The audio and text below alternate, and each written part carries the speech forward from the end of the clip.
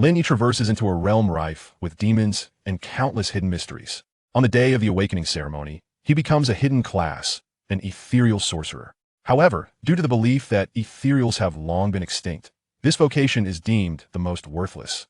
Fortuitously, he possesses the extraordinary talent of infinite auras, and after the grand examination, he unseals the ancient deity's seal, liberating primordial elves. Yet, this act transforms him into a villain, rendering him a target of the entire world, marked for inevitable destruction. As tens of thousands of powerful beings encircle Lin Ye, he reveals all his auras, causing the very world to tremble. What the hell? A single critical hit inflicts 10,000 times the damage, instantly slaying a demigod. Heavens, 1 second to conquer an entire realm.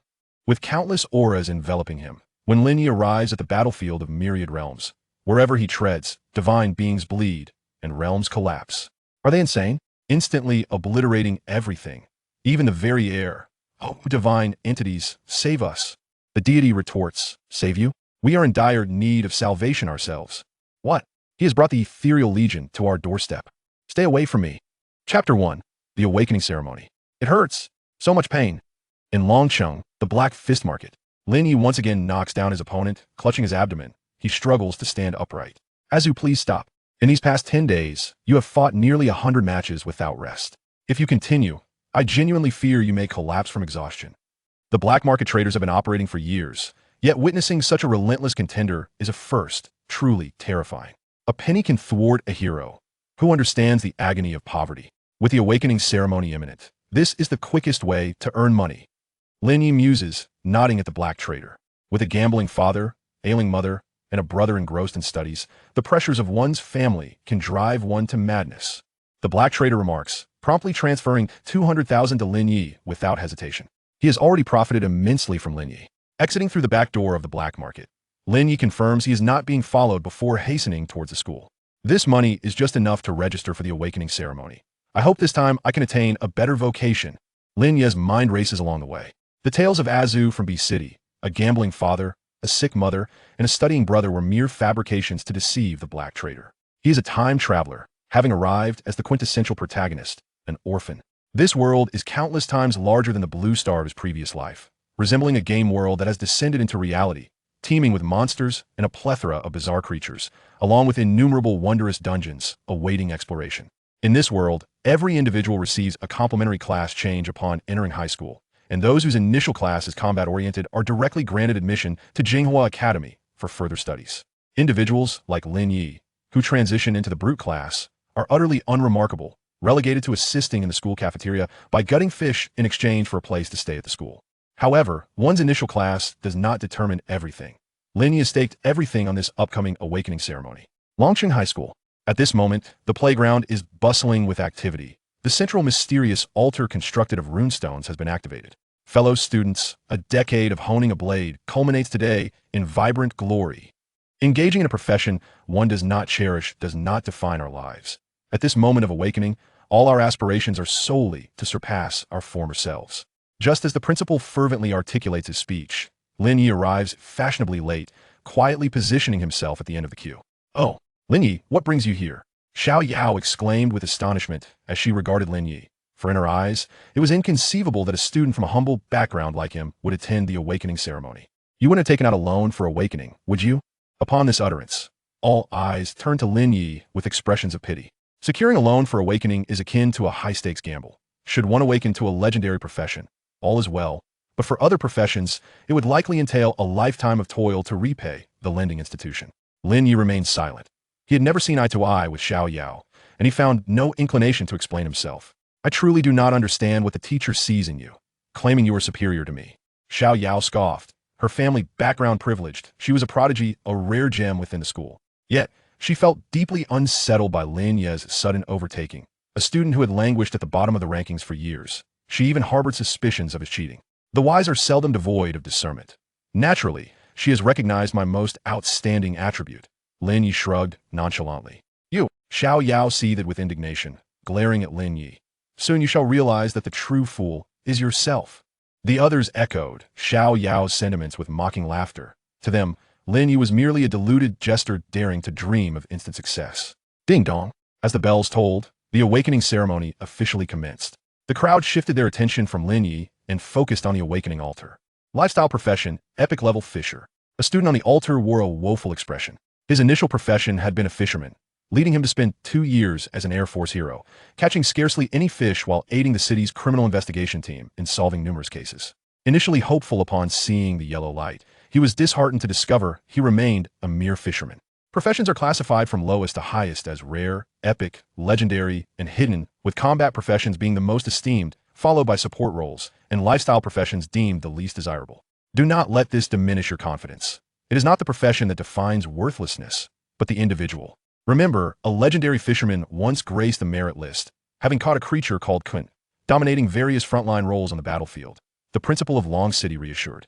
Upon hearing this, the student felt a renewed sense of determination. Thank you, Principal. I feel invigorated. The awakening ceremony continued with fervor. Everyone began to employ their most treasured esoteric techniques.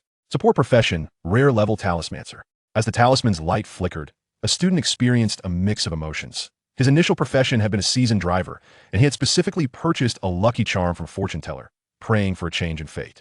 When the runes illuminated, his heart soared, only to plunge into despair when the purple light manifested. Do not be disheartened by the rarity of your profession. Support roles hold great value on the battlefield. Even as a rare level, with proper developmental planning, one can rival legendary level professions in the later stages. The principal consoled once more. Thank you, Principal. I will strive to excel. Next, the principal of Long City nodded, signaling for the ceremony to proceed. Lifestyle profession, epic level carpenter. Lifestyle profession, rare level dancer. With each wave of awakenings, the principal's words of comfort began to dwindle. This year's students seem particularly lacking. Thus far, not a single frontline profession has emerged, and even support roles are woefully scarce. Are we destined to languish at the bottom in this year's trials? The principal's smile had vanished. Next, at that moment, Xiao Yao stepped onto the awakening altar, holding a dragon-patterned jade pendant in a gesture of prayer. Clang! In the next instant, a piercing dragon's roar erupted, the terrifying sonic explosion sending the gathered crowd staggering back several meters. Some students, caught too close, were even knocked over. This dazzling golden light signifies a legendary level profession. The principal's expression was one of exhilaration. Having heard tales of the golden legends, he could scarcely believe he was witnessing one firsthand. Regardless of whether it was a combat, support, or lifestyle profession, achieving legendary status represented a qualitative leap, destined to produce noteworthy individuals in the future. Let me see what profession you have awakened to. The principal's heart raced, his trembling hand retrieving a detection orb. In the next moment, his astonishment rendered him nearly speechless. Xiao Yao, combat profession, legendary level dragon knight. At this proclamation, gasps of astonishment erupted from the crowd. It is well known that there are distinctions even among combat professions. The dragon knight belongs to the core elite, growing increasingly formidable in later stages. Xiao Yao, being a descendant of the guardians of Long City, heralded a future where Long City High would soar upon the wings of a mighty dragon. Chapter 2. The Hidden Profession? 5 years. Do you have any idea how I have endured these 5 years? By the grace of our school. It seems I am truly on the verge of transforming from a lowly serf to one who sings with joy. The principal, brimming with excitement, fixed his gaze intently upon the figure within the altar. A legendary dragon rider, with her alone, could stand against a myriad of foes. The awakening of any other student's professions now paled in significance. Lin Ye, this time, I refuse to believe the teacher will still claim you are superior to me. Xiao Yao turned her gaze toward Lin Ye amidst the crowd, the dragon shadow shimmering behind her, exuding an air of majesty and dominance. Envy shone in the eyes of the onlookers.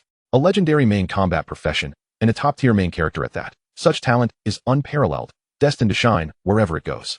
From this day forth, Xiao Yao's journey is undoubtedly one of sheer delight. Xiao Yao, once the ceremony concludes, please stay behind. I have matters to discuss with you. The principal said, his aged face blooming like a chrysanthemum, instantly seeming 20 years younger. After speaking, he beckoned Xiao Yao to his side, adopting a protective demeanor, as if she could strike him and he would still praise her for her exceptional prowess. The awakening ceremony proceeded. Next, Lin Ye. The principal called out the next name. His face alight with joy, Lin Ye slowly ascended the sacred altar, the gaze of all upon him laced with mockery and pity. Standing in the shadow of the extraordinary Xiao Yao, he was destined to be nothing more than a backdrop. Even if he awakened a legendary profession, he would seem weak and powerless in comparison to the dragon rider. Unsurprisingly, this lad was likely fated for a life of toil to repay debts. Ignoring the chatter below, Lin Ye touched the lucky charm around his neck, filled with anticipation. There was a chance that his awakening might see him ascend from his basic profession, which was that of a brawler, likely leading to a powerful warrior class. As Lin Ye indulged in his daydreams, the principal activated the altar, a brilliant light erupting from Lin Ye's form. The next moment, the world appeared to plunge into darkness. It felt as though everyone had been pulled into a different dimension. 7 suns of various hues suddenly appeared in the sky, some cold, some blazing, and others surrounded by violent thunder, each radiating fearsome energy. The crowd was left pale-faced, gripped by the sudden and terrifying phenomenon. Was this an omen? The principal's teeth chattered, an overwhelming sense of suffocation washing over him. Just then, a colossal black hole emerged in the sky, relentlessly drawing in the 7 suns. Boom! The suns collided, erupting in a cataclysmic explosion, shattering the very fabric of space like a cracked mirror. The surroundings returned to normal, yet the spectators remained in a stupor. Such a terrifying spectacle. Could it be that you awakened a hidden profession? The principal's expression was one of exhilaration, while Xiao Yao, unable to contain herself, stared at Lin Ye. Her eyes filled with disbelief. Hidden professions are exceedingly rare, with a transfer rate so low it is nearly negligible. In the kingdom of Xinxiao, hundreds of thousands awaken each year, yet hidden professions are scarcely seen. Goodness, is this fellow not the epitome of luck? How did he suddenly awaken a hidden profession? Incredible. And to think he did so while still in debt. This truly transforms a bicycle into a motorcycle, making him a true contender. It feels so unjust. I too employed mysticism, yet I am merely of rare caliber. Could it be because I lack a loan, or because I am not an orphan? The crowd was filled with indignation. Xiao Yao, born into privilege, was already akin to royalty, and her awakening of a great profession could only elicit envy. However, Lin Ye, an orphan from a destitute background, awakening a hidden profession ignited a fire of jealousy within them. Listening to the murmurs of the crowd, the principal became increasingly animated, raising the detection orb toward Lin Ye. Lin Ye, hidden profession, spirit sorcerer. At this proclamation, the crowd erupted into an uproar. The title of spirit sorcerer sounded like a magician's profession, undoubtedly a main character role. This fellow truly struck gold. The principal's face flushed with excitement, barely able to contain his exhilaration, already contemplating the rare rewards he would bestow upon the two of them. With 1 legendary dragon rider and 1 hidden magician, securing a top 3 ranking in this year's novice trials was a foregone conclusion. Lin Ye, may I have your permission to examine your professional traits? The principal asked, his tone earnest. The detection orb typically reveals only basic information. To delve into the profession's attributes requires the individual's consent. Lin Ye pondered for a moment before nodding in agreement. In an instant, a blinding light enveloped Lin Ye, compelling him to close his eyes. It felt as though he had pressed a finger to his brow while his eyes were shut, an indescribable unease bubbling within him. The spirit sorcerer profession boasted a high mental foundation, but was otherwise quite ordinary. The principal's expression turned from elation to dismay in an instant. What?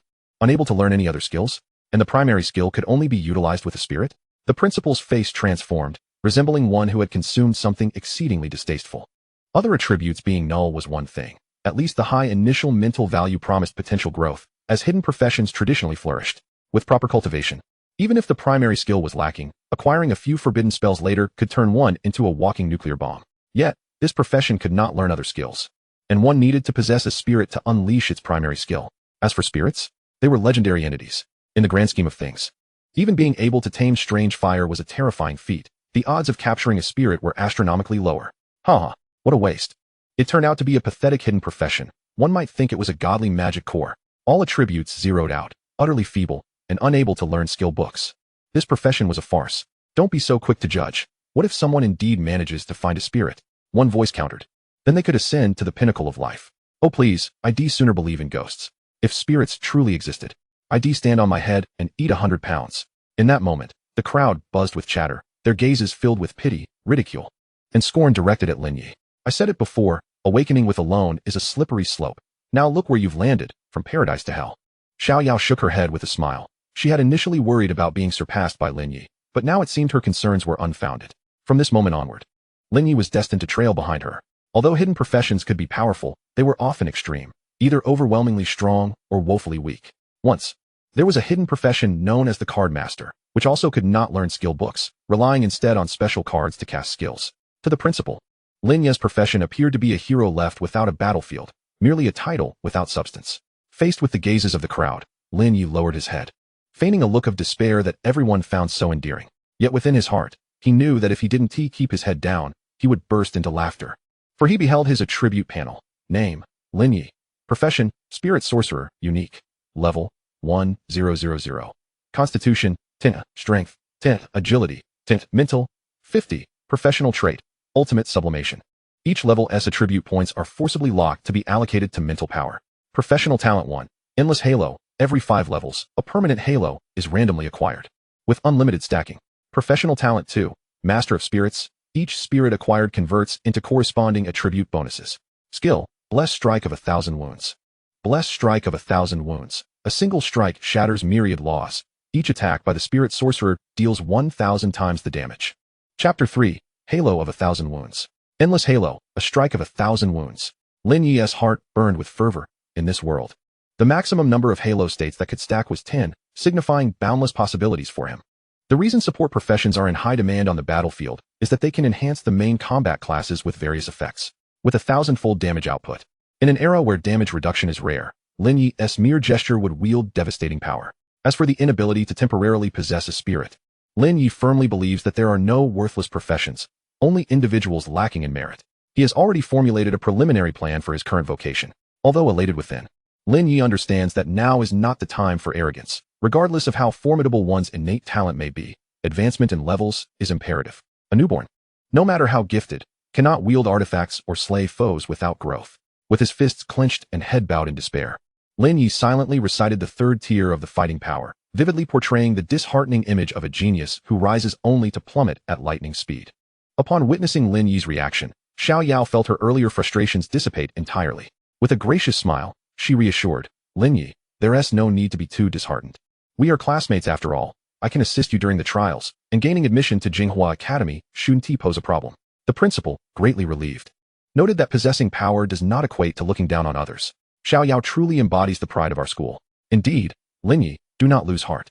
Once you reach Jinghua Academy, opportunities for your resurgence will still abound. Regardless, even if Lin Ye falters, his hidden profession will still promote the esteemed reputation of launching high school. Xiao Yao would take on the white pieces, while Lin Ye would handle the black ones. Regardless of which side reveled, the benefits would accrue to Long Gao. The principal contemplated, unable to suppress his grin, which was more difficult to contain than an AK. Xiao Yao. Lin Ye, please follow me, he urged, hastily escorting the two to his office. Xiao Yao, I believe you can surmise why I have summoned you both, the principal stated. Retrieving several items from a safe, his gaze intense as it fell upon the duo. You are both prodigies of our institution. The hopes of launching high school in this upcoming advancement trial. I have always treated geniuses equally. These are private rewards I bestow upon you as encouragement. I hope you both achieve great results in tomorrow's trial. Rest assured, I will arrange for supportive classmates to enhance your auras, thereby improving your efficiency in monster hunting. The highest record to date stands at level 13, and I believe you both have the potential to achieve it, the principal spoke earnestly. Is this the new moon set and the Knight's Medal? Xiao Yao exclaimed, her eyes wide in astonishment. The new moon set is a rare ensemble that significantly augments strength, while the Knight's Medal is even rarer, reserved for those who have earned merit, bestowing a 500-point increase to all attributes. Xiao Yao quickly bowed in gratitude, stating, Principal, do not worry, I will surely break the historical record and not let you down. Meanwhile, Lin Ye clutched a blue-ringed item in his hand, inwardly cursing, damn it. Is this what you call equal treatment? 10 spirit is practically useless. Lin Ye, I apologize, this truly is all I can offer, the principal replied with an awkward smile. But worry not, with Xiao Yao leading you, you can comfortably secure a win. Lin Ye immediately shook his head in refusal. No thanks, soloing grants more experience. Teaming up will only hinder my leveling speed. His words astonished both Xiao Yao and the principal. Lin Ye, do you comprehend what you were saying? Xiao Yao furrowed her brows. Teaming up with her is a monumental opportunity that others would crave. How could you possibly refuse? Lin Ye, you should refrain from acting impulsively. While the trial's secret realm may not be overly challenging, it can still be deadly, given your current state. You might not even be able to slay a beginner magic rabbit inside, the principal advised, though the suppressed laughter was evident to all. Lin Ye shook his head once more. It's truly difficult to dissuade someone who wishes for their own demise. Xiao Yao shot Lin Ye a cold glance, while the principal also sighed, disappointed in Lin Ye's lack of appreciation. Very well, perhaps when he finds himself missing limbs in the secret realm, he will realize his folly. Suddenly, an announcement blared. Report from the disciplinary office. Lin Ye from Class 2, Year 3, please report to the disciplinary office immediately. The three were startled. Perfect timing. Lin Ye declared, striding away from the principal's office without further ado. Why are you following me? He inquired, frowning as Xiao Yao trailed behind like a ghost. I have just become a legendary dragon knight today and need to report to my teacher, Xiao Yao replied coldly. Lin Ye chose to ignore her and quickened his pace towards the disciplinary office. Upon arriving, just as Lin Ye raised his hand to knock, the door unexpectedly swung open, and a fair hand reached out, pulling him inside. Xiao Yi, you've finally arrived. Your teacher has been anxiously awaiting your presence. A gentle, mature voice echoed through the room. Lin Ye felt goosebumps rise, hastily stepping back to regard the woman before him. She was stunningly beautiful, clad in mage attire that concealed her exquisite figure. On her desk lay a divination orb and a treasure chest. Yu Qianying, the teacher of both Lin Ye and Xiao Yao, was a figure respected even by the principal within the academy. Greetings, teacher. I have not disappointed your expectations today. I have awakened the legendary profession of Dragon Knight. Xiao Yao bowed slightly, expressing her utmost respect. Yu Qianying nodded, her attention fixed on Lin Ye. Her smile warm as she said, Xiao Yi, you have indeed lived up to my expectations by awakening a hidden profession. I have called you today not to reprimand you, but to reward you. As she spoke, she dramatically opened the large treasure chest beside her. You are all my students, and I have always treated my students equally. Gentlemen first. Xiao Yi, you may choose first. Xiao Yao's expression soured at this. Feeling the teacher's favoritism towards Lin Ye was all too apparent. Lin Ye gazed into the treasure chest, which contained skill scrolls, weapons, and accessories. Xiao Yi, select that ring. It is newly enchanted and possesses outstanding effects, capable of summoning a spirit turtle to fight alongside you. Yu Qianying pointed to a ring with a beaming smile, encouraging him. Lin Ye glanced at it, noting its attribute of 400 strength, and immediately inquired, are there any weapons with skewed attributes? Yu Qianying appeared puzzled, then presented a trash bin before Lin Ye. Truly foolish. Good equipment is rarely picky, yet you choose to seek out the subpar. Xiao Yao was at a loss for words. Lin Ye disregarded their incredulous gazes and began rummaging through the items, resembling a beggar searching through a dumpster for discarded treasures. After sifting through several ordinary items, his eyes suddenly lit up. This one. Yu Qianying and Xiao Yao leaned forward in surprise, but when they beheld the weapon escalate, their bodies trembled in shock. Yu Qianying gasped, while Xiao Yao exclaimed, are you seriously considering using that weapon to challenge the novice trial? In Lin Ye's hands rested a wooden bow. Refined sandalwood bow. Level, ordinary. Attributes, agility 50, spirit 100. Enchantment effect. Attacks will summon a miniature rain of flames, dealing area damage equal to the user's spirit value. Chapter 4. Entering the Novice Secret Realm. Lin Ye withdrew his gaze from the large D&A before him, standing upright with the bow in hand. This weapon is currently the best configuration available to me. Hearing this, Xiao Yao let out a cold laugh, convinced that Lin Ye's drastic shift during his class awakening had left him mentally unhinged.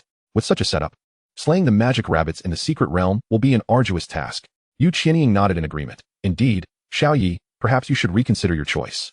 Very well. Lin Ye replied as his gaze swept through the chest once more, ultimately resting on Yu Qianying's feet. Black silk? Xiao Yao's mouth dropped open in disbelief as she realized where Lin Ye's gaze had landed. Are you out of your mind? At this moment, she was certain that Lin Ye had lost his senses. Yu Qianying was also momentarily taken aback. Those with impure thoughts can only think impurely. Lin Ye chuckled, pointing towards Yu Qianying's pink slippers. Teacher, I would like those, may I? Yu Qianying slipped off the shoes, revealing her delicate feet, and smiled. If you desire them, I shall certainly do my utmost to accommodate you. Xiao Yao watched coldly as Lin Ye donned the shoes, utterly baffled by why the teacher would be so accommodating and attached to someone like him. Once Lin Ye slipped into the slippers, he felt an unprecedented lightness in his feet. Teacher's original flavor slippers are capable of refinement. Grade, rare, unique. Attributes, agility 300, spirit 200. Enchantment effect, lightness. Lightness, movement speed 200, continuously gaining an additional 50 points in agility with movement, stacking up to 10 times. Lin Ye was overjoyed. Moon Qianying truly lived up to her reputation as an enchanting master, for she adorned herself with nothing but exquisite items. He even speculated that the black attire worn by his teacher possessed special attribute enhancements. Next, it was Xiao Yao's turn to make her selection. She swiftly picked up the summoning ring that the teacher had previously recommended. You are all the best students of the teacher. Achieving good results tomorrow is undoubtedly within reach. Xiao Yao, your goal is to reach level 13, while Xiao Yi, your target is to attain level 15. Moon Qianying assigned tasks to the two, smiling as she playfully tugged at the silk on her long legs.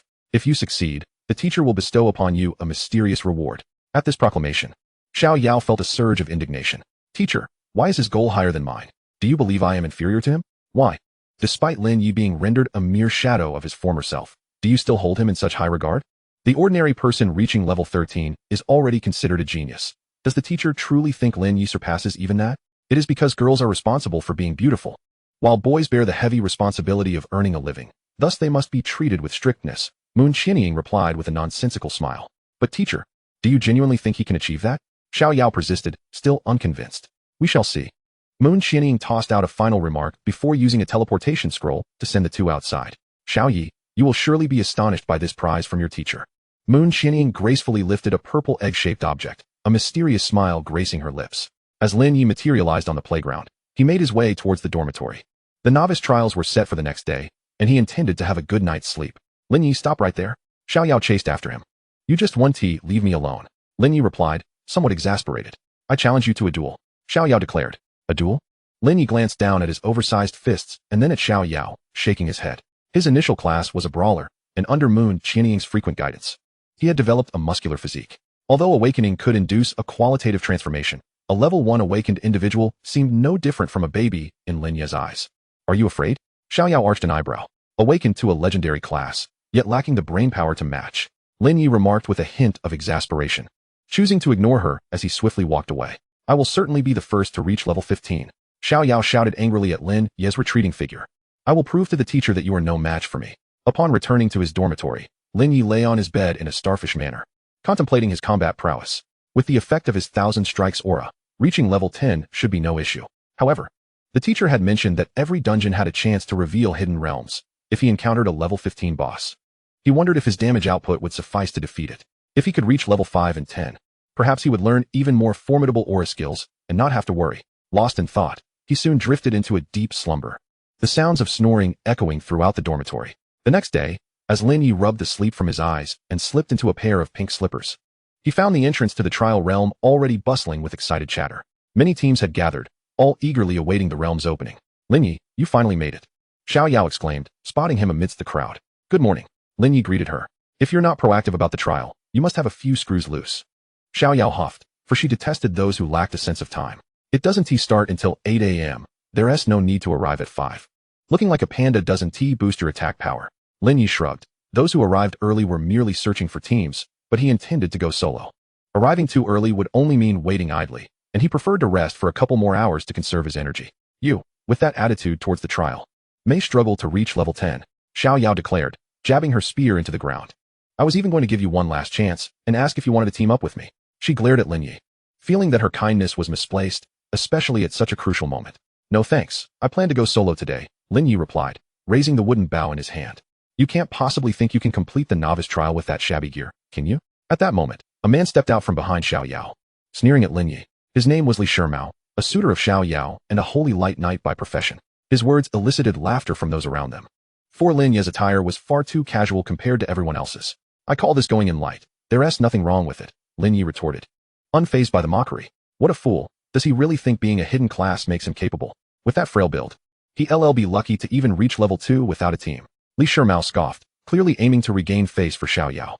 Lin Ye chose to ignore him and walked to the front of the line, where the principal had arranged for auxiliary students to assist with status enhancements. Lin Ye, I'm sorry, but I've run out of mana, a spirit talisman master said, looking somewhat embarrassed under Li Shimao's glare. Alright, this grudge is settled. Lin Ye shot a cold glance at Li Shimao, who had intended to add 20 more points to his agility before entering. After all, his class had low base attributes except for spirit, and boosting his agility meant he could explore the realm faster than others. Ding! The next moment, the bell rang, signaling the opening of the novice realm. Everyone rushed towards the portal. Gaining levels is the priority. Lin Ye dashed into the light circle, entering the realm without buffs. Unless you get a spirit companion right off the bat, you probably won't even be able to kill a level 1 magic rabbit. Haha. Li Shimao's mocking voice followed closely behind. Chapter 5, New Aura Skills. As Lin Ye stepped through the portal, the scenery before him transformed instantly. He found himself standing at the edge of a forest, the scorching sun beating down on him like a spotlight. Despite the random teleportation, the crowd was rather overwhelming. Observing the teams around him, Lin Ye furrowed his brow slightly. The outskirts were mostly populated by low-level magical creatures like wild boars.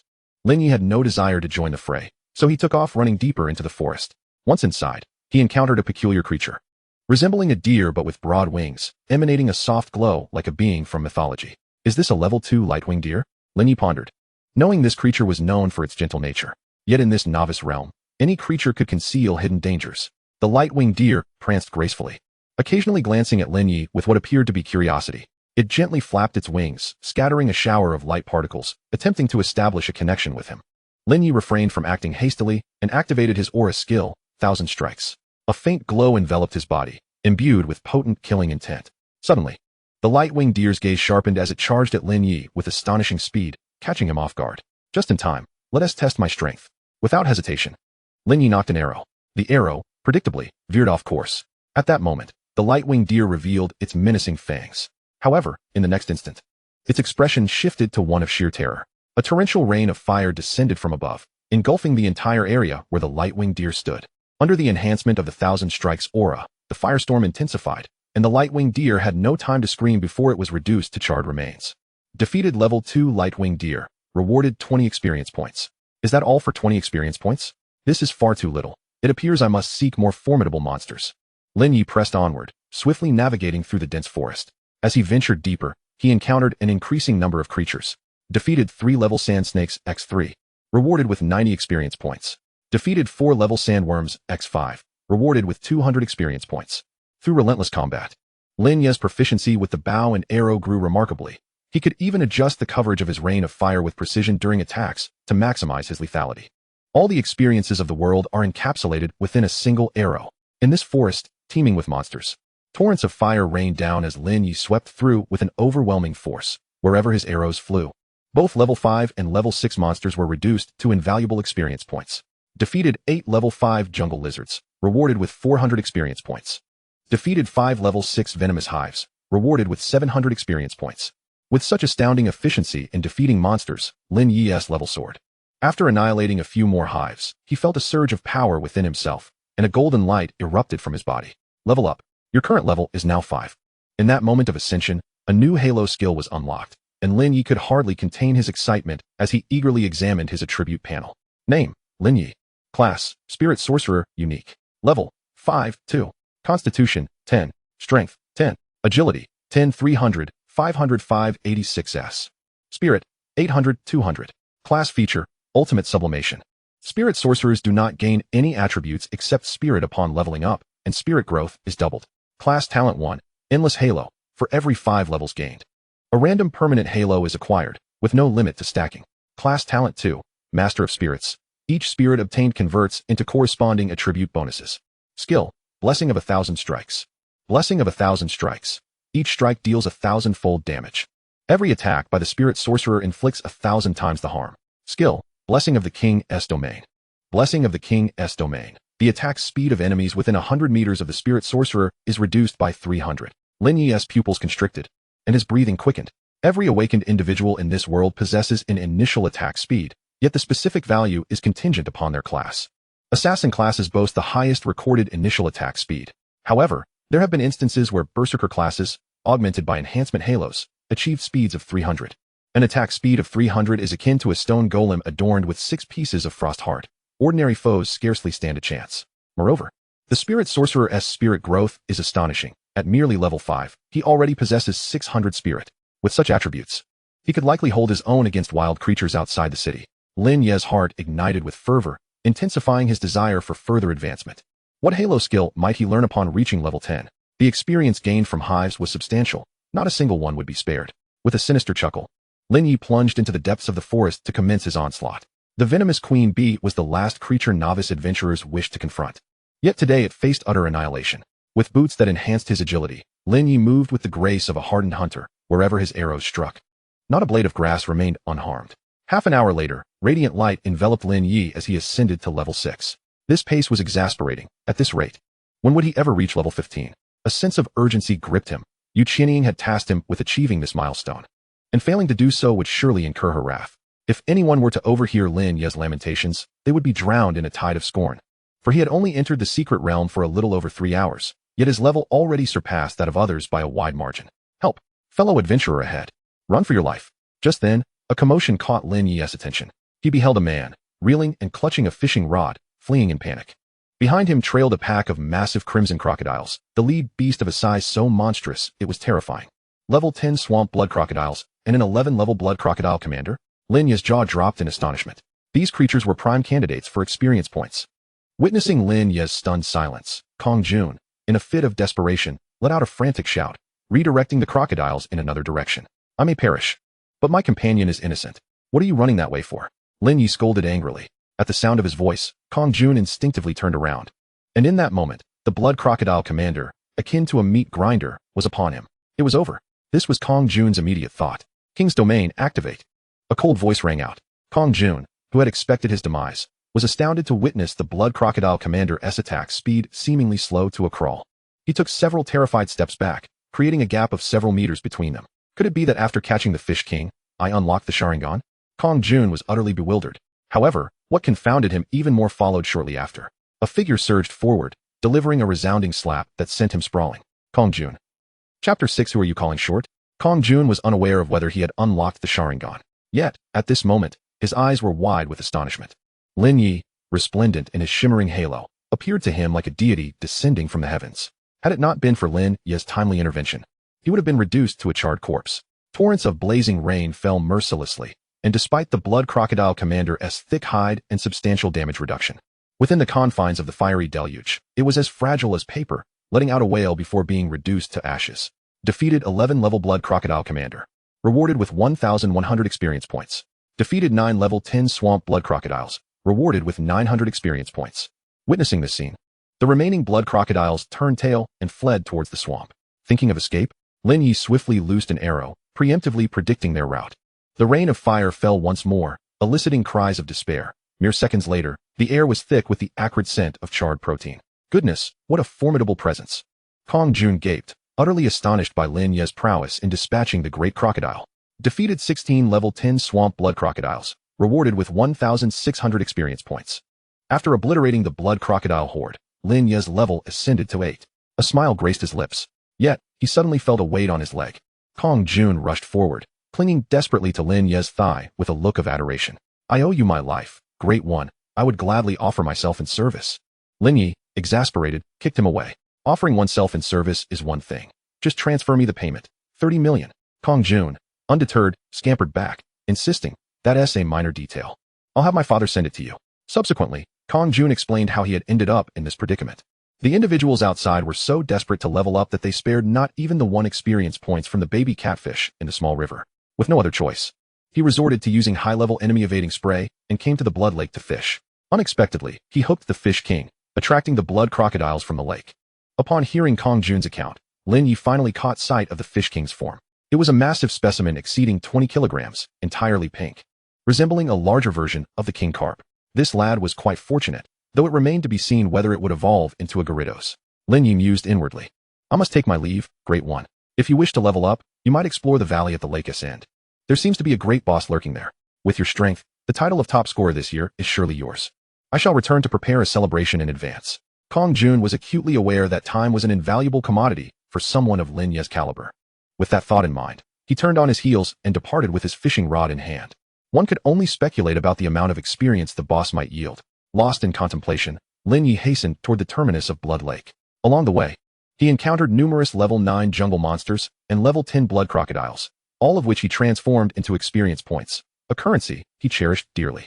On the other side of the forest, Xiao Yao gazed toward the distant flames, her delicate brows furrowing with concern.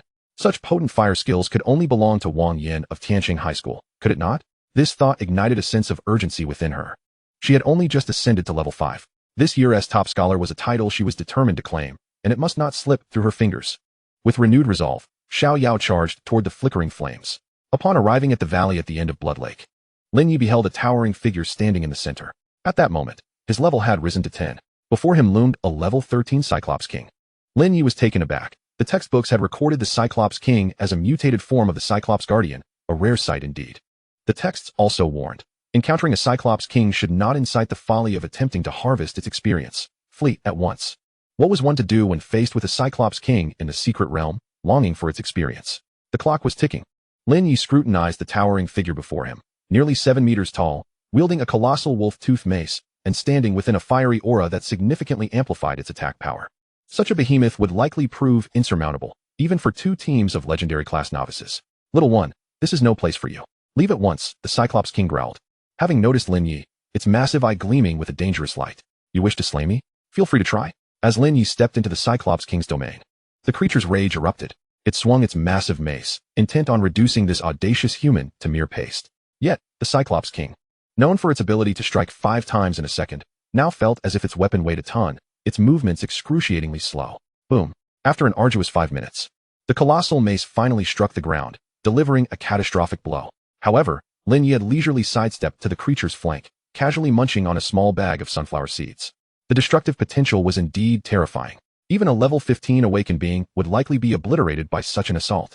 Lin Ye spat out the shell from his seeds, surveying the 10-meter deep crater left by the Cyclops King's strike. The Cyclops King let out a furious roar, shifting its strategy and charging at Lin Ye, intent on crushing the fragile human beneath its feet. Holy Ice Domain, Lin Ye proclaimed, invoking a newly acquired aura skill upon reaching level 10. Blessing of Holy Ice Domain. Aura effect, Extreme Cold Domain. When activated, creates an extreme cold domain with a radius of 50 meters, significantly reducing the movement speed of enemies within and decreasing their ice element resistance by 500. Aura effect, Icebound for miles. Enemies with ice resistance below 300, maximum 1000, will be frozen.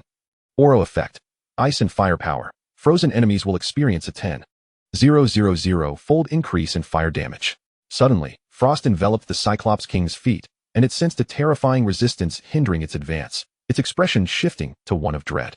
In the next instant, transparent frost began to enshroud it, freezing its expression in that very moment. Who are you calling little? Lin Ye retorted, raising his hand to unleash a volley of fire arrows, which cascaded down like rain. The firestorm that engulfed the ice sculpture triggered a horrific melting reaction. The sound of sizzling echoed as the Cyclops King's massive form was vaporized, leaving only scorched earth in the wake of the inferno. Defeated the Cyclops King. Rewarded with 20,000 experience points. Lin Ye's level ascended to 11. This was truly a divine technique for killing and looting.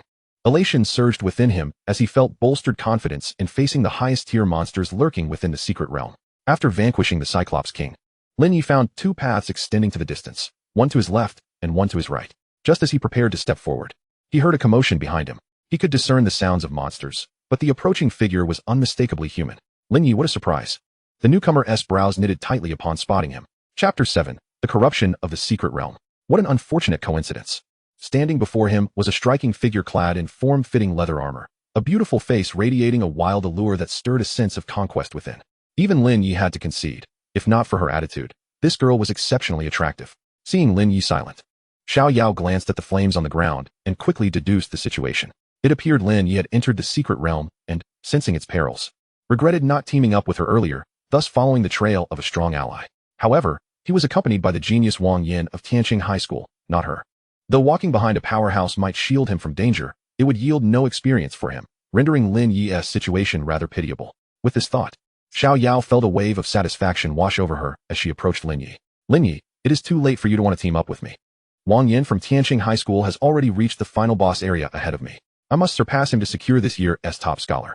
Having said that, she pointed her spear toward the path she had come from and added, you can return to the exit by following this route. Rest assured, I've cleared all the monsters along the way, and you will encounter no danger.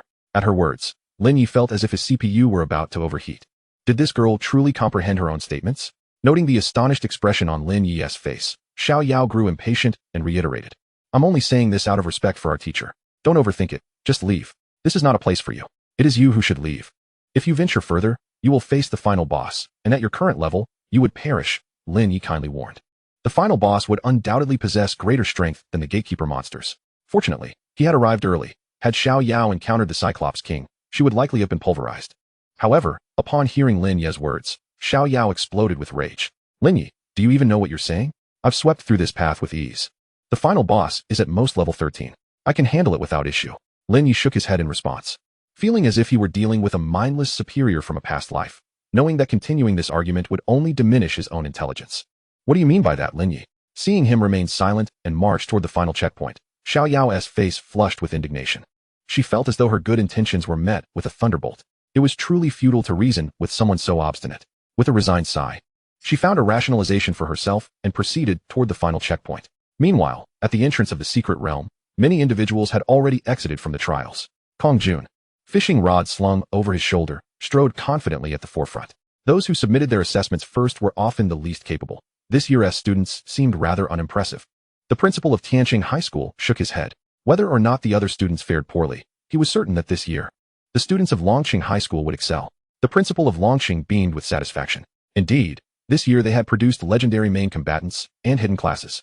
But he should not rejoice too soon. The one at the front appeared to be from his school. The principal of Tianqing High School's face darkened as he scoffed. In just 1 hour since the novice trial began, they had witnessed the principal of Longqing endure no less than 800 instances of embarrassment. Kong Jun, you're only level 2? The principal of Longqing was taken aback upon seeing Kong Jun's level. With such remarkable achievements, why not blend into the crowd before revealing yourself? Indeed, principal. Nonetheless, it is of little consequence. After all, in the realm of life and profession, Such accomplishments are commendable. Do not be disheartened. Remember that even the illustrious figure on the leaderboard, the great Kuan, once failed to pass the college entrance examination, the Dragon City principal reassured. Though inwardly perturbed, the persona of the good principal must remain intact. Upon hearing this, Kong Jun grinned at the principal and said, "Rest assured, principal. Our school shall undoubtedly shine this year." He briefly recounted his encounter with Lin Ye in the secret realm. "What? You claim he single-handedly vanquished a horde of blood crocodiles?" The Dragon City principal's brow furrowed. "Absolutely true." Kong Jun nodded vigorously. "If it were the girl who transformed into a dragon knight, I might believe it. But a spirit sorceress? She wouldn't even be able to utilize skill scrolls. How could she defeat a swarm of blood crocodiles?" commented the Wind City principal. "Perhaps he encountered our school's prodigy, Wang Yan. Only he possesses the capability to unleash such formidable fire-based skills. He may have adopted Lin Ye's identity to avoid being pursued," chuckled the Heavenly City principal. The Dragon City principal, upon hearing this, grew furious, but before he could respond, a melodious voice interrupted.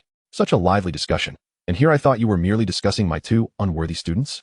The several principals were taken aback, turning to see Yu Qianying, who had appeared behind them unbeknownst to them. The Heavenly City principal offered an awkward smile. "Teacher Yu, we were merely clarifying a misunderstanding for student Kong Jun."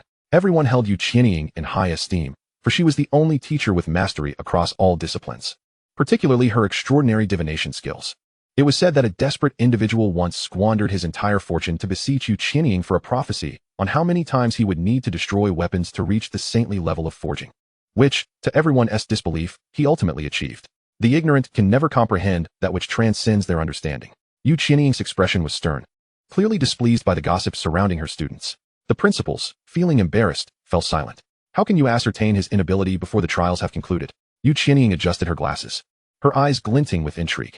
At that moment, the entrance to the secret realm erupted with commotion as students emerged in a state of terror, shouting, "The dungeon has been corrupted. Everyone, flee."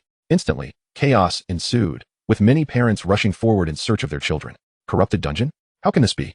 The principals were taken aback, as this was an unprecedented occurrence. The Dragon City principal hurried to the entrance, but was halted by an impenetrable barrier. This defies logic. Corruption occurs only in dungeons above level 70. Could it be an invasion by the demon race? The Dragon City principal was filled with dread, concerned for the safety of Xiao Yao, who was still inside. If anything were to happen to her, he would not survive the repercussions. "Wang Yan, how are you only level 4? Meanwhile, the Heavenly City principal observed the fleeing Wang Yan. "Principal, I'm sorry, I don't even know who killed them all." "I truly did my best," Wang Yan replied, his complexion pale. "It's already commendable that you made it out alive." The Heavenly City principal sighed. At this juncture, the teachers from various classes finished taking attendance and, upon confirming no casualties, finally exhaled in relief. Now, only Xiao Yao and Lin Ye remain unaccounted for. The Dragon City principal's face was etched with worry. Yu Qianying gazed at the blood-red crescent moon above the teleportation portal, a mysterious smile playing at the corners of her lips. "Let us increase the challenge a bit. Little Yi, do not disappoint your teacher." Chapter 8. The Corrupted Poison Scorpion King. Lin Ye stepped through the portal of the final level, arriving in a desolate desert landscape. Aside from a massive cactus, he saw no signs of life. The textbook had stated that the final boss was a great earth bear king. Why then did I find myself in a desert? Have I perhaps activated a hidden level? As Lin Ye pondered, he simultaneously activated his aura domain. Beneath the calm exterior, great peril may lurk. Sure enough, as he took a few steps, an ominous creaking sound emerged from the distance. The sandy surface undulated. Something was rapidly approaching. In less than 5 seconds, activity stirred beneath his feet, akin to stepping on a pressure plate.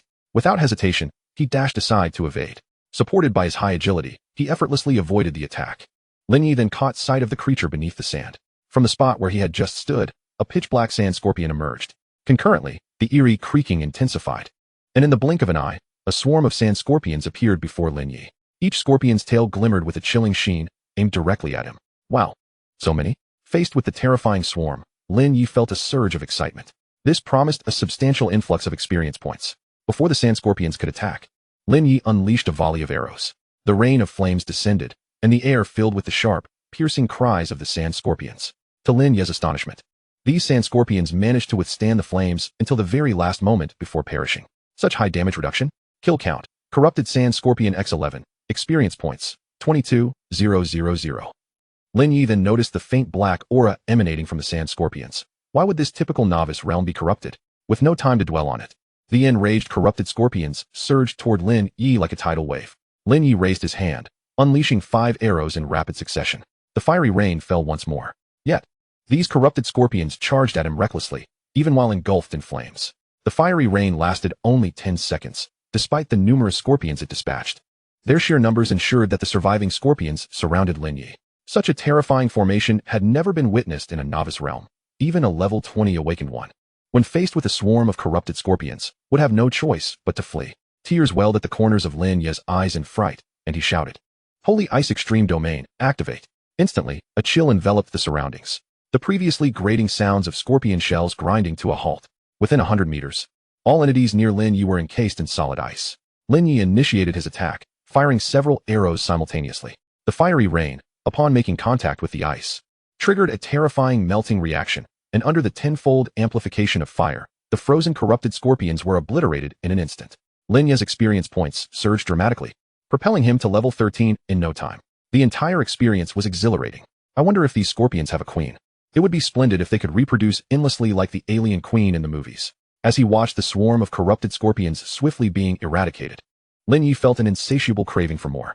If only they could be produced in unlimited quantities, based on the experience points they provided.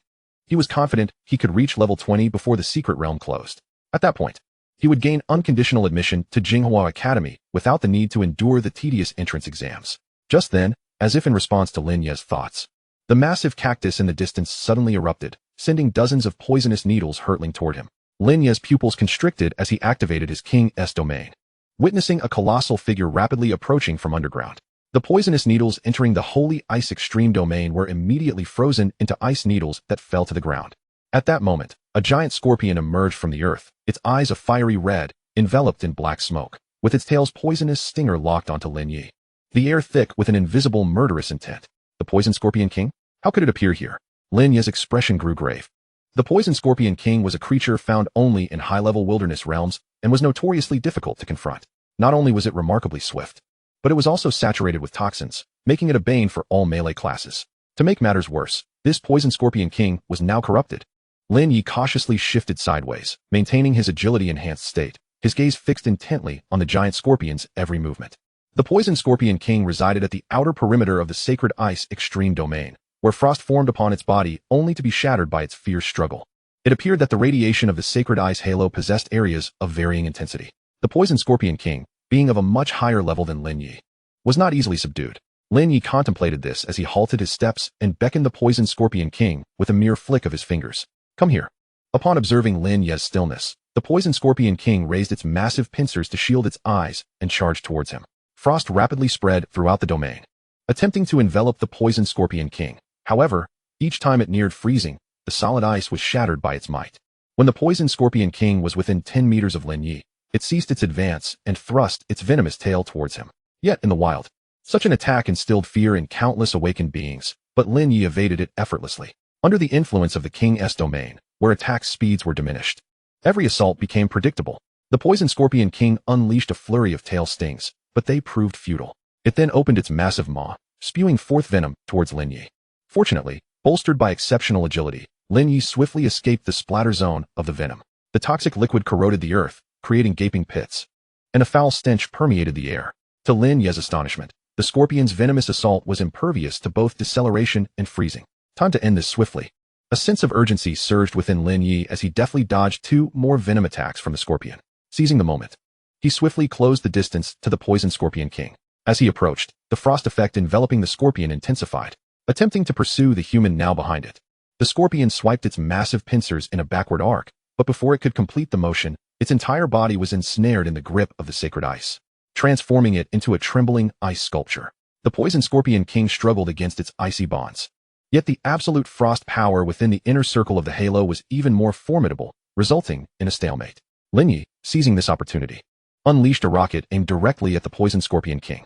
The fiery rain descended, infused with 1,000-fold damage from his spiritual energy. Upon contact with the sacred ice, the flames were magnified 1,000 times, inflicting catastrophic damage that plunged the massive scorpion into a near-death state. In its death throes, the Poison Scorpion King attempted to lash out with its tail to strike Lin Ye, but under the diminished attack speed of the King S domain, its efforts failed to yield the desired impact. Such resilience? Lin Ye marveled, gaining a newfound understanding of the demonic bosses. He fired one final arrow, extinguishing the life of the Poison Scorpion King completely. You have slain the Poison Scorpion King, demonic, and your level has increased by 2. To receive no experience points, but to level up directly by 2? How utterly astonishing! Lin Ye exclaimed in surprise, having never encountered such a phenomenon before. However, a more astonishing event was yet to unfold. 2 wisps of black mist rose from the corpse of the scorpion, coalescing into a dark cloud overhead. The entire space was engulfed in darkness, reminiscent of the phenomena that had occurred during his class change. A thunderous roar echoed as a lightning dragon descended from the black cloud, striking the ground in the distance, its blinding radiance causing Lin Ye to instinctively shield his eyes. Chapter 9. A glimpse of the unseen. Once more, Lin Ye opened his eyes to see an ancient temple ruin materializing in a space that had been carved out by the lightning dragon.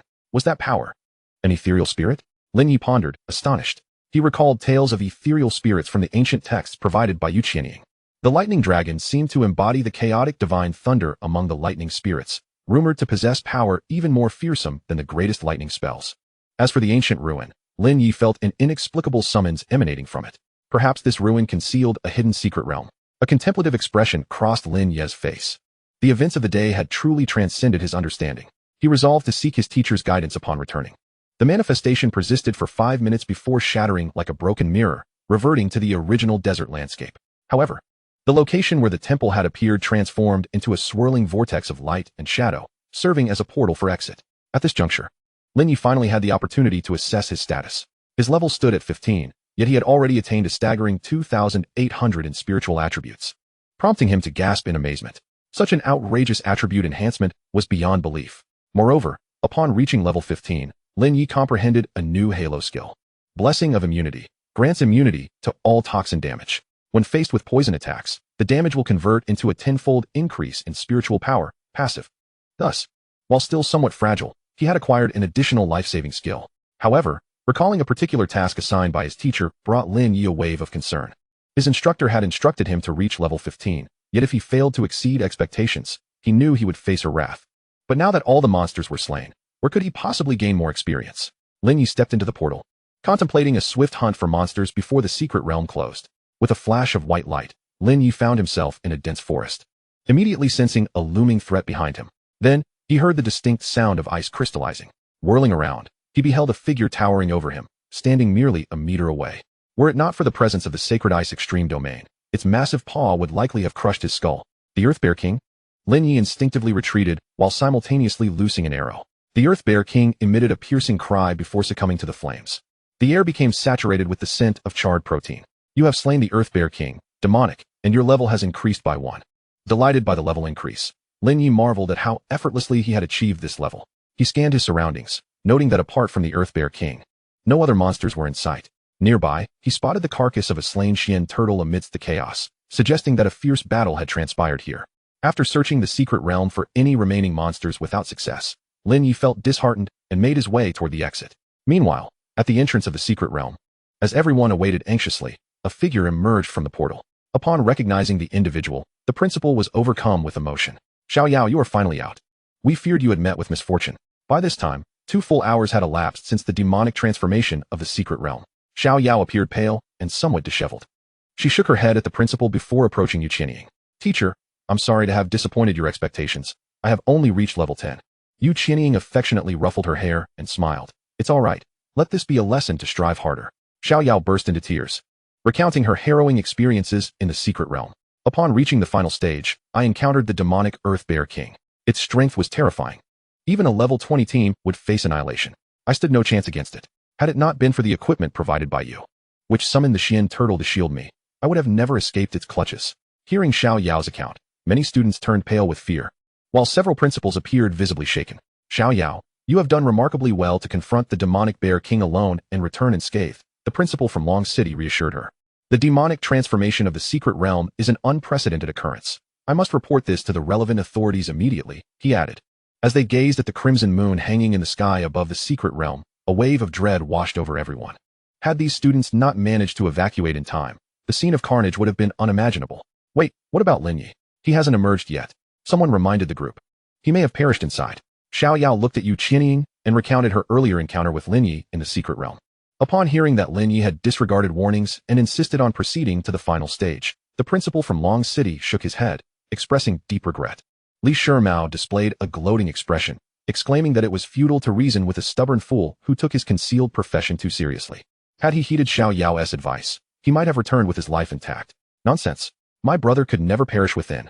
Which of your blind eyes has seen his demise? At that moment, Kong Jun emerged from the crowd, berating Li Shimao. Kong Jun, mind your language. Li Shimao retorted angrily. Just as the tension escalated between the two, a figure materialized at the teleportation portal. Yu Qianying gazed at the apparition, a smile gracing her lips before she turned to leave the scene. The blood moon vanished along with her. Lin Ye stepped out from the secret realm entrance, observing a group of people regarding him with peculiar expressions, prompting a look of confusion to cross his face. Haven't you all finished your exams yet? Are you lingering here to treat me to supper? Lin Ye, are you all right? The principal inquired. Lin Ye shook his head, signifying that he was fine. That's good to hear. Surviving is more important than anything else, the principal remarked, glancing at Xiao Yao. Do not lose heart. The novice trial does not determine everything. The most crucial event is next month's entrance examination. Today's incident was an accident, and I will apply for your examination qualifications. Just focus on enhancing your strength and proceed with your applications as usual. At this juncture, Lin Ye interjected, no need for that, principal. Please reserve the application slot for other students. I choose to be exempt. Upon finishing his statement, Lin Ye revealed his level. Lin Ye, do not act impulsively in your decisions. Given your circumstances, securing an application slot is already impressive. What? You're level 16. The principal's mouth fell agape upon seeing Lin Ye's level. Everyone else also displayed expressions of astonishment. How is that possible? Xiao Yao was momentarily stunned. In previous novice trials, the most exceptional individuals only reached level 12, yet Lin Ye had achieved level 16. How had he done it? Wow. Bro, you're incredible. You're practically a divine being. Kong Jun rushed forward, setting off the celebratory cannon in his hand. Li Shimao, in my brother's presence, you are nothing but a hare. Do you understand? Kong Jun sneered at Li Shimao, feeling an immense sense of satisfaction. Lin Ye must have navigated the demonic secret realm, hence his rapid level up. This is extraordinary, truly worthy of a hidden profession. I beseech you, Great One, take me along to conquer wilderness dungeons, even if it means enduring great hardship. This is utterly absurd. Awakening a hidden profession through a loan seemed futile at first, yet now it's a resounding success. This is the quintessential story of an underdog. Why can't that be me? The crowd buzzed with excitement. After all, it's merely relying on a high profession attribute for an early advantage. This world values late-game prowess, Xiao Yao suddenly interjected. For reasons unknown, seeing Lin Ye bask in the spotlight of praise made her uncomfortable. Chapter 10. Obtaining the Chaos Divine Thunder. Indeed, the novice secret realm is merely a child's play. Many professions truly flourish in the later stages, Li Shimao concurred, directing a cold smile at Lin Ye. Do not forget, an otherworldly sorcerer without an otherworldly spirit is akin to a dragon tamer without dragons. Such a person cannot achieve greatness. At his words, the crowd fell silent. To speak of dragons is to reference genuine beings. Only a few can tame dragons. However, otherworldly spirits are ethereal entities, existing solely in legend. Alas, it appears that the profession of otherworldly sorcerer is merely strong in initial attributes. It is destined to falter in the mid to late stages, someone remarked. Yes, unless he can summon an otherworldly spirit to fight. But that is simply fantastical. There was a tale of a level 70 blacksmith who attempted to tame an ethereal flame, only to lose his life in the process. The crowd began to murmur again, those envious of Lin Ye revealing amused expressions. It was akin to witnessing a friend suddenly become wealthy, only to discover that his fortune was ill-gotten. Li Shimao, just because others are incapable does not mean my brother cannot succeed. A fool can never comprehend matters that transcend their understanding. Cease your provocations, Kong Jun retorted angrily. Lin Ye, without the support of an otherworldly spirit, lacking any skill books or superior equipment, managed to conquer the demonic secret realm and reach level 16. This sufficiently demonstrates the coexistence of wisdom and strength. Can you all claim the same? Kong Jun sneered. At his words, Xiao Yao's expression darkened. No matter how reluctant she was to acknowledge it, Lin Ye being level 16 was an undeniable fact. In that moment, the principal stepped forward to mediate, his smile radiant as a blooming chrysanthemum. Students, we are all from Longao. We must unite and face the world together. Let us not forget how our school has been looked down upon in the past. With Lin Ye securing the top spot in this trial, he has brought glory to our institution, delivering a resounding slap in the face to certain individuals. Having said that, the principal turned to the other observing heads of schools, his smile growing even brighter. Achieving level 16 in the novice trial is unprecedented and will surely be inscribed in the annals of our school as history. This accomplishment will reflect well on me as principal. Do not celebrate too soon. Let us see if you can maintain that bravado on the day of the entrance exam. The principal of Tianqing scoffed, leading his students away. Others from the various schools gradually dispersed. Xiao Yao, the passing mark for the entrance examination at Genesis Academy is level 17. You should strive to improve this month. I believe you can do it. Lin Ye, I will assist you in applying for the exemption to Jinghua, but I also suggest you consider Genesis Academy. the principal said to the two before departing. After leaving the trial grounds, Lin Ye made his way to the guidance office to seek out Yuqianying. He was eager to understand the phenomenon he witnessed in the secret realm. However, the guidance office was locked tight. A sign hanging on the door indicating that the teacher had left for the day. Scratching his head, Lin Ye had no choice but to proceed to Yuqianying's residence. She lived in a villa district outside the 5th Ring Road, an area with a low occupancy rate and a tranquil atmosphere. As Lin Ye walked through the community, he encountered very few people. With my current attributes, acquiring a good weapon and hunting monsters outside the city should pose no challenge. If only I could have an otherworldly spirit. That would enable me to hunt in the wilderness and level up swiftly. I wonder if the teacher can help me divine the existence of an otherworldly spirit. Lost in thought, Lin Ye arrived at Yuqianying's doorstep. He rang the doorbell a few times. Before long, the door swung open, and he was greeted by a waft of fragrant shower gel, his gaze immediately captivated by the sight before him. Xiaoyi, why are you here so late? Is there something urgent? Yuqianying asked with a hint of surprise. So late? It's only afternoon, Lin Ye replied, perplexed. He instinctively glanced around and realized that night had already fallen, a bright moon hanging high in the sky. Wait, what is going on? I arrived at 4 o'clock. Lin Ye was astonished, but there was no time for further contemplation. Yuqianying's fair arm reached out, pulling him inside. Upon entering, Lin Ye surveyed the room.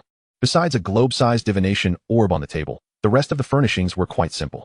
Yuqianying, draped in a delicate, flowing robe that accentuated her exquisite figure, approached Lin Ye with a graceful gait, holding a crystal in her hand. Lin Ye, with a mindset of learning, gazed at her in rapt admiration. Xiaoyi, I believe you must have something urgent to discuss, correct? Yuqianying inquired with a warm smile. Lin Ye tore his gaze away from the mesmerizing sight and nodded solemnly, recounting his experiences in the Novice secret realm. It seems you are indeed the fabled chosen one, Xiaoyi. Yuqianying continued to smile, as if she had anticipated his words. In this world, otherworldly spirits truly exist. Otherwise, you could not have awakened the profession of otherworldly sorcerer. With that, she handed the crystal she held to Lin Ye. Teacher, what is this? Lin Ye grasped the crystal, feeling a shiver deep within his soul. This is the sealed divine crystal. Within it resides an otherworldly spirit, Yuqianying remarked, a knowing smile gracing her lips. This is an otherworldly spirit. Lin Ye's pupils suddenly constricted, and his breath became somewhat hurried. Gazing at the incredulous Lin Ye, Yuqianying appeared quite satisfied. She gestured for him to infuse his mental power into the crystal. Lin Ye closed his eyes, commencing the connection with the crystal, and in the next instant, he felt an invisible force emanating from it, voraciously siphoning his mental energy. As Yuqianying observed the crystal shimmering in Lin Ye's hand, the smile on her lips deepened, as if everything unfolded according to her design.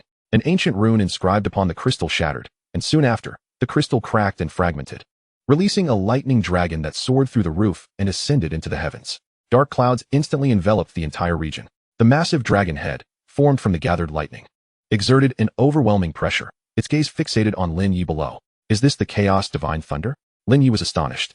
The otherworldly being before him was identical to the one he had witnessed in the mysterious realm's manifestation. Do not be intimidated by it. You are its master. Subdue it. Yuqianying utilized the power of starlight to disperse the storm clouds, revealing a clear night sky, then reminded Lin Ye. Lin Ye regarded the lightning dragon, and a vortex of mental energy manifested at his brow. This was the effect of his innate talent, master of otherworldly spirits. A mere divine thunder dares to act presumptuously. Come down. The lightning dragon was drawn by an irresistible force, roaring in fury as it descended towards the vortex, seemingly making one final struggle. However, the power of the divine thunder, capable of annihilating all, was directly devoured by the vortex as it approached Lin Ye, ultimately leading to its successful subjugation. Acquired otherworldly spirit, chaos divine thunder. Within Lin Ye's mental cosmos, a chibi version of the lightning dragon appeared. Otherworldly spirit, chaos divine thunder, unevolved born from the chaos wasteland. It has roamed through the otherworldly realm and was captured by a mysterious individual during the divine battle. Skill, chaos divine thunder. Unleashes the true thunder that disregards enemy resistances, dealing catastrophic damage. Innate talent, master of otherworldly spirits. Mental power 5000. Permanently gains a 50 increase in mental power cap. Chapter 11, The Might of Divine Thunder. Lin Ye was elated. He had not anticipated the immense benefits of acquiring an otherworldly spirit. The permanent percentage attribute increase meant that as his level rose, so too would his upper limit without bounds. As for the active skill, Chaos Divine Thunder, he would need to seek an opportunity to test it. I wonder if it possesses the power of a forbidden spell? Teacher, how do you possess an otherworldly spirit? Lin Ye inquired, looking at Yuqianying. In this world, otherworldly spirits exist much like the mythical beasts from the ancient Shanhai Jing. They are merely legend. To see one in reality is indeed astonishing. This is a secret I cannot divulge at the moment. Once you reach level 40 and arrive at the Spirit Sealing Temple, I shall tell you. Yu Qianying smiled warmly at Lin Ye. The spirit sealing temple? Lin Ye recalled the temple he had seen in the vision. The gaze behind Yu Qianying's glasses deepened as she activated the divination orb on her desk, revealing a projection of a temple. Otherworldly spirits are real entities in this world. Yet their powers are so formidable that some self-proclaimed deities feel threatened. Thus, they banded together to hunt down all otherworldly spirits, sealing those they could not kill within temples. Yu Qianying explained slowly. Where's this temple? Can the sealed otherworldly spirits be released? Lin Ye hurriedly asked. If they could be released, wouldn't it mean acquiring a multitude of otherworldly spirits at once? That would be akin to starting the game with 6 divine artifacts, effortlessly dominating the battlefield. Lin Ye salivated at the thought. Since it is a seal, it can naturally be released, Yu Qianying remarked with an enigmatic smile. The spirit sealing temple is said to be located within the Genesis Academy, though my divinations have repeatedly pointed towards a certain ancient tomb. Upon hearing this, Lin Ye's expression turned contemplative. Yu Qianying's divination skills had never failed. Thus, it seemed highly plausible that the spirit sealing temple lay within that ancient tomb. And the ancient tomb associated with the Genesis Academy appears to be the tomb of the human emperor. Lin Ye was suddenly taken aback, his breath quickening. Xiao Yi, releasing otherworldly spirits may alter the very fabric of this world, potentially casting you as a villain in the eyes of others. You must consider this carefully. Yu Qianying said with a solemn expression. Teacher, can you foresee what might transpire? Lin Ye asked. Manipulating the divination orb, Yu Qianying only glimpsed a chaotic vision. Unable to predict future events, it may usher in a calamity. A calamity?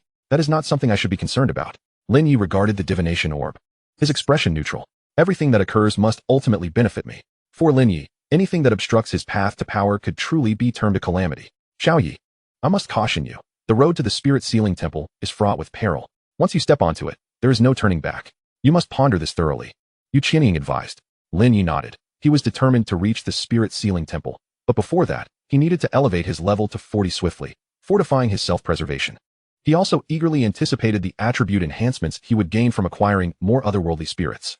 Xiao Yi, while leveling up is undoubtedly crucial, replenishing your strength should not be neglected. Why not stay at my place for dinner tonight? I'll prepare something for you, Yu Qianying said with a playful smile, gazing at the pensive Lin Ye. Upon hearing this, Lin Ye instinctively took a step back, distancing himself from the 36D life-sized figurine before him. Stay for dinner? That is preposterous.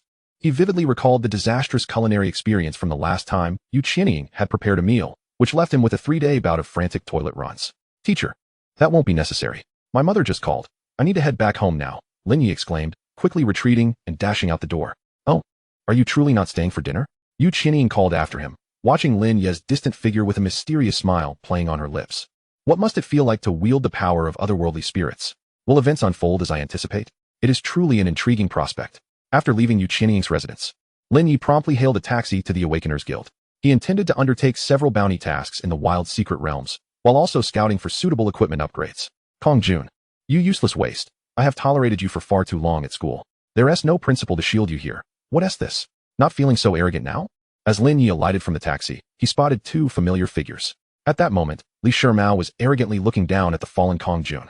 Both sides were flanked by bodyguards, but it was evident that Li Shimao's crew was far superior. A few onlookers pulled out their phones to record, and Li Shimao, seeing this, did not intervene. Instead, he relished the attention, lifting his foot to stomp on Kong Jun's face. Tomorrow, I'll make sure you're trending. Kong Jun let out a pained cry. Just then, an urgent figure rushed in, inadvertently colliding with Li Shimao and interrupting his assault. Who dares to bump into me? Li Shimao exclaimed angrily, while the burly man beside him was equally astonished that someone would dare provoke him. Lin Ye, is that you? Kong Jun was first stunned, then apprehensive. He had intended to visit the Awakeners Guild to purchase equipment and personally express his gratitude to Lin Ye. However, encountering Li Shimao here made him fear for Lin Ye's safety. Oh, look who it is, our college entrance examination champion. Upon seeing Lin Ye, Li Shimao immediately broke into a grin. He had waited at the school gate for 3 hours without catching a glimpse of Lin Ye. And after witnessing Xiao Yao's humiliation due to Lin Ye, he was determined to teach Lin Ye a lesson. When will my money arrive? Lin Ye ignored Li Shimao, focusing instead on Kong Jun. Kong Jun, rising from the ground, quickly understood and pulled out his phone to transfer money to Lin Ye. Boss, I was just about to discuss this with you. 5 seconds later, a voice Lin Ye adored rang out. The magical funds have arrived, 3 million yuan. Lin Ye couldn't help but smile. Li Shimao, witnessing Lin Ye's disregard for him, grew increasingly irate. Kong Jun, it appears you genuinely regard him as a savior. Prepare a comprehensive package for him that guarantees a catastrophic fracture. Li Shimao cast a cold glare at Lin Ye, gesturing towards the brawny man beside him. The muscular giant, a level 25 powerhouse, slowly approached Lin Ye, cracking his knuckles ominously. I've heard whispers that you possess a hidden class, yet today, I shall demonstrate that under the undeniable weight of level disparity, no one can save you. Kong Jun hastily seized Lin Ye's arm, urging, Boss, you must flee. This muscle-bound brute is a martial arts champion, and we stand no chance against him. Although he had witnessed Lin Ye's prowess in the Novice dungeon, the opponent before them was far too formidable. Lin Ye shook his head at Kong Jun, then fixed a steely gaze upon the giant.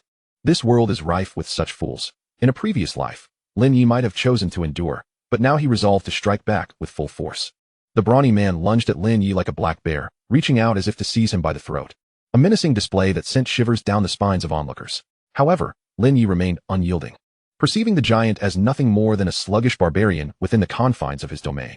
The giant grinned malevolently, already envisioning lifting Lin Ye as one would a mere chick.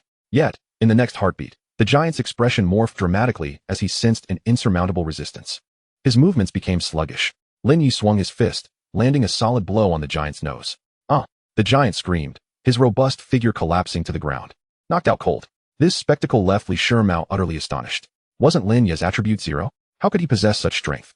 In his understanding, the giant should have easily overpowered Lin Ye. Little did he know, Lin Ye had earned his place in the awakening ceremony through sheer merit. That was mere luck. Everyone, attack him. Eliminate him. Li Shimao barked at his companions. 5 men in sunglasses, all level 15 thugs, brandished baseball bats and charged at Lin Ye. A murderous glint ignited in Lin Ye's eyes. Given the circumstances, he felt no obligation to hold back. Some individuals simply do not comprehend their place until they are shown otherwise. Chaos Thunder, heed my call. With a raised hand, Lin Ye summoned a blanket of dark clouds to shroud the sky. As a purple lightning dragon emerged, its terrifying aura striking fear into all. Electric arcs danced around Lin Ye, akin to a thunder god descending upon the earth. This scene left everyone present in utter disbelief. Strike! Lin Ye commenced without hesitation. A deafening thunderclap rendering the crowd deaf. The lightning dragon swiftly descended upon the sunglasses-clad men, and with a resounding explosion, a blinding light compelled everyone to instinctively shut their eyes. Chapter 12. Accepting the task, underlying currents. Upon reopening their eyes, they beheld a gaping chasm, over 10 meters deep, emanating intense heat. 5 charred figures lay sprawled on the ground, while the surviving Li Shimao stared at Lin Ye in sheer terror. His mind struggling to comprehend the impossibility of it all. No, this can't be. Did you just unleash a spirit skill or a forbidden spell? The residual force of Lin Ye's divine thunder had instantaneously incapacitated the 5 thugs. Had he targeted Li Shimao, he would likely have been reduced to nothingness. Gazing at the deep pit before him, Li Shimao's mind faltered, consumed by dread. The onlookers were equally stunned, while battles among awakeners were no longer a novelty. Witnessing Lin Ye summon thunder with a mere gesture was unprecedented. Lin Ye had once again substantiated the claims circulating on social media. In this world, awakeners were indeed extraordinary beings. Never provoke them. Lin Ye, his expression devoid of emotion, turned his gaze towards Li Shimao. That single glance caused Li Shimao's legs to give way beneath him, rendering him helpless with fear. Lin Ye, what do you intend to do? Let's talk this over peacefully. Li Shimao stammered, panic evident in his voice, terrified that Lin Ye would unleash another thunderstrike upon him. Just a moment ago, he had been so arrogant. Lin Ye replied coolly, raising his hand to touch the tip of his nose. Please, no?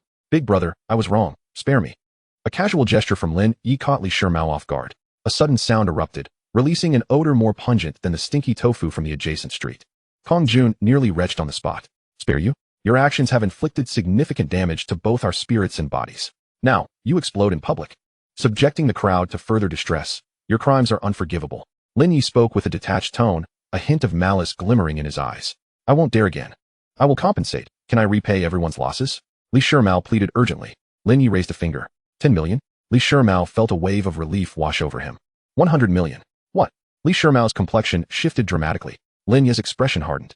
Dark clouds gathered above, and thunder rumbled ominously. Li Shimao's countenance turned pale with fear as he scrambled to retrieve his phone, frantically typing. 10 minutes later, a check was delivered to him, and he hurriedly stepped forward to present it. Get away from my boss, you filthy swine.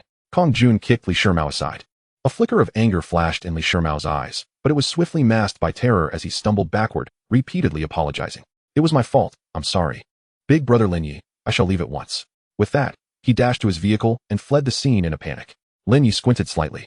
Li Shimao was quite adept at concealing his true intentions. He hoped the man would refrain from causing further trouble in the future. Boss, Li Shimao is quite devious and may seek revenge against us. If you don't mind, you can take refuge at my home until the storm passes. Kong Jun expressed his concerns and extended an invitation for Lin Ye to visit whenever he encountered difficulties. Lin Ye accepted the access card Kong Jun offered. Kong Jun, noticing that Lin Ye did not refuse, felt elated, as if he had obtained a legendary artifact. Boss, once you finish your tasks, be sure to come by. I will treat you well. After saying this, he was swiftly carried away by his family. This minor incident faded as Lin Ye entered the Awakeners Guild. And it wasn't long before the streets resumed their bustling activity. Greetings. Welcome to the Awakeners Guild. How may I assist you? The task emissary, a strikingly attractive young woman, inquired upon seeing Lin Ye. I wish to accept the task, Lin Ye replied. To claim a task, you must join the Awakeners Guild. We can process this for you at no charge, but I need your consent first. That is acceptable, Lin Ye nodded. Are all newcomers this aloof nowadays? Little Beauty mused internally, surprised that someone so handsome would also be so taciturn, but she promptly assisted Lin Ye in completing the paperwork. She handed him a medallion inscribed with LV1 and explained some basic information. Please keep your proof safe. You can enhance your medallion's rank by completing tasks. Each level up grants you related guild rewards, and you can exchange contribution points for various resources to bolster your strength. Lin Ye politely thanked her, then opened the task list to select assignments. The tasks were categorized into 3 levels: ordinary, warrior, and king, with higher difficulty tasks necessitating stricter completion criteria, but correspondingly better rewards. Lin Ye promptly selected 5 king-level tasks that caught his eye. Harvest 10 glowing lotus pods from the monster woods. Reward: refinement talismans, x20. Contribution points, 50,000. Capture 20 swift phoenix butterflies. Reward: choose 1 rare piece of equipment. Contribution points, 50,000. Obtain the magic crystal from the wind demon wolf king. Reward: completion stones x2. Contribution points, 80,000. Acquire the core from the guardian of the forbidden grounds. Reward: refinement talismans x40. Contribution points, 100,000. Obtain the forbidden ground talisman. Reward: novice refinement furnace. Contribution points, 100,000. Little Beauty was taken aback by Lin Ye's task selections, offering an awkward smile. Lin Ye, are you sure you want to choose these tasks? She knew most awakeners held themselves in high regard, but Lin Ye's confidence seemed excessive. What a joke. These tasks were unlikely to be completed even by level 30 awakeners. She found Lin Ye, a fledgling in this realm, utterly baffling. Absolutely, Lin Ye affirmed with a nod. A friendly reminder, the king-level task is limited to 7 days and must be completed within the designated time frame. Each individual has 2 opportunities to fail a high-level task. However, consecutive failures will be deemed as malicious acceptance of the task, resulting in a 30-day blacklist from the guild. Xiao Mei earnestly conveyed this to Lin Ye. Do you doubt my ability to complete it? Lin Ye furrowed his brow, feeling annoyed by the tediousness of accepting a task. It's not that I doubt your strength. Xiao Mei replied with an awkward smile, her favorable impression of Lin Ye swiftly dissipating. Nearby, some seasoned guild members looked at Lin Ye with disdain. Today's youth seem to desire instant success and are unwilling to steadily develop their skills. Everyone regarded Lin Ye as a source of amusement. Please take your task scroll. And I wish you a smooth journey. Xiao Mei forced a professional smile, yet her contemptuous gaze betrayed her true thoughts. Lin Ye ignored the crowd and headed straight out, hailing a taxi towards the outskirts of the city. Meanwhile, at the Li family residence. Upon learning that Li Mao had been frightened into a state of disgrace in public, Li Ba's face turned crimson with rage. You've brought shame upon our family. We must eliminate that brat. Li Mao hurriedly interjected. Dad, this guy's profession is rather peculiar. Ordinary folks really can't provoke him. He could not shake off the chilling sensation of being targeted by divine lightning. In Long City, there was no one the Li family could not handle. Li Ba chuckled coldly, a glint of malice flickering in his eyes. It is time for you to understand the formidable support our family possesses. What? That notorious figure from the black market is actually our ally? Li Mao's expression brightened upon hearing Li Ba's revelation. Lin Ye, this time, I shall make you suffer. He declared ominously. We shall start with the Kong family. None who offend the Li family will escape, Li Ba stated coldly. On the other side, at the Kong family. After listening to Kong Jun's account, Kong Fu made a rare commendation. Well done. Such a person will undoubtedly become a formidable talent in the future. Cultivating a good relationship with him will greatly benefit your growth. Observing Kong Jun, who was bathed in the healing light, Kong Fu felt a mix of joy and concern. His once inept son had finally accomplished something commendable. The Li family has become increasingly arrogant lately, relying on the support of a mysterious force. We cannot remain idle. Kong Fu's eyes glimmered with determination. A fierce business battle was quietly unfolding in Long City. At this moment, Lin Ye had arrived at the safety zone outside the city. Here, there was merely a thin veil separating it from the wilderness. Stepping beyond the boundary stone meant risking life and death. The safety zone was bustling with various vendors and teams seeking members. As Lin Ye navigated through the dense stalls, he soon spotted a familiar figure. Ahead, a graceful silhouette stood out in the crowd, drawing the attention of many. It seems I ventured out without checking the calendar. Why is she everywhere I go? Lin Ye quickly ducked behind a vendor's stall, fearing that the person might notice him. Chapter 13. What task are you undertaking? Warrior-level task in the Forest of Ghosts. Led by a legendary main C, seeking pure healers with a constitution of over 1,000. A handsome man beside Xiao Yao persistently called out for recruits using a loudspeaker. However, such stringent requirements deterred everyone. The highest level among the crowd was merely 20, and anyone with a constitution over 500 was already considered a top-tier healer. Achieving a constitution of 1,000 was akin to dreaming unless one were a wealthy player. Handsome, do you think they make a good pair? One is a legendary dragon knight, and the other is a legendary time mage, perfect teammates on the battlefield. At that moment, the stall owner chimed in. Lin Ye then noticed that the vendor was a lowly-looking girl who stood beside a large sword, appearing to be a heavy swordsman. Indeed, they do exude a certain chemistry. Lin Ye remarked casually, such a splendid scene deserves equally fine equipment. Here, we offer the finest gear for your selection. With these, you could even venture into forbidden lands and return unscathed. However, the girl's next words caused Lin Ye's heart to race with disbelief. Handsome, I see great potential in you. You may possess the aptitude for a hidden profession. I can sell you this nightingale set at a bargain. Are you interested? The girl continued, eager not to let the first customer linger too long at her stall. Lin Ye took a closer look at the equipment laid out before him. Yet none were priced below 10 million. Anyone considering such exorbitant prices must be out of their mind. No, thank you. He shook his head in refusal. The nightingale set allows you to remain completely concealed in the shadows, not only granting a substantial agility boost, but also enabling you to siphon the mental energy of your enemies. Additionally, should it become unnecessary later on, you could resell it at its original price. Don't you want to consider it? The girl grew anxious, her hopes of quickly earning money to navigate her upcoming difficulties hanging in the balance. Lin Ye remained steadfast in his refusal. Please, buy just one. This set is a treasured heirloom passed down from my family, with each attribute being exceptional. I assure you, it is the only rare set in the Great Xia Kingdom. The girl became increasingly desperate. I am not an assassin. No matter how rare, it holds no value for me. Lin Ye remained unmoved. My father gambles. My mother is ill, and my brother is studying. I truly need the money. I beg you, if you buy it, I will. The girl, nearly in tears, began to remove her soft armor. Lin Ye was taken aback, incredulously staring at the oversized item that seemed incongruous with her age. I will give you this ultra-rare collectible. The girl produced a banana-shaped weapon from her bosom, confident that no boy could possibly refuse it. Lin Ye examined the weapon's attributes. Ode Dart, Refinement Level 9, Enchantment Level 10. Level, Epic. Attributes, Strength 2000, 3000. Critical Damage 60. Enchantment, Evasion 600. When stealthing or ambushing, ignores enemy defenses. Enchantment Benefit, Ashen Triangle Kill. When attacking, summons shadows with attributes equal to the user's, which will attack simultaneously.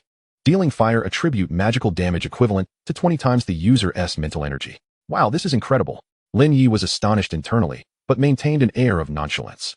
This item is only suitable for collection. It holds no allure for me. He looked at the girl, indicating his inability to assist. You truly have no appreciation for fine things. Were it not for the absurdity of the enchantment's attributes, this weapon would surpass even legendary quality. Besides, it is merely a gift. What more do you want? The girl glared at Lin Ye, her chest heaving in frustration. While that may be true, these items are of no use to me, and priced so steeply. Whose money grows on trees? Lin Ye spread his arms in exasperation. Hearing this, the girl's expression fell. It seemed she had not encountered the right customer today. However, her eyes suddenly sparkled with hope. Given that you are a girl running a stall, it must be tough. If you could lower the price a bit, I would gladly take your gear as a gesture of friendship. Lin Ye sighed. Then how about an 80 discount? The girl immediately began to pack the items. I'll take a round figure of 200 million, and I'll even throw in this storage bag. 200 million? Why don't you just go rob a bank? Lin Ye gasped at the sight of the storage backpack. 100 million. Take it or leave it. He pretended to walk away. Hey, wait. I'll sell it to you. The girl quickly grabbed Lin Ye's arm, shoving the backpack into his hands. Once the payment was confirmed, she finally breathed a sigh of relief, smiling brightly at Lin Ye. The other 100 million can be considered credit. You can pay me back later when you have the money, in installments, or all at once. Lin Ye acquiesced, indifferent, knowing that verbal promises held no weight. I'm living like a ghost, yet I still aspire to illuminate others. Having purchased your gear, I am now completely broke, with a mountain of debt. Today has truly been a loss. Lin Ye feigned despair. If you ever plan to attend the Genesis Academy, feel free to seek me out. I shall guide you to the forbidden grounds for leveling up. I am truly grateful to you today. By the way, I am called Wanshi, and what about you? Wanshi hoisted a great sword from beside her and gazed at Lin Ye. Lin Ye, in the wild, the vines and grasses flourish, and your name, so melodious and regal, carries a hint of nobility, does it not? Lin Ye scrutinized Wanshi from head to toe. One would not suspect you to be a scholar. With a hint of urgency in her demeanor, Wanshi hurriedly packed her things and took her leave, fearing further inquiry from Lin Ye. How peculiar. Could she truly be of royal descent? Lin Ye mused inwardly as he stepped beyond the safety zone. At this moment, Xiao Yao's team also attracted a new member, a golden-haired girl adorned with a veil. A faint golden glow enveloped her, and her equipment evidently reached the pinnacle for this stage. The legendary level of the Penglai healer. Indeed, the saying that healers often invest heavily is not without merit, Lin Ye reflected. Feeling a wave of admiration after using his detection skill on her, intentionally distancing himself from Xiao Yao's group, he headed towards another entrance. Brother, care to join us? A circuit around the outskirts yields 500,000. Just outside the safety zone, someone approached Lin Ye with a proposition. No need, Lin Ye replied, shaking his head. Yet, the individual persisted, enthusiastically extolling the virtues of joining their venture, much like an eager gym promoter chasing after you down the street. Lin Ye, what brings you here? The astute Xiao Yao, noticing him, interrupted their exchange. Lin Ye, feeling somewhat exasperated, turned to respond. I am here to complete a task. Xiao Yao, observing Lin Ye's slightly awkward demeanor, quickly understood his situation. It seemed he, like many others, sought to join a team to gain experience before the entrance examination. My team is short one member. You are welcome to join us, she offered calmly. Over the past few days, her level had also risen to 16. And her perception had shifted. The monsters from the novice trials paled in comparison to those in the wild. Brimming with confidence, Xiao Yao believed she could easily help Lin Ye level up, impressing their instructor upon their return. No, it's not on my way, Lin Ye declined. Don't be blindly confident. The wild beasts are not as simple as you think. In our team, you need only to follow along and soak up the experience. Her words drew envious glances from those nearby, even from the earlier individual who had tried to recruit Lin Ye. However, despite the enticing offer that many would covet, Lin Ye once again turned it down. Are you afraid you won't be able to complete your task? Don't worry, we can help you level up first. We can handle a standard level task in mere minutes. Noticing Xiao Yao's changing expression, a handsome young man interjected, believing Lin Ye to be overly presumptuous. With their team's configuration, most individuals would hardly be considered, and Lin Ye likely wasn't even fit to carry their shoes. I've said it's not on my way, Lin Ye replied coldly, staring at the lofty young man. The young man raised an eyebrow, questioning, not on your way? What task are you undertaking? Ridiculous. Can a mere ordinary task not align with your route? Lin Ye remained silent, revealing his task scroll. A king-level task? 5 of them. The crowd gasped in astonishment. Chapter 14. Slay the Wind Demon Wolf King. The handsome young man burst into laughter. With our team as setup, we could complete a warrior-level task without a scratch. Do you truly believe you can solo it? Frankly speaking, I doubt you could manage even an ordinary task. It is rumored that some individuals who have not awakened a suitable class maliciously monopolize higher-level tasks, preventing others with better classes from taking them, thus prolonging their development time. Upon learning from Xiao Yao about Lin Ye's class, the young man was further convinced of his assumptions. Awakened a hidden class, yet remains ineffectual. How unsurprising. Lin Ye frowned slightly, anticipating the encounter with Xiao Yao would lead to no good, were it not for the young man being in the safety zone. He might have unleashed a bolt of truth upon him already. Do not let me encounter you in the wild, or I shall treat you as a monster to be slain, Lin Ye coldly declared before turning to enter the forest of spirits. Treat me as a monster to be slain? Huh, just you? The handsome young man scoffed, incredulous at Lin Ye's audacity to challenge him. Did he know who he was? The young man's words caught the attention of the golden-haired girl, who thought his bravado rather excessive.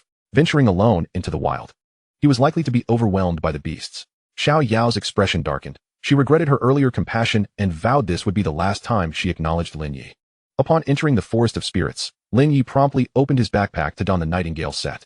Nightingale set attribute, shadow of agility. Movement speed significantly increases at night. And within the shadows, one enters a stealth state. Enchant attribute, spirit drain. Each attack siphons the enemy's mental energy to replenish oneself. Every piece of equipment bore attributes of agility and evasion, likely requiring thousands of refinement stones to achieve such perfection. After equipping the Nightingale set, Lin Ye felt his body become light as a feather, allowing him to leap effortlessly between trees, his heart brimming with joy. What a windfall. If I can enhance this to its limits, my agility might soar to 5,000, with an evasion rate of 60. This means no one can touch me in the early stages. Eagerly, Lin Ye equipped the Oath Blade. Epic-level equipment binds to the host, and from this moment forth, it would be Lin Ye's exclusive weapon. An epic weapon rated at 9 could fetch at least 200 million at the auction house. Yet once she had given it away as a mere gift, I cannot believe she is not the foolish child of a wealthy family. Feeling the substantial attribute boost, Lin Ye couldn't help but emit a gleeful cackle. While the enchantment attribute might seem absurd to others, for him, it was an exquisite boon. Could the combination of Holy Ice Domain and Blade Triangle Kill annihilate the high-level monsters in the wild? Lin Ye was eager to test his damage output.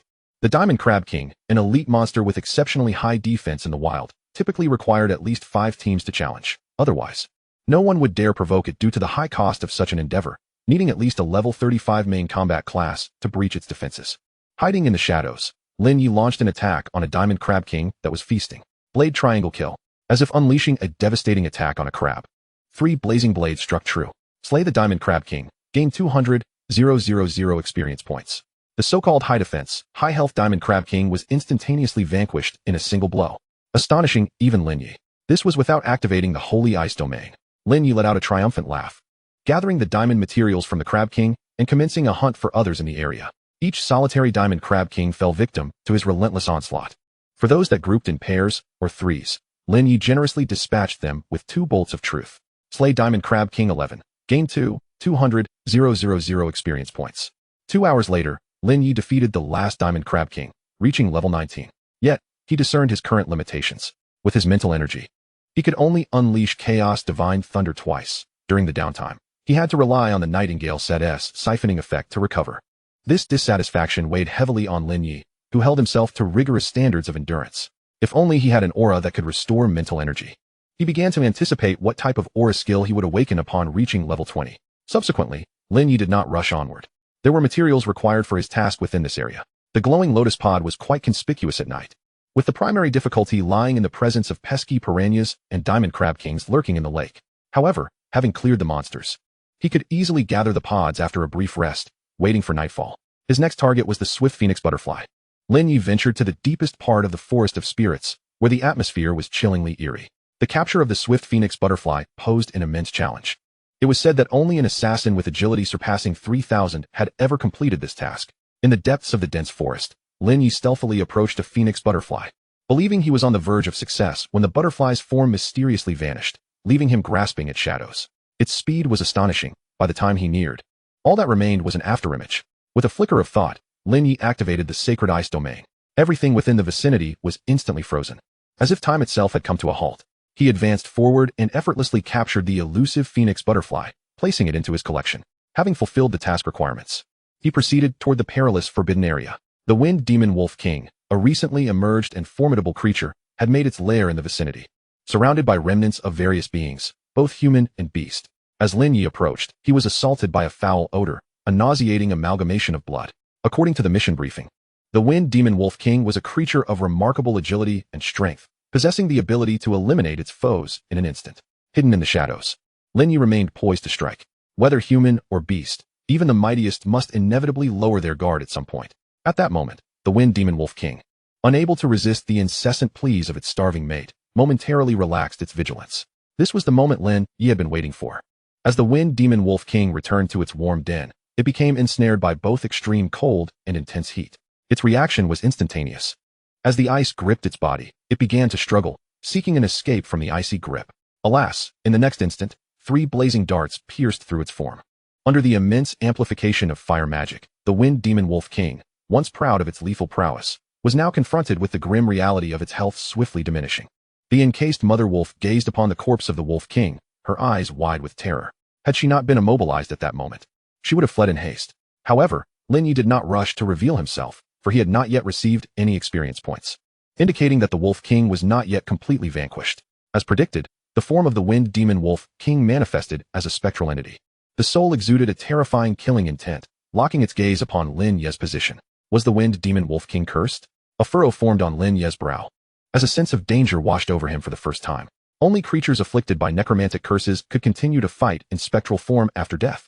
The soul was not only immune to elemental control, its power was also significantly enhanced. Although the spectral form had a limited duration, Lin Ye found himself with no path of retreat. The wind demon wolf king bared its sharp fangs, resembling a rabid beast ready to strike. Lin Ye felt as if he were the target of a sniper's infrared lock on his heart. This chilling sensation left no time for contemplation, as the wind demon wolf king lunged at him with all its might. Chapter 15. Treating you like a wild monster. Chaotic divine thunder, annihilate. Lin Ye's hair stood on end, and he raised his hand to unleash 2 strikes of divine thunder. When the first bolt struck, the wind demon wolf king's eyes flashed with disdain, as it believed itself immune to magic in its spectral form. Yet, as the bolt descended upon it in less than a second, a wretched howl erupted from its throat. The chaotic divine thunder, when unleashed upon spectral entities, appeared to be even more potent, instantly disintegrating the wolf king's soul. The wind demon wolf king, unwilling to accept its fate, found itself in its spectral form. on par with a level 40 awakened being, yet it had been slain by an 18-level novice? The second bolt of divine thunder delivered a resounding answer, unleashing a torrent of catastrophic energy that razed the entire den to the ground. Amidst the smoke and debris, Lin Ye felt a wave of dizziness wash over him.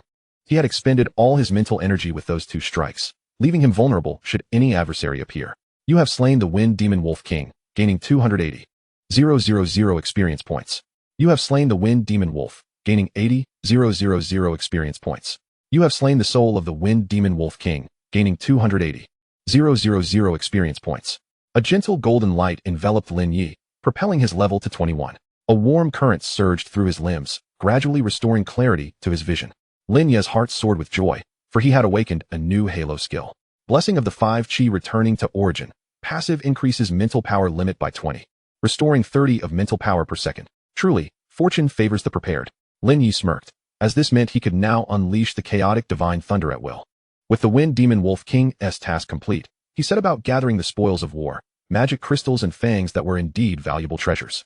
Just then, an unusual gravitational force assaulted him, making him feel as though a colossal mountain were pressing down upon him, rendering his movements exceedingly difficult. Kid, leave the magic crystals behind. They belong to us. A sudden voice interrupted his thoughts. Lin Ye turned to face a striking young man, his expression instantly turning cold. Lin Ye, what brings you here?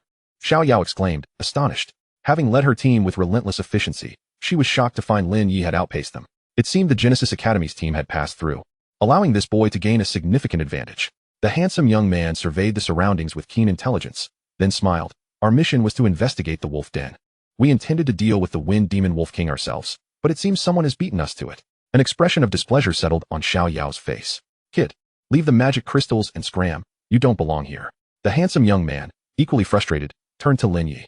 Was that control technique you used? Lin Ye's expression was impassive as he met the young man's gaze with a challenging glare. And if it was, what can you do about it? The young man, named Yun Xiao, raised an eyebrow, visibly irritated. Die. Lin Ye's demeanor turned icy as he raised his hand, summoning a tempest in the sky. How dare you make a move? Yun Xiao exclaimed in surprise. As a prominent figure, he was unaccustomed to anyone daring to confront him. Today, Lin Ye would pay for his insolence with his life. I wish to see your capabilities, Yun Xiao scoffed, regarding the lightning above with contempt. As a time mage, he possessed substantial damage mitigation abilities, and his high-tier equipment made him confident even against level 30 mages. Yun Xiao, show some restraint. Xiao Yao interjected urgently. Having witnessed the extent of Yun Xiao's power during their journey together, although Lin Ye's character was irritating, he did not deserve death. Too late. Today, I shall show him what torment truly means. Yun Xiao sneered, his wand glowing brightly, exuding an aura of superiority. However, in the next moment, his expression drastically changed. The fully charged chaotic divine thunder descended like a vengeful deity, bearing an overwhelming force upon Yun Xiao. Having previously experienced the full might of a level 30 fire mage, Yun Xiao's confidence was shaken. Yet, facing Lin Ye's lightning dragon, he felt an unsettling sense of insignificance. It was akin to the fire cloud evil god confronting the overwhelming palm of a celestial being, utterly powerless to resist. Boom. The clash was swift, and the thunderous assault engulfed him in an instant. The devastating energy of the lightning surged forth, wreaking havoc indiscriminately, sending Xiao Yao and a golden-haired girl flying. He is not dead? Lin Ye furrowed his brow as the dust settled, revealing Yun Xiao amidst the wreckage. With a single strike, even the Wind Demon Wolf King would have been obliterated. Could it be that he possessed a divine artifact to protect him? Lin Ye focused intently, and indeed, he spotted a shattered dagger-like ornament around Yun Xiao's neck, likely the very artifact that had saved his life. You dare shatter my prized blade? Prepare to die. Just then, Yun Xiao, still on the ground, roared with fury, launching a desperate assault with his wand, as if he had gone mad. Soul shock. This was the innate skill of a time mage, capable of inflicting genuine damage on the enemy's soul, bypassing all defenses. Previously, even a high-ranked elite monster had been rendered helpless for 10 minutes by this technique. Should it be unleashed upon a human, it could lead to severe brain damage, rendering them a vegetable. Underestimating Lin Ye's power earlier, Yun Xiao was now determined to obliterate him with this full-force strike. Desperate times call for desperate measures? Lin Ye never anticipated that Yun Xiao possessed any combat capabilities. Instinctively, he attempted to evade, yet soul-based attacks are unavoidable. An invisible shockwave struck Lin Ye. Haha. Prepare to meet your demise. Yun Xiao's expression twisted with malice. Should this technique connect, even if it did not annihilate him, it would render his opponent powerless. How could it be? A miss? In the next moment, Yun Xiao's countenance shifted drastically. Lin Ye remained unscathed, not even a hair out of place. With an icy demeanor, Lin Ye summoned forth dark thunderclouds that roiled ominously in the sky. The damage of soul attacks hinges on the disparity in mental strength between the combatants. Had he not possessed formidable mental fortitude, that encounter might have plunged him into peril. Impossible, absolutely impossible. Yun Xiao was incredulous, bolstered by his equipment. His mental power had surged to an astonishing 900, rendering him nearly invincible among peers of the same level. Xiao Yao and the golden-haired maiden were equally astonished. Lin Ye was undeniably formidable. Lin Ye, cease your actions at once. He is the third young master of the Yun family. Killing him will lead to catastrophic consequences. Xiao Yao implored, rushing forward in alarm. I warned you, provoke me again, and I shall treat you as mere fodder. Lin Ye's expression remained impassive. As thunder roared in the heavens, the chaotic divine thunder seemed to sense its master's wrath, poised to heed his command. Holy ice domain, activate. Instantly, a frigid aura enveloped 100-meter radius, freezing everything within its bounds. You possess a domain skill as well? Yun Xiao exclaimed in sheer terror, attempting to flee. But the frost easily ensnared him. The golden-haired maiden channeled her magic with all her might, conjuring a chain of holy light that bound her to Xiao Yao, who braced her war spear against the ground, forming a fire attribute protective formation to withstand the encroaching ice. 10 seconds later, they both succumbed to exhaustion and were instantly frozen. Annihilate. Lin Ye's gaze locked onto Yun Xiao as the chaotic divine thunder descended with unrelenting force. Boom. The thunder dragon effortlessly shattered the frozen Yun Xiao, and the ensuing shockwave from the lightning sent Xiao Yao and her companion hurtling dozens of meters away. After unleashing the chaotic divine thunder, Lin Ye simply turned away, not casting a single glance back. Lin Ye, I will not accept defeat at your hands. In the distance, Xiao Yao wiped the blood from her lips, using her war spear to support her weakened form. Watching Lin Ye's receding silhouette, her eyes brimmed with unwillingness. Let us depart. The golden-haired maiden, her armor shattered, assisted Xiao Yao and activated a return scroll. Shortly after their departure, two figures rushed to the scene. The third young master's final distress signal must have originated from here. Chapter 16. The Secret Realm of General Qi. Another necromantic forbidden spell? The newcomers were a tattooed youth and an elderly man clad in black robes. The remnants on the ground, could they be? The black-robed elder gasped. Yun Xiao is dead. How is that possible? Yun Feng's expression turned ashen. He crouched down, his gaze fixed on Yun Xiao's lifeless body, still imbued with terror. A testament to the despair he felt before his demise. Who could it be? Who killed my brother? From this day forth, I can no longer call for my brother's help. Yun Feng choked back a sob, tears streaming down his face. He was acutely aware of Yun Xiao's strength. Unless he encountered a level 40 awakened one in the wild, escaping should have been a certainty, even if he could not win. Investigate. I demand an investigation. No matter the cost, I will avenge my brother. A vicious glare crossed Yun Feng's face as he spoke to the elder in a low tone. Meanwhile, Lin Ye had already traversed the forest of ghosts and arrived at a signpost marking a forbidden path ahead. In the wilderness, many secret realms tainted by abyssal energy are referred to as forbidden grounds. In these places, not only are the strength of the monsters 5 times greater than in the wild, but they are also rife with perilous environments. The forbidden area Lin Ye had entered was known as the Holy War Ruins, a recently discovered region this month. Upon entering, Lin Ye encountered 2 guardians of the Forbidden Realm engaged in battle with an invading frenzied toxic lizard. ZZZ. The guardian's core in its chest charged fully, unleashing a searing beam that pierced through one of the lizards, resulting in a massive explosion upon impact with the ground. The air was thick with the scent of charred protein. The guardians of the Forbidden Realm appeared immune to toxins, boasting both formidable offense and defense. A careless hit could spell doom for Lin Ye. He mused. This area housed over 10 guardians, and he intended to seek out a solitary target for a more prudent approach. Annihilate all living beings. A guardian around the corner heard the disturbance, its crimson eyes immediately locking onto the source of the sound. Boom. The point of impact crumbled as a beam shot forth. Lin Ye activated his aura, emerging from the shadows, swiftly closing the distance to the guardian. Only 5 meters away, the guardian was completely frozen by the frost, trembling and seemingly on the verge of breaking free. Blazing triangle kill. Lin Ye seized the moment, launching 3 precise strikes that found their mark on the enemy's vital points. You have slain a guardian of the Forbidden Realm, earning 180,000 experience points. A single blow was sufficient to secure victory, and Lin Ye's face lit up with joy at the prospect of such high experience. If he could eliminate all the guardians in the vicinity, he estimated he could reach level 23. The core of the guardian was not only a required item for this mission, but also a valuable material for crafting enchantment symbols. Lin Ye stored the core and continued his hunt. After dispatching 5 guardians, Lin Ye encountered a more formidable foe. This monster, tainted by abyssal energy, could level up through slaughter. It appeared this guardian had claimed many lives prior. Lin Ye estimated the creature before him to be at least level 40. However, bolstered by the amplification of the extreme ice domain and the enhancement of his strike, it fell without a fight. You have slain a guardian of the Forbidden Realm. earning 250,000 experience points. It seemed that as monsters leveled up, the experience gained increased correspondingly. With this latest kill, Lin Ye felt a surge of confidence in his damage output. Now, he felt prepared to face even level 45 awakened ones with assurance.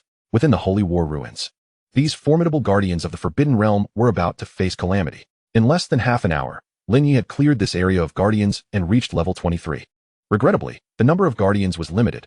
Otherwise, reaching level 25 would have granted him access to new aura skills. Not yet satiated, Lin Ye collected his spoils and pressed deeper into the ruins.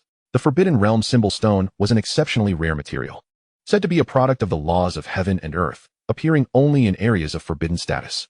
Historical records indicate that in ancient times, Dragon City experienced a monumental battle against the Abyss, presumably right here. The legendary General Qi, known as the Falcon of Dragon City, was said to be buried here, along with numerous precious burial artifacts. As Lin Ye navigated the maze-like ruins, he encountered many relics steeped in history, igniting a sense of anticipation within him. Yu Qianying had once told him, secret realms typically harbor hidden treasures. Never let an opportunity slip by. Always adhere to the principle of the three lights. However, the maze was bewilderingly intricate. Fortunately, the abundance of monsters within the ruins kept Lin Ye engaged, as he fought through them like a seasoned player in private servers. After nearly 3 hours of exploration, he finally located the position of the symbol stone. Symbol stone of the Forbidden Realm. At last, I have found you. A stone tablet loomed before him, with the symbols etched upon it resembling a complex game of chess. Chaotic divine thunder, descend. Lin Ye, disinterested in solving puzzles, unleashed a bolt of lightning that shattered the stone tablet. The symbols displayed a remarkable resistance to the energy impact, making them easily identifiable. Never again will I undertake such a convoluted task. Upon retrieving the symbol stone, Lin Ye couldn't help but lament. Next time, I shall specifically accept monster-slaying missions. Straightforward and brutal. Do any brave souls with absolute power dare to challenge me? An ethereal voice suddenly echoed in Lin Ye's mind, where the stone tablet once stood. A swirling vortex of elemental energy materialized. A secret realm. Lin Ye rejoiced and promptly stepped into it. Inside the secret realm lay an ancient battlefield strewn with corpses. The moment Lin Ye's feet touched the ground, he was enveloped by a chilling aura of slaughter. In the heart of the battlefield, a skeleton clad in golden armor stood defiantly, its long sword propped against the ground, as if unwilling to succumb even in the final moments of existence. Still yearning to fight and vanquish foes. Most crucially, beneath its feet lay a furious halo. Lin Ye could surmise with a mere flick of his toe that if he took another step, this abominable creature would undoubtedly resurrect. Chaos divine thunder, extinguish. Without hesitation, Lin Ye raised his hand and unleashed a bolt of divine thunder, seeking only the treasures of the secret realm, uninterested in the carnage. ZZZZT. As anticipated, a golden shield manifested upon the skeleton, absorbing the impact of the divine thunder, yet within mere seconds, it shattered, and the lightning obliterated the remains. General Qi? Such recklessness from the youth. To strike without even observing the cinematic sequence? General Qi could not fathom how Lin Ye, at level 24, could breach his defenses at level 50. The foul body had finally found liberation. However, to Lin Ye's astonishment, General Qi resurrected as a spectral entity. You too have succumbed to the necromancer's curse. Lin Ye's eyes narrowed. Those afflicted by the curse transformed into undead after death, with the mightier ones capable of existing in a spectral form for a time. A citizen of the Sang Nation. Youngster, to have forced me to this extent. You possess great strength. Allow me to witness your prowess. Yet before General Qi could finish his words, Lin Ye, in a fit of urgency, declared, Chaos divine thunder, extinguish. X10. In an instant, bolts of divine thunder rained down like a barrage of bullets, unleashing a terrifying tempest throughout the secret realm. To ensure that General Qi would not evade death, Lin Ye followed up with 10 additional strikes of divine thunder. Under such overwhelming assault, even a dragon might struggle to withstand. Lin Ye held no doubt that General Qi would perish. General Qi? Having encountered numerous prodigious awakeners in his lifetime, he could anticipate many extraordinary maneuvers, yet Lin Ye's actions left him utterly perplexed. Chapter 17, New Halo, Imperial Heart Barrier. I am on the verge of death. As the dust settled, General Qi leaned heavily on his sword, his expression one of utter despondence. It was only a matter of time before his spectral form would dissipate. Youngster, you are formidable. General Qi regarded Lin Ye with a complex gaze, feeling as though he would meet his end without even having removed his trousers. He had anticipated a grand battle with a worthy opponent after death, yet it was all to be so hastily concluded. To grant one's enemy an opportunity is a form of cruelty to oneself, Lin Ye remarked, as the chaos divine thunder continued to gather power. With your talent, given time, you shall surely reach the main city. Should you encounter His Majesty the Emperor, I implore you to convey a message. Beware of Empress Xia. Upon uttering these words, Lin Ye unleashed a bolt of divine thunder that struck down upon General Qi. Even the abyssal demon king's lightning could not be so suffocating. This lad must be cheating. General Qi muttered softly, and then, amidst the ravages of the lightning, he completely vanished. Defeated General Qi, undead, gained 666 experience points. Defeated General Qi, soul, gained 999 experience points. Golden radiance enveloped Lin Ye, elevating him to level 25. A peculiar force surged into his consciousness. Blessing of the Imperial Heart Barrier. Longevity is easily sought, yet the heart of the Emperor is inscrutable. Halo effect. Mental power shield. Passive grants a shield equal to 100 times the upper limit of one's mental power. This shield can absorb damage from external sources. And when subjected to excessive damage, it will draw upon the host's mental power for repair. If mental power is insufficient, the shield will shatter. Halo effect. Absolute barrier. Activating the halo will create an impenetrable circular barrier. Halo effect. Elemental quietus. Temporarily rewrites the laws of the world. Reducing enemy elemental damage by 30 within the domain, and prohibiting all elemental reactions. For instance, fire and wind cannot form fire tornadoes. Rain and lightning cannot create electric fields, etc. Lin Ye's heart soared with joy. With the Imperial Heart Barrier, his survivability had undergone a qualitative leap, and he could also impede enemies from fleeing. This ensured his admission into the Genesis Academy during the upcoming examination. Although Yu Qianying mentioned that the requirement for entering the Sealing Spirit Temple was level 40. Lin Ye was already contemplating an expedition. Once the examination concluded and he reported to the Academy, he would delve into the Forbidden Grounds. As Lin Ye contemplated, he did not pause in his actions, clearing out every item he could carry from the secret realm. His strategy was one of abundant rewards. These materials should significantly replenish his finances. Wait, is that a Lucky Star Talisman? The Lucky Star Talisman can enhance the success rate of refining by 30. A rare item that commands a high price but is rarely seen on the market, with auction prices starting at 200 million. Lin Ye caressed the jade talisman in his hand, a smile gracing his lips. No wonder they say awakening is a gamble. The rewards are wealth and freedom. As long as one can exit the secret realm, money is merely a number to an awakener. As Lin Ye exited General Qi's secret realm, emerging from the swirling portal, a sharp glint fell before him. Finally out. It took you long enough to keep me waiting. Lin Ye looked up to see a red-haired man perched upon the ruined walls, casually toying with a shuriken, surveying Lin Ye from above. He entered alone. I suppose he didn't perish, but instead exhausted his energy to emerge, commented a blue-robed sorceress beside the red-haired man, accompanied by an archer and a shield bearer. To emerge alive from a secret realm solo is no small feat. The red-haired man tossed a detection spell towards Lin Ye. Ethereal sorcerer, level 25. An ethereal sorcerer. Appears to be a support class? The red-haired man mused. He likely wore assassin gear, utilizing its attributes to scout, without engaging any bosses. The blue-robed sorceress, with a glimmer of wisdom in her eyes, made an assumption. Wait, has the secret realm been cleared? In the next moment, the archer, having gained insight into the secret realm situation through his probing vision, exclaimed in astonishment. What? The red-haired man's team was in disbelief. The boss of the Forbidden Realm's secret realm was at least level 45. How could this lad, at level 25, have defeated it single-handedly? After all this effort to come so far, only to be outpaced. This is quite unfortunate. The red-haired man feigned a smile, but a glint of coldness flashed in his eyes. Young man, we are from the Genesis Academy. Could you kindly provide us with the registration details of this secret realm? Inquired the blue-robed sorceress. Her demeanor suggesting this was not her first time engaging in such tactics. Lin Ye narrowed his eyes at the group before him, his brow furrowing. So, you have wasted all this time here just to seize my hard-earned victory? In the wild, it is indeed survival of the fittest. The strongest dictate the truth. And how could this be considered theft? The red-haired man chuckled. We have no choice. We are simply fulfilling our academy's monthly tasks. As long as you cooperate. We only require the Forbidden Stone and the secret realm's information. We won't make things difficult for you. The blue-robed sorceress feigned a look of helplessness. Lin Ye maintained a stoic expression. The individuals before him were exceptional in any context. An ordinary awakener would have no choice but to comply, but he felt no fear. Good news. Someone has come to deliver equipment. Bad news. They are from the Genesis Academy. It was indeed unfortunate to clash with the Genesis Academy before the examination. Under the full activation of his halo, dispatching these individuals would not pose a challenge, yet should anyone witness it, his plans to enter the Genesis Academy would likely be thwarted. Lin Ye pondered. How about this? Let us duel. If you can withstand a single blow, I shall allow you to leave. Noting Lin Ye's apparent hesitation, the red-haired man chuckled. No need. To save time, you should all come at me together. Do you truly believe you can contend with us alone? The red-haired man laughed without anger. Shall we test it? Lin Ye replied. Testing it will lead to your demise. At these words, the red-haired man's eyes brimmed with murderous intent, while the blue-robed sorceress began to gather power, and the archer aimed his arrows at Lin Ye. Since Lin Ye is so oblivious to the danger, there is nothing more to be said. Just as tensions escalated, a mocking voice echoed suddenly, 5 against 1, Chi-hua. You continue to be utterly shameless. A brawny man, bearing a massive hammer upon his shoulder and flanked by 4 teammates, stood protectively in front of Lin Ye. Fish Mountain. How to get there? You're everywhere. Tracking us. The red-haired man glared at the newcomer, his expression grim. It has come to my attention that recently, a group from the academy has been indiscriminately slaughtering newcomers in the wilderness. We came to investigate as soon as we received the mission. What? Do you have something to hide? Fish Mountain retorted. The red-haired man, with a darkened countenance, was taken aback by the audacity of this brat following him to such a remote place.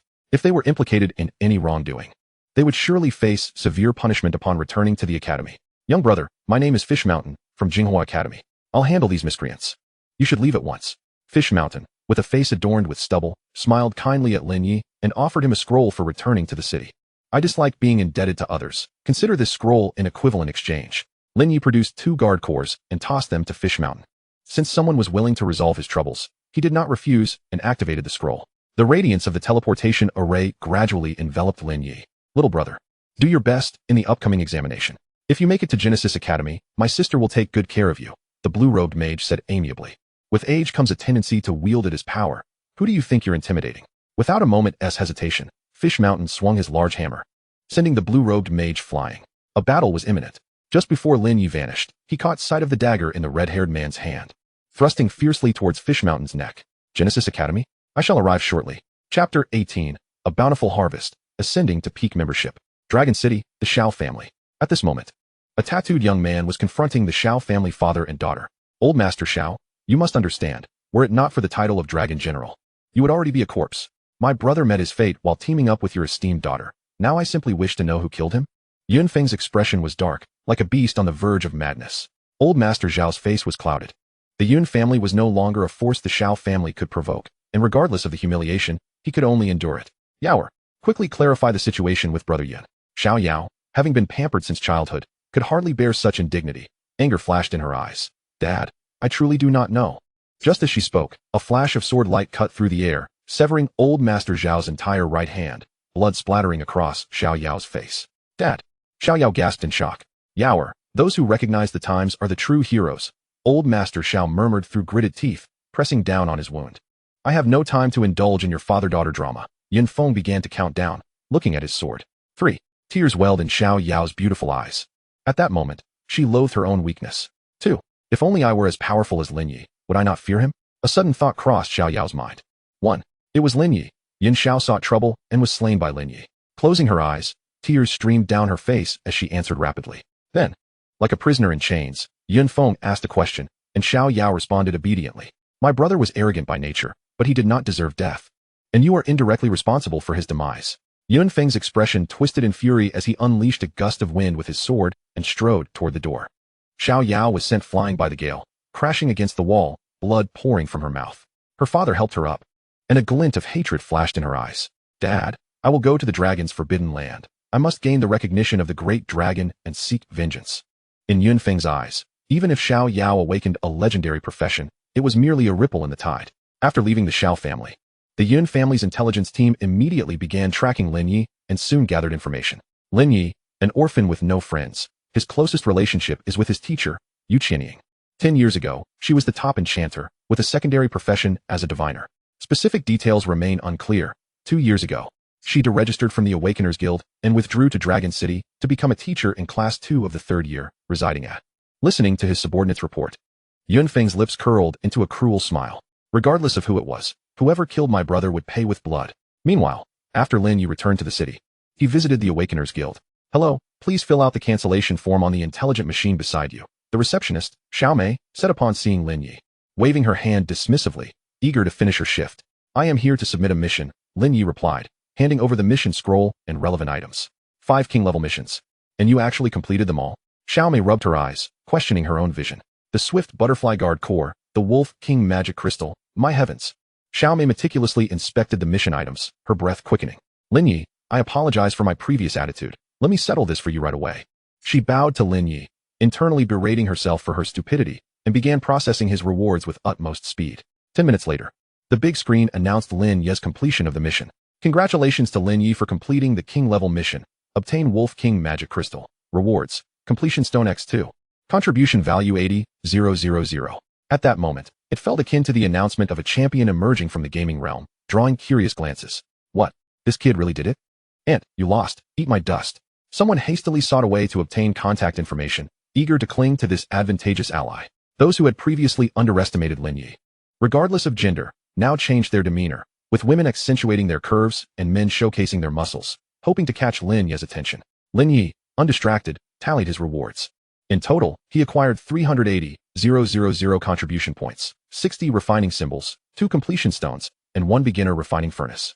As for rare equipment, he selected a ring, Eye of True Sight, which could reveal hidden objects within a 10-meter radius and possessed a mid-level storage function. Brave Lin Ye. Should you unlock new secret realms in the wild, you can register them at the guild, and rewards based on the realm's intensity will be granted in contribution points. Xiao Mei beamed, offering a warm reminder. This world harbors numerous uncharted secret realms. Anyone who registers as a pioneer contributes significantly to society, enabling others to access vital information. Deep within the ruins of the apocalypse, I discovered the burial ground of General Qi, Lin Ye stated.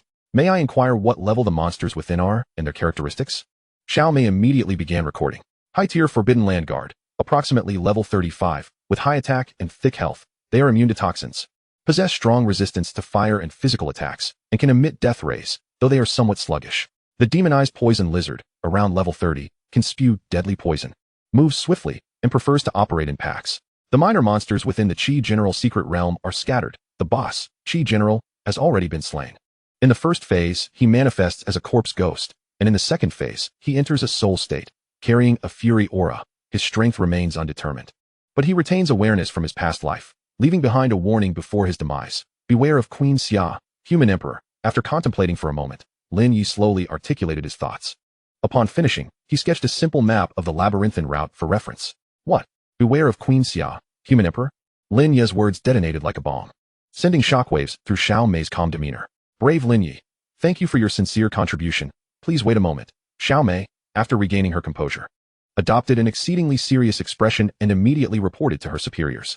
1 minute later, the guild leader hurriedly approached Lin Ye. Brave Lin Ye, we will verify the information you provided immediately. May I kindly request you to reiterate it once more? Lin Ye nodded. The guild leader produced a recording device, and Lin Ye recounted General Qi's words again.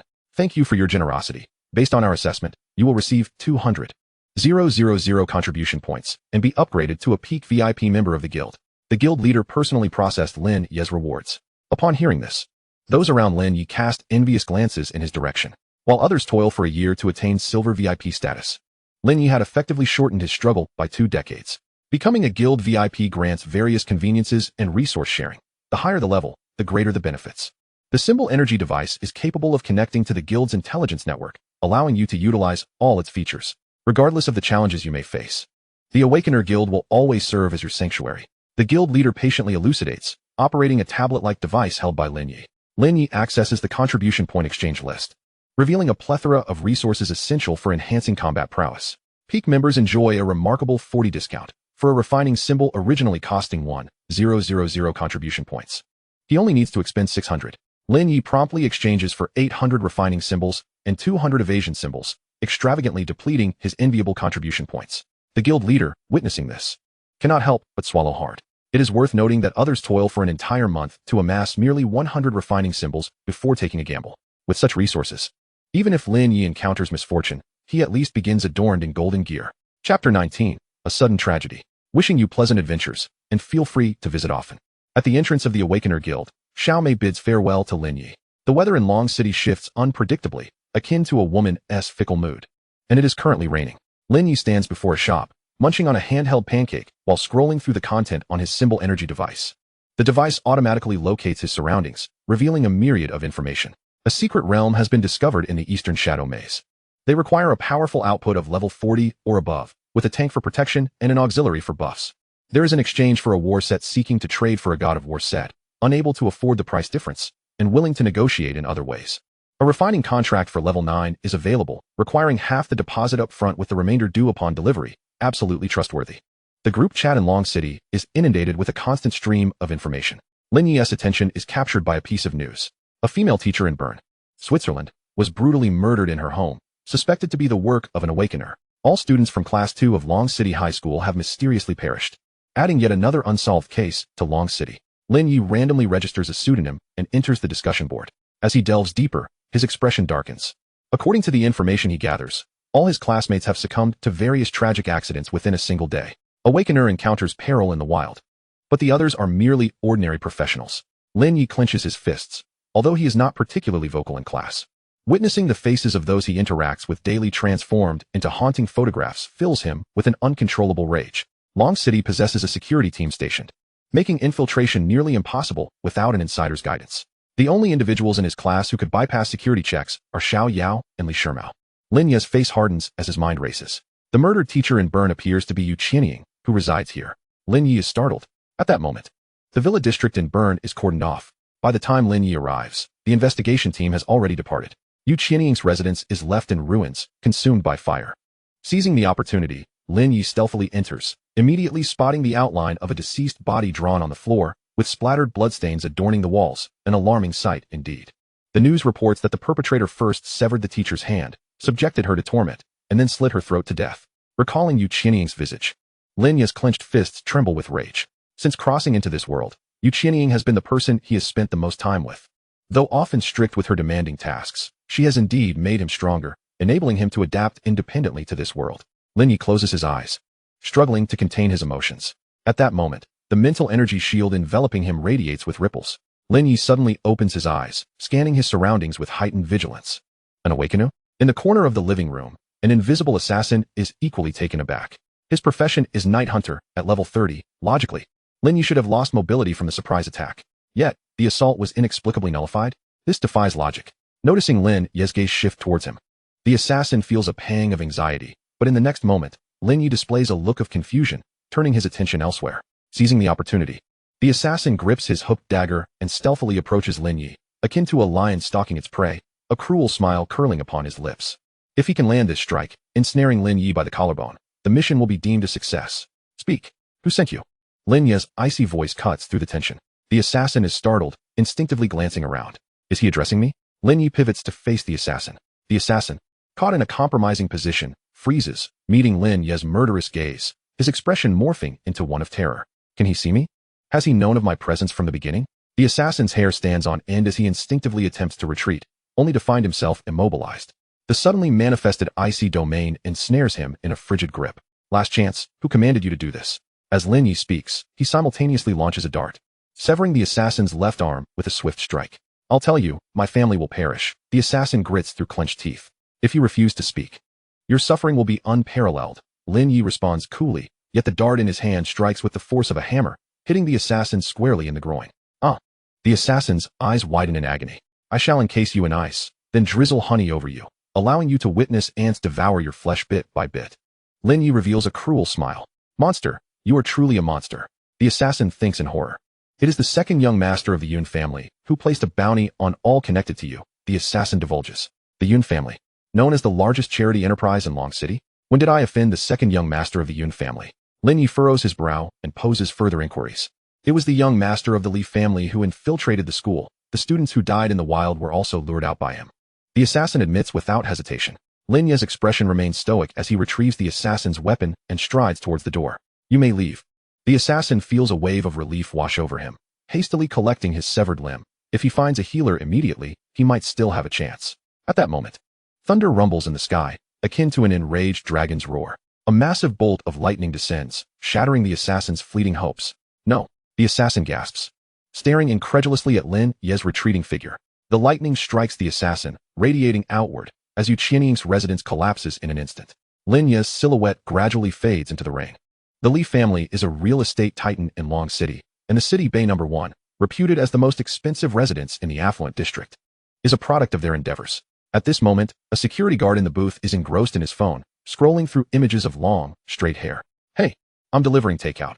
Could you kindly open the door? A voice calls from outside. The guard peers out, spotting a handsome young man clad in a yellow raincoat. Leave it here. Outsiders are prohibited from entering. He replies impatiently. No, the customer insists it be delivered to their home. Lin Ye responds with a smile, extending a pack of cigarettes to the guard. The guard regards him with suspicion. Wealthy individuals seldom retrieve their own takeout, and this lad appears to be a bright, sunny boy, likely not malicious. Brother, while others reside in homes worth 500,000 per square meter, we merely pay 5,000 0.000 a month. Why stress over it? Lin Ye places the entire pack of cigarettes on the table. Fine, you can only walk inside. Make sure to leave promptly after delivering it. The guard opens the door, granting Lin Ye passage. The villa district is expansive, and the rain lends an air of desolation. Lin Ye moves quickly, halting before a villa constructed like a palace. In the garden, Li Shimao is clinking glasses with his father. To inflict unbearable pain upon an enemy, one must shatter their spirit. Father, this is what you taught me. Li Shimao boasts with a self-satisfied grin. Your strategy lacks finesse. You should have made that boy witness his teacher's degradation and see his classmates perish because of him. That would be true torment, Li's father remarks, puffing on a cigar. Greetings, your takeout has arrived. At that moment, an ill-timed voice emanates from outside. Chapter 20, The Li Family Heist. There are chefs and servants at home. Why would there be takeout delivered here? You must be mistaken. Li Shimao, in a fit of vexation, exclaimed loudly. Indeed, it is the takeaway from young Master Li Shimao. A low voice responded from outside the door. Li Shimao's face contorted in confusion, yet the fact that the person could utter his name piqued his curiosity about the delivery. He approached the door and swung it open. I am eager to see what you have brought. What greeted him was a resounding bang. Li Shimao staggered back, darkness clouding his vision, a pained groan escaping his lips. Your family's heavenly meal has arrived. Do remember to leave a 5-star review. Li Shimao, clutching his nose, cursed angrily, but upon recognizing the face of the visitor, his expression transformed into one of shock. He had awakened as a holy light knight. The punch, while momentarily painful, could not inflict any true harm upon him. However, he could scarcely fathom that Lin Ye would dare to come alone seeking his demise. So it is you, BYD. Li Shimao's fury reached a boiling point. Lin Ye, his expression impassive, raised his hand and unleashed a bolt of chaotic divine thunder. Chaotic divine thunder, annihilate. The strike hit Li's father from a distance, incinerating him in a grotesque display. Father. Li Shimao's eyes widened in horror. Though he had instantly raised his holy light shield to protect his father, his reaction was too slow. I will ensure you die without a complete corpse. Li Shimao brandished a holy light sword, launching a fierce assault on Lin Ye. Yet, in contrast to Lin Ye's lithe and agile form, he appeared cumbersome. Lin Ye seemed to toy with him, showing no urgency to retaliate. Holy shield smash. Pressured. Li Shimao swept his sword to strike, then predicted Lin Ye's evasion with a sudden ambush from his shield. However, Lin Ye did not move at all, rendering Li Shimao's attack futile. Is it still impossible? Li Shimao gasped heavily, propping himself up with his sword. Now at level 12 and equipped with superior grade gear, he had anticipated effortlessly defeating Lin Ye. At that moment, a woman in a kimono arrived, flanked by 10 bodyguards, who immediately took aim at Lin Ye. Any carbon-based being is but a child before firearms, the woman with a fierce gaze declared. The sharp sound of gunfire erupted. Lin Ye stood amidst the hail of bullets, his cold gaze fixed upon the crowd. A radiant glow enveloped him, and the bullets struck his psychic shield as if raindrops falling into the ocean, causing no stir whatsoever. Have you had your fill? Now it is my turn. Chaotic divine thunder, heed my command. Lin Ye raised his hand, and the thunder rumbled. Dark clouds swirling above as a thunder dragon emerged, locking onto its target. Those beneath the black clouds, including Li Shimao and his companions, experienced a suffocating sensation akin to having their throats constricted. The woman in the kimono displayed a look of terror, finally grasping the horror of an awakened one. Annihilate. Lin Ye's voice resonated like the grim call of death. The thunder dragon swooped down.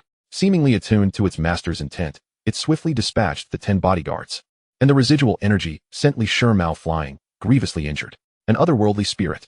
You have acquired an otherworldly spirit? Li Shimao was engulfed in terror, firmly believing that Lin Ye must have obtained one, for such destructive power could not possibly arise without it. If you have grievances, direct them at me. They are merely ordinary practitioners and do not deserve to be exterminated. Lin Ye's voice was icy as he tossed photographs from the crime scene at Li Shimao. They were all killed by the Yunfeng people. It has nothing to do with me. Li Shimao, his legs rendered useless, struggled to drag himself backward with his hands. Lin Ye stepped forward, thrusting a hooked dagger towards Li Shimao's collarbone, lifting him effortlessly. You wretch have instigated trouble since the novice trials. Now you conspire with outsiders to harm your classmates and have caused the death of a teacher. Li Shimao wailed in agony. Please, spare us. We can offer you houses. Money. The woman in the kimono knelt, her eyes filled with desperation for survival. Having enjoyed wealth and luxury, she was utterly unwilling to face death. Lin Ye remained silent. Those classmates who had perished might have made similar pleas in their final moments, yet their fates had ended in tragedy. Had he not possessed such formidable power, it would have been he kneeling on the ground. Very well, speak of what you know, and I shall spare you. Lin Ye produced a rune device to record a video. The woman in the kimono hurriedly helped Li Shimao to comply with Lin Ye's demands. Li Shimao confessed on camera how he acted as an inside informant for Yunfeng, detailing the specifics of how he had caused the deaths of his classmates and their teacher. I have revealed everything. Can we go free now? Li Shimao apprehensively looked at Lin Ye, vowing that if he survived this ordeal, he would never again dare to commit wrongdoing. Lin Ye smiled faintly, signaling that they could proceed. The woman in the kimono, filled with joy, assisted Li Shimao towards the back door, not daring to pause for even a moment. However, when she attempted to drive away from the villa, her vehicle collided with an invisible barrier. What is happening? Li Shimao exclaimed in alarm. An ear-splitting clap of thunder erupted, a terrifying bolt of lightning descending from the sky. Answering his question, "No, Lin Ye, you deceiver."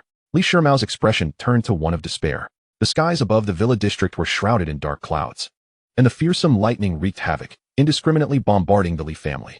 Damn, why is the thunder so loud when the raindrops are so small?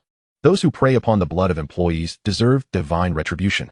A security guard peeked out, then cursed as he shut the window. After leaving the Li residence, Lin Ye did not rush to find Yunfeng, but instead made his way to Longqing Square. This place, revered as a sanctuary of metaphysics, gained fame for having once produced 6 consecutive successful items in crafting. At the center of the square stood a statue of the moon goddess, and for some reason, Lin Ye felt it bore a striking resemblance to Yu Qianying. Hurry up, it's getting dark and the drop rate increases. Do not delay us. If you're afraid, don't step up. If you're slow, you'll be left behind. Selling crafting strategy for 100,000 each. At the foot of the statue, there was a public crafting furnace, currently lined with a long queue, rivaling even the scenes of nucleic acid testing. It was said that success rates were highest at this hour. Lin Ye found a corner, took out the crafting furnace, and began his endeavor. Unlike others, he did not come prepared with strategies. To him, crafting was a matter of luck, believing that with enough fortune, he could achieve success without any aids. Nightingale Armor 1 failed X4. To his astonishment, he faced 4 consecutive failures right from the start, leaving Lin Ye in disbelief. Isn't it supposed to be a 100 success rate? Lin Ye, feeling frustrated, began to hurl crafting runes one after another into the furnace. Nightingale Greaves 6 succeeded. Nightingale Cloak 7 failed. The components of the Nightingale set were reinforced in turn. 10 minutes later, Lin Ye had expended 310 crafting runes to elevate each part of the Nightingale set to level 7. At that moment, he realized the immense value of the 9 Odeg darts he had acquired from Wanqi. Statistically, the success rate for level 8 crafting was less than 30. If I craft them all at once, surely I can't fail every time? Rare and superior grade sets reveal hidden attributes after reaching level 8, marking a crucial threshold in equipment enhancement. Fueled by determination, Lin Ye proceeded to reinforce each part of the Nightingale set. Nightingale Cloak 8 failed. Nightingale Gauntlets 8 failed. Nightingale Armor 8 failed. Nightingale Veil 8 failed. Lin Ye. Chapter 21, An Unexpected Obstacle. Damn. His expression darkened to an extreme. When crafting fails below level 8, the crafting level resets to 0, while equipment above level 8 shatters. Although the equipment had not broken, this meant that all prior resources had been squandered. Rage surged within Lin Ye as he retrieved a level 9 Odeg dart, tossing it into the crafting furnace alongside a completion stone to prevent his weapon from shattering. Having failed to craft 4 level 7 items, I must succeed at least once. A passerby shook his head at the sight. Another one caught up in the frenzy. Lin Ye activated the crafting furnace, golden light gathering incessantly. Make it happen. Odeg dart, crafting level 10 failed. Lin Ye, what the hell? My luck is abysmal. Lin Ye's expression turned grim as he once again tossed the Odeg dart and completion stone into the furnace. I refuse to believe you can fail 9 times in a row. Odeg dart, crafting level 9 succeeded. Lin Ye felt a slight relief, but more than that was a sense of dissatisfaction. Having exhausted both completion stones, it was as if he had achieved nothing at all. An impulsive thought flashed through his mind. He took out a fortune charm and tossed it into the furnace. A nearby passerby, witnessing this spectacle, could not help but widen his eyes in astonishment. Is he really going to risk it without protection? This is an epic weapon. If it shatters, wouldn't that be a heart attack waiting to happen? Driven by a wild impulse, Lin Ye's eyes ignited with a frenzied spark as he activated the forging furnace. Golden light coalesced. Successful enhancement of the O Dagger 10. The passerby gasped in shock, while Lin Ye's face broke into a joyful grin. Brother, congratulations. It seems you've struck a lucky streak. Seize the moment. The passerby hinted for Lin Ye to continue. I have a fortune charm here. If you wish to keep going, it's yours. He produced a charm from his pocket. Lin Ye felt a stirring within.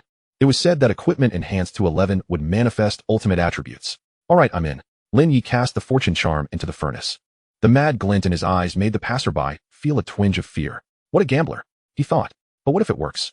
Lin Ye's gaze reflected the gathering golden light of the furnace. In the next moment, a brilliant beam of gold shot skyward. Successful enhancement of the O Dagger 11.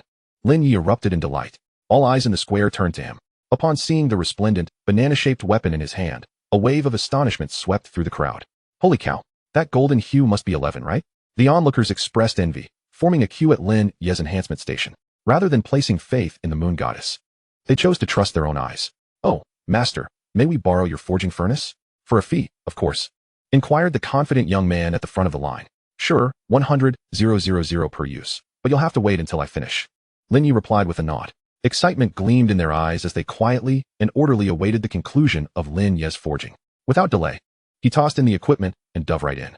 His focus was solely on leveraging the abundance of resources at his disposal. Amidst the envious gazes, Lin Ye slammed 500 forging charms into the furnace to enhance the nightingale set to 8. Then, he pulled out 200 dodging charms and elevated the set's magical properties to 10. In skilled hands, the finer details can determine victory or defeat. Currently, the equipment bestowed upon Lin Ye nearly 4,000 points of evasion. Except for certain classes with innate high accuracy, Lin Ye could evade nearly all basic attacks at this stage. Once he completed his work, Lin Ye relinquished the forging furnace, and the confident young man promptly approached to pay the rental fee. Others quickly followed suit. And within mere minutes, Lin Ye received payment confirmations from 30 individuals. Finally, we can use the Master-S forging furnace. Wow, I hit 9 successfully. Damn, how did I get 4 consecutive successes right from the start? As the forging continued, the square buzzed with excitement. Just then, night fell, and Lin Ye seized the opportunity to blend into the crowd. The hunt was about to commence. The Yun family was the largest charitable enterprise in Nine Dragon City. But this was merely a facade. In truth, the underground black market was the core of their operations.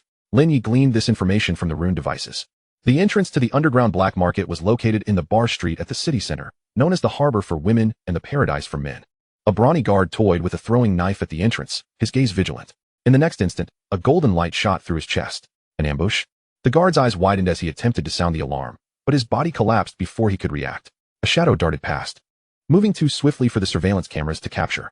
Lin Ye advanced through the underground black market, empowered by the formidable strength of the Ode dagger. Ordinary practitioners were no match for him, succumbing to a mere basic attack. He pressed forward, crushing everything in his path. Suddenly, a figure appeared at the end of the corridor, blocking Lin Ye's way. Upon seeing Lin Ye, the newcomer couldn't help but exclaim, Azu, is that you? Lin Ye was equally surprised, for standing before him was the unscrupulous owner of the underground boxing ring where he had once worked. Noticing Lin Ye's silence, the boxing promoter cast a detection spell. I never expected that in just 3 days, you would become an awakener. I must say, I am quite impressed. I didn't expect you to look so ordinary yet speak so eloquently, Lin Ye replied with a smile. The boxing promoter was a level 25 Flame Fist Master, which caught Lin Ye off guard. However, the level seemed too low in Lin Ye's eyes. True combat was not won through mere words.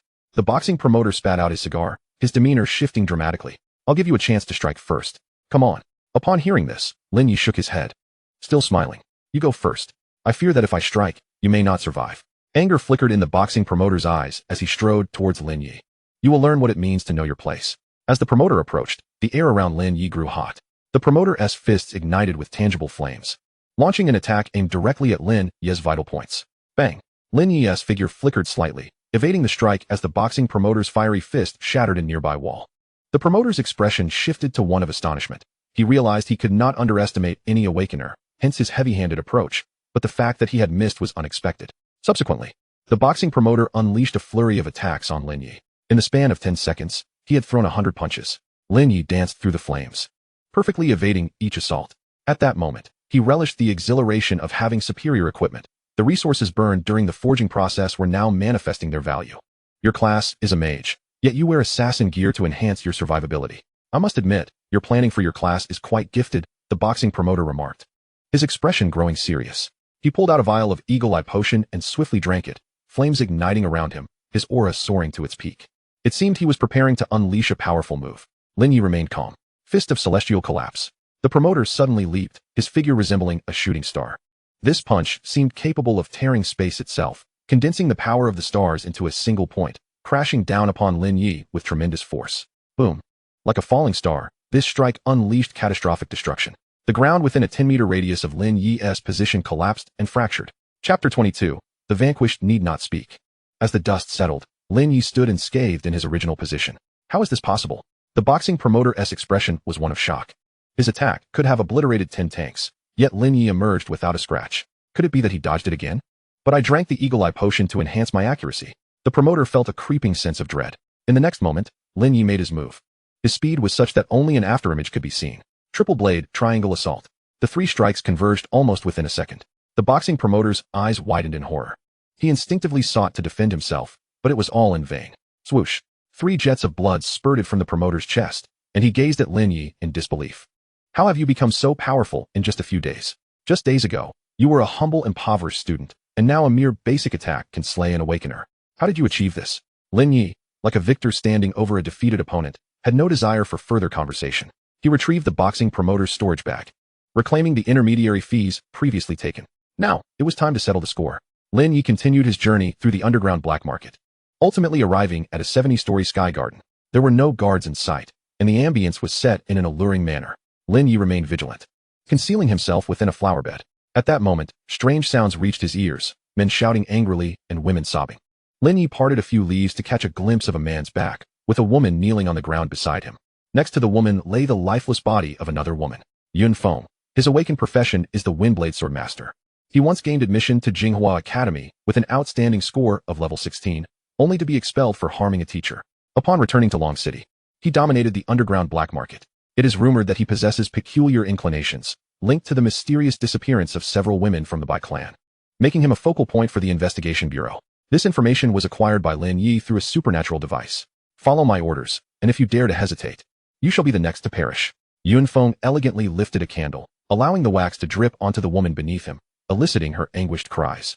He closed his eyes, reveling in the torment, as if listening to a symphony of exquisite anguish. As the chorus approached, he invited her to partake in this delightful torment.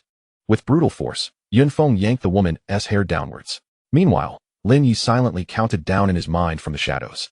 151. Lin Ye did not anticipate such a swift turn of events. In the fleeting moment when Yun Feng's pupils lost focus, a divine thunderbolt descended simultaneously. Crack! The jarring sound of electric discharge echoed, accompanied by a sound akin to shattering glass. A blade's glow ignited around Yun Feng's neck, an eerie force dissipating the energy of the divine thunder, safeguarding his life. Another famed blade? Lin Ye cursed inwardly. However, it could only withstand one lethal strike. Who are you? Yun Feng, initially startled, immediately donned his armor and entered a combat stance. My classmate, my teacher, did you send someone to kill them? Lin Ye inquired coldly. You killed my brother, Yin Xiao? Yun Feng retorted icily. Are you questioning your own father? Lin Ye's murderous intent surged, raising his hand to summon another divine thunderbolt. Boom. Yun Feng raised his sword to block, the aura of his blade encircling him, successfully deflecting the strike. Yet, although he survived, he sustained severe injuries. Lin Ye was somewhat astonished. To withstand such an attack, the opponent must possess damage reduction exceeding 800. In this world, damage reduction is an exceedingly rare attribute, making it virtually impossible to achieve 800 through equipment at this stage. It seemed that what had just transpired was a life-saving skill of his. Lin Ye began to reassess Yun Feng's combat prowess. Yun Feng appeared weakened, his armor marred with cracks, continuously pouring life potions into his mouth. As an awakened one, he understood the extraordinary nature of these potions, yet Lin Ye's damage output was so high that it transcended the realm of the extraordinary.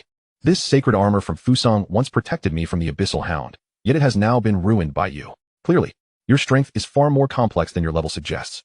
The blade intent emanated from Yun Feng, his momentum surging to its peak. Blade sacrifice. Faced with Lin Ye, he resorted to his ultimate trump card, reserved for desperate moments. At this instant, Yun Feng resembled a fearsome blade demon, his power amplified tenfold, burning life to enhance strength. But how long can you sustain this? Lin Ye remained unperturbed. Tempest's breath slash. Yun Feng unleashed his ultimate move. Lin Ye, seizing the moment, expertly dodged the strike. Noticing this, a cold smile crept across Yun Feng's lips. In the next instant, an enormous blade radiance descended, unavoidable, upon Lin Ye's head. Buzz. The piercing sound of slicing wind filled the air. The blade radiance struck Lin Ye's mental shield, causing energy to ripple outward. Lin Ye felt half of his mental energy vanish in an instant, indicating the tremendous damage of Yun Feng's attack. Were it not for his aura, which allowed for infinite mental recovery, Yun Feng could easily shatter his defenses in 3 strikes. How could this be? Yun Feng, believing Lin Ye was doomed to perish by this blade, displayed a look of shock. With his current level 35 strength, a full-powered strike of blade sacrifice would surely obliterate even a level 45 shield warrior. Yun Feng now believed in the existence of a city wall profession among awakened beings. Sacred Ice Domain activate. An icy realm enveloped Lin Ye. Blade Guardian. The blade intent surged from Yun Feng like a waterfall, continuously resisting the frost control. However, this could only last for a minute. He dared not delay and immediately commenced a frenzied offensive against Lin Ye. Yet, under the overwhelming advantage of equipment, Lin Ye evaded the vast majority of attacks. Even when struck, his magical shield absorbed the blows, failing to inflict any damage. Damn, are you a poet? Yun Feng's expression turned desperate. This self-assured individual now felt a sense of powerlessness. I am the king of the Long City black market. How could I fall here? A fierce determination flickered across Yunfeng's face, seemingly resolved to a certain fate. Reversal of fate. Incinerate the heavens. Yunfeng sliced his wrist, blood cascading to form a sword array. Within this aura, he regained his peak state. Under the effects of reversal of fate, not only was he able to prolong the duration of blade sacrifice, but he also gained a 5,000 hit bonus at the cost of sacrificing 30 years of his lifespan. Even if he could slay Lin Ye today, Yunfeng would likely spend his future confined to a wheelchair. Contemplating this, Yunfeng growled, I will sever your limbs and transform you into a living corpse, ensuring your demise is anything but peaceful. In response, Lin Ye scoffed coldly, activating the King's domain. This strike would determine both their fates and their lives. Sealed dust, absolute, thought slash. Yunfeng swiftly approached Lin Ye, delivering a slash. Too slow. Lin Ye's expression remained indifferent. Within the King's domain, Yunfeng's attacks appeared to stutter, allowing Lin Ye to evade effortlessly. Are you really a poet? Yunfeng was utterly horrified, feeling as though he was trying to move an entire planet with his sword, an extraordinary strain. This was a strike he had once confidently believed could fell even an abyssal demon commander, yet now it felt like pounding a fist into cotton, utterly ineffective. Spirit abyss, sword explosion. Yunfeng's eyes turned crimson as he thrust his sword, his body swelling ominously. Desperate self-detonation? Lin Ye had no intention of allowing this to succeed and summoned divine thunder. Chaotic divine thunder, annihilate. In an instant, the lightning struck, and Yunfeng's form plummeted to the ground like an aircraft struck by lightning. Impossible. Why are you so strong? Blood spewed from Yunfeng's mouth as his vitality dwindled. At that moment, he felt a sense of enlightenment. Pondering what kind of monster this Lin Ye was, unfathomably resilient and impervious to harm. It was worth noting that during his time at school, he had been able to severely wound a level 40 instructor with a single strike. Now, facing Lin Ye, he felt like an ant beneath the vast sky, utterly incapable of making an impact. The defeated need not speak.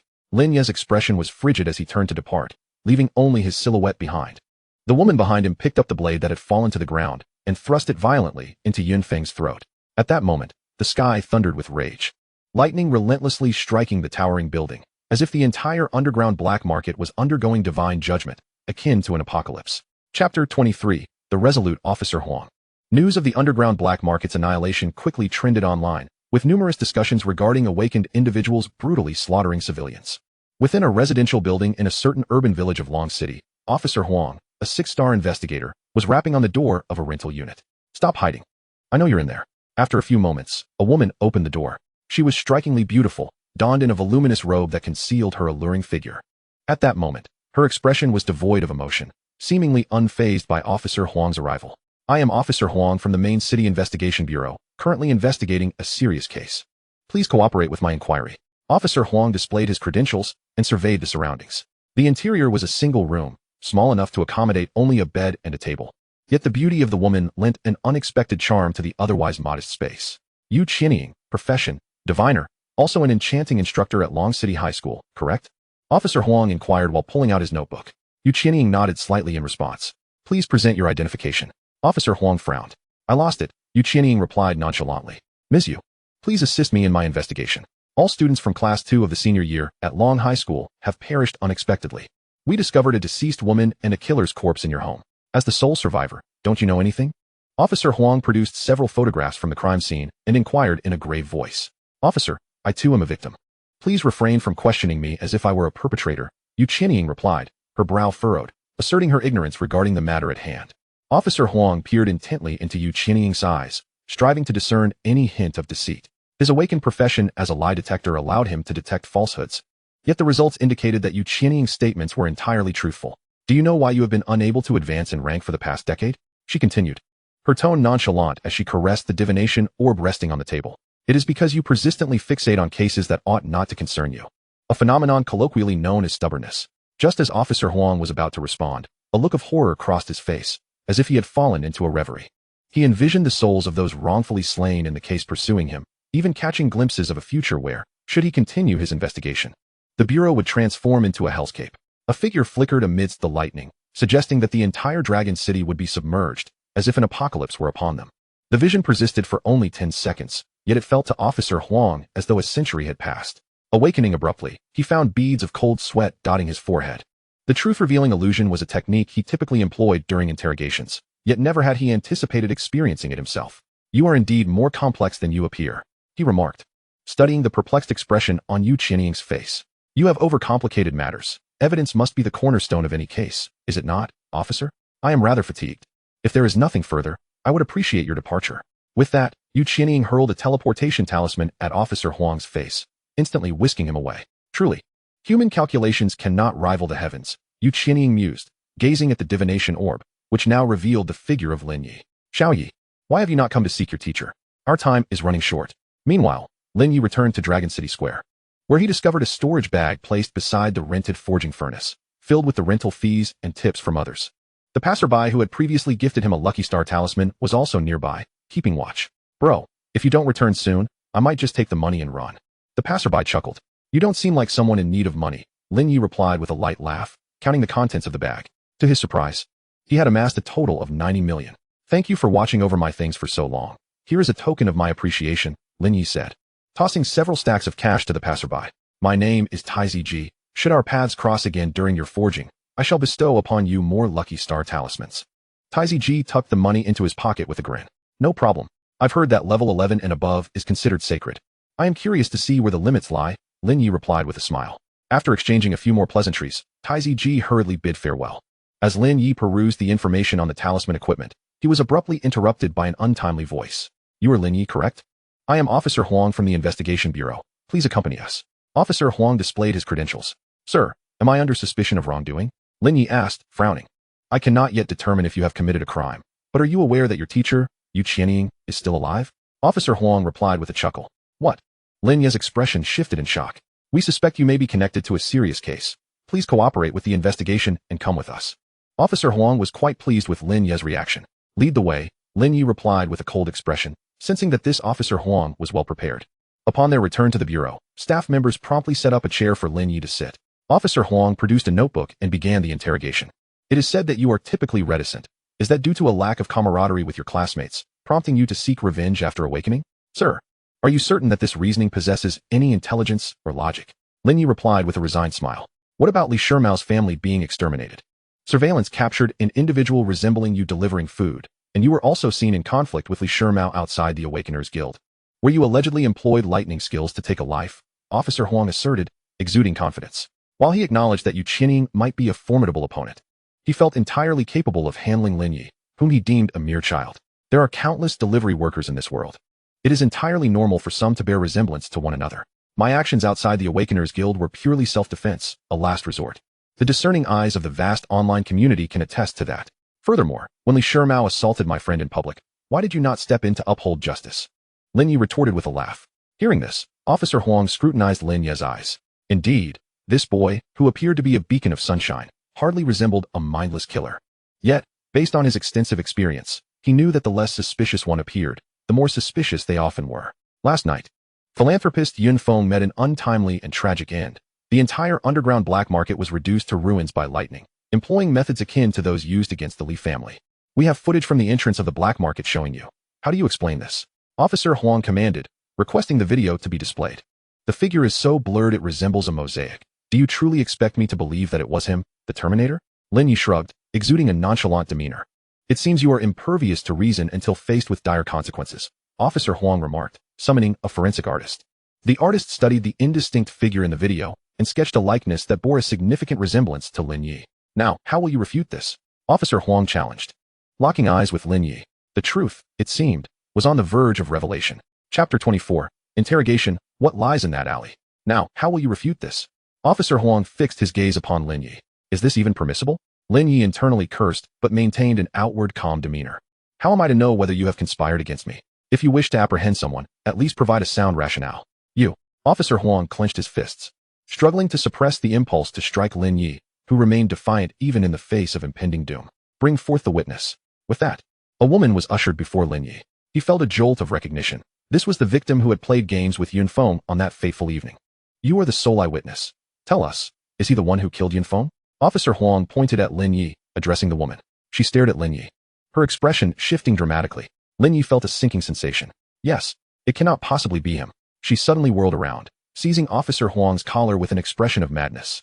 You promised to deliver justice for my sister. We have all suffered at Yun Feng's hands.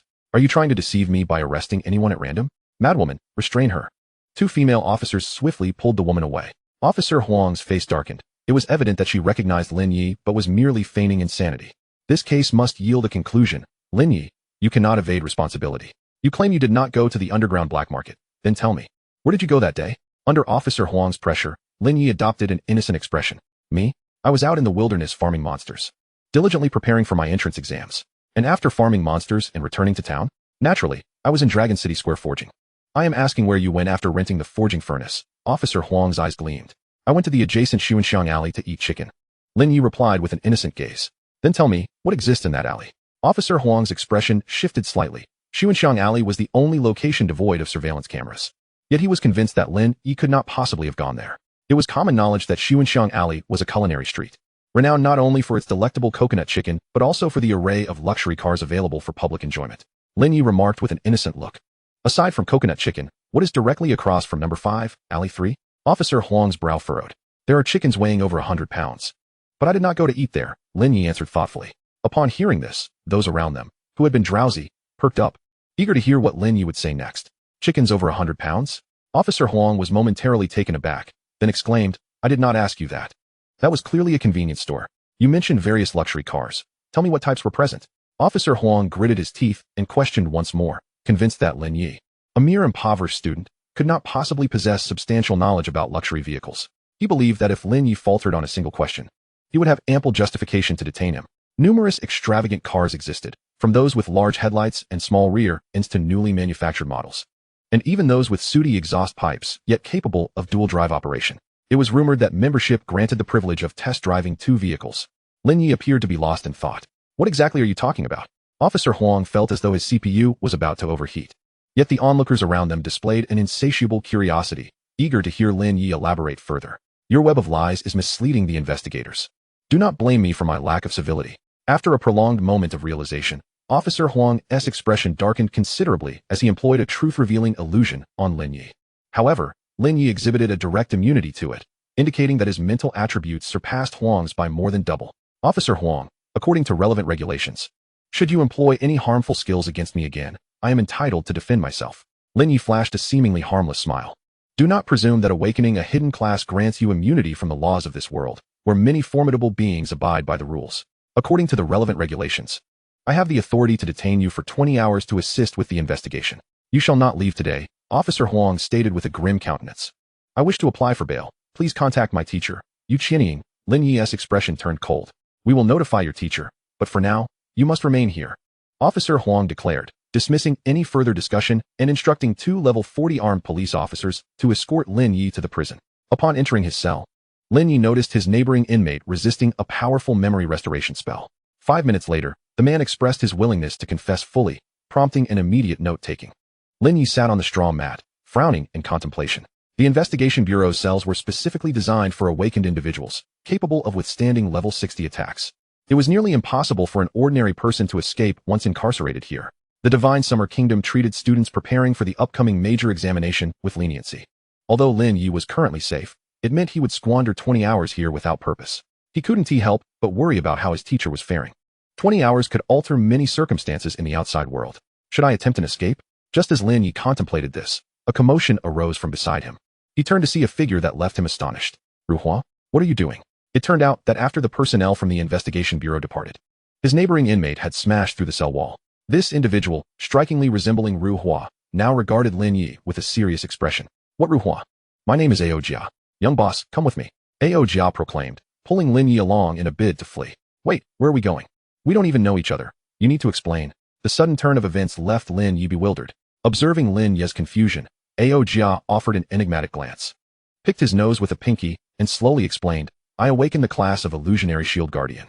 The reason I have been lying low here is that a renowned diviner foretold that I would encounter a benefactor capable of altering my fate. 5 long years. You are the first person to be confined in cell number 1. At that moment, I knew I had waited long enough. Thus, I confessed everything. Otherwise, they would think I would easily succumb to coercion.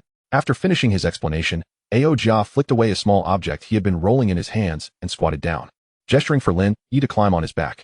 Young boss, hurry up. We are going to be wanted. Lin Ye glanced towards the entrance and saw guards approaching, prompting him to instinctively leap onto Ao Jia's back. Any destruction of the prison would be treated as an escape attempt, leaving no option for retreat. Capture them.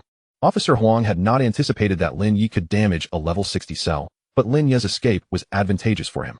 10 level 40 awakened individuals launched a pursuit after Ao Jia and Lin Ye. With audacious force, Ao Jia barreled forward. Despite his large stature, he moved with remarkable speed, leaving only fleeting shadows in his wake. Lin Ye activated his King's domain and shield, rendering the archers and assassins behind him powerless to pose a threat. Even the so-called fastest shadow hunter of the investigation bureau was swiftly outpaced by Ao Jia as he turned a corner. Within a mere 5 minutes, the two had already fled 60 kilometers away. The examination square on Top Scholar Road, or street, was indeed their destination. Upon arrival, Ao Jia produced a note. This place was still a residential building 5 years ago. It has now transformed into one of the teleportation points leading to the examination site. Truly, my benefactor possesses remarkable foresight. Ao Jia was further convinced that his choice had been correct. The teleportation array in the square had long been activated, and in the shifting light, Lin Ye spotted a familiar figure. Teacher, how did you end up here? I have been waiting for you. Yu Qianying smiled. Lin Ye, the sea of suffering is boundless. Turning back is the shore. If you return with me now, your punishment may be lighter. At that moment, Officer Huang and his team arrived. By what right do you claim your shore is the shore, while ours is merely the sea? Yu Qianying replied coolly. Do not waste words with them. I will hold them off. You two must escape quickly. Ao Jia brandished a large shield to prevent Officer Huang and his team from advancing. Grasping Lin Ye's hand, Yu Qianying activated the teleportation array. You may have evaded today, but you will not escape the future. I will not give up. Officer Huang, anxious, could only watch helplessly as Lin Ye's figure vanished behind Ao Jia's obstruction.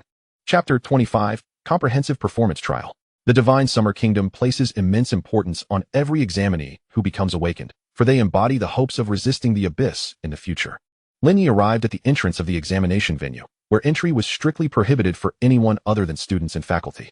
Many liken the entrance examination to a new beginning in life, for a successful admission to a prestigious institution can absolve one's past, paving the way to become a formidable warrior in service to the nation on the battlefield. Xiaoyi, I know you have many questions. Once you finish the exam, I will explain everything, Yu Qianying said with a smile as she assisted Lin Ye with the formalities. Lin Ye looked at Yu Qianying, nodding in response, feeling an inexplicable sense of mystery surrounding his teacher. With your current strength, you should easily surpass them. I am truly pleased. If you encounter any foolish antagonists here, remember to remain patient. We shall settle the score after the exam, Yu Qianying advised Lin Ye before stretching and heading towards the hotel. Lin Ye had no choice but to proceed to the examination venue alone. Greetings, everyone. I am the Chief Examiner, Bai Xian. Welcome to the 881st entrance examination of the Divine Summer Kingdom, where you may unleash your abilities to the fullest. Standing atop a high platform, Bai Xian, the array master of the Divine Summer Kingdom, addressed the crowd. I will now explain the examination procedures. Please maintain silence throughout the process. Those who create disturbances will have their examination qualifications revoked immediately. Bai Xian's demeanor was serious. Among the crowd, Lin Ye sensed a gaze fixed upon him. Turning slightly, he was surprised to find it belonged to Xiaoyao. Had it not been for the request for silence, her loud voice would likely have called out Lin Ye's name. This year's entrance examination comprises a comprehensive performance evaluation and a tournament. Those who meet the criteria will be eligible to compete for the title of top scholar. Professional evaluators will score the exam, and participants may use regular combat equipment and potions, but the use of special potions and lethal curse skills is strictly prohibited. I hope everyone achieves their desired results. Bai Xian concluded, raising his wand to activate the trial array. As the light curtain rose in the examination venue, Bai Xian announced the commencement of the test. The once quiet venue erupted into a cacophony as everyone hurried to seek support classes for buffs, striving to enter the trial grounds in peak condition. Lin Ye, requiring no buffs, strode directly into the trial array, leaving Xiaoyao behind, frustrated at being ignored. As the white light twisted, Lin Ye found himself transported to a trial battlefield marked with the number 6 on a signpost. In order to ensure the integrity of the grand examination, each participant will be transported to an independent trial space for their challenges. The comprehensive assessment consists of 10 stages, and candidates need to successfully navigate through 7 to pass. I am your examination guide, Celia, and I am delighted to stand alongside you in this endeavor. Candidate Lin Ye, please prepare to step out of the light circle for the first stage, the occupational level assessment. A sweet female voice emanated from the speaker. At the center of the trial arena stood a stone monument, and Lin Ye approached it, placing his hand upon it, as instructed. Mysterious runes surged forth, revealing Lin Ye's profession and level. Lin Ye, level 25 spirit sorcerer. Level 25? Bai Xian, standing upon a high platform, was taken aback as he gazed at the information displayed in the light screen of trial area number 6. The 6 proctors behind him were equally astonished. Achieving level 11 guarantees entry into a prestigious university. Level 15 secures a place in the top academies, while individuals above level 16 are often described as prodigies. But level 25, Words fail to encapsulate it. Bai Xian and the proctors simultaneously inhaled sharply. Chief Bai, it's rare to be moved by such occurrences. Have we encountered a genius student? A voice suddenly interjected. Bai Xian turned to the newcomer, his eyes reflecting respect. Teacher's son, you have arrived. The visitor was a woman clad in a golden robe. Though advanced in years, she appeared remarkably well-preserved. Her exquisite features and cascading hair resembled a celestial being descended from the heavens. All the proctors present gazed at her with reverence, for this woman, named Sun Miaoyi, was not only the chief proctor of this examination but also the head of the Genesis Academy. While ordinary candidates may not have heard of Genesis Academy, the proctors were acutely aware that it is the most formidable institution within the divine summer realm. Every individual who emerges from Genesis Academy becomes a figure of prodigious talent on the celestial leaderboard. Level 25, one could say it is the best performance in a century. At this moment, Sun Miaoyi's gaze sharpened slightly.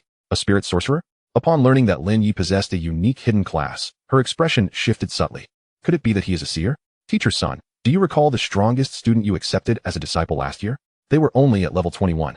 Bai Xian chuckled heartily. It seems this year's candidate is also a remarkable talent. Perhaps you should consider him as well? Certain professions may exhibit advantages in early skills, leading to faster leveling, but that cannot serve as the sole criterion for evaluation.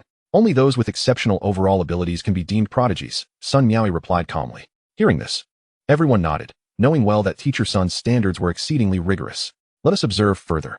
Bai Xian stamped the examination paper with a perfect score. Candidate Lin Ye. For the first stage, a full score. The second stage, comprehensive attribute assessment. Please step out of the light circle when ready. The sweet voice from the speaker resonated once more. Before Lin Ye, a statue holding a precious orb rose up. He approached and placed his hand upon the orb as instructed. Constitution, 10, Spirit, 7800, Strength, 10, 6000, Agility, 10, 2400, Evasion, 3000, Accuracy, 980. Candidate Comprehensive Attribute Assessment. Lin Ye, full score. Bai Xian and the proctors collectively gasped in astonishment. This individual's attribute growth is excessively extreme. Focusing solely on spirit? One proctor could not help but remark. And what sort of foolish son of a landlord is he, equipping such an absurdly powerful strength-based weapon? This must be level 11. Lin Ye's extraordinarily high spirit attribute was already astonishing, and his wielding of a powerful strength-type weapon left the proctors silently questioning the fairness of it all. Sun Miaoyi's eyes flickered with a complex emotion, yet she remarked, a magic profession opting for strength-based equipment is indeed unwise. It suggests deficiencies in his primary skills, compelling him to rely on formidable weaponry to pass the trials. Relying on equipment to overpower the challenges leaves his true capabilities in question. Bai Xian nodded. Let us continue observing. The next stage will require earnest effort. At that moment, 6 dummies appeared before Lin Ye. Comprehensive Ability Assessment, 3rd stage, Damage Test. Candidate Lin Ye, please unleash your strongest skill and attack the dummies within 10 seconds. The dummies will tally your score based on the damage dealt, Celia's voice announced. Strongest skill? Lin Ye initially contemplated summoning the chaotic divine thunder, but reconsidered. It seemed excessive for merely striking a dummy. This was just an examination. One need not exert oneself so fiercely. Achieving a full score would suffice. After a moment's reflection, he resolved to first attempt a basic attack on the dummies. As he had 10 seconds to spare, if necessary, he could activate the extreme ice holy domain in conjunction with his weapon's effect to secure a full score. You treacherous scoundrel who never gives year-end bonuses, take this. Lin Ye shouted fiercely as he launched a powerful strike at the dummy. Whoosh. The dart flew through the air with ferocity, piercing through all 6 dummies and obliterating them instantly. With a resounding crash, the dummies shattered into pieces. What? Lin Ye was taken aback. This was already his weakest method of attack. The dummies were far too fragile. And the announcement stated that they would tally the final score based on damage. Now that the dummies were destroyed, would he receive no score? Meanwhile, the proctors outside were equally stunned. The dummies were designed to withstand attacks from awakeners below level 30, and yet this young man had obliterated them with a simple attack. He was wielding an 11-level strength-type weapon. How terrifying was this? What now? The dummies are completely destroyed. The score cannot be calculated. Bai Xian shook his head helplessly, recognizing that it was a complete equipment suppression, making evaluation difficult. Without the spirit sorcery, his profession's potential is limited. He will not achieve greatness. Sun Miaoyi muttered softly, her eyes revealing an inscrutable expression. Candidate Lin Ye, damage test, full score, 10 points. Upon hearing this announcement, Lin Ye's anxious heart finally relaxed. He had feared that his destruction of the examination equipment would lead to a score of 0. At this moment, he also clearly recognized the flaw in his profession. Any strike would be overwhelming. With the amplification of his damage, even a basic attack was formidable. Having passed the 3rd stage, the subsequent 4th and 5th stages involved instant burst and sustained output testing. From this point onward, real magical creatures would emerge for combat. Under the astonished gazes of the proctors, Lin Ye dispatched a magical creature with a single basic attack, nearly breezing through the trial stage. To Lin Ye's surprise, the magical creatures summoned in the trial arena possessed experience. However, the creatures were too low level, and their numbers were insufficient. In the 6th stage, the psychological resilience test commenced. Candidate Lin Ye, you must endure for 3 minutes within the illusion. Should you wish to abandon the challenge at any point, you may return to the light circle. Celia's announcement rang out. Before Lin Ye, a spirit-like magical creature blocked his path. Illusion Demon, a level 30 neutral magical creature, immune to all physical attacks, will ensnare any being within 100 meters into an illusion. Suddenly, a thick fog enveloped him, and when it cleared, Lin Ye found himself back at his alma mater on Blue Star, where his roommates were intensely engaged in a gaming session, immersed in fervor. Stepping out of the dormitory, he noticed the fog swirling around him, transforming the scene into an office building, where the so-called smiling tiger of a boss emerged from his office. Lin Ye, what brings you here? I happen to have something to discuss with you. This year, you have diligently worked at the company. Your efforts are commendable. I am granting you a month of paid leave to enjoy the new year. I have already arranged for your year-end bonus. The boss smiled warmly at Lin Ye. With a notification chime, Lin Ye picked up his phone to check and discovered that his year-end bonus had been credited, 15 of them. Even for someone usually composed. This revelation left him utterly flabbergasted. This must be a dream. This was originally the most fervent dream of Lin Ye during his past life as a diligent worker at Ben Biao, yet at this moment, it had transformed into mere fodder for his burgeoning rage. A sinister expression crept across Lin Ye's visage as he glared at his employer, gritting his teeth. I have dedicated 3 years to this company, laboring tirelessly day in and day out. Yet each month, the firm presents itself as a pitiful entity unable to disburse salaries. By year's end, we are not only devoid of bonuses, but also find ourselves with delayed wages. And now, you present yourself as a benevolent employer who cherishes his employees? Do you take me for a mere child? On my last day, I vowed that should I encounter this company again, I would unleash my wrath upon it. Lin Ye resembled a lion provoked to fury, his gaze predatory. Chaotic divine thunder, annihilate. With a mere gesture, storm clouds materialized, and divine lightning descended, launching indiscriminate attacks upon all within sight. Kill Phantom Demon, gain 210,000 experience points. As the demonic entity perished, the scene before Lin Ye morphed back into that of the trial arena. Gasping, the examiners cast astonished glances at the display of trial ground number 6. Generally, phantoms ensnare individuals in delightful visions from which they cannot extricate themselves. Yet, how could this youth exhibit such unbridled fury? The Phantom Demon, reputed as a veritable tank among level 30 demons, had been effortlessly vanquished in a single strike. Was that not a forbidden spell of the lightning element? What he had summoned? Could it be an otherworldly spirit? Sun Miaoi's expression mirrored surprise, her brows furrowing in concentration. Noticing her demeanor, Bai Xian wiped the cold sweat from his brow and once again stamped a perfect score.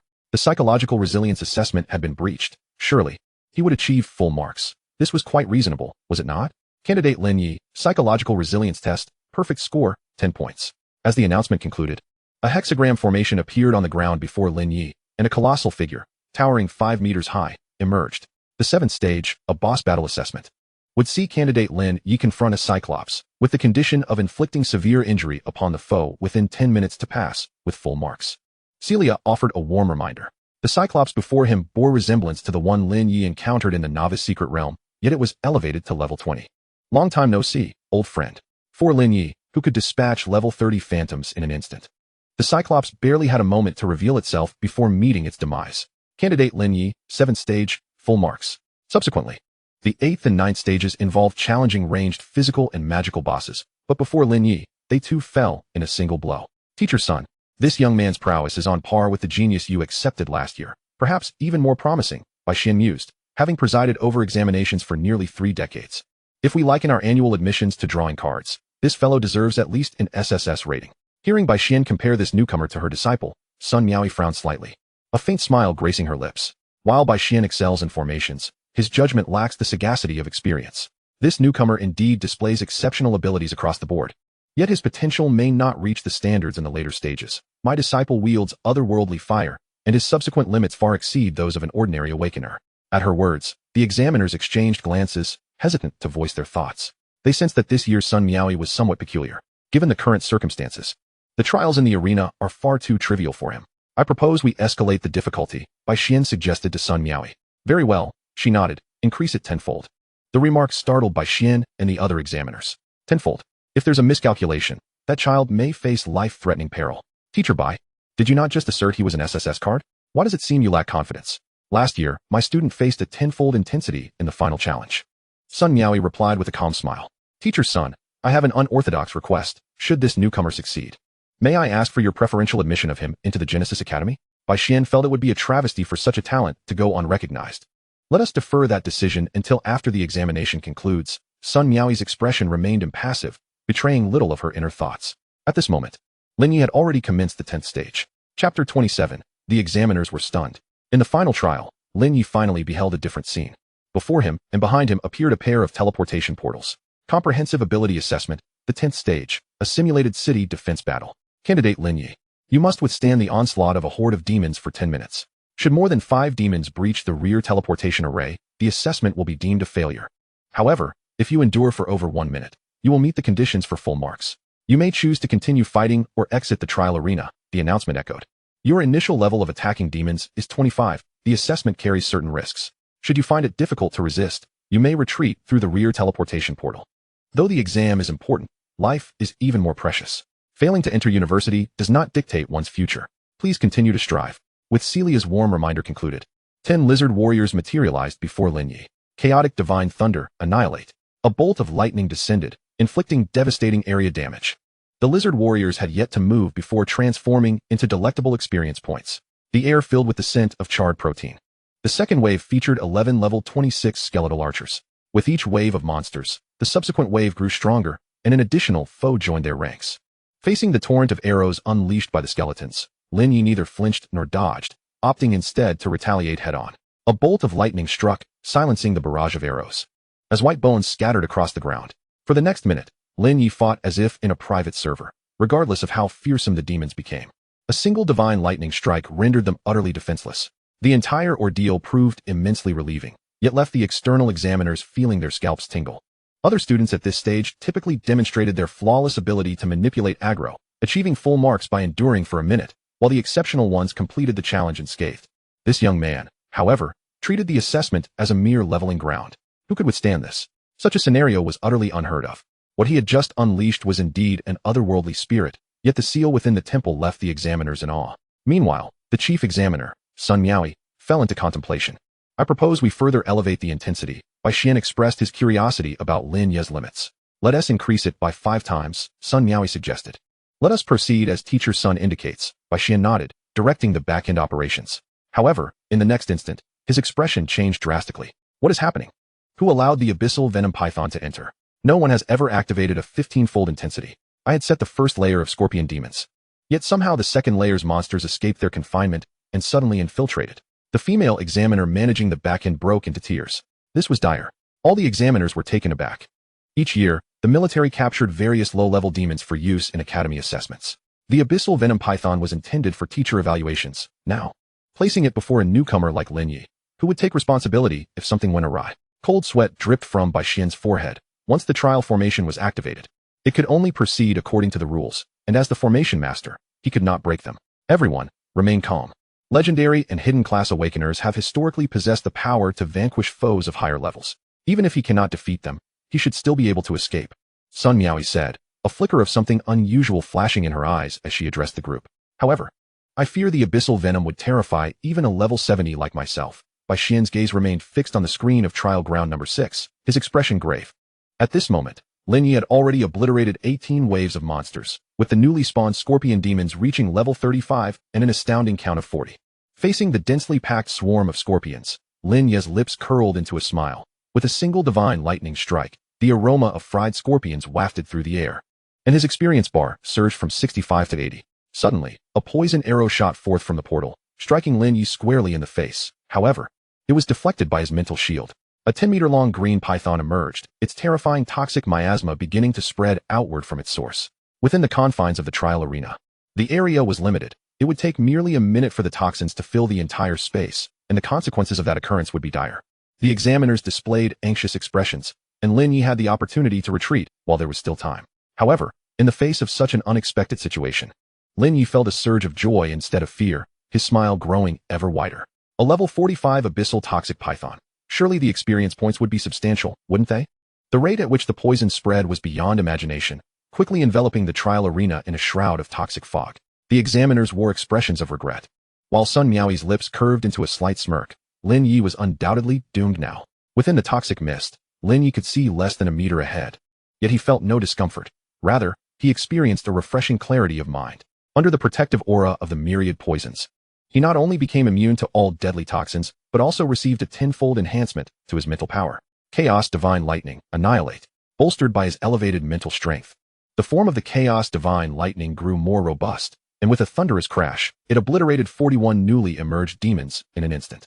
To Lin Ye's surprise, the abyssal toxic python's speed increased dramatically within the fog. It could not only evade the Chaos Divine Lightning, but also unleash 5 toxic arrows per second.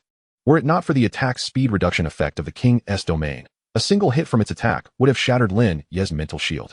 Nonetheless, Lin Ye remained unperturbed, opting first to eliminate the swarming lesser monsters around him.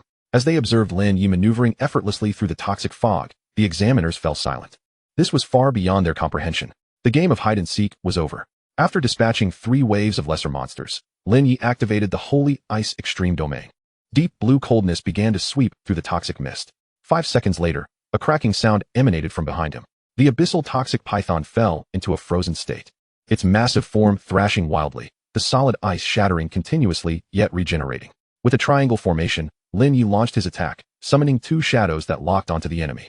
3 flaming darts shot forth, causing the abyssal toxic python to emit a cry of anguish. Defeated the abyssal toxic python, gaining 310,000 experience points. Simultaneously, golden light erupted from Lin Ye, elevating him to level 26. Goodness, is this lad truly a poet? In that moment, all the examiners were left dumbfounded. Even Sun Miaoyi displayed an expression of surprise. This was utterly absurd. He must be a mythical profession, right? Such an extraordinary hidden profession could not be so overpowered. Bai Xian couldn't help but curse, unable to find any suitable adjectives to describe it. Old Bai, what should we do now? This fellow seems to be reveling inside. Unwilling to emerge, we've already exhausted all the monsters we prepared in the background. One examiner said, half laughing, half crying. What else can we do? Bring all the remaining monsters from the other trial arenas over to him. According to the rules, the final stage must include monsters. We can only hope the time reaches 30 minutes quickly, at which point the protective array's regulations will activate and force him out, Bai Xian replied, wearing a smile that was more sorrowful than a frown. Is this fellow going to be stuck inside forever? Why hasn't he come out yet? What kind of status does he think he has, making everyone wait for him? Outside the array, voices were clamoring as the candidates awaited the examiners to announce the progress. Hearing the students' complaints, Bai Xian displayed a helpless expression as he turned to Sun Miaoyi. Teacher Sun, I would like to request once more that once this newcomer completes his assessment, he be directly admitted to the Genesis Academy. What do you think? He believed that such a monstrous talent, if deprived of the best resources for development, would represent a tremendous loss for the nation. After all, Lin Ye's exhibited strength was simply extraordinary, and it was unlikely any future candidates would surpass him. However, upon hearing this, Sun Miaoyi furrowed her brows slightly and replied slowly. It cannot be denied that this student performed exceptionally well during the assessment, but one must not judge solely by appearances. His early capabilities are impressive, yet there are certain conditions he will never meet, which will inevitably hinder him in the latter stages, limiting his potential. The other examiners exchanged glances, recognizing that Sun Miaoyi's words surely carried weight. After all, in her 20 years of supervising examinations, she had never misjudged a candidate and was an authority in this regard. Teacher Sun, could you clarify? From my perspective, this candidate's performance can only be described as extraordinary. Admitting him to the Genesis Academy is undoubtedly warranted, Bai Xian insisted, eager for a definitive statement. In my view, candidates such as Xiao Yao, Li Chong, Wu Shiyao, and even Kong Jun, who possesses the Fish King, are all more qualified than Lin Ye to enter the Genesis Academy, Sun Miaoyi replied in a calm tone. The spirit sorcerer has extreme growth attributes, cannot use skill scrolls or forbidden spells, and must continuously gather spirits to grow stronger. However, do you know that spirits, such formidable beings, have been extinct since ancient times? The probability of obtaining a spirit is even more elusive than that of acquiring a rare fire. Regardless of the stage, early, mid, or late, the resources required to cultivate a powerful individual are staggering, and the Academy cannot gamble its resources on something with a probability lower than 0. Furthermore, certain matters are intertwined with the royal tomb. If anything were to go awry, could you bear the consequences? By the end, Sun Miaoyi's voice had lowered, audible only to Bai Xian. Upon hearing this, Bai Xian's complexion shifted dramatically, rendering him speechless. How did they forcibly bring me out? At that moment, Lin Ye, who had been busy defeating monsters, was suddenly teleported back to the examination hall. Bro, Kong Jun hurriedly approached Lin Ye. You finally emerged. I thought you had encountered some mishap. Lin Ye was somewhat surprised to see Kong Jun. How had this guy survived? On the day of the incident, I was fishing in a desolate area, and they couldn't find me. Kong Jun recounted his recent experiences. Lin Ye patted his shoulder, a gesture that elicited a cold snort from Xiao Yao nearby. After all, they were classmates, and Lin Ye's apparent indifference upon seeing her alive irked her. She felt a twinge of annoyance at his lack of concern, even for appearances. Lin Ye, you took so long to come out. Did you pass the assessment? Xiao Yao inquired. Upon hearing this, Lin Ye's expression shifted slightly. He realized that he had been so absorbed in his enjoyment that he had completely missed Celia's announcement of a perfect score. Now that he had been forcibly teleported out, surely they wouldn't deny him points for the final stage, would they? Observing Lin Ye's demeanor, Xiao Yao frowned and said, Lin Ye, judging by your expression, you didn't fail, did you? Yet unbeknownst to Lin Ye, all of his actions during the assessment had been closely observed by the examiners. Soon, Bai Xian announced the examination results. First place, Lin Ye, 100 points. Second place, Xiao Yao, 100 points. Third place, Wu Shiyao, 97 points. Fourth place, Li Chong, 95 points. Fifth place, Kong Jun, 90 points. After reading all the scores, Bai Xian continued loudly. Now, the first stage of the assessment is concluded. Candidates scoring below 85 points, please leave in an orderly manner under the guidance of the examiners. Candidates with scores of 85 and above may remain in the examination hall overnight. The second round of the assessment will take place tomorrow. Please note, leaving the examination hall will be considered a forfeiture, so please consider accordingly. As soon as Bai Xian finished speaking, Xiao Yao was initially shocked, followed by a look of disbelief on her face, full of confusion. Why did she and Lin Ye both receive perfect scores, yet she ranked below him? According to past practices, shouldn't they both be tied for first place if they had the same score? Examiner, I contest the examination results, since we both received perfect scores. Why am I ranked behind him? Xiao Yao raised her hand, vocally expressing her discontent. Her words instantly captured everyone's attention, and they began to realize the issue at hand. Yes, if we both received perfect scores, why shouldn't we be tied for first place? Is it because he is a boy while Xiao Yao is a girl? Is the world's animosity towards women truly so profound? Must we, as females, be unable to surpass our male counterparts? This is nothing short of blatant discrimination and a fierce prejudice. My dear sisters, let us rally and commence our battle.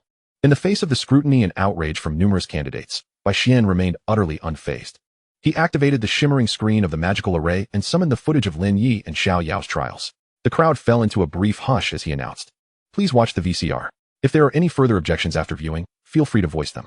The expansive screen began to alternate between the two contestants' footage in the trial arena. Xiao Yao's recording was nothing short of a masterclass in skill and spectacle. With her striking appearance clad in leather armor and wielding a silver spear, her grace while battling monsters evoked admiration from many of the onlookers. The entire process of her clearing the levels was utterly breathtaking. Across 10 challenges, she demonstrated how to flawlessly conquer each one. Particularly during the final level of defending the city, she stood valiantly against the horde of monsters, her cape billowing dramatically behind her, embodying the essence of an indomitable warrior. When faced with the fifth wave of elite creatures, she summoned a young dragon to aid her in battle, showcasing the terrifying prowess of the dragon knight profession. My goodness, this was a true dragon, albeit a juvenile, yet its breath could annihilate level 30 monsters in an instant. The audience was left in awe, envisioning the formidable Xiao Yao soaring on her mighty dragon across the abyssal battlefield in the future. Gaining the recognition of such a dragon signified her boundless potential. Had it not been for the prodigious Lin Ye, she would undoubtedly be this year's strongest newcomer. Though Bai Xian felt a twinge of sentimentality, his demeanor remained composed. Next, it was time to showcase Lin Ye's clearing footage. As the attributes for the second level were revealed, an astonished silence enveloped the candidates. What on earth? A mental attribute of 7,800? Is he even a bard anymore? He is practically a walking nuclear bomb. However, concerns arose regarding the lack of growth in other attributes. Would this profession falter in the later stages? Yet, his equipment was undeniably lavish. If only he would share such powerful weaponry, one could easily achieve a perfect score in the assessments. While the crowd buzzed with speculation, silence fell when Lin Ye unleashed a divine lightning bolt that obliterated the boss. In stark contrast to Xiao Yao's meticulous preparation, Lin Ye appeared to be playing, effortlessly dispatching foes with each strike. When they witnessed Lin Ye treating the trial arena like a training ground, the audience's emotions erupted. What? He has been stalling for this? How absurd. A single bolt of lightning wipes out a wave of monsters. If I were him, I wouldn't want to leave either. Good heavens, how can he be immune to poisonous miasma? Wait, did he just take down a deep abyss venomous python in one hit? This chap is a bard. It's utterly preposterous. In comparison, I feel like a mere elementary student. The crowd finally grasped why Xiao Yao was placed behind Lin Ye. Xiao Yao achieved a perfect score through her sheer ability, whereas Lin Ye received his perfect score simply because that was the limit. The gazes directed at Xiao Yao now held a tinge of sympathy. Based on previous years, Her exceptional talent and fluid execution would have undoubtedly marked her as the top candidate. Yet, with Lin Ye's prodigious presence this year, Xiao Yao was destined to be overshadowed. Clenching her jaw and biting her crimson lip, she fixated on Lin Ye's figure on the screen. Her fists clenched so tightly that her nails dug into her palms, oblivious to her own turmoil. She could not accept it. Ever since suffering a setback at the hands of Yun Feng, she had ventured alone into the dragon's forbidden land, vowing to become stronger. After enduring countless hardships, she had finally gained the acknowledgement of a dragon, feeling as though she had grown immensely. Yet why, despite her relentless efforts, did she still fall short against Lin Ye?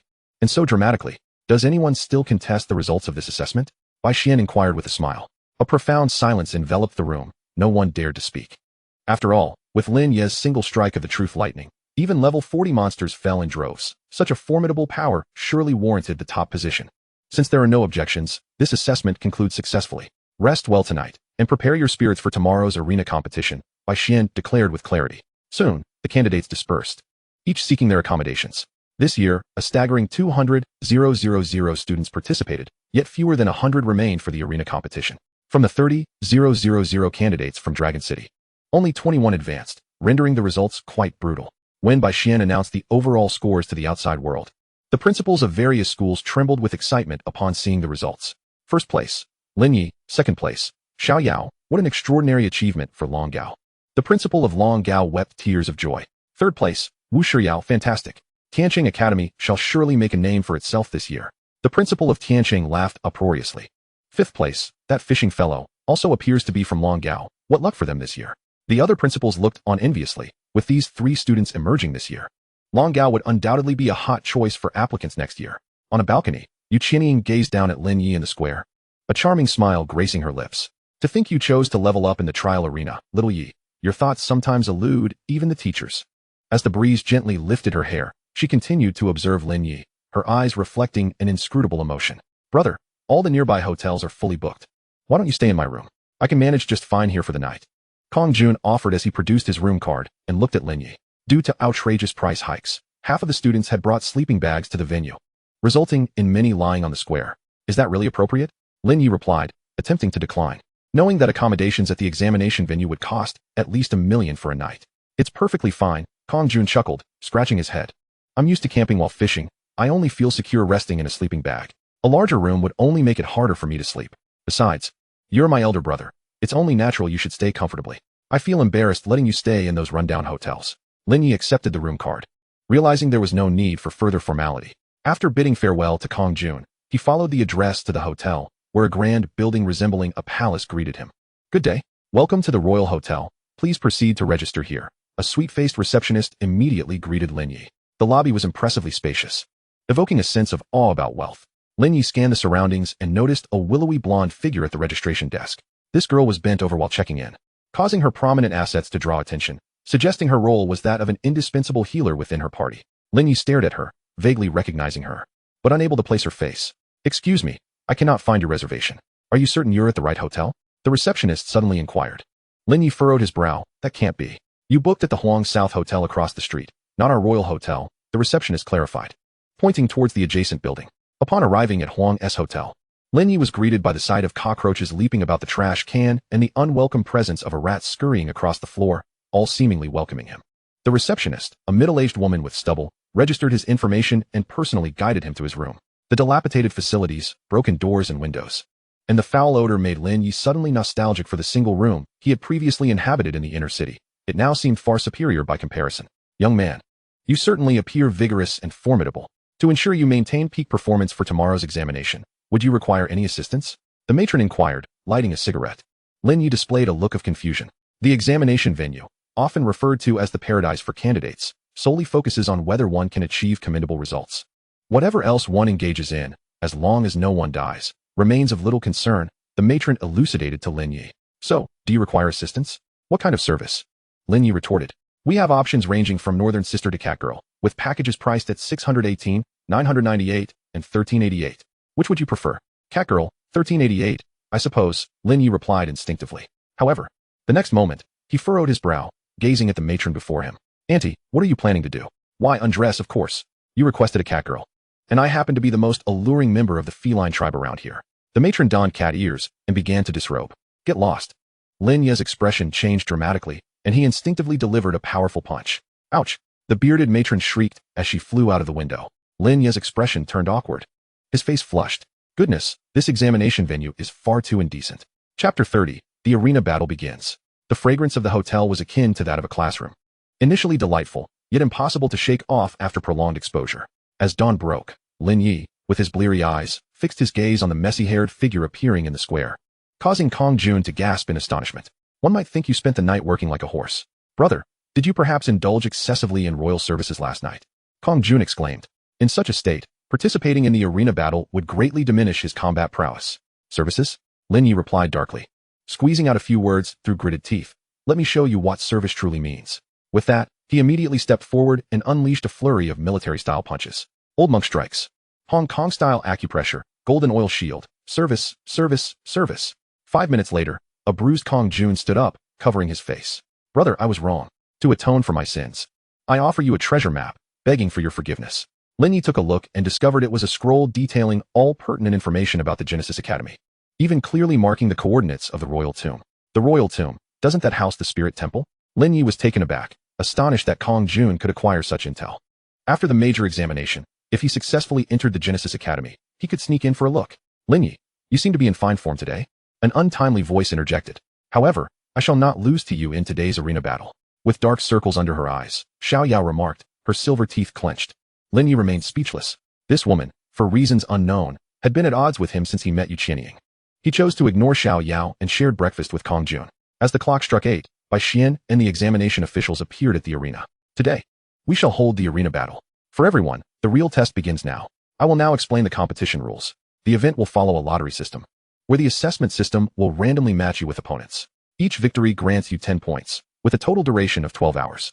In the first 6 hours, the participant with the highest score will become the arena master. The subsequent 6 hours will be the arena challenge, where the arena master will face challenges from the top 10 scorers. The last one standing will be this year's examination champion, Bai Xian proclaimed, adding, let me reiterate. The examination will be broadcast live to the outside world, so no special drugs, no lethal curses, and no killing are allowed. Other than that, you are free to exhibit your skills. As soon as Bai Xian finished speaking, one candidate, who had been picking at his feet, abruptly ceased and eagerly eyed the lottery box. All right, the lottery officially begins. Your candidate numbers will serve as identifiers for the trial grounds. After drawing opponent numbers, the officials will arrange for your duel. Please be alert to your call. Failure to respond within 1 minute will be considered a forfeit. Once Bai Xian concluded, everyone began lining up to draw lots. The candidates employed various mystical techniques from their awakened professions, praying not to draw Lin Ye, this monster. Lin Ye drew number 8 and handed it to the official for registration, comprehending the competition rules. Essentially, it meant he had to keep winning. The highest scorer in the first 6 hours would become the arena boss, followed by facing the attacks of 10 outstanding candidates. Though the competition format was not particularly dazzling, it ultimately tested raw strength. A gleam of determination flickered in Lin Ye's eyes. To enter the Genesis Academy, he was resolute in claiming this championship. Candidate number 6. Lin Ye. Candidate number 8. Lu Biao. Please proceed to arena number 1 for the decisive battle. The announcement echoed through the loudspeaker. Lin Ye stepped onto the arena. Yet, a minute passed, and his opponent had yet to appear, resulting in a deemed surrender. The officials chuckled wryly, informing Lin Ye that they would randomly match him with an opponent and to please wait patiently. Lin Ye surveyed the surroundings. There were 20 arenas, all bustling with combat. 10 minutes elapsed, and his number had been called 10 times, yet no one dared to answer, creating a rather desolate atmosphere. Seeing Lin Ye's boredom, the officials, concerned about the broadcast's appeal, even arranged refreshments to liven up the scene. While other candidates fought fiercely for a mere 10 points, Lin Ye effortlessly amassed 110 points. Candidate number 6, Lin Ye, please prepare for battle, the official suddenly announced. Lin Ye's eyes brightened as a voluptuous blonde girl ascended the arena. As she drew closer, Lin Ye realized with a start that this blonde was none other than the girl he had encountered at the Royal Hotel the previous day, as well as the one from Xiao Yao's team in the wild. Now, both candidates, please display your levels and professions, the official signaled. Lin Ye, Spirit Sorcerer, level 26. Gold Can, Penlai Healer, level 20. Now, the competition begins. Upon seeing the opponent's level and equipment, Lin Ye couldn't help but smirk. My dear classmate, I must admit your opulence, but perhaps you should concede. Why should I concede? Though I know you're strong, do not underestimate me. Make your move. Goldkin replied stubbornly. Having personally experienced Lin Ye's prowess, she had since had the family big shots assist her in leveling up, equipping herself to the utmost at level 20. Before encountering Lin Ye, she had already dominated several primary combat professions in the arena. Another victory would secure her a place in the top 10. It's not that I don't want to make a move. I fear you might not be able to handle it, Lin Ye chuckled helplessly. If the competition allowed for lethal actions, he would have struck long ago. Despite her seeming high defense and health, he knew that once he engaged, she would undoubtedly be sent to the afterlife. Are you afraid I might reflect your skills back at you, hence your reluctance to act? Goldkin brandished her holy umbrella, adopting a defensive posture. Confident that Lin Ye would not dare unleash his ultimate skills due to the examination's no-kill rule, she effectively banned his most formidable lightning abilities. With no other options, Lin Ye had no choice but to draw forth the oath dart. Triangular hunt. The three flowers converged at the peak, yet he aimed for Goldkin's legs. Goldkin gasped in pain, her delicate face instantly paling. Though she managed to block the blow, the tremendous backlash inflicted severe damage upon her. Lin Ye was somewhat astonished, realizing she had even reflected some damage back, though it was mitigated by her mental shield. To illustrate, when Lin Ye struck, Goldkin might have absorbed the damage, but her health plummeted to 1, while Lin Ye merely lost some mana. Can I not withstand even a basic attack? Unwilling to concede, I will not give up easily. Goldkin gritted her teeth, gathering her strength before swinging her holy umbrella fiercely. A cloud of green mist enveloped Lin Ye in an instant. The immortal healer of Penglai possesses not only the ability to heal, but also to poison. Those afflicted simultaneously enter a multitude of adverse states, instantly losing their combat prowess. Observing this, the examiner beside them shook his head in disbelief. Realizing that the young girl had likely not scrutinized the footage closely, even he, immune to the abyssal miasma, found this minor toxin laughable. Upon being struck by the toxin, a refreshing sensation washed over Lin Ye, amplifying his mental acuity tenfold. He raised his hand and bellowed, "Chaos thunder, heed my command." The resplendent golden sky above him began to churn as ominous thunderclouds rapidly coalesced. Terrifying flashes of lightning erupted within the darkened clouds, and a figure could be faintly discerned weaving through the chaos. In the next instant, a dragon's head emerged from the clouds, its gaze fixated on the golden figure below. With a resounding crash, a bolt of lightning, thick enough for 5 men to embrace, descended, establishing a connection with Lin Ye's hand, resembling a chain of thunder.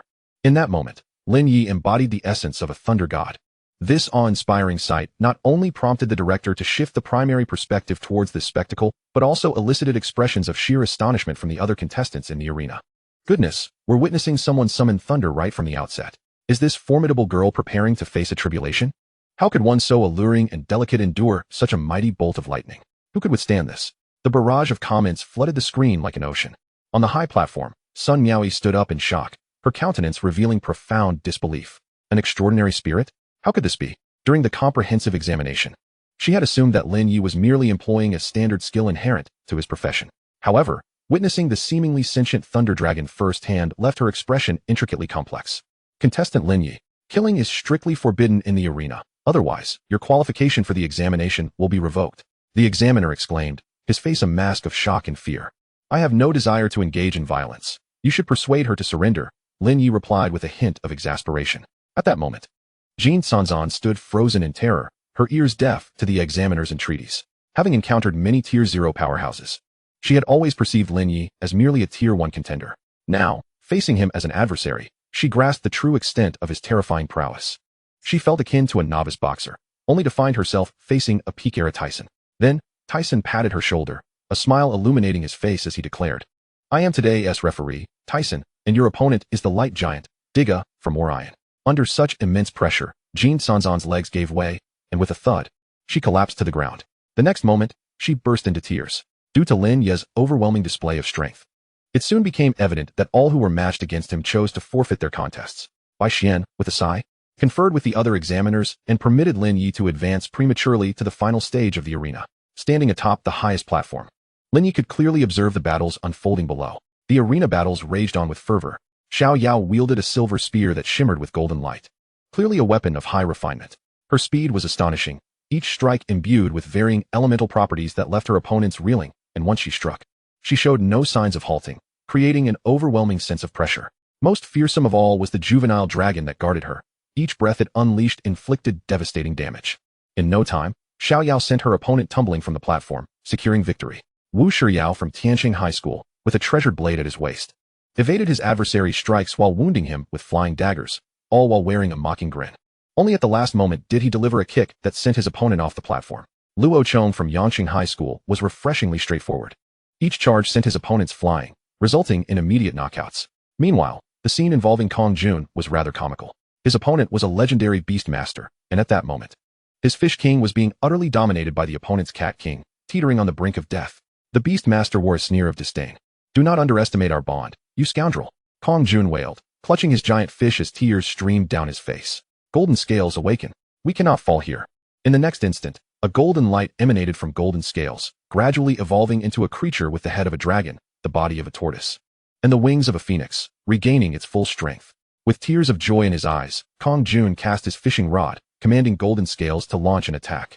What seemed to be an inevitable defeat transformed into an unexpected comeback, and soon, Kong Jun triumphed over his opponent under the astonished gaze of the examiners. As each battle concluded, the top 10 contenders emerged, preparing for the final challenge in the arena. However, the conflict on Lin Ye's platform showed no signs of abating. Jin Sanzan's sobs continued, and the comments flooded the screen, filled with sympathy and sorrow. The examiner, at a loss, called for her mentor. But after half an hour of attempts to console her, there was still no success. Jin Sanzan's tears flowed like a faucet left unchecked.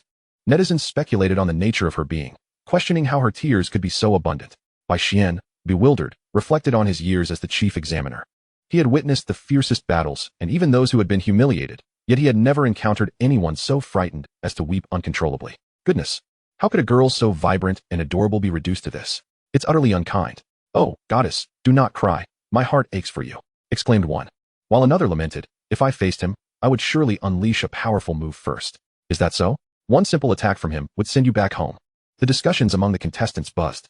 Lin Ye could only manage a wry smile, grateful that he had been assigned the role of the boss. 10 minutes later, Bai Xian announced the names of the top 10 contestants. First place, Lin Ye. Second place, Wu Shiyao. Third place, Xiao Yao. Fourth place, Luo Chong. Fifth place, Ao Tian. Following the announcement, a 30-minute intermission ensued. Soon after, Lin Ye encountered the first challenger. The newcomer stood at 2 meters tall, his muscular physique resembling a walking mountain, radiating an imposing pride. The first challenger, Ao Tian from Jianxing High School, level 18, profession, sword domain overlord, the examiner proclaimed. Ao Tian's expression shifted slightly upon recognizing Lin Ye atop the highest platform, narrowing his eyes as he remarked, "If my opponent is you, this will indeed be a challenge. However, I promised my mother that I would secure first place. Mountain River Sword, lend me your strength." Ao Tian unsheathed the colossal sword from his back. Its dazzling golden light akin to a blazing sun, and a fierce sword aura surged outward.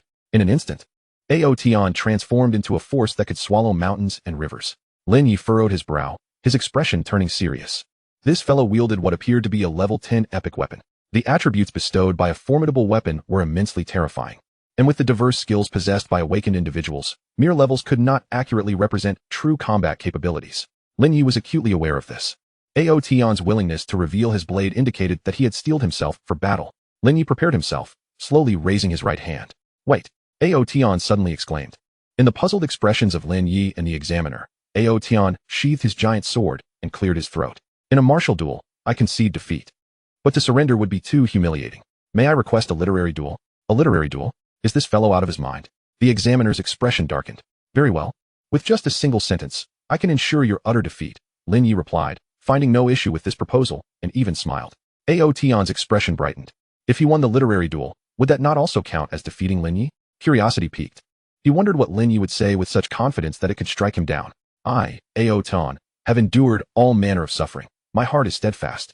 And there truly is nothing that can move me," Ao Tian declared, brimming with self-assurance.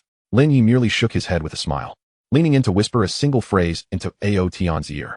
Upon hearing those words, Ao Tian's eyes widened in disbelief, a flicker of memories passing through his gaze, before his expression rapidly transformed from a mere level 1 sorrow to an overwhelming 10. In the next moment, he could no longer contain himself, bursting into tears. And amidst the astonished stares of the examiners, he vaulted over the railing and leapt down. "A candidate has jumped. Quick!" Bai Xian exclaimed urgently. Before long, Ao Tian was seen being carried away below. "What exactly did you say to him?" Bai Xian inquired, his head filled with questions as he approached Lin Ye. "A heavy sword cannot pierce a heart shield. Soft whispers can inflict the deepest wounds." Lin Ye chuckled softly, whispering a single line into Bai Xian's ear. Bai Xian immediately exhibited a look of astonishment. "She doesn't love you. Is that all?" Chapter 32, The Clash of Blades, remarkably thrilling. Bai Xian felt somewhat numb. After hosting the grand examination for so many years, this year's event was the most dramatic, regardless of the competition's outcome. It seemed implausible that anyone could surpass Lin Ye's exploits in the grand examination in the years to come. Subsequently, 2 candidates would be chosen from the top 10 to issue the final challenge to you. Please adjust and await patiently. Bai Xian explained to Lin Ye the examination committee's temporary decision. Observing Ao Tian's condition, the examiners deemed it unnecessary to proceed with the traditional one-on-one challenges. As Lin Ye's prowess was simply too formidable, such an approach would be a sheer waste of time. Thus, it sufficed to select the 2 strongest candidates among the remaining to challenge Lin Ye, the boss. As the arena competitions reached a fevered pitch, following a brutal elimination process, only Wu Shiyao, Xiao Yao, Luo Chong, and Kong Jun remained to vie for the 2 spots to challenge the reigning champion. With the draw results announced, the first round would see Wu Shiyao face Luo Chong. Both were prodigious talents of the current generation, instantly igniting the anticipation of countless spectators. May both candidates ascend to the arena. Please refrain from any extraneous actions until I signal the start, the proctor announced. As he concluded, Wu Shiyao, with a long sword at his waist, and Luo Chong, wielding a massive axe upon his back, stepped onto the stage. Now, please display your profession and level. Wu Shiyao, Blade Saint of the Rainbow, level 20. Luo Chong, Bloodthirsty Berserker, level 20. The audience erupted in astonishment as both competitors revealed their level 20 status. Were it not for the emergence of Lin Ye this year, the title of champion would undoubtedly have been decided between these 2. What a thrilling fight. Wu, my apologies. But it seems your journey concludes here, Luo Chong chuckled, tightening his fists into a battle stance, his muscles bulging like a missile poised to launch. Is that all you've got? Not even close, Wu Shiyao retorted, his demeanor calm and a smirk playing on his lips, as a golden halo shimmered beneath his feet. Radiant sword light enveloping him, akin to a living blade saint. Luo Chong narrowed his eyes slightly, sensing that Wu Shiyao might prove to be a formidable adversary. It was necessary to unleash some of his most potent skills. With both competitors having displayed their professions and levels, the match officially commenced.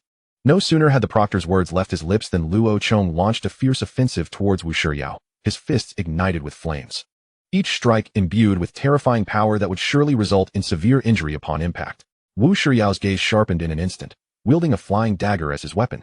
He deftly parried Luo Chong's iron fists, moving with the grace of a leisurely stroll, each counter perfectly executed to neutralize his opponent's attacks while inflicting damage in return. The crowd erupted in awe. A clash between legendary professionals had unfolded, and even the basic exchanges were nothing short of spectacular. How terrifying. The strength of legendary professionals is no mere jest.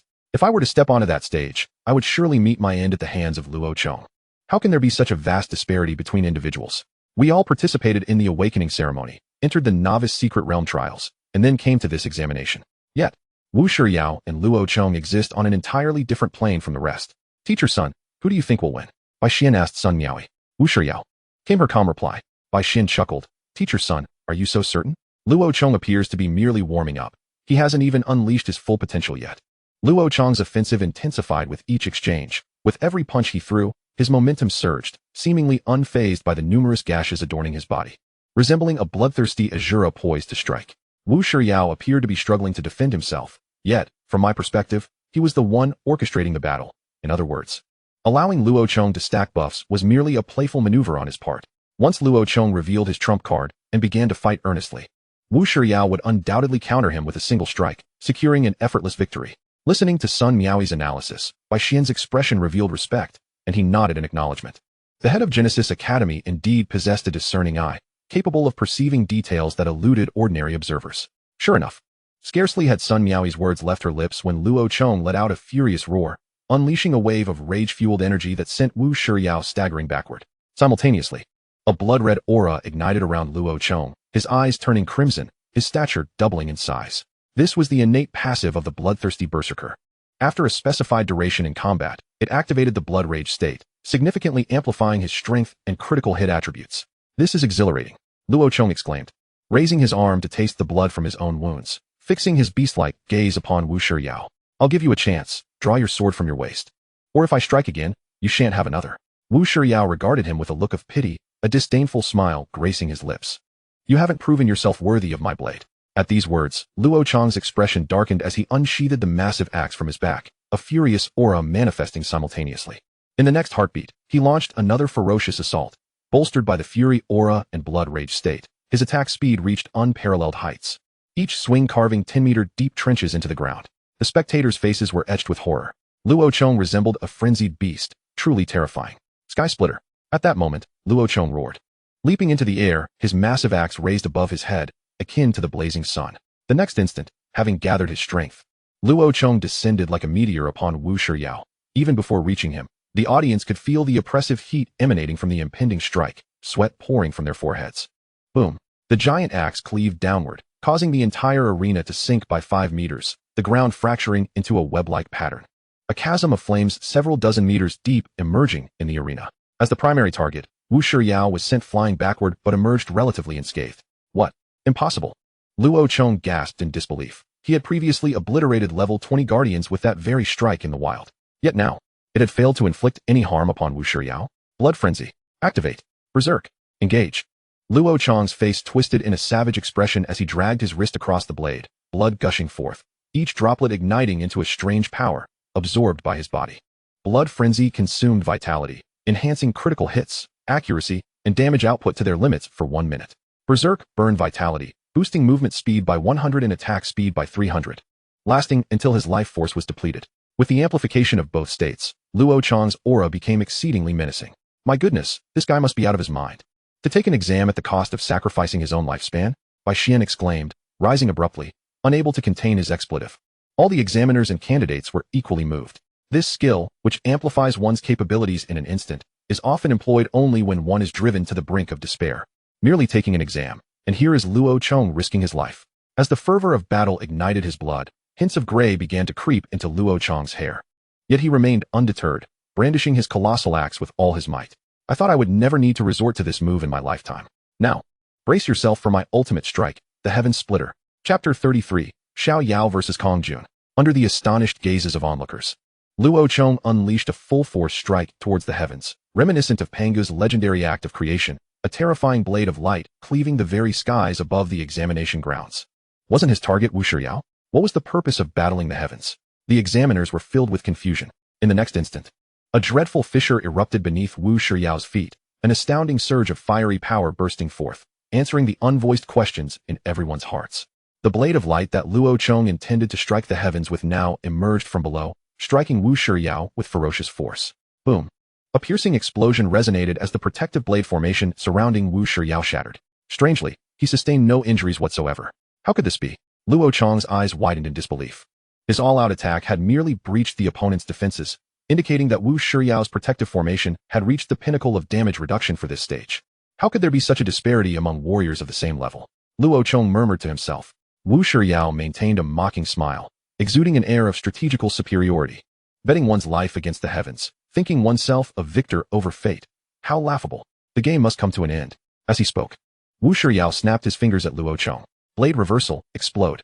In an instant, countless knife marks on Luo Chong's body erupted with golden light, accompanied by a thunderous sound, causing Luo Chong to spew blood and collapse as if drained of all strength.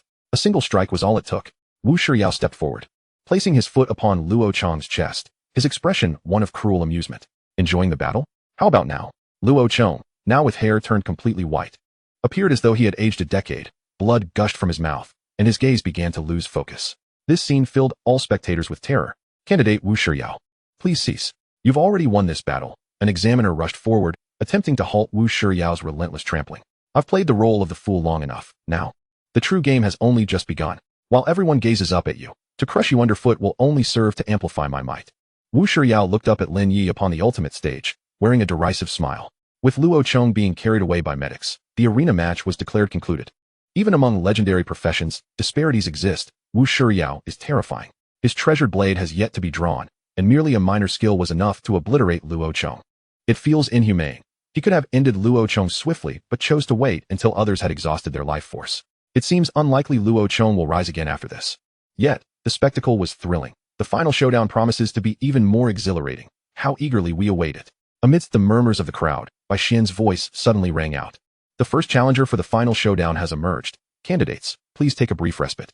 We will now proceed to the second round of PK, where the second challenger will be determined, followed by the ultimate arena battle. Both candidates, please prepare to take the stage. Upon Bai Xian's announcement, the examiners swiftly took their positions. In the second round, Xiao Yao faced Kong Jun. As Xiao Yao and Kong Jun stepped onto the arena and displayed their professions and levels, the audience erupted in excitement. Xiao Yao, Dragon Knight, level 20. Just by this line, she was already qualified to enter the finest academy in Xinxia. Even more formidable was her divine companion, ensuring her future invincibility. Meanwhile, the 15-level Kong Jun left everyone in disbelief. A legendary angler? A lifestyle profession has made it into the top 4? Unbelievable. His dragon tortoise also appeared to be a divine pet, said to have evolved from the fish king. This profession is intriguing. What nonsense.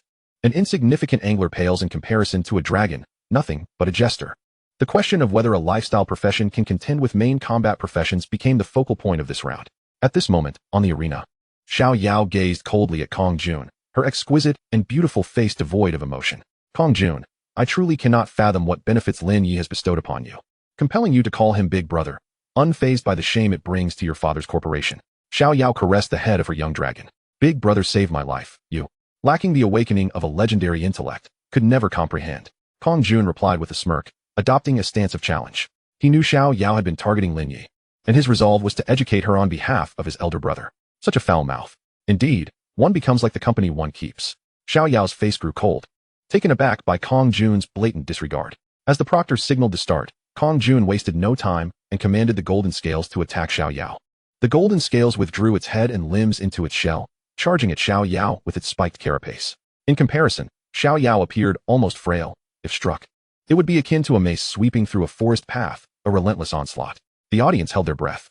Yet, faced with such a terrifying assault, Xiao Yao remained unperturbed, raising her spear in a poised stance, as if preparing to play baseball. Clang! The golden scales was sent sprawling backward, and Kong Jun, reeling from the recoil, felt a trickle of blood escape from the corner of his mouth. It seems you favor your pet, to avoid accusations of bullying. Let us settle this through a battle of divine pets, Xiao Yao remarked with an impassive expression.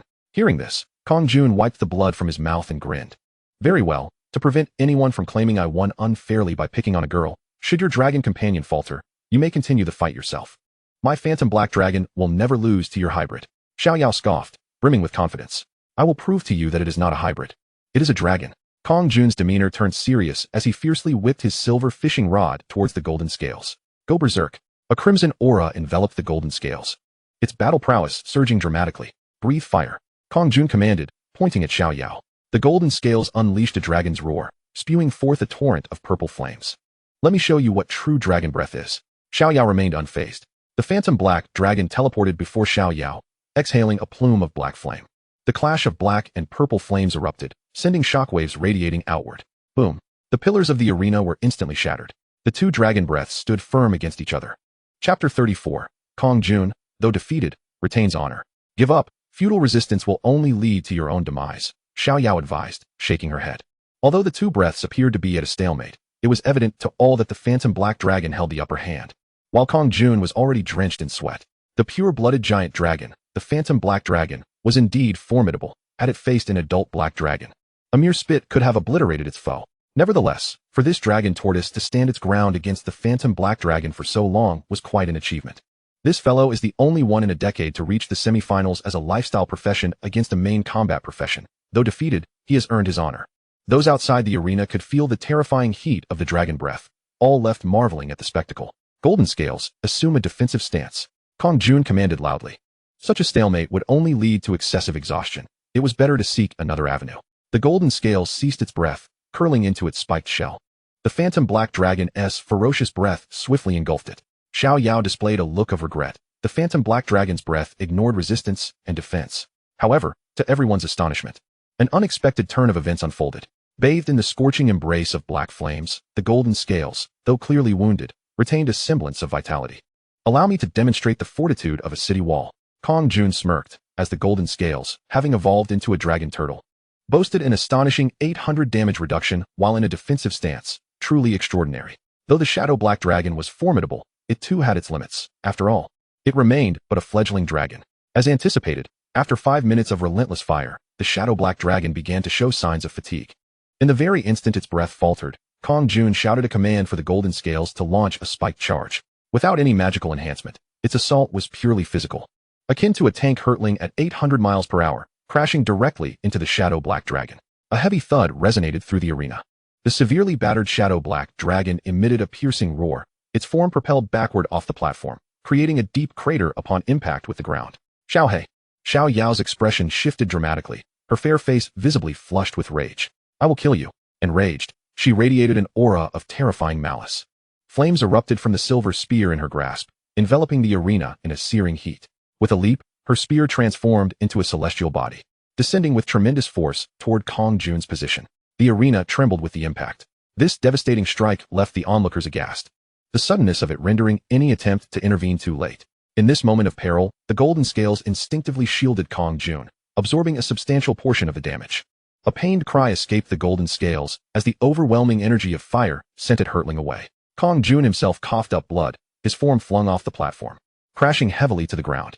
The arena lay in ruins from the strike, and Xiao Yao, spear in hand, knelt upon the ground as a ring of golden flames erupted around her, transforming the area within 10 meters into a raging inferno. The spectators were left in stunned silence at the spectacle.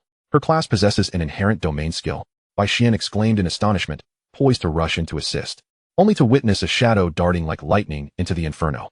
Xiao Baiqi, even though I have lost this time, I must warn you, do not trouble my elder brother again, or should we meet in the wild, I shall surely dispatch your wretched self.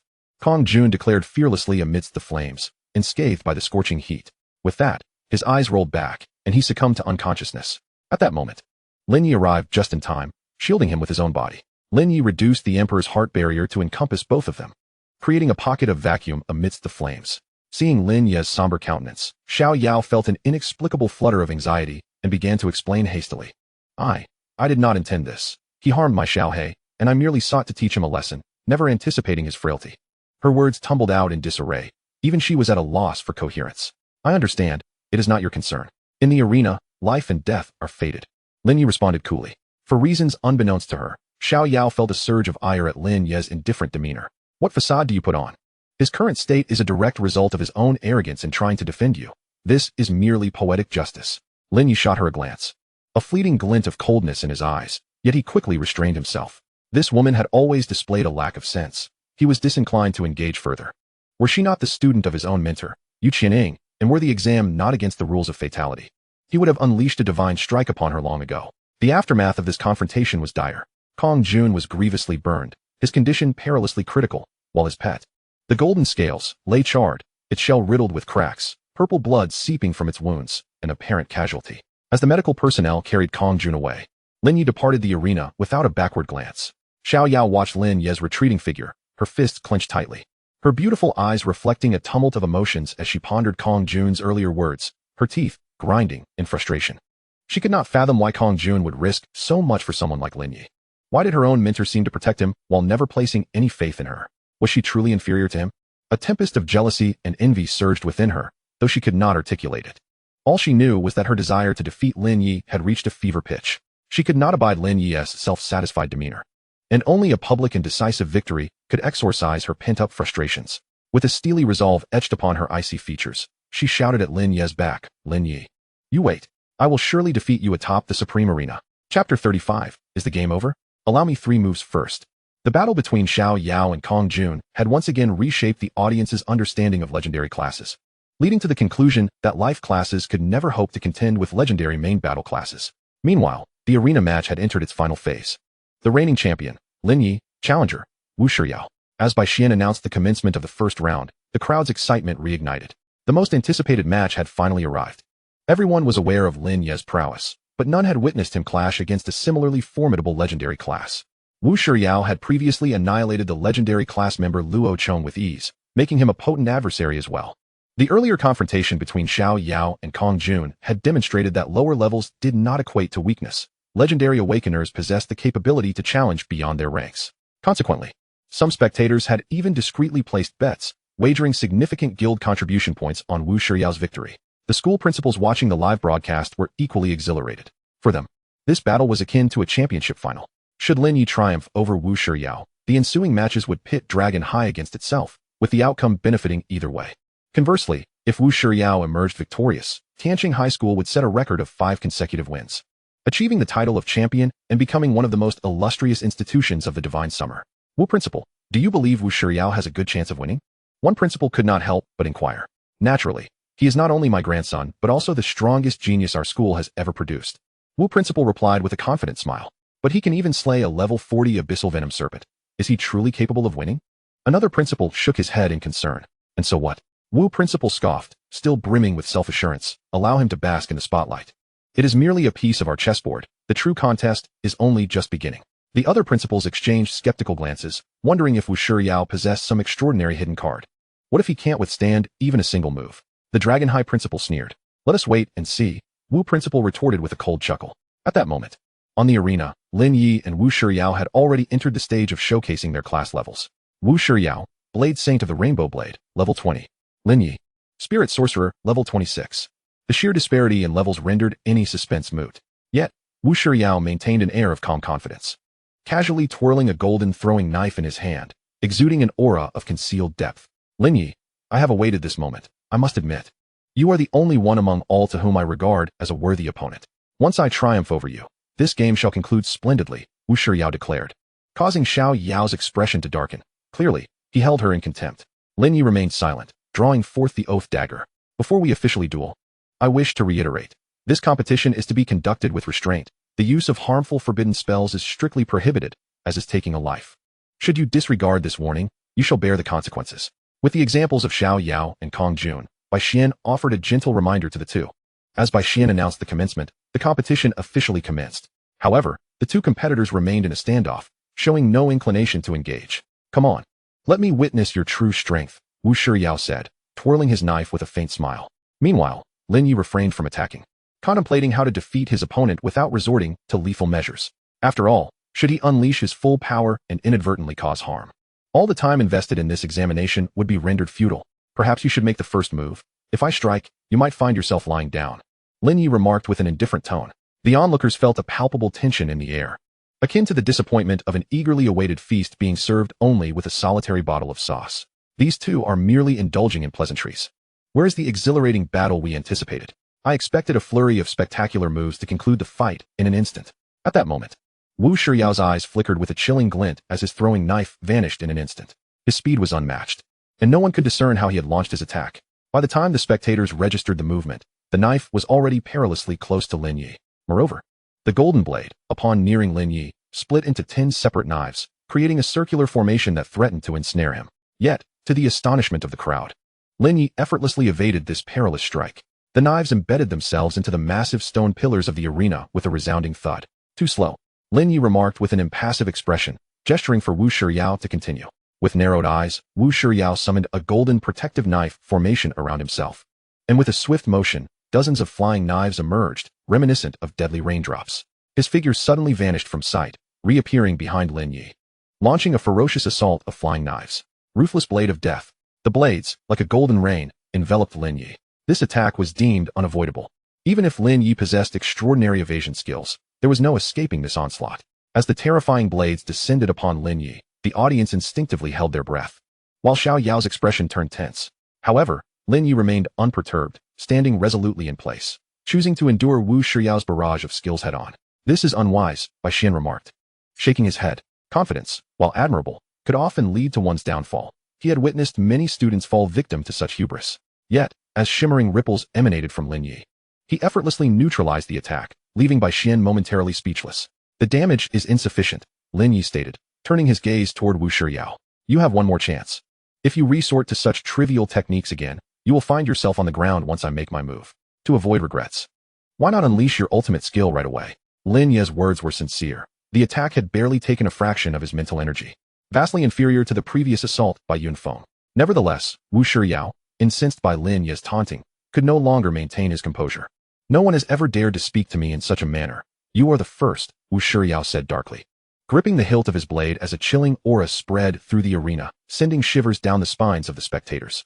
This treasured sword, known as Pajun, had last been drawn during his battle against the abyssal hellhound. Lin Ye regarded the weapon, recognizing it as a formidable epic-level artifact, upholding the principle of respecting one's opponent. He quietly activated his kingly domain. Let it be known, once the sword is drawn, life and death shall be determined by fate. I shall bear no responsibility.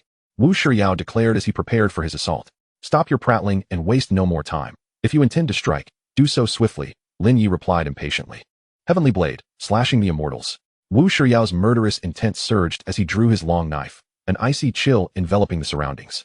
And a 7-colored blade aura descended upon Lin Ye like a radiant rainbow. Where the blade aura passed, the sky itself seemed to tear, causing many onlookers to gasp in shock. The intensity of this strike was at least level 40, marking Wu Shiyao as a rare genius among men. Sun Miaoi's expression revealed rare admiration. It appears he has been concealing his true strength. If he were of the same age and level as I would likely find it difficult to withstand such a blow, Bai Xian mused. As the blade aura descended with a thunderous crash, a deep, gaping scar marred the ground. However, Wu Shiryao had merely struck Lin Ye's afterimage, for Lin Ye had already repositioned himself behind. Still too slow, Lin Ye's voice echoed, leaving Sun Miaoyi with a grave expression. The ability to evade such an attack indicated that Lin Ye had anticipated his opponent's movements and reacted accordingly. The golden aura surrounding him suggested he was under the influence of an attack speed reduction aura. Bai Xian's eyes widened in astonishment. Unless his attack speed reduction exceeds 300. How could he possibly evade that? Sun Miaoyi's gaze remained fixed on Lin Ye, her expression growing increasingly serious. At that moment, Lin Ye, having appeared behind Wu Shiryao, finally initiated his counterattack. Triangular Blade of Fury. Lin Ye, along with two shadowy figures, formed a triangular formation, locking onto Wu Shiryao. The piercing sound of metal clashing reverberated through the arena. Though Wu Shiryao's protective knife formation withstood Lin Ye's strike, it shattered under the force. How is this possible? He exclaimed, a chill running down his spine. The protective formation boasted a 500 damage reduction, a crucial aspect of his previous arrogance. Now that it lay in ruins, he would require at least an hour to regenerate it, and panic flickered across Wu Shiryao's face for the first time. It was as if he had been stripped of his defenses, revealing his vulnerabilities. Have you ever heard the sound of clang, clang, clang, clang? Lin Ye suddenly inquired. What clang? Wu Shiryao furrowed his brow. In response, Lin Ye unleashed a flurry of relentless strikes. Wu Shiryao became akin to a living target, enduring Lin Ye's barrage of attacks. Since acquiring the Oded darts, Lin Ye had yet to truly unleash their potential against a foe. With each successive attack, Lin Ye's speed intensified. Wu Shiryao swung his long knife, desperately parrying the incoming fire darts, astonished by the sheer power behind Lin Ye's seemingly ordinary strikes, each carrying a weight that felt magnified 1,000-fold. For a full 5 minutes, Wu Shiryao felt an overwhelming pressure that was beyond his years. This is what clang, clang, clang means. If you can't withstand it, you might just find yourself on the ground, Lin Ye teased with a smirk. This scene caused many in the audience to gulp in disbelief. It was said that the gains from forging weapons were immense. Now, Lin Ye was a believer. If he wielded that level 11 weapon, he would dare to challenge even legendary classes. The overwhelming strength of his equipment rendered skills unnecessary. Simply relying on basic attacks was enough to leave his opponent reeling. Once the exam concludes, I must immerse myself in grinding contributions. I must forge a golden legend. The crowd whispered among themselves, while Wu Shiryao's expression darkened to its utmost degree. This battle mirrored his encounter with Luo Chong, yet this time, he was the one in the disadvantaged position. His pride would not permit such a situation to persist. Forbidden spell, awakening of the blade's soul, Songlong. Wu Shiryao roared, as if some dormant power within him awakened, manifesting a humanoid spectral entity behind him. In that instant, his aura surged dramatically, with enhancements to his strength, agility, defense, and perception reaching their zenith. 10,000 layers of Pujun. Wu Shiryao unleashed a terrifying blow toward Lin Ye, his golden blade slicing through the air, enveloping the arena in a resonant dragon's roar. In the state of blade soul possession, his blade not only bore elemental effects, fire, ice, and lightning, but could also unleash ranged blade auras, resulting in astonishing lethality. As Lin Ye stepped into the realm of champions, a glimmer of golden light enveloped him. While deftly evading his opponent's attacks, he seamlessly interspersed basic strikes. Their clash left the onlookers in awe. Old Wu, you truly are ruthless. You've even bestowed upon him the cursed blade incantation. His chances of victory have now increased exponentially, remarked the stunned principal. Hearing this, Principal Long's expression turned to one of concern. It's merely an examination, yet they've resorted to such forbidden spells. Are this year's students truly so reckless? Bai Xian felt a chill run down his spine. These students were rare talents, and the loss of any one of them would be a deep wound to him. If your strength is limited to this, then this match shall conclude here, Lin Ye stated with a calm smile, fixing his gaze upon his adversary. Wu Shiryao bore numerous visible wounds, his earlier ferocity having failed to inflict any harm on Lin Ye. Today, we shall fight to the bitter end. Wu Shiryao's fury surged. Blade soul, ascend to the nether. A dark aura of death emanated from his blade, capable of draining the life force of his enemies. Any contact would result in grievous and incurable injuries. Like a madman, Wu Shiryao lunged again at Lin Ye. Yet again, Lin Ye evaded his strike. Blade soul, flames of annihilation. Wu Shiryao bellowed, igniting his blade with an unquenchable fire, as flames engulfed the heavens with the potential to incinerate all. However, Lin Ye deftly dodged once more. With eyes ablaze, Wu Shiryao shouted, Blade soul, silence of the void. He spat blood onto his long sword, which instantly became intangible, and in the blink of an eye, he appeared like a specter behind Lin Ye. It ends here. Wu Shiryao slashed down, the blade mere centimeters from Lin Ye's neck. This scene elicited terror in the examiner's eyes. This strike was certain to hit. Should Lin Ye fail to block it, death was a real possibility. Having used 3 forbidden spells, the backlash on Wu Shiryao's body was irreparable. I shall shoulder the consequences of this blow with all my might, Principal Wu declared, his face twisted with madness. Lin Ye's performance was exceptional, even in defeat. Wu Shiryao could not allow his opponent an easy victory. This must be your last desperate attack. Now, the game is over. Facing the terrifying blade behind him, Lin Ye merely uttered 4 words. Holy Ice Domain. As he spoke, Wu Shiryao's body abruptly froze, the blade suspended in midair, unable to advance an inch. What a terrifying control technique. It can interrupt the enemy's casting. Bai Xian gasped in astonishment. In the next moment, Lin Ye countered fiercely, launching 3 fire darts aimed at Wu Shiryao's legs. Blazing triangle kill, amplified by 1,000-fold fire damage. Even with Wu Shiryao's significant damage reduction from being in Blade Soul state, he was still rendered vulnerable. In a flash, Wu Shiryao's legs were severed. Examinee Lin Ye. Killing is prohibited, otherwise, your examination qualification will be revoked. Cease this at once. The proctor shouted urgently. Simultaneously, Lin Ye deactivated the Holy Ice Domain. Impossible. How could you be this strong? Wu Shiryao gasped in disbelief, his voice trembling. Because you are too weak, Lin Ye replied flatly, gazing down upon him as if he were an ant. The best way to deal with such a person is to return their own tactics against them. You. Wu Shiryao coughed blood and closed his eyes, fainting instantly. This battle, which once held suspense, ended without question. Lin Ye emerged victorious. As Bai Xian announced the result, the audience erupted in varied opinions. Lin Ye could have won from the start, yet he forced Wu Shiryao to use such a backlash-heavy forbidden spell, ultimately severing his legs. How inhumane. Teachers have said that martial ethics and character are equally important. They determine how far you can go in the future. What nonsense. Why didn't you say the same when Wu Shiryao dealt with Luo Chong? The world values strength. Whoever's fist is harder is right. Martial ethics are a laughable notion. In an instant, a flurry of comments flooded the live stream. Lin Ye's actions equate to deliberate murder. I suggest revoking his examination qualification. I suspect he used special drugs.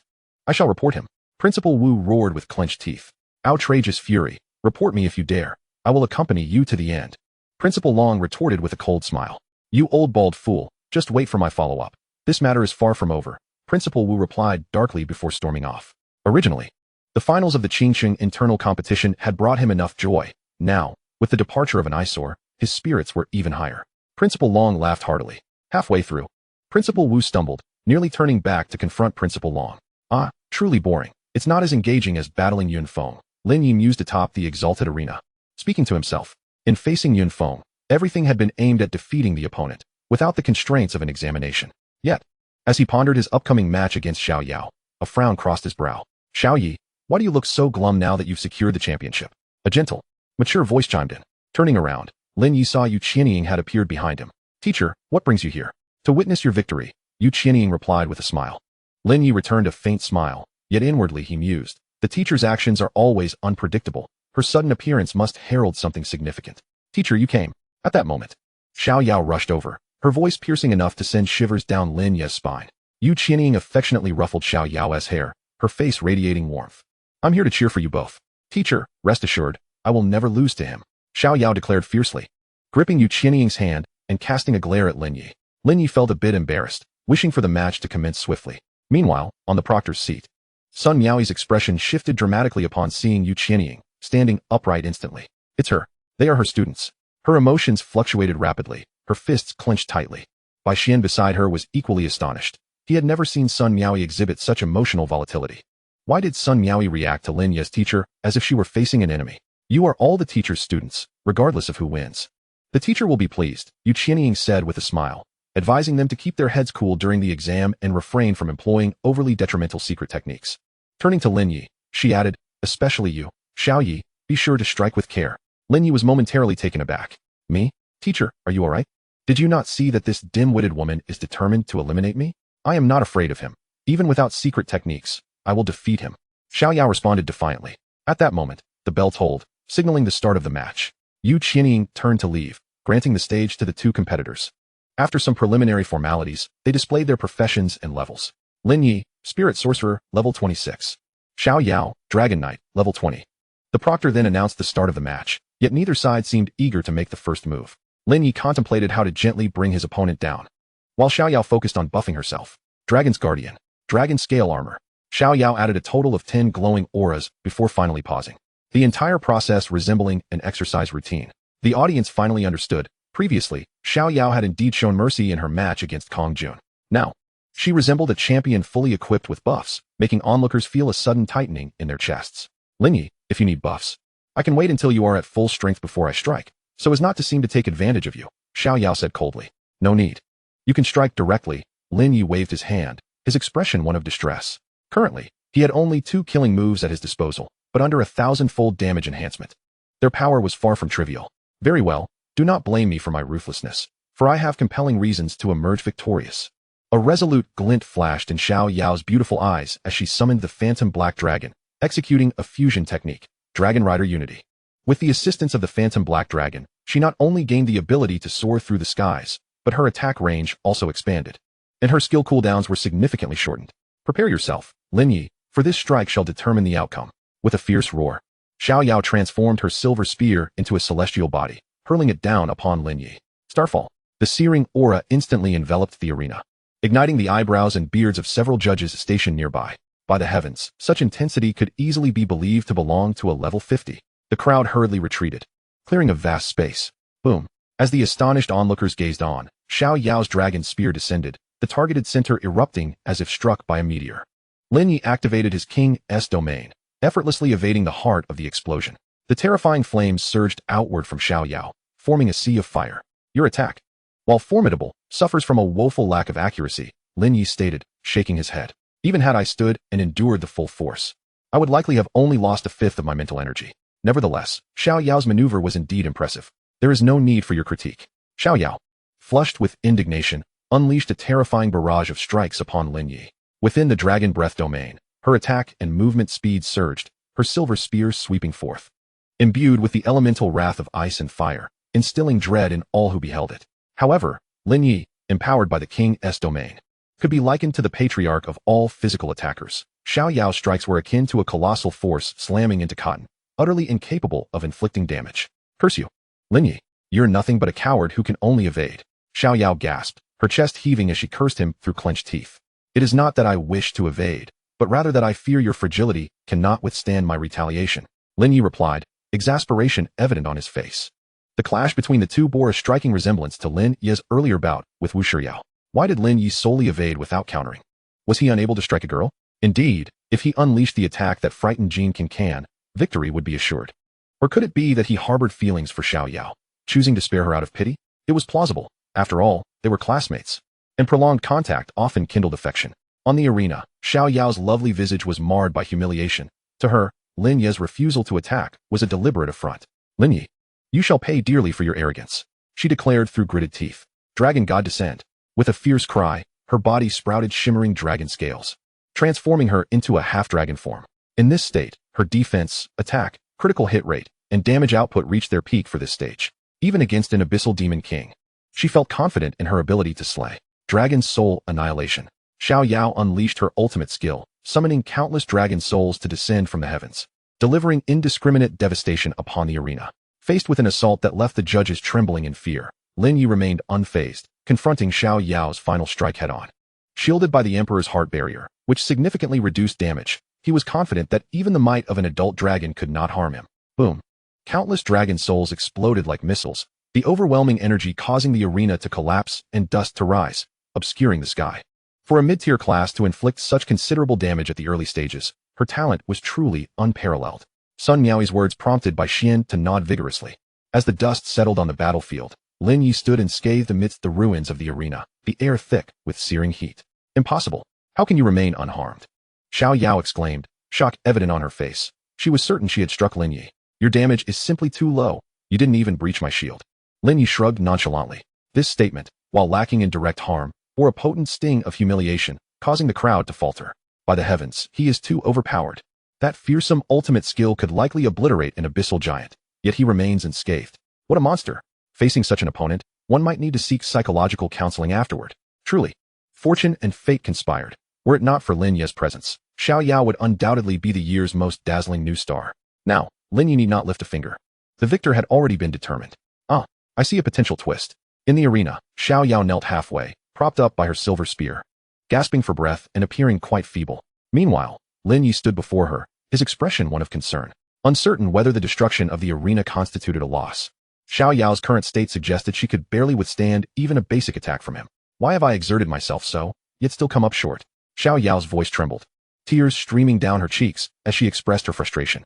At that moment, The Huayue necklace around her neck suddenly gleamed, and a Huayue mark materialized upon her forehead. Is this the moon goddess's blessing? Xiao Yao gasped in astonishment, feeling her strength restored and her attributes significantly enhanced. Blessing of the moon goddess. Increases health limit by 500, all attributes by 100, critical hit, damage, and accuracy augmented to the peak of this stage. The jewelry my teacher gifted me is, indeed, a divine artifact? Xiao Yao's eyes widened in disbelief, utterly taken aback. All the judges, including Sun Miaoyi, were momentarily stunned. Xiao Yi, since you dare not strike, allow the teacher to lend you a slight boost, murmured Yu Qianying from the judges' seats. A glimmer of divine light dancing in her eyes, a charming smile gracing her lips. Chapter 38, The Great Demon King and the Proud Princess? The sudden enhancement restored Xiao Yao to her prime state. She now resembled a war god brimming with buffs, her combat prowess elevated to a fearsome height. Could the jewelry she bears be an artifact? Bai Xian pondered, fixated on the crescent moon adorning Xiao Yao's neck, astonished. In previous years, some students had turned the tide with unique jewelry, but most had merely defensive functions. Xiao Yao's terrifying augmentation was a first. Sun Miaoyi remained silent, her gaze fixed intently on Yu Qianying in the distance. It must be her doing. So my teacher has always believed in me. I shall not disappoint her. Reinvigorated, Xiao Yao's face radiated determination. She then launched a fierce onslaught against Lin Ye once more. Lin Ye's mental energy shield rippled as it absorbed the incoming damage. In the state of the moon goddess's blessing, each of Xiao Yao's strikes equaled that of an ultimate skill, and she could temporarily immunize herself from control effects. Faced with such a scenario, Lin Ye felt a sense of delight. She seems to have become more resilient. I wonder how many of my divine thunderbolts she can endure? Chaotic divine thunder, descend. Lin Ye's voice was cold and authoritative, as dark clouds rolled ominously above, shrouding the light of the arena. Chaotic divine thunder, descend. A massive thunder dragon ripped through the sky, its destructive pressure plummeting downward. Xiao Yao was utterly unable to evade. The thunder dragon struck her directly, shattering her dragon scale shield in an instant, the blinding lightning engulfing her. Attempting to retaliate during the brief moment of invulnerability after her shield was breached, Xiao Yao instinctively panicked and sought to avoid the imminent second strike of divine thunder. Soon, the third and fifth strikes followed in rapid succession. The entire arena began to tremble amidst the cacophony of thunder. By the heavens, does he have no cooldowns on his skills? He has practically a walking artillery piece. A harbinger of doom. Did this young lady violate divine decrees to face such a terrifying tempest of thunder? Even the dragon race, renowned for their defense and resistance, could scarcely withstand 2 strikes. Despite her combat prowess appearing on par with a level 50 awakened one, how could she still not surmount the mountain that was Lin Ye? This is too outrageous. If this continues, she may very well perish. In that moment, the barrage of comments flooded in. Officer Huang, watching the scene unfold from the screen, rose to his feet, his fists clenched tightly. Lin Ye, it is indeed you. I shall ensure your capture. At this moment, the exalted arena presented a visage of desolation. With spectators and judges relocated 300 meters away, only Bai Xian, Sun Miaoyi, and the cameraman responsible for the live broadcast remained on site. Suddenly, a bolt of divine thunder struck Xiao Yao, shattering the dragon scales that adorned her skin, causing droplets of blood to seep forth, and her aura instantly waned. Seizing the opportunity, Lin Ye approached Xiao Yao from behind and struck her on the head with the Ode's dart. Thud! Accompanied by a crisp sound, Xiao Yao became dizzy, her head swelling with 3 prominent lumps, vividly conspicuous. You have lost, Lin Ye stated calmly, the disparity between him and Xiao Yao starkly evident at that moment. If he had wished to slay her, a single match would likely have consumed her 9 lives. Those 3 simple words shattered the remnants of Xiao Yao's rationality. Who said I lost? I have not surrendered, nor have I lost my combat capability. This match can continue. Enraged, Xiao Yao rose defiantly, utterly refusing to concede. She would rather perish in battle than accept Lin Ye's condescending notion of defeat. Lin Ye furrowed his brow, taken aback by Xiao Yao's obstinacy. If that was the case, he would ensure she could not utter another word next time. Observing Lin Ye's demeanor, which suggested he regarded her as inconsequential, Xiao Yao felt a tempest of fury brewing within her. I cannot lose. I must not lose. I absolutely refuse to be bested by this insufferable fellow. Xiao Yao consumed a healing potion, her breath rapidly escalating as her strength surged back to its zenith. She hurled the silver spear into the air, her hands swiftly forming seals before an even more potent flame erupted around her, radiating from her very being. Lin Ye, I must defeat you before my teacher. This has been my driving force all along. Her voice brimmed with unbridled rage. Dragon Knight's final spear. The silver spear in the sky morphed into a colossal fire dragon, a terrifying heat threatening to incinerate everything in its path. Seal the dragon's body. In that instant, Xiao Yao shot towards Lin Ye with astonishing speed, extending her arms to envelop him tightly. This scene left everyone in astonishment. What are you doing? Have you lost your mind? Lin Ye was equally astounded by the turn of events. At that moment, Xiao Yao coiled around him like a dragon, an unusual sealing power rendering him immobile. I am indeed mad. I must defeat you. Xiao Yao shouted fiercely. Final spear descends. The fiery dragon above descended upon Lin Ye like the apocalypse. A terrifying blaze engulfing the arena, transforming it into a hellish inferno. You insane woman, release me. Lin Ye understood that Xiao Yao intended for them both to perish together. I will not let go. Xiao Yao, consumed by rage, bit down on Lin Ye's shoulder, attempting to inflict real damage. Lin Ye's expression darkened. He could withstand the blow without harm, but Xiao Yao would undoubtedly be annihilated, though she would perish from her own skill. Should the merciless judges declare him guilty of murder, his efforts would be in vain. This is a contest, not a fight to the death. Cease immediately. Bai Xian, terrified, stood up.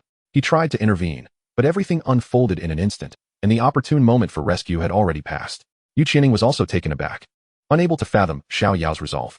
Is she truly willing to die just to win? Damn it. Lin Ye cursed, activating the Imperial Heart Barrier. A dazzling golden barrier rose, the fire dragon colliding with it, producing a deafening roar. Boom. The entire arena trembled violently. 10 seconds later, the flames dissipated, leaving a silver spear that fell to the ground, the surrounding terrain in utter disarray. Among the 3 cameras that had been broadcasting live, 2 displayed nothing but static, with only one still valiantly capturing the scene. As the golden barrier withdrew, Lin Ye stood resolutely, while Xiao Yao clung to him like a koala, entirely unscathed. Bai Xian, who had intended to rush forward for a rescue, halted in his tracks. What power is this? Xiao Yao appeared dazed, her expression one of disbelief. She had prepared herself for mutual destruction with Lin Ye, yet he had effortlessly neutralized her attack while shielding her. In that moment, she comprehended the chasm between them, akin to the gulf between dust and the Milky Way. Fool, stop daydreaming. Come, relax obediently. Lin Ye suddenly embraced Xiao Yao around the waist, his smile radiant and gentle, momentarily leaving her speechless. She suddenly felt that Lin Ye was not as detestable as she once thought, and the outcome of the match seemed less significant. What a sudden shift in tone. Why do I feel a hint of affection for these two? The Dark Lord conquering the stubborn and proud princess. Surely, this could be developed into a 3-season series? It dawned on me that Lin Ye had never intended to harm Xiao Yao. Rather, he sought to defeat her with the utmost tenderness. How heartwarming. How could such a remarkable man be so elusive for me? The viewers watching the live broadcast could not help but display amused smiles. However, amidst everyone's gaze, Lin Ye abruptly raised his right foot and struck Xiao Yao's waist, sending her soaring into the air. In the next moment, he drew in his abdomen and executed a perfect spinning kick, delivering a fierce blow to Xiao Yao's backside. Get lost, your mind seems deranged. Xiao Yao, caught off guard, flew through the air like a kite with its string cut, tracing a beautiful parabolic arc before crashing down heavily, landing in a heap. The live feed even captured a close-up of a size 41 shoe print. Lin Ye. Xiao Yao pushed herself up, spitting out dirt, her face contorted with fury. Yet, seeming to anticipate her reaction, a bolt of divine thunder struck nearby, creating a deep crater and accurately hitting her. With a cry of despair, Xiao Yao's hair stood on end, her body emitting smoke. I want to let go. She tried to proclaim, but before she could finish her sentence, she fainted. The judges were left speechless. The barrage of comments. Yu Qianning, Chapter 39, An Unexpected Outcome. Lin Ye's kick rendered everyone in stunned silence. Bai Xian opened his mouth, momentarily forgetting to announce the match results. The live stream was eerily quiet. This was far more distressing than killing her. Yu Qianning shook her head with a bitter smile, feeling a pang of regret. Lin Ye's unpredictable style often eluded even her understanding. Just a moment ago, a sweet romance was about to unfold, and now it had morphed into a scene of utter humiliation. The barrage of comments erupted instantaneously. In the midst of his dazed state, Bai Xian finally announced the match results. I now declare that the champion of this arena contest is Lin Ye. Let us cheer for him. As the words fell, a cascade of golden rain descended from the heavens, and Bai Xian awarded Lin Ye the champion's medal. Now, can I enter the Genesis Academy? Lin Ye murmured to himself, his thoughts drifting towards the sealing spirit temple. With full marks in all subjects and having created the most astounding battle record in a century, it would likely be a long time before anyone could surpass Lin Ye's achievements. A fairy girl clad in black stockings and high heels stepped before the camera, presenting a sweet smile. Hello everyone, I am Celia, the host of the examination site. After 2 days of extraordinary assessments, the champion of this year's entrance exam has been determined. It is Lin Ye, standing beside me. In previous years, this moment would have been met with enthusiastic applause, but now an eerie silence prevailed. Lin Ye, as the champion, your remarkable strength is evident. Could you offer any advice to the viewers on the verge of awakening? Celia extended the microphone toward Lin Ye. After a moment of contemplation, he replied, First, quickly find a generous father who loves to shower you with gold. Then, spend less time watching videos and more time grinding dungeons. And above all, cherish life and steer clear of refining tools. Grinding dungeons? Celia was taken aback. Noticing the peculiar expressions on the audience's faces, she quickly adjusted back to her sweet smile. Thank you, Lin Ye, for sharing your insights. I hope the viewers on the brink of awakening can glean wisdom from your words and become powerful. Lin Ye has created the most astonishing record in this examination. Do you have anyone you would like to thank? Celia inquired once more. Thanks to Long Gao, my teacher, Yu Qianying. Lin Ye directed his gaze towards the audience. Yu Qianying pouted adorably, raising her hand to give a thumbs up, thus making a charming expression towards Lin Ye. This action drew a wave of disdain from Sun Miaowai. At her age, still trying to act youthful, how utterly disgusting. Meanwhile, the principal of Long Gao, upon hearing Lin Ye mention his name, leapt into the air with exuberance, dancing and laughing maniacally at the other principals. See, I've always said this child is destined for greatness. Long Gao is about to soar. Aside from your teacher, why not express gratitude to your parents? Celia inquired. I am an orphan, Lin Ye replied coldly. Celia's smile faltered, and she hurriedly shifted the topic. What aspirations does Lin Ye have? I wish to enter the Genesis Academy, Lin Ye answered candidly. Upon hearing this, a look of bewilderment spread across the crowd. Wasn't he the most prestigious institution Jinghua Academy? What was this Genesis Academy, a mere pretender? Celia wiped the sweat from her forehead and sweetly responded, that is splendid. At this moment, the admissions officer for the Genesis Academy in this district, Ms. Sun Miaoyi, is present. Let us welcome Ms. Sun. As Celia's words faded, the camera shifted to Sun Miaoyi. Clad in a golden robe, she elicited gasps of astonishment from the audience, who suddenly felt they understood the allure of a mature and sophisticated beauty. Allow me to elucidate, Celia continued. The Genesis Academy is an exclusive hidden institution for royalty, admitting only 30 individuals annually, with exceedingly stringent criteria. Ms. Sun, everyone has witnessed Lin Ye's examination performance, and his ambition is to enter the Genesis Academy. Might his dream be realized? Celia turned her gaze towards Sun Miaoyi. Ms. Sun shook her head and replied matter-of-factly. I'm afraid Lin Ye has not met the admission standards of the Genesis Academy. This aspiration is likely unattainable. Her words left not only the crowd, but also Lin Ye himself in stunned silence. Surely this couldn't be true. Though the Genesis Academy sounded prestigious, Lin Ye's demonstrated abilities should have warranted immediate acceptance. And how could such a renowned institution deny him? Bai Xian and the other examiners sighed in disappointment. Shaking their heads, Yu Qianying furrowed her brow, gazing at Sun Miaoyi with a glimmer of suspicion. This unexpected turn of events had caught her off guard. Why? Yu Qianying stepped forward and inquired. My student has exhibited prowess that is unparalleled anywhere. How can he not meet the criteria for the Genesis Academy? Could you please explain? Sun Miaoyi fixed her icy gaze upon Yu Qianying and stated coldly, his profession is that of an ethereal sorcerer. Regardless of his initial performance, he is destined to falter later, for in this world, ethereal entities, akin to dinosaurs, have long since become extinct. The existence of such a profession is inherently illogical. Sun Miaoyi's remarks plunged many viewers into silence. Indeed, numerous professions may initially shine brightly, but later falter due to a lack of essential conditions, becoming mere cannon fodder on the battlefield. Furthermore, the concept of ethereal entities, which are even more bizarre than ethereal flames, is scarcely worth mentioning. I cannot concur. Existence itself is validation. There are no worthless professions, only worthless individuals. Your rationale, if presented to the royal court, would likely be dismissed, wouldn't it, astrologer Yuing? Yu Qianying retorted coldly. You seek a rational explanation, do you? Sun Miaoyi's expression hardened as she responded, according to our investigations, Lin Ye is currently a wanted murderer in the human realm. And stop invoking the royal family. It was precisely because of you that the astrological compass of the divine Xia was destroyed 10 years ago, allowing the abyssal demon king to invade and obliterate the divine martial tower, which facilitated the second awakening of geniuses, plunging our nation into a crisis of extinction at the hands of monsters. You, a traitor colluding with the abyss, have no right to question me. Is that not correct? Astrologer Yuing? With her final words, Sun Miaoyi's voice was almost spat out through clenched teeth. Chapter 40. The one who defeated you, Lan Ning. As soon as Sun Miaoyi finished speaking, the expressions of many watching the live stream shifted dramatically. Her words landed like a heavy bomb in a tranquil lake, creating waves of shock and outrage. The astrologer, a traitor of the divine Xia, had participated in the 108th abyssal expedition 10 years ago, which had become a historical disgrace inscribed on the stone tablet of the divine Xia.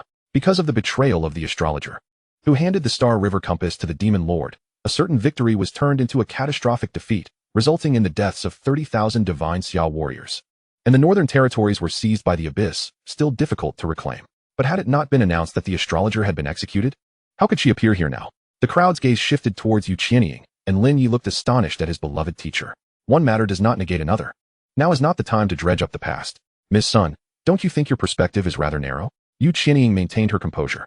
At her words, Sun Miaoyi smiled, For Yu Qianying's statement had undeniably solidified the label of traitor in the eyes of the audience. Lin Ye gazed at his teacher's breathtaking figure, his mouth slightly agape in disbelief.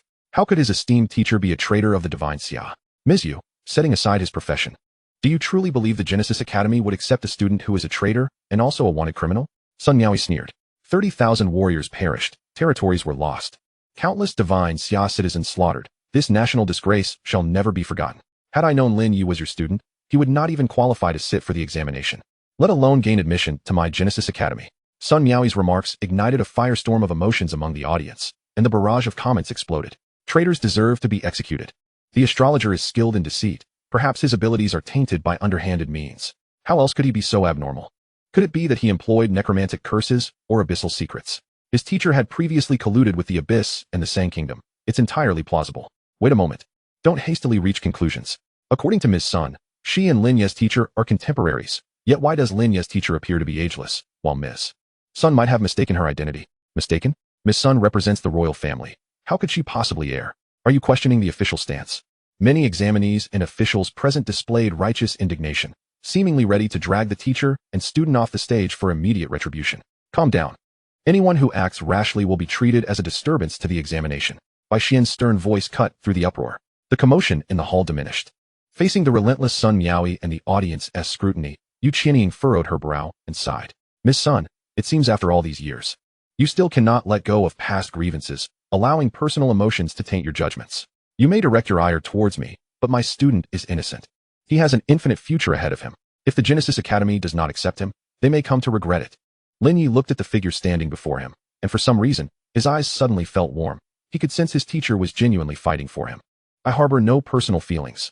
I am merely fulfilling my duty and stating facts, Sun Miaoyi remarked with a frosty demeanor. At that moment, many viewers exchanged glances of speculation.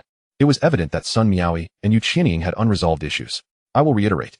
Our Genesis Academy will not accept a student who is both a traitor and a fugitive, so please, Ms. Yu, abandon your hopes, Sun Miaoyi declared coldly once more.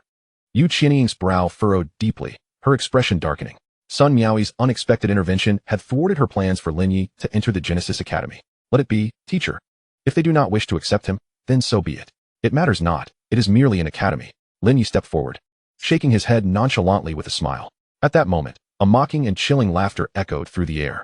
Oh, what a bold claim. Just a mere academy? As the words fell, a young man clad in a black robe entered the scene, approaching Sun Miaoyi. A derisive smile adorned his face, and his gaze swept over Lin Ye, laden with evident disdain. Do not presume that setting a record in the examination is something remarkable in the Genesis Academy. Individuals like you are worth less than a stray dog by the roadside. You believe the Genesis Academy will regret not accepting you? Huh. In my eyes, you are nothing but a feeble piece of trash. The young man's lips curled into a cold smirk as he abruptly raised his hand, sending a blue fire lotus hurtling towards Lin Ye with a terrifying aura of destruction. Lin Ye felt an overwhelming, searing force envelop him, shattering his mental barrier in an instant, plunging him into a nightmarish abyss. He emitted a muffled groan, blood spilling from his mouth. The ability to so easily obliterate his mental shield and inflict such grievous harm indicated that the opponent's strength was alarmingly formidable. Do you truly believe that a hidden profession renders you invincible? You are merely a clown, daring to spout such nonsense here. Those who gain entry into the Genesis Academy are all prodigies with limitless potential. The young man revealed his profession and level, his expression rife with derision. Elemental Fire Sorcerer. Level 52. Remember this. The one who will defeat you is Lan Ningfa, last year's examination champion, a student of the Inner Academy of the Genesis Academy. A 3-star warrior on the Abyss battlefield. Silence fell. Both the keyboard warriors watching the live stream and the crowd present were rendered speechless. Everyone was dumbfounded, their eyes wide with shock. Initially, they had assumed, based on Seria's introduction, that the Genesis Academy was some trivial institution, lacking any real significance. But after witnessing Lan Ningfa's devastating strike that left Lin Ye reeling and bleeding, they finally grasped the terrifying prowess of those from the Genesis Academy.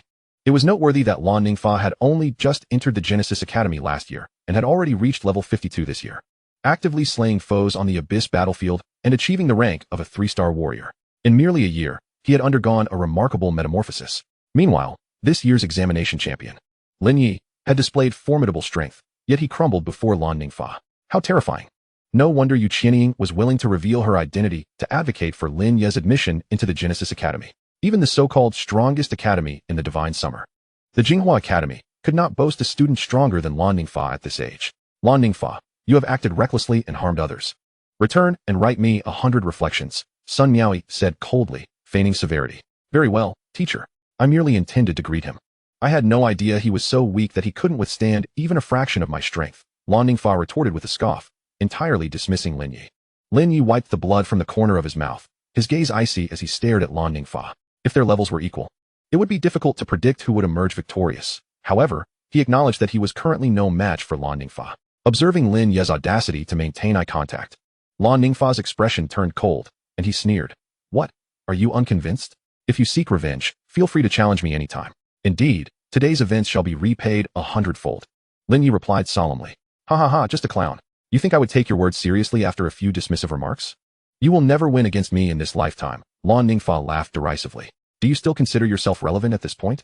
Your teacher is a traitor, and you are a criminal unfit for the light. When you return to the outside world, you will become a pariah, hunted by all. Do not expect to rise again. Sun Miaoyi's lips curled slightly. As the master of elemental fire, Lan Ningfa was a prodigious talent, and with the resources of the Genesis Academy at his disposal, Lin Ye would never surpass him in his lifetime. Since you are so confident, dare you make a wager? Lin Ye said calmly, slowly speaking.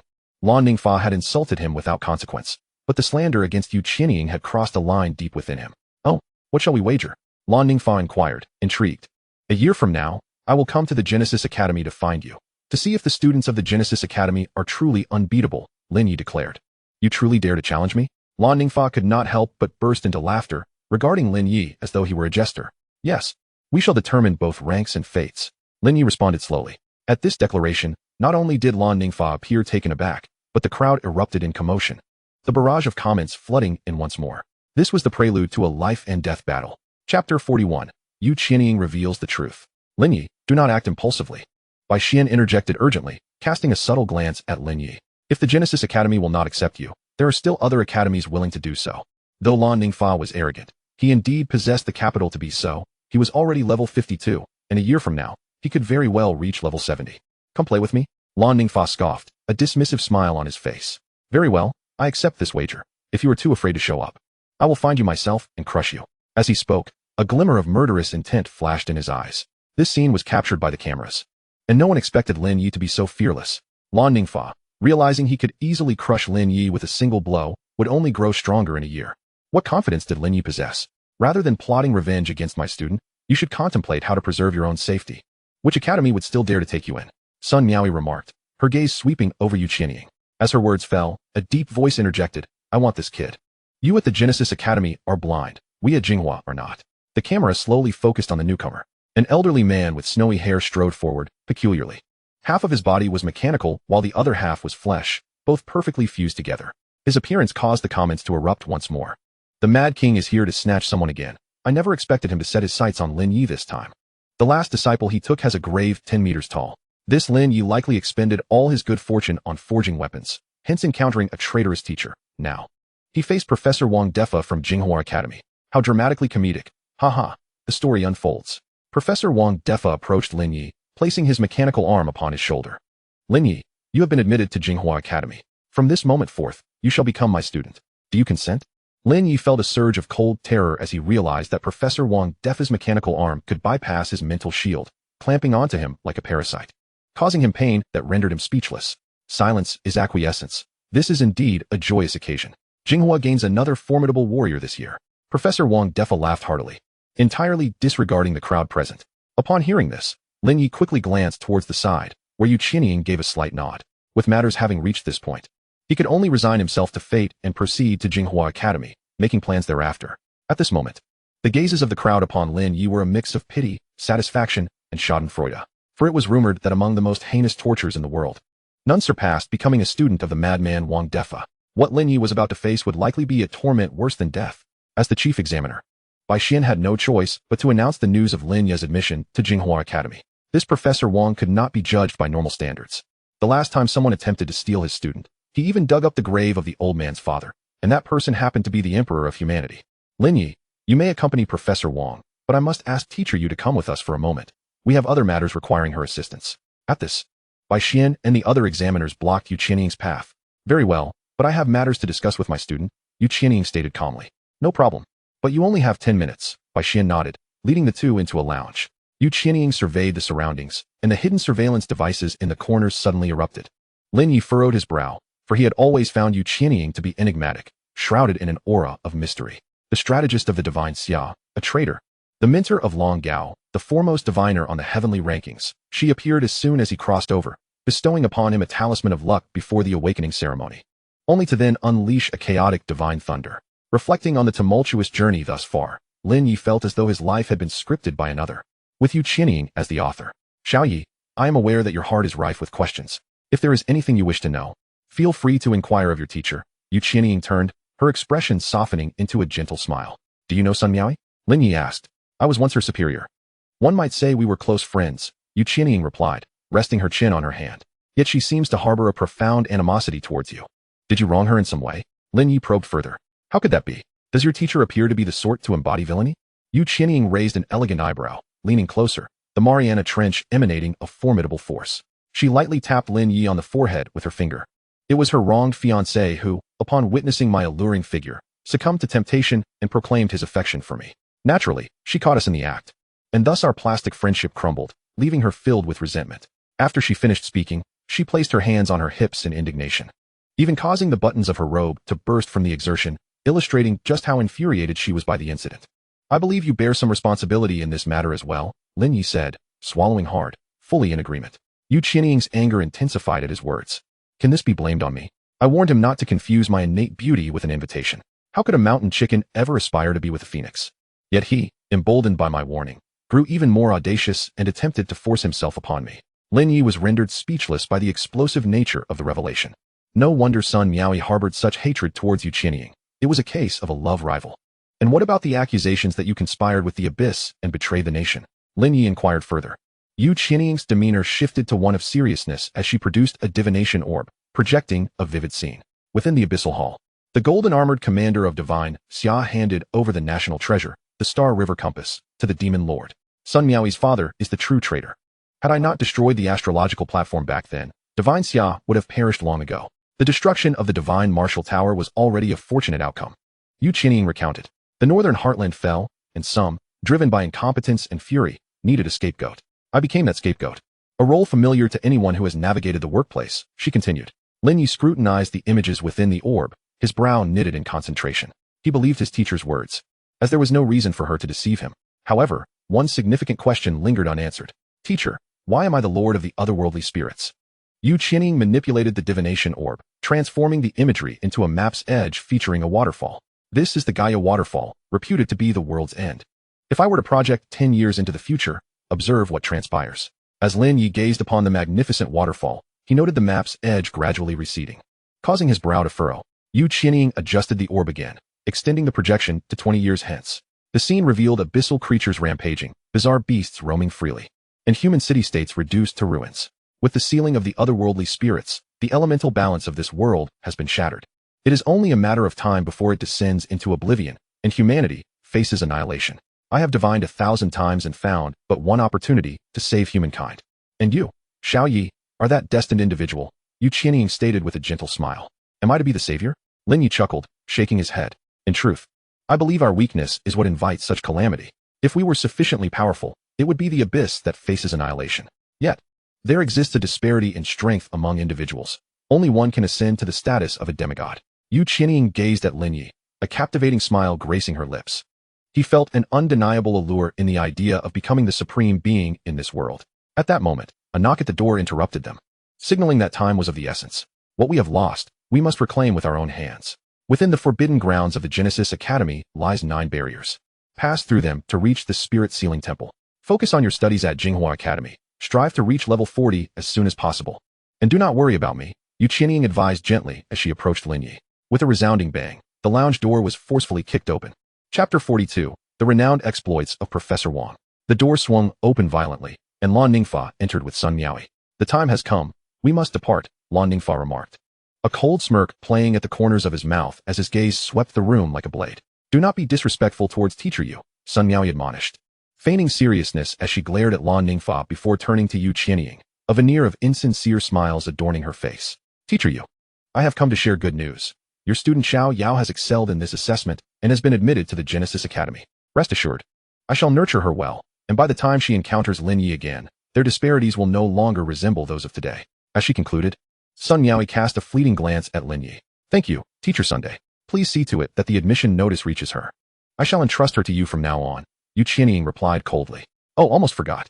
Teacher Yu, you are to be judged, and it may be difficult for you to emerge from it. Sun Yaoi feigned a sigh of regret, though her lips curled slightly in a smirk. I can only wish you luck. We shall take our leave now. She giggled, turning gracefully to exit. Before Lan Ningfa departed, he made a slashing gesture across his throat towards Lin Ye, accompanied by a mocking laugh, before following Sun Yaoi out. Lin Ye's expression remained impassive, though a glint of cold light flickered in his eyes. As soon as Sun Yaoi left, Bai Xian entered with a group of individuals, all awakened beings of level 60 or above, surrounding Yu Qianying with intimidating presence. Teacher Yu, I apologize for the intrusion, but we must ask you to accompany us, Bai Xian stated. Yu Qianying maintained her composure, merely casting a deep, complex gaze back at Lin Ye before departing with them. Lin Ye clenched his fists, the murderous intent within him bubbling to the surface. If he were only strong enough, he would not have to witness his teacher being taken away helplessly.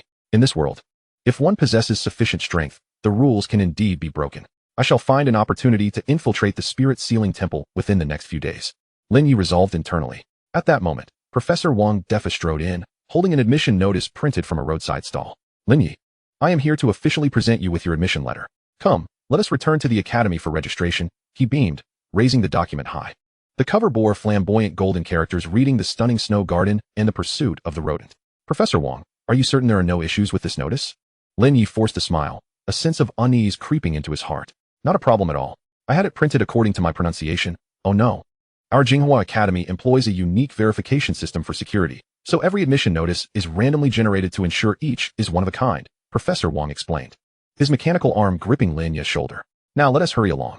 Without allowing for any objections, Wang Defa summoned a teleportation array with a wave of his hand and dragged Lin Ye into it. Sacrifice 3 years of my life to transport us. Lin Ye barely had time to react as he was forcibly pulled into the teleportation array. During the transit, Lin Ye experienced the sensation akin to a crow flying in a plane. Amidst the agony in his shoulders and the dizziness overwhelming him, he nearly lost his breakfast upon landing. Before you stands the mightiest Jinghua Academy of Divine Xia. From now on, you shall be my student, and I shall personally teach you a myriad of courses. Professor Wang chuckled, a strange light glinting in his mechanical eye. Lin Ye raised his gaze, beholding the decor of Jinghua Academy, which exuded an enchanting charm reminiscent of celestial realms. A winding path ascended towards the summit, resembling a staircase leading to a divine palace. Let us proceed to our classroom, Wang Defa said as he ushered Lin Ye through the school gates. Along the way, students cast curious glances, which swiftly morphed into expressions of pity and regret.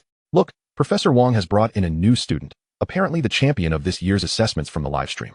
Alas, it seems yet another prodigy is destined to fall. Whispers ensued, and a newcomer inquired, is Professor Wang truly formidable? Why does everyone seem to fear him? Indeed, Professor Wang is formidable, otherwise he wouldn't hold a professorship at Jinghua Academy.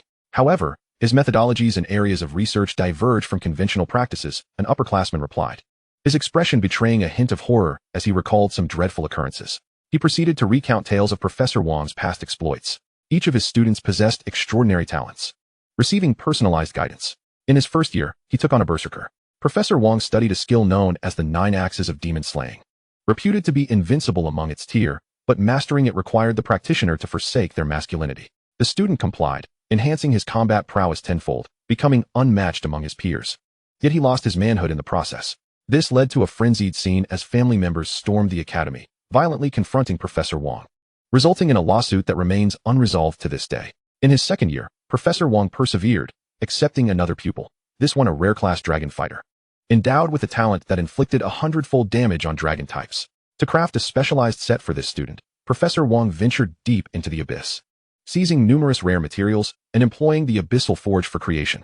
Once donned in the Abyssal set, the student's combat capabilities rivaled those of legendary classes, even daring to invade dragon lairs, bringing back precious dragon materials for humanity. However, the Abyssal set bore a curse, binding the wearer eternally, leading to the student's demise from an inability to relieve himself. His family, upon learning of this tragedy, expressed their grief vocally, resulting in yet another physical altercation with Professor Wang. In his third year, Professor Wang shifted his focus and accepted a rare class student whose vocation was that of a grave robber, capable of resurrecting the deceased as combatants. This time, Professor Wang refrained from experimenting with bizarre skills or equipment. Instead, he accompanied the student into a royal tomb. The student not only unearthed the long-deceased empress, but also entered into a romantic liaison with her. This scandalous affair reached the ears of the human emperor, inciting his wrath, leading to their detention. Professor Wong endured 10 days of torture while the student received a life sentence. In the 5th year, Professor Wong took on a dark sorcerer, who ultimately transformed into a death singer.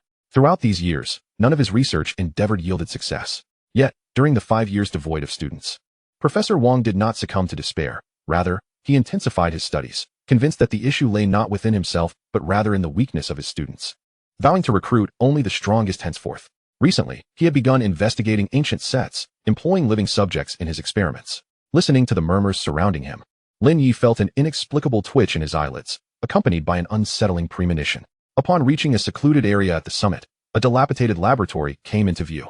The entrance was cluttered with various forging scraps and bloodstained scrolls, and the air was thick with a pungent metallic and sanguine odor, as if some forbidden experiments had transpired within. This is our classroom. Before we begin the formal lessons, I wish to acquaint you with my previous works, Professor Wong said, his crimson mechanical eye glinting with an eerie light. In truth, I am a blacksmith, he chuckled, a hint of pride and madness lacing his voice. Chapter 43, Divine Technique. The dimension-breaking scroll. In the next moment, with a resounding crack, Professor Wong presented a skeleton clad in obsidian armor before Lin Ye. An indescribable odor wafted towards him. This is a set of necromantic armor forged from the materials of 52 abyssal creatures. When worn, it enhances all attributes by 10,000, and skill damage increases by 30%. The sole drawback is the overwhelming abyssal aura, which invokes a curse upon wearing it. Lin Ye covered his mouth and nose, muttering, "If I am not mistaken, these appear to be remnants of battles past from this unfortunate fellow." Suddenly, an idea struck him. "Professor Wong, perhaps you could research a piece of jewelry capable of purifying the abyssal aura to be worn alongside this armor. It might just negate the curse, what do you think?" Lin Ye's suggestion plunged Professor Wong into deep contemplation, and after a moment, enlightenment dawned upon him. Indeed, how could I have overlooked such a solution? This way, the curse will no longer trouble us. Professor Wong exclaimed, excitement radiating from him as he inadvertently caused the supporting skeleton to topple over. "Lin Ye, why not try it on? I can craft the curse-dispelling jewelry in a few days," Professor Wong said with a gleeful grin. "Me? I think I'll pass." Lin Ye hastily waved his hand in refusal. "My vocation leans towards the mage. Wearing such cumbersome armor would hinder my abilities." Professor Wong discarded the skeleton and began rummaging through various items, presenting them to Lin Ye with fervent enthusiasm. "This is a forbidden wand crafted from dragon bones, imbued with dragon breath, possessing an attack power of 5,000. The downside? Upon equipping it, all attributes except strength are reduced to 0. He continued, "This necklace, forged from celestial meteorites, is known as the Guiding Morning Star. It grants a psychic attribute of 5,000, enhances elemental damage by 10%, and triggers a protective holy light in moments of fatal injury, potentially saving your life. However, it drains 10% of your mental energy each second. Should the wearer's mental energy be depleted, death ensues." Lin Ye's eyes sparkled with intrigue as he eagerly grasped Professor Wong's hand. "Professor, you are a genius. These inventions are nothing short of miraculous. Are there any even more formidable creations?" In the midst of his excitement, Lin Ye instinctively snatched the necklace from Professor Wong's hand and equipped it. Instantly, his psychic attribute soared to an astonishing 15,000. He marveled at the enhancements, a 1,000-fold increase in strength, and the devastating holy axe that consumed all health with each strike. There was also a spell requiring the sacrifice of one's own head, transforming the caster into a headless mage, along with a forbidden scroll that would obliterate the user's life with its catastrophic damage. As Professor Wong produced a dozen more items, Lin Ye's astonishment grew. Who could possibly claim Professor Wong was mad? This was truly a prodigious talent. Each item, if utilized properly, could rival the most divine artifacts. A sense of regret washed over Lin Ye for not having encountered Professor Wong sooner. "Professor, while others may label you a madman, I cannot share that sentiment. Now I comprehend the effort and dedication you invest, all in hopes of empowering your students to rise and assert themselves. Those who mock your madness, I laugh at their inability to see the truth." With a series of thuds, Professor Wong stumbled back, colliding with the forging table, disbelief etched on his face, his hand trembling as it gripped the surface. "Lin Ye, is what you say truly genuine? The dean once claimed that my research amounted to nothing." His voice trembled with uncertainty. "There are only useless individuals in this world, not useless creations. With the right application, even a toothpick can become a divine artifact." Lin Ye spoke earnestly, his expression sincere. "Take that holy axe, for instance. It would be an unparalleled weapon in the hands of a class capable of locking health or with accessories that possess such effects. It is an extraordinary artifact. And the Guiding Morning Star? For those with limitless mana regeneration, it is a life-saving marvel, significantly enhancing combat prowess. I am living proof." As he concluded, Lin Ye gestured toward the necklace adorning his neck. 5 years, an entire 5 years, have finally culminated in the revelation of a bright moon amidst the clouds. As I have encountered someone who truly understands me. Professor Wang's eyes brimmed with tears, and the mechanical eye on his right flickered with sparks. To be candid, Professor, the moment I witnessed your use of the longevity transfer technique, I knew you were extraordinary, a master I have long sought after. Lin Ye stepped forward, grasping Professor Wang's hand. I wonder, dear Professor, have you perhaps developed a secret scroll capable of traversing barriers and supporting special professions? Lin Ye's face radiated anticipation. Indeed. There must be something. Professor Wang wiped away his tears and smashed the dust-laden bookshelf with a fist, causing various skill scrolls to scatter across the floor. Having finally encountered a student who comprehends me, how could I allow him to be disappointed? Professor Wang's expression was resolute as he turned the laboratory upside down, ultimately uncovering a bundle of scrolls amidst a pile of partially burned paper. I found it, ha ha ha. He laughed exuberantly, exhilarated to the point of punching through the wall. This is the barrier-breaking scroll I studied previously. Each traversal of a barrier requires a sacrifice of 3 years of life, and it allows one to ignore physical collisions while being immune to all elemental damage. The dean warned that this secret scroll could be exploited by nefarious individuals and urged me to burn it. Fortunately, the roof leaked, dousing the flames. Otherwise, it would have been lost. As Professor Wang recounted this, a shiver of fear coursed through him, and he resolved to keep all future inventions. This is a divine technique. Professor, it is nothing short of miraculous. Lin Ye's eyes sparkled as he rushed forward to grasp the scroll. With this secret method, infiltrating the Genesis Academy would pose no problem. Each individual may only learn one secret technique, and the barrier traversal requires the sacrifice of 3 years of life for activation. Each layer traversed consumes 3 years of life. Professor Wang meticulously instructed Lin Ye on the use of the scroll. Upon dripping blood onto it, the runes within would imprint upon the sea of consciousness, placing you in a state akin to a curse. Simply reciting the incantation would activate it. With each use, the marks of life would appear on your arm. Under Professor Wang's guidance, Lin Ye successfully learned the barrier-breaking technique.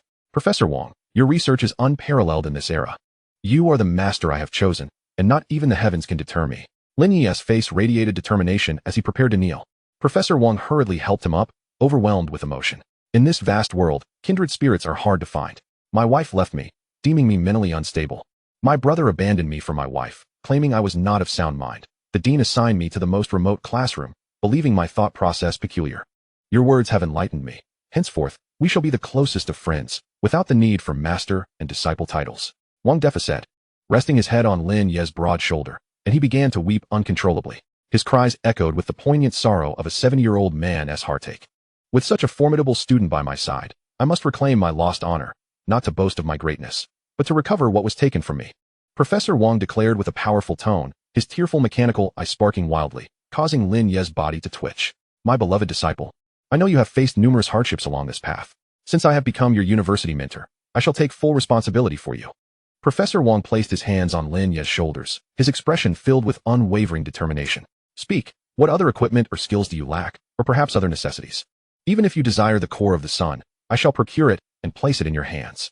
Lin Ye, with a dazed expression, forced a smile and replied, then please obtain a sun core for me first. Chapter 44, The Rusty Divine Sword in the Forbidden Land? What sun core, or the Dragon Emperor Si, Old Wang? Don't even think about it. At that moment, a sudden voice echoed from outside the door. Lin Ye turned to see an elderly man with a cane entering, glaring at Professor Wang. Do not, under any circumstances, allow my hidden profession student to come to harm. Professor Wang's electronic patterned right eye locked onto the newcomer, his pupils narrowing dangerously. Dean, do not interfere. My student has requested a sun core, and I must fulfill this request. Otherwise, how can I uphold my role as a mentor? The newcomer was none other than Dean Wang Yang of the Jinghua Academy. Lin Ye, Professor Wang's thought process is unique. Do not let him mislead you. I am here to present your enrollment package. After you accept it, follow me to the elite class for registration. Wang Yang produced a large golden package from his storage bag. Dean, I believe Professor Wang is exceptionally capable and genuinely concerned for his students. Studying under him would be highly beneficial. Lin Ye pushed the package back, his brow slightly furrowed. To attend classes with a bunch of children is far less appealing than enjoying the tranquility alongside Professor Wang. His professional trait requires him to subdue various otherworldly beings to enhance his combat prowess. Remaining within the academy to seek knowledge is suited only for delicate flowers sheltered from the storm. Crash! Suddenly, Professor Wang overturned the table, bellowing, "You foolish old donkey. I wondered why you had come uninvited. It turns out you aimed to poach my student." Upon finishing, a terrifying aura erupted from him. His hair stood on end like an enraged lion. "Anyone who dares to harm my student shall face dire consequences. no matter how far they may be. He spoke each word with gravitas. Old Wang, why are you so agitated? Do not tarnish your reputation before the new students. Wang Yang, startled by Professor Wang's reaction, shifted his gaze to Lin Ye. Lin Ye, upon entering the academy, you must adhere to the rules. A 3-year course of study is mandatory. He then changed his tone. However, due to your extraordinary abilities, the academy can grant you freedom in your studies. With a small condition, you must represent Jinghua Academy in the martial competition 3 months from now. At this, Lin Ye's eyes sparkled with understanding. Very well. I shall attend the martial competition. He nodded affirmatively. With Lin Ye's verbal agreement, a smile blossomed on Wang Yang's face like a blooming chrysanthemum. Excellent. As expected of a fine son of my divine Xia, I eagerly await the day you shine brilliantly in the competition. Please accept this enrollment package. If you require additional resources, you may use this card to redeem points, granting you access to the Academy's exclusive realms. Wang Yang handed Lin Ye a crystal card along with his nameplate. Afterward, without even sparing Professor Wang a glance, he turned and left. Do not be deceived by such trivial favors. Capitalists excel at employing these tactics to charm newly initiated youths into offering their wholehearted dedication as cheap labor. Professor Wang kicked the enrollment package aside, snorting disdainfully. We do not covet what everyone possesses. Is there truly anything rarer in this world than the core of the sun? Lin Ye nodded in agreement, then lowered his voice to speak with Professor Wang. Professor, I have heard that you ventured into the forbidden areas of Genesis Academy. Could you share with me the secrets you uncovered there? Upon hearing this, Professor Wang's expression shifted to one of astonishment. His gaze upon Lin Ye akin to that of Boya encountering Ziqi. The artifacts concealed behind the barriers of Genesis Academy are infinitely more intriguing than those of the abyssal demon domain. A glimmer of reminiscence flickered in his eyes, and then a manic smile graced his lips. For instance, there exists a rusty divine sword that appears capable of cleaving through worlds. A rusty sword? Lin Ye's face contorted in confusion, yet Professor Wang's mention of such artifacts fortified his determination. He hastily pressed for further clues. Professor Wang, did you observe a temple within, or anything surrounding that sword? Professor Wang's brows furrowed tightly, and after a moment, his crimson mechanical eye revealed a look of terror, as if recalling something dreadful, causing his breath to quicken. Beneath that sword lies something extraordinarily terrifying. He stammered, his teeth quivering. Upon hearing this, Lin Ye's expression shifted. If even Professor Wang feared what lay beneath, it must indeed possess supernatural power capable of instilling such dread. The spirit sealing temple must be located there. His heart brimmed with elation. Professor Wang, do you recall from which direction you entered the Genesis Academy when you first beheld that sword? Lin Ye inquired once more. My dear disciple, what are you scheming? Do you wish to exhume the Empress's remains to make her your bride? Fear not. I shall procure her for you to satisfy your peculiar predilections. Professor Wang declared, preparing to activate the longevity teleportation array. Lin Ye hastily grabbed his arm, blushing in embarrassment, and said, let us not dig up the Empress's tomb. Just tell me how you managed to get in back then. At his words, Professor Wang seized a pen and swiftly sketched a detailed map that belied his appearance. Lin Ye's eyes were drawn to the map, where the northeastern section of the Genesis Academy was vividly marked, indicating the coordinates for traversing the dimensional rift with minimal expenditure of lifespan to reach the depths of the Forbidden Zone. Lin Ye couldn't help but extend his hand in approval. Though Professor Wang had his quirks, his memory was exceptional. My dear disciple, whatever your ambitions may be, as your mentor, I shall always support you. Pursue your desires with boldness. If need be, I will stand behind you. Professor Wang chuckled, placing his mechanical arm upon Lin Ye's shoulder. I sacrifice 5 years of my lifespan. Transmit me. As Professor Wang initiated the teleportation array, Lin Ye was abruptly thrust into the swirling vortex. He once again experienced an uncontrollable whirl of sensations. When his body regained feeling, it felt as though he had collided with a mound of cotton, accompanied by a cacophony of piercing screams in his ears. Who is it? Lin Ye exclaimed, raising his head to see a figure rapidly retreating, assuming a defensive stance. Wanchi. Lin Ye, how did you end up here? They both exclaimed in unison.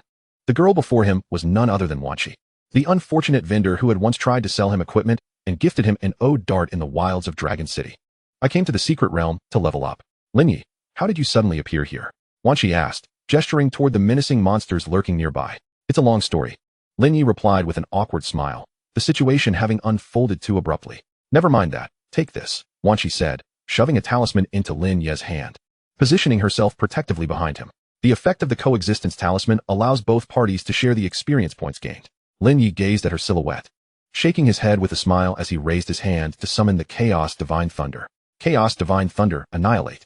A bolt of lightning descended instantaneously, and the towering monster before him fell silent, transformed into a charred corpse. The level 30 Tsangyan Tiger King perished just like that? Wanchi was taken aback, turning to Lin Ye with disbelief. Chapter 45, Wanchi's shock. It had been less than a month since their last parting, yet Lin Ye had grown so powerful. Wanqi's beautiful eyes widened, her lips parting slightly, her face etched with astonishment. Since their last encounter, she had utilized her earnings to enhance her skills, and her journey through the leveling process had been smooth.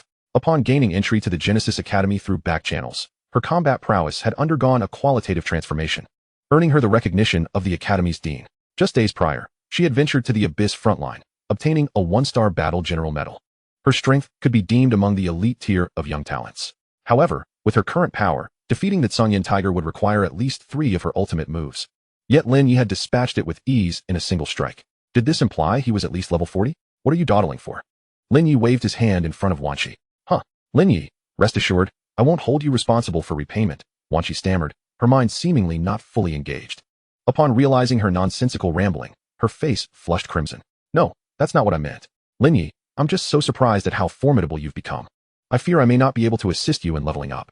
With that, she revealed a hint of disappointment. So you were still thinking about that? Don't worry. I will repay you, Lin Ye replied with a smile, pointing towards a signpost reading Dangerous Forbidden Zone ahead. If you can't help me level up, then just guide me instead. You can repay me whenever. I'm not concerned about it, Wanqi retorted, a playful huff escaping her lips as her beautiful eyes gazed ahead at the rugged mountain path. This is the volcanic secret realm of Genesis Academy. Further in lies the lava purgatory, and beyond that is the Academy's Forbidden Zone. Currently, my task is to deliver a package to the Forbidden Zone. As she spoke, she retrieved a meal from her storage bag, flashing Lin Ye a cheeky smile. It appeared that Genesis Academy was no different from other institutions, assigning freshmen arduous and thankless tasks under the guise of training. Since we're headed in that direction, you lead the way, and I'll follow, Lin Ye said with a grin. Wanqi nodded, swiftly pulling Lin Ye into a secluded path. The Academy does not permit unauthorized entry by outsiders, and the main road is heavily monitored. We can only venture through this back route, she whispered, leaning closer to Lin Ye. After glancing around cautiously, she added, however, this path is rife with monsters, averaging level 30, making it quite perilous. Once we enter, I will assist you. Just let me know if you need to rest and recover. My ultimate move can buy us some time. Lin Ye shook his head and smiled. Leave the monsters to me. You just focus on guiding us. Observing Lin Ye's nonchalant demeanor towards the monsters, Wanqi remained skeptical but cautiously led him onward. The narrow path was treacherous, surrounded by numerous lava pools, with monsters appearing quite frequently, almost every 10 seconds, sometimes in groups. Lin Ye activated the sacred ice domain. As the creatures approached, they were frozen, followed by mercilessly summoning the divine thunder for instant annihilation. After roughly 10 minutes of relentless progress, both their levels rose by 1. Now it seems I owe Lin Ye money, as even a single run with a senior from the Academy here would cost 200 million, Wanqi thought, her mind reeling from Lin Ye's overwhelming power and contemplating how to repay him. What are you still doing standing there? Which path do we take next? Lin Ye asked, slightly furrowing his brow as he turned to the dazed Wanqi. If we take a few steps down the left path, we will reach the Forbidden Zone, Wanqi replied. Her cheeks slightly flushed as she hurried to Lin Ye's side. Please wait here for a moment. I will go ahead to deliver the meal to the guards and then figure out how to lure them to the lounge. At that point, you can slip in unnoticed. All right, Lin Ye nodded in agreement. The Forbidden Zone of Genesis Academy was separated by an ancient gate adorned with intricate inscriptions, exuding an air of solemnity. At that moment, four bored students sat idly before the door. It's all that rookie's fault. If he hadn't been so slow to share the information about discovering the secret realm, we wouldn't have been caught by that dog from Yushan and penalized to guard the Forbidden Zone. The red-haired leader vented his frustration by hurling a throwing knife at the target. Now that the entrance exam is likely over, we must find out which academy that little brat ended up in. He deserves a taste of retribution. The blue-robed female mage snorted derisively. Let us focus on how to fill our stomachs first. Damn it. Why hasn't the delivery arrived yet? Is there not a single honest freshman this year? Surely no one is accepting orders? Another male shield-bearer tugged at his hair, his expression growing increasingly agitated. Lin Ye concealed himself in the shadows, peering out to discover that the four were, in fact, the same Red Fire team he had encountered in the wild previously. Earthshield, did your mouth open wide enough to let anything through? Whatever you say seems to come true. The leader, Red Fire, chuckled, eyes fixed ahead. At that moment, Wang Zai hurriedly approached, carrying the meal. Sister Lan Yu, Brother Red Fire, I apologize for the delay. I encountered a horde of monsters on the way, which caused the holdup. Here's your meal, she said, her gaze filled with genuine remorse. Ah, to my surprise, the delivery today is a charming little junior. With a teasing glint in his eyes, Chihua scrutinized Wanqi from head to toe as he accepted the takeout. According to regulations, exceeding the time limit would result in a deduction of delivery points. Two Shield chuckled mischievously. How much will be deducted? Wanqi inquired. You are 10 minutes late, thus. According to the rules, a deduction of 1,000 points is necessary, Chihua remarked, a glimmer of amusement flashing in his eyes. Such a large sum. Wanshi exclaimed in shock. Completing this task had only earned her 500 points, and now she would owe 500 for being late? Consider yourself fortunate, Two Shield chimed in, his eyes reflecting a similar mischief. Typically, if you anger Senior Chihua, a beating would be inevitable. After guarding this gate for half a month, it would be a shame to let such a naive newcomer slip away easily. A junior as enchanting as this, I cannot bear to harm. Chihua gazed at Wanshi. Junior, would you kindly introduce yourself? My name is Wanshi, and I am a blade dancer, currently at level 25, she replied, lowering her head. It sounds like a formidable profession. How about we engage in a friendly duel? If you manage to inflict any damage upon me, I shall waive the point deduction. What do you say? Chihua proposed with a playful smile, suddenly flinging a shuriken from his hand. Swish. Wanshi felt a cold gleam graze her left cheek, severing a few strands of hair and leaving a faint trail of blood upon her delicate face. Recognizing the swiftness of Chihua's projectile, Wanshi conceded. I would rather forfeit the points. Taking a deep breath, she spoke softly to Chihua. Chihua, after 3 years of schooling, how is it that you have made no progress? The junior has worked hard to deliver our meals. Why must you trouble her so? At that moment, Lin Ye rose, casting a fierce glare at Chihua. She then approached Wanshi, offering her a bottle of healing potion with a warm smile. Junior Wanshi, our team is currently in need of a secondary damage dealer. Would you join us? Chapter 46. Encountering the red-haired man again. Join your team? Wanshi's expression turned awkward as she instinctively considered declining. However, remembering Lin Ye was still behind her, she forced a smile. Of course, I happen to be in search of a team. Splendid. Joining our squad means we shall stand united from this day forth, sharing both hardships and resources. However, we do have a rule. All members must bind themselves to the oath ring, Lin Ye said with a friendly smile, producing an item from her bag. The oath ring, usable by 3 or more individuals, binds through blood contract and allows for shared experience points at a rate of 15 times. The team leader possesses a degree of soul control over the members. Upon hearing this, Wanshi's smile faltered momentarily, but she quickly regained her composure, continuing to present a sweet smile. That sounds even better. Unity of purpose is paramount. However, there's no need to rush, Lin Ye. You all should enjoy your meal first, otherwise, it will go cold. I shall guard here and wait for you to finish before we establish the team contract. What is a meal compared to Junior Wanshi joining our team? That is the most delectable side dish. Chihua stepped forward with a smug grin. At that moment, Two Shield and another teammate joined Lin Ye's side. An invisible pressure enveloped Wanshi as she bit her lip, her heart in turmoil. Very well, I shall find a way to break the contract later. Lin Ye's matter is of utmost importance. After a brief internal struggle, she decided to temporarily acquiesce. All right. Just then, a voice filled with derision and contempt rang out. A few gatekeepers, relying on their numbers to bully newcomers. Is this truly the standard of the Genesis Academy, daring to claim to be the best in Xinxia? Chihua and his companions turned to the source of the voice, spotting a figure clad in black robes approaching slowly. Upon recognizing the face of the newcomer, Lin Ye's expression darkened immediately. Seeing Lin Ye emerge, Wanshi's demeanor shifted to one of panic. She hurriedly approached, speaking in hushed tones. Lin Ye, why are you here? I told you to wait a moment. They are not to be trifled with. You should leave quickly. Ignoring Wanshi's warnings, Lin Ye's cold gaze fixed upon Lin Ye, seeking retribution for the earlier encounter in the wild. What a stroke of luck to find you here, little novice. Lin Ye's eyes glinted with malice. Yet her expression bore a joyful smile. Junior, I had no idea you were colluding with outsiders, attempting to breach restricted areas. Such an offense is not to be taken lightly. Chihua's gaze remained locked on Wanshi, dismissing Lin Ye entirely. They are higher level than we are. They won't be easy to handle. I will distract them. You should leave quickly. Wanshi urged Lin Ye, disregarding Chihua. They are merely a few buffoons. There's nothing to fear. Just treat them as monsters to be defeated, Lin Ye replied calmly, shaking his head to signal Wanshi to remain composed. Oh, you think of us as monsters to be defeated? Such bravado. Come, let me see what you are capable of. Two Shield sneered, beckoning Lin Ye with a taunting gesture. No sooner had he spoken than a bolt of lightning crashed down. Two Shield, having gained entry to the Genesis Academy, possessed commendable skills. He reacted swiftly, raising his massive shield just as the lightning surged forth. Boom. The thunder struck the shield, unleashing a terrifying storm of electric arcs. Chihua and the others pressed forward to aid Two Shield. Lin Ye continuously cast buffs to help him withstand the lightning damage, while Chihua and the archer shielded him. At that moment, despite Two Shield withstanding Lin Ye's attack, his shield shattered completely, and his skin bore cracks, blood seeping out, clearly gravely injured. My legendary shield has been shattered? Two Shield exclaimed in shock. This shield boasted a 250 damage reduction, complemented by his talent that increased damage reduction by 200 while holding the shield. To endure nearly 500 damage reduction and still be unable to withstand this boy's strike? After the initial shock, anger surged within Two Shield. Today, I must cripple this brat. Chihua's expression darkened, his gaze coldly fixed on Lin Ye. Break his legs, torment him, then report to the academy. We can redeem ourselves and escape this wretched place. Lin Ye began to weave her incantation, conjuring a water element barrier, signaling the team to enter combat mode. As expected, the Genesis Academy team exhibited impeccable coordination, quickly forming a deadly assault formation. The archer assumed the role of the sniper. Two shields stood at the forefront. Chihua entered stealth mode, ready for an assassination, while Lin Ye enhanced her teammates with buffs and prepared her magical attack. In light of this, Wanshi resolved to fight with all her might.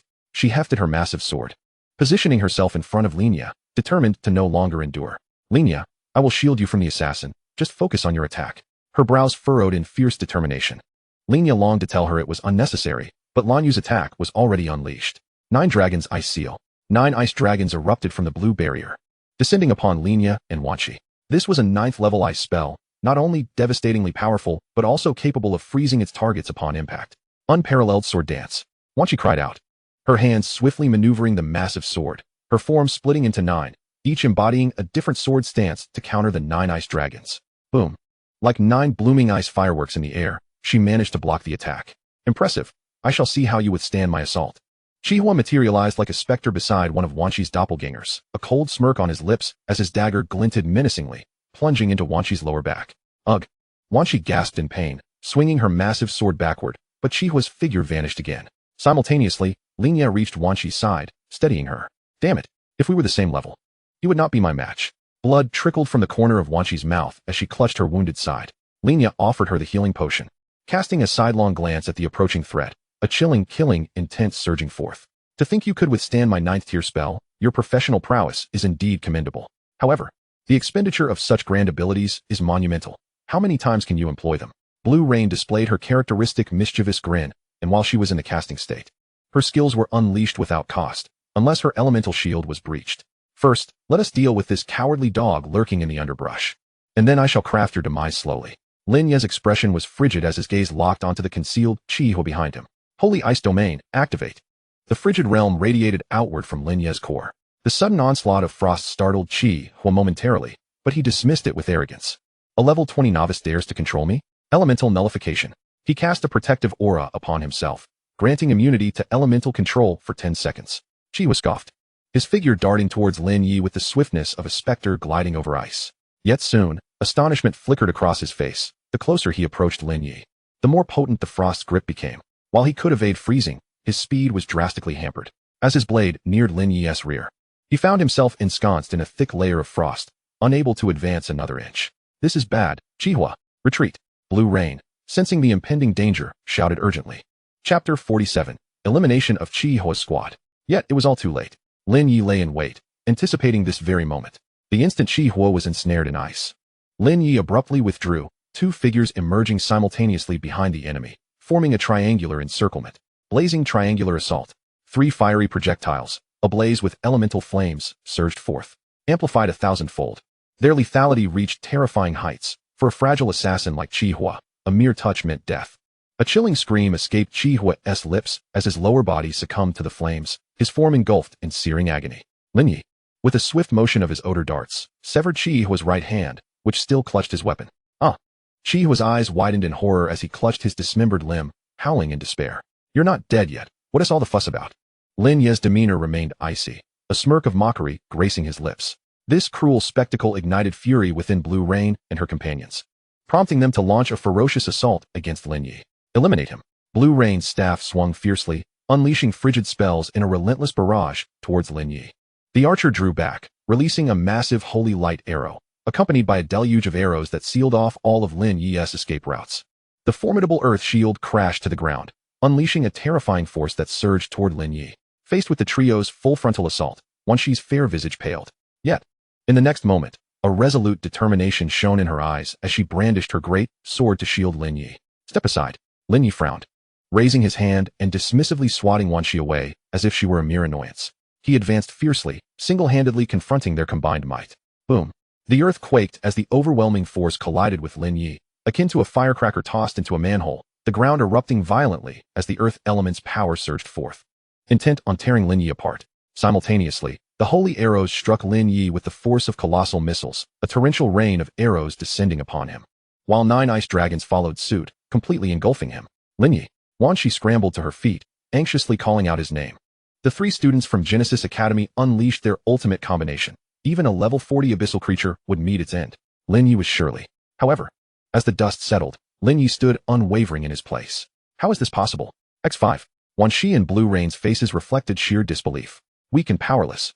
Lin Ye's gaze swept over Blue Rain and her companions with a playful glimmer, a smirk of disdain curling his lips.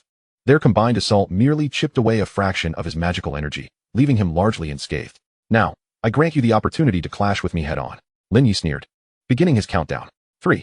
Blue Rain's expression darkened as she thought. If it weren't for the last incident where Yushan severely injured a team member, resulting in insufficient output, would a novice like him dare to taunt us?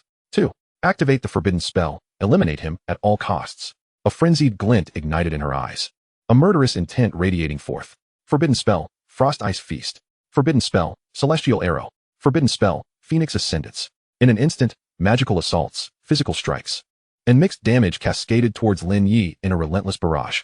Lin Ye's response was to disregard it all, summoning chaotic divine lightning that rained down incessantly, opting to engage in a head-on confrontation.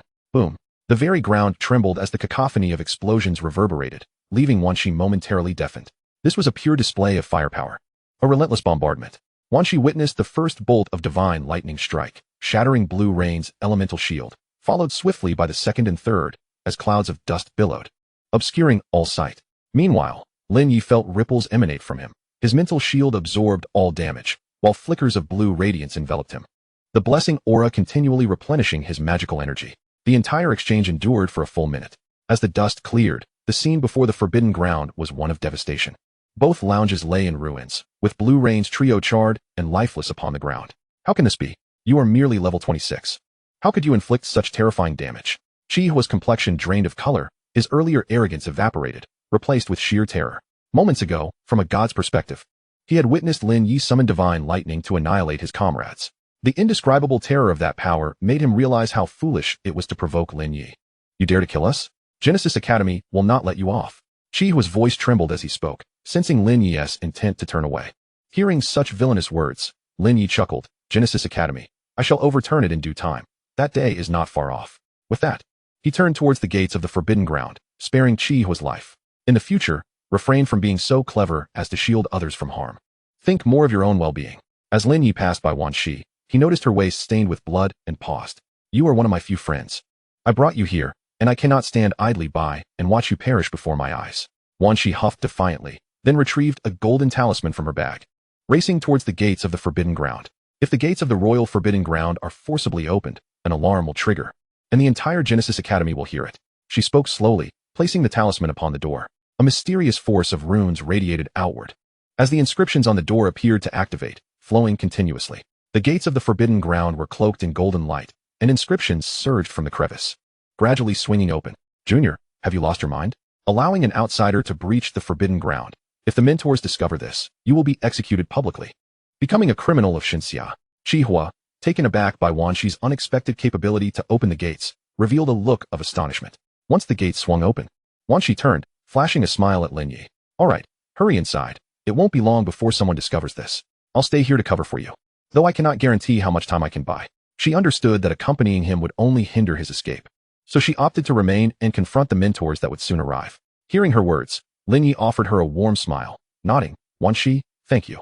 He made his way toward the forbidden ground, pausing midway. This time, consider it a favor owed to you. Should we meet again in the future, I shall repay you 10 billion along with a wish.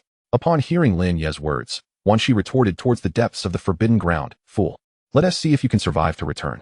With that, she cast her gaze towards the distant Chihua. Junior Wan Shi, regarding what transpired earlier, I was in the wrong. I should not have used the time limit to trouble you. Could you assist me in calling for the emergency department? I would be most grateful and would give you a 5-star rating. Chihua said, his heart racing, his eyes filled with sincerity. I shall refrain from divulging today's events to our mentor, merely claiming that the abyss has suddenly invaded. Let us unify our testimonies. I beseech you. All I desire is to survive. Observing Wan Shi's impassive countenance, Chihua hastily exclaimed. Wang Zai approached Shuo, her expression frigid, and retorted. Do you truly believe I would place my trust in you? Without waiting for Chihua's response, she swiftly swung her sword, the radiance of its blade glimmering ominously. Chihua's eyes widened in terror, yet before he could utter a word, darkness enveloped his vision. Lin Ye, though I know not what your intentions are, I implore you to succeed. Wan Shi struck her wound fiercely at her waist, blood gushing forth, and with a fleeting glance towards the forbidden realm, she collapsed to the ground. Chapter 48. courageously breaching the ninefold barrier. Lin Ye stepped through the gates of the forbidden zone, traversing a narrow passage reminiscent of an ancient tomb, and before him, the vista expanded magnificently. His gaze sharpened with focus. Before him lay the forbidden grounds of the Genesis Academy, shrouded in a ninefold crimson barrier. With 10 spiked black towers looming in the sky, each adorned with inscriptions upon stone tablets, surely the sepulchres of every sovereign from the divine Xia dynasty. Dark, purple miasma seeped from fissures in the ground, saturating the air with an insidious poison. Fortunately, Lin Ye possessed a halo that granted immunity to toxins. Otherwise, he would have succumbed to their corrosive grasp. At the heart of the barrier stood an ancient temple. Lin Ye's eyes gleamed with recognition. The temple bore an uncanny resemblance to that which he had glimpsed in a past phenomenon. He cautiously circumvented the fissures, navigating through the miasma to reach the first barrier. The elemental environment within the initial barrier was that of a fiery realm, where flames ravaged the earth. Thankfully, the distances between each barrier were relatively short, a mere 10 meters apart. If he could masterfully control the invulnerability period while traversing the barriers, the likelihood of reaching the temple was significantly heightened. Lin Ye mentally charted his course. Just as he approached the barrier, his figure suddenly faltered, his pupils dilating in alarm. In the next moment, he shook his head. And with the restoration of his mental energy through the 5 elements halo, clarity returned to his gaze. He regarded the temple with a furrowed brow. Moments ago, he had encountered an invisible mental assault, a skill that struck at the soul, inflicting genuine harm. Thankfully, his mental shield had absorbed the blow. Nonetheless, in that instant, his mental energy had been drained, leaving him with a sense of dread. Had his shield not been 100-fold stronger, he might have become a mindless husk. My instructor advised me to reach level 40 before attempting the spirit sealing temple. There is wisdom in his counsel, Lin Ye murmured, a foreboding sense creeping into his heart. Given his current level, he could only speculate on the consequences of entering the temple. Yet, retreat was no longer an option. The mental assault had roused Lin Ye's ire, compelling him to discover the true nature of this entity within. Lin Ye activated the Halo of Lifespan, a burning crimson incantation materializing in his left palm. As the incantation began to consume his lifespan upon nearing the barrier, there was no turning back. A fierce determination ignited in Lin Ye's eyes as he gritted his teeth and charged into the barrier. In the next moment, his form transformed into an unselectable crimson sphere of light. The purifying force of the barrier inflicted no harm upon him. Lin Ye landed safely on a relatively secure platform within the fiery realm. As he traversed the first barrier, a mark of lifespan appeared on his left wrist, denoting a deduction of 3 years of life. 10 seconds later, he reverted from his spherical form back to human shape. Suddenly, hundreds of lava ghost vines erupted from the inferno, surging towards him with frenzied intent. Chaotic divine thunder, annihilate. Without a moment's hesitation, Lin Ye summoned divine lightning to unleash a barrage. Within the fiery domain, the chaotic lightning seemed to grow more tempestuous, unleashing a terrifying storm. The lava ghost vines convulsed like cables struck by electricity, gradually succumbing to their demise. You have slain lava ghost vines x50, gaining 980,000 experience points. To his astonishment, the monsters within the barrier yielded an immense amount of experience. A smirk crept onto Lin Ye's lips, but the gas emitted from the eye-like tumors of the slain ghost vines served as a warning that he should not linger. Should he come into contact with those hallucinogenic spores, survival in the fiery realm would be an impossibility. Once more, Lin Ye invoked the Halo of Lifespan, transforming into a crimson sphere of light as he swiftly traversed the second barrier, arriving in an icy realm. Dozens of glacial griffins regarded him with predatory intent. Once his period of invulnerability expired, he would undoubtedly face a terrifying ambush. Lin Ye dared not tarry, launching 2 bolts of divine lightning at the griffins. And while his invulnerability persisted, he activated the Halo of Lifespan again, advancing to the third barrier. Here, the elemental environment was that of a tempestuous wind domain, where endless blades of wind ravaged the landscape, threatening to rend flesh from bone. Lin Ye, unwilling to take risks, promptly used the Halo of Lifespan to breach into the fourth barrier. This environment was that of the deep sea, with only 3 floating icebergs as points of refuge. The tranquil ocean concealed peril beneath its surface. Lin Ye summoned divine lightning to strike the waters, while simultaneously activating the barrier to plunge into the next layer. You have slain a deep-sea giant python, gaining 1,200,000 experience points. Subsequently, Lin Ye employed the same strategy for the remaining 4 barriers, traversing, unleashing divine lightning, and continuing onward. By the time he reached the 7th barrier, fatigue began to wash over him, a clear sign of overexertion from utilizing the Halo of Lifespan. No matter, I am still young. Losing 20 years of life is a trivial matter. He pressed on toward the next barrier. In his previous life, he had sacrificed a century of his roommate's lifespan for a chance at success. Such sacrifices were mere trifles. Taking a deep breath, Lin Ye steeled himself and continued forward. The elemental environment of the 9th barrier was that of a domain steeped in darkness. In the impenetrable blackness, there existed a solitary platform of holy light, just wide enough for one to stand. Lin Ye seized the opportunity, precariously positioning himself upon the platform. A moment's misstep could send him plummeting into the endless abyss surrounding him, the consequences unthinkable. Adhering to the maxim of a fortunate traveler who emerges from calamity with newfound blessings, he relinquished his lifespan willingly, fixating on the temple so close at hand. A fervor ignited in his eyes as he unleashed the halo of lifespan once more, propelling himself toward the temple's entrance. Just as the invulnerability period concluded, Lin Ye reverted to his human form and immediately coughed up a mouthful of blood. A profound sense of exhaustion gripped him, forcing him to crouch down, gasping for air to alleviate his distress. A chilling revelation struck him, amplifying his astonishment. His left arm appeared to be succumbing to a curse. The marks of lifespan on his wrist slowly spreading, corrupting his flesh. Damn it, Professor Wang never mentioned this side effect when teaching me the incantation. Lin Ye cursed, finally comprehending how Professor Wang's mechanical arm had come to be. Nevertheless, his innate optimism prevailed. He resolved to face unforeseen calamities one step at a time. After a brief respite, Lin Ye rose slowly, surveying the temple before him. The exterior was littered with ominous white bones, remnants of humans, beastfolk, and otherworldly beings.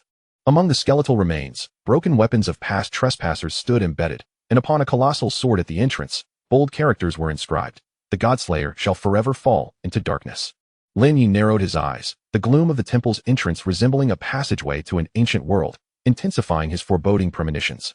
In the next instant, his gaze sharpened as he activated both the King's domain and the Holy Ice domain. For at that moment, a spectral old man clad in white robes materialized at the entrance of the temple, his voice imbued with unassailable authority. It has been 10,000 years, exactly 10,000 years, since anyone dared to set foot in the Spirit Sealing Temple. Young man, should you proceed any further, you shall find yourself among the bones here. Without a moment's hesitation, Lin Ye launched a divine lightning bolt at the elder. Chaotic divine thunder, annihilate. Chapter 49. A new halo, illusions of flower and moon. What? The white-robed elder let out a muffled grunt, clearly taken aback by Lin Ye's audacity to attack so suddenly. The imposing halo surrounding the elder dissipated, and his demeanor appeared somewhat weary, gradually recovering after a 10-second pause. It seems that the chaos divine thunder possesses a hidden attribute that inflicts double damage on soul entities. Who are you? Lin Ye inquired. How dare a mere mortal question my name? The elder, draped in white robes, floated as if a deity surveying from above. However, before he could finish his sentence, another bolt of divine thunder struck down upon him. Chaos divine thunder, annihilate. The elder's halo faded, his expression faltering before he regained his composure. I am a sage of the Spirit Sealing Temple. Young man, your attack is formidable, yet should you continue to disturb the divine slumber, I shall invoke the order of divine punishment upon you, the elder declared, his voice resonating with authority. Chaos divine thunder, annihilate. X10. Without hesitation, Lin Ye summoned the chaos divine thunder, locking onto the elder and unleashing a barrage of furious strikes. The elder had no time to react before being severely injured by 5 bolts of thunder, teetering on the brink of death. Yet, in his incorporeal state, it appeared he possessed a bloodlocking ability, with 10 consecutive bolts of divine thunder unleashed upon him. Even the Abyssal Demon King would likely meet his demise under such relentless assault. Invoke divine punishment against me? Allow me to show you what divine punishment truly entails. Lin Ye, undeterred, pressed on with his offensive. One bolt after another of divine thunder relentlessly rained down upon the sage, who muttered incomprehensible incantations before transforming into a language Lin Ye could understand. Eventually, he could no longer endure the onslaught and fled in panic. His once imposing presence reduced to utter disarray. As the guardian of this tomb, he maintained an undying state, seemingly linked to the power of this temple. It became evident to Lin Ye that he had uncovered some of its mysteries. Disregarding the elder who had activated his bloodlock ability, Lin Ye seized the opportunity to step swiftly into the temple's entrance. Thus far, it appeared the elder posed no significant threat beyond his powerful mental assaults. However, upon entering the first chamber of the temple, Lin Ye encountered an adversary. Before him stood a towering 5-meter armored giant, wielding a battle axe, its true form obscured. Yet its body burned with eerie green holy flames, exuding an aura both ominous and majestic. Temple Guardian level. Health, 80,000. Strength, 50,000. Damage mitigation, 500. Utilizing a detection spell, Lin Ye discerned the creature's attributes, feeling a surge of trepidation. Chaos divine thunder, annihilate. Within mere moments, 5 bolts of divine thunder crashed down, delivering horrific damage upon the Temple Guardian. Despite its immense size and physical prowess, the Guardian's sluggish movements rendered it akin to a mere training dummy before Lin Ye. Temple Guardian slain, gained 780,000 experience points. Even so, Lin Ye had to unleash 6 bolts of divine thunder before finally vanquishing the guardian. His level surged to 30, and a warm current spread through his mind as he grasped a new halo skill. Blessing of the Mirror Flower, Water Moon, return the attack upon the attacker. When subjected to physical assaults, expend 5 of mental strength to fully reflect the enemy's physical damage while inflicting a thorn curse, reducing the enemy's damage mitigation by 500. And inducing a bleeding state, with bleeding damage equating to the enemy's strength attribute multiplied by 10. With this halo, it was as though he donned a mythic counter, rendering him nearly impervious to any physical assault. Lin Ye couldn't help but cackle with glee, eager to seek out another temple guardian to test his newfound power. The guardian stationed before a doorway sensed an intruder, raising its battle axe for a fearsome strike. Lin Ye stood firm, allowing the seemingly unstoppable axe to cleave down upon him. Clang! A mirror-like surface, as smooth as diamond, manifested before Lin Ye. The axe struck the mirror, emitting a jarring sound upon impact. In the next instant, the mirror shattered, and a force shaped like the axe rebounded, striking the temple guardian.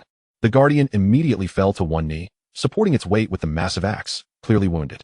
Simultaneously, the thorn curse took effect, causing the guardian to tremble for 5 seconds before the holy flames within extinguished, its armored remnants scattering across the ground. What a divine technique! A smile crept onto Lin Ye's lips. With this skill, he felt emboldened even against foes far more powerful than himself. While ordinary awakeners would require a team to defeat a guardian, he had managed to dispatch it with ease. Even the divine kings of your might not have achieved such a feat. It seemed he was indeed the fated individual prophesied in legends. At that moment, the sage's figure materialized like a wraith, his voice echoing throughout the temple. Upon seeing his self-proclaimed authoritative visage, Lin Ye felt no goodwill and promptly summoned divine thunder. The lightning descended like divine retribution, forcing the sage to flee in panic, ultimately vanishing into the shadows. Lin Ye pressed onward, crossing through the grand door, as if entering another realm. Within the spirit sealing temple, the interior resembled an inverted starry sky, with the ceiling adorned with writhing starstone, while the floor was a translucent crystalline layer, beneath which lay an endless darkness, seemingly concealing dormant figures. Lin Ye advanced toward the center of the starry expanse, encountering numerous skeletal lords attempting to obstruct his path. Yet, with the rebound effect of the Mirror Flower, Water Moon Halo, and the Chaos Divine Thunder's dominance over the undead, he dispatched them with remarkable ease. You cannot proceed any further. This world has only just emerged from the brink of annihilation. It cannot be destroyed by your hand. The sage reappeared, launching a mental assault at Lin Ye. Forewarned, Lin Ye would not fall prey to such tactics as before, the moment the sage manifested. The Chaos Divine Thunder struck once more. The sage once again fled in terror. Upon crossing a luminous bridge reminiscent of a suspended galaxy, Lin Ye beheld 12 totemic pillars encircling a central altar, each topped with a floating throne of foreign spirits. The ancient beings were sealed within. A spark of joy flickered in Lin Ye's eyes. After all his endeavors, he had finally reached his destination. As the master of foreign spirits, he sensed their cries emanating from that location. Lin Ye quickened his pace, racing toward the stone pillars. Along the way, he encountered various temple monsters attempting to impede his progress, yet they merely delayed him without halting his advance. Are you aware of the consequences of releasing foreign spirits? The elemental forces of this world will become unbalanced and devoured, ultimately leading to its destruction. Rampaging foreign spirits will wreak havoc upon the human realm. It was the fall of countless deities that sealed them away, granting us 1,000,000 years of peace. Cease your actions, young man. Do you wish to become the enemy of all living beings? Throughout his journey, the sage persisted like a nagging fly, incessantly chattering. Lin Ye attempted to dismiss him, yet he would inevitably return like an unwelcome pest. At this moment, he was less than 20 meters from the altar when a domain of holy light obstructed his path. Countless rays of holy light fell like meteorites, transforming into towering rock giants engulfed in green holy flames. On the opposite side of the holy light, a barrier sealed the 12 stone pillars. Focusing intently, Lin Ye noticed at the center of the 12 pillars, atop the highest altar, a rusted sword was embedded. An invisible pulse emanated from the sword's direction, sending shockwaves through Lin Ye's mind as he gasped, that sword. Chapter 50, The Deadlock of Drawing the Sword. Though the altar appeared silent, Lin Ye had just sensed a resonance from the sword. Give up, with your mere mortal body. Touching the holy light domain will lead to your instant obliteration. Even if you withstand the holy light, you cannot breach the holy flame guardians within. The sage coldly advised from the side. How bothersome. Lin Ye, feeling irritated, unleashed a bolt of divine thunder, severely injuring the sage into a state of paralysis. At that moment, he finally comprehended why Yu Qianying had insisted he reach level 40 before seeking the spirit sealing temple. If he possessed means to resist the holy light, breaching this 10th barrier would have been significantly simpler. After pondering briefly, Lin Ye glanced at the 9 life marks etched on his left hand, making a reckless decision in his heart. Having paid an exorbitant price to arrive at this juncture, The seal lay tantalizingly before him. Retreat was simply not an option. He resolved to gamble once more. Transcend the boundaries, activate. Lin Ye bellowed, summoning the sacred flame guardians of the realm to converge upon him. His form transforming into a crimson orb of light, plunging into the domain of divine radiance. Dozens of beams of sacred light, akin to falling stars, locked onto him. Relentlessly pursuing and crashing down, each impact birthed a new sacred flame guardian. Were it not for his current invulnerable state, he would have surely been obliterated by the divine light. Chaotic divine thunder, annihilate. Facing hundreds of sacred flame guardians that stood like towering walls, Lin Ye darted forward, unleashing attacks as he maneuvered through the fray, seizing the fleeting moments when the divine thunder disrupted the enemy's formation to advance with all his might. Yet, the guardians continued to regenerate, filling the gaps left behind, and Lin Ye found himself with no avenue of retreat. 5, 4, 3, 2. He silently counted down in his mind, the barrier mere moments away, even as the number of guardians swelled. Chaotic divine thunder, annihilate. Lin Ye roared, calling forth a bolt of divine thunder to strike the guardian before him, then swiftly executing a slide beneath the sentinel blocking his path to the barrier. At that instant, the invincibility granted by the boundary-breaking secret technique dissipated, and he reverted from the light orb back to human form, a wave of scorching heat crashing upon him. His mental shield shattered within mere seconds. Lin Ye's complexion shifted dramatically. Adrenaline surged through him, prompting him to activate the boundary-breaking secret technique once more, transforming into a light orb just as his shield crumbled, leaping into the final layer of the barrier. Upon his descent, Lin Ye spat out a mouthful of blood, collapsing onto the frigid crystalline ground, utterly drained. A wave of dread washed over him. In the span of mere seconds, had he hesitated for even a moment, he would not have made it here. The sensation was akin to being encircled by hundreds of max-level merfolks wielding 6 pieces of blazing sun gear, terrifying to contemplate. Arriving at this place, he had touched the reverse scales of the divine. The ensuing divine punishment would bring forth torment, and his soul would eternally plunge into darkness. The sage appeared, fingers weaving an incantation, directing his energy toward Lin Ye, seemingly intent on exploiting Lin Ye's current weakness to strip away his soul. Chaos, annihilation. Lin Ye's expression hardened, forcibly gathering his mental energy to summon divine thunder. The lightning dragon struck the sage, interrupting his incantation and causing his demeanor to wilt instantly. The two engaged in a silent standoff, each staring intently at the other for half a minute. Lin Ye struggled to rise from the ground, at that moment feeling the side effects of overexerting his lifespan through boundary-breaking techniques start to manifest. His left arm's flesh had been corroded by a curse, revealing blood vessels and bone, with a tendency to spread throughout his body. A third of his hair had turned white, and although his youthful visage remained, fatigue was unmistakably evident in his eyes. The cost of reaching the spirit sealing temple was indeed staggering. However, Lin Ye remained unperturbed. The grueling trials of his past life had granted him a high threshold for pain. As long as he still drew breath, fear held no sway over him. He ascended the steps to the altar's center, where he beheld the sword. The blade, nestled within its slot, gleamed a resplendent gold, as though forged from pure sunlight, inscribed with ancient runes that pulsated with solar motifs. Yet, it was marred by rust, resembling dried blood. Perhaps withdrawing this sword could lift the seal. As Lin Ye approached, the totemic columns trembled in unison, the illusory figures beneath the crystalline layers shrieking in desperation. They yearned to break the seal, yet trembled beneath the sword's divine pressure. No, Destined One, you must not draw this sword. The sage, that incessant nuisance, reappeared. What lies sealed beneath is not merely the 12 ancient spirit monarchs, but all primordial spirits. Should you release them, chaos will surely descend upon the 10 realms, and the elements of this world shall spiral into ruin. The sage's tone was one of admonition, laced with reproach, hoping Lin Ye would reconsider his path. I care not for the destruction of the 9 heavens and 10 realms. I only seek to grow stronger, Lin Ye declared, gazing at the howling specters beneath the divine sword, a manic smile creeping upon his lips. This sword, stained with the blood of countless deities, was a forsaken artifact of rebellion. Should he withdraw it, he would inevitably face the wrath of the realm's guardians, who would compel the people of this world to perish alongside him. You are truly foolish, the sage scolded, witnessing Lin Ye's obstinacy. In response, Lin Ye smirked derisively. Perish? Huh, what makes you think I am destined for doom? In this world, the might of one's fist dictates the truth. Once I am invincible, the guardians of the realms shall merely be clowns. With that proclamation, he extended his hands to grasp the sword's hilt. Do you truly believe your current strength suffices to draw this cursed blade? A delusion, the sage scoffed, a glint of cunning triumphing in his eyes. He knew he could not eliminate Lin Ye, thus he would utilize the sword's power to do so. Indeed, the moment Lin Ye's hands clasped the sword, golden tendrils resembling fine needles erupted from the hilt, piercing into his palms. The excruciating pain elicited a cry from Lin Ye, as the golden tendrils grew like roots, coursing through his veins, etching grotesque patterns upon his arms. What is happening? Lin Ye's expression shifted drastically as he felt his level plummeting at an alarming rate. 29, 21, 16, 11. In less than 2 minutes, his level had dropped to level 1. The divine sword was akin to a leech, voraciously siphoning away all that he was. Lin Ye roared, exerting every ounce of strength to yank the sword free, but it felt as though an entire planet weighed down upon him, no matter how he struggled. The sword remained steadfast, a mere insect attempting to shake a tree, utterly unaware of its own limitations.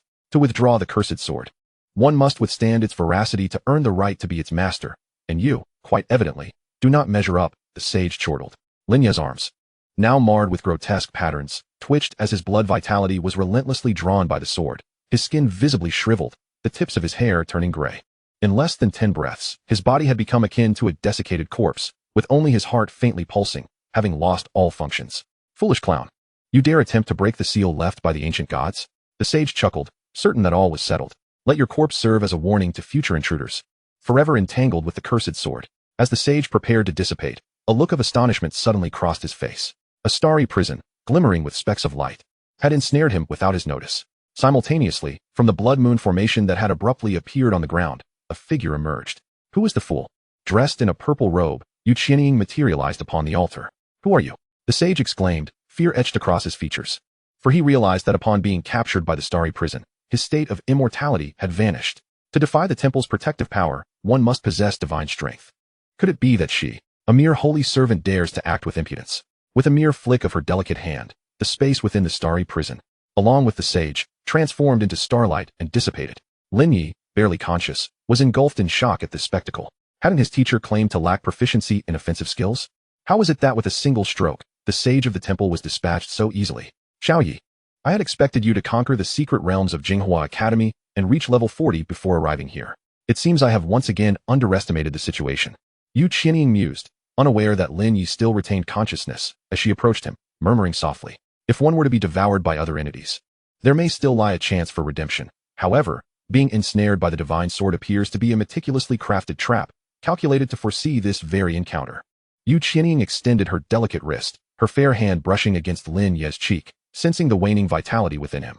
Do you believe that I shall stand by and watch you perish, thinking thereby you can vanquish me? In that moment, 2 crystalline tears cascaded from her eyes, an expression of unwavering resolve illuminating her stunning visage. It seems I have no choice but to employ that technique.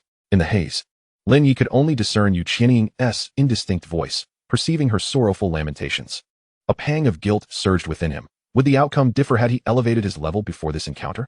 He yearned to console Yu Qianying, urging her not to weep. Yet he could only incessantly remind himself to maintain consciousness and endure. Unbeknownst to Yu Qianying, Lin Ye's inner turmoil, she was enveloped by a violet divine halo. Her pupils transforming into crystalline purple. Divine intent, coalesce. Yu Qianying parted her crimson lips, slowly exhaling a gem-like crystal of red and purple hues, cradling it in her palm. Leaning forward, she cautiously administered the crystal into Lin Ye's mouth. Subsequently, she formed a hand seal, reciting an ancient incantation, catalyzing the crystal's power to diffuse within Lin Ye's body. Her complexion paled slightly, the violet divine light in her beautiful eyes dimming. At that moment, Lin Ye felt a vigorous warmth surging through him, filling every limb and sinew. His previously withered form began to rejuvenate, as if spring had returned to a parched tree.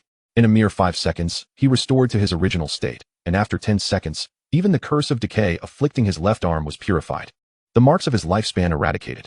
In the next instant, as the moonlight surged forth, not only did his body regain its full vigor, but his level also ascended at an astonishing rate, 10, 50, 70, and finally, it surged to the pinnacle of 99 before halting. Concurrently, a sacred lunar halo manifested around him, rendering him akin to a deity descended from the heavens. Master, what is this? Lin Ye gazed at Yu Qianying, his expression momentarily stunned. He assessed his status. Blessing of the Moon God. Restores all conditions, elevating level to the maximum limit of this phase, with a 1000 enhancement across all attributes, granting infinite vitality and divine power. While under the blessing of the Moon God, the divine body is immortal and indestructible. Lin Ye's countenance reflected profound astonishment. How did I become invincible so suddenly? Xiao Yi, the blessing of divine intent is time-limited. We must act swiftly, draw the sword. Yu Qianying urged Lin Ye. He nodded, a fierce expression overtaking his face, his hands gripping the sword with newfound strength. Boom.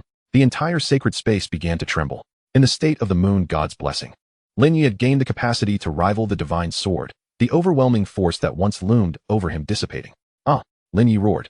The divine sword in his grasp felt as if it weighed 1,000 pounds, the tremors of the space intensifying with each inch he drew it forth. The gem on the hilt erupted with a radiant golden light, and the sword's consuming power grew increasingly ferocious. Lin Ye's level plummeted from 99. The vitality within him rapidly depleting. Finally, after a protracted minute, his level reverted to 1. Yet, the sword had been liberated from its sheath, drawn forth by Lin Ye. Buzz. A sound akin to ancient echoes reverberated throughout the sacred space. It worked.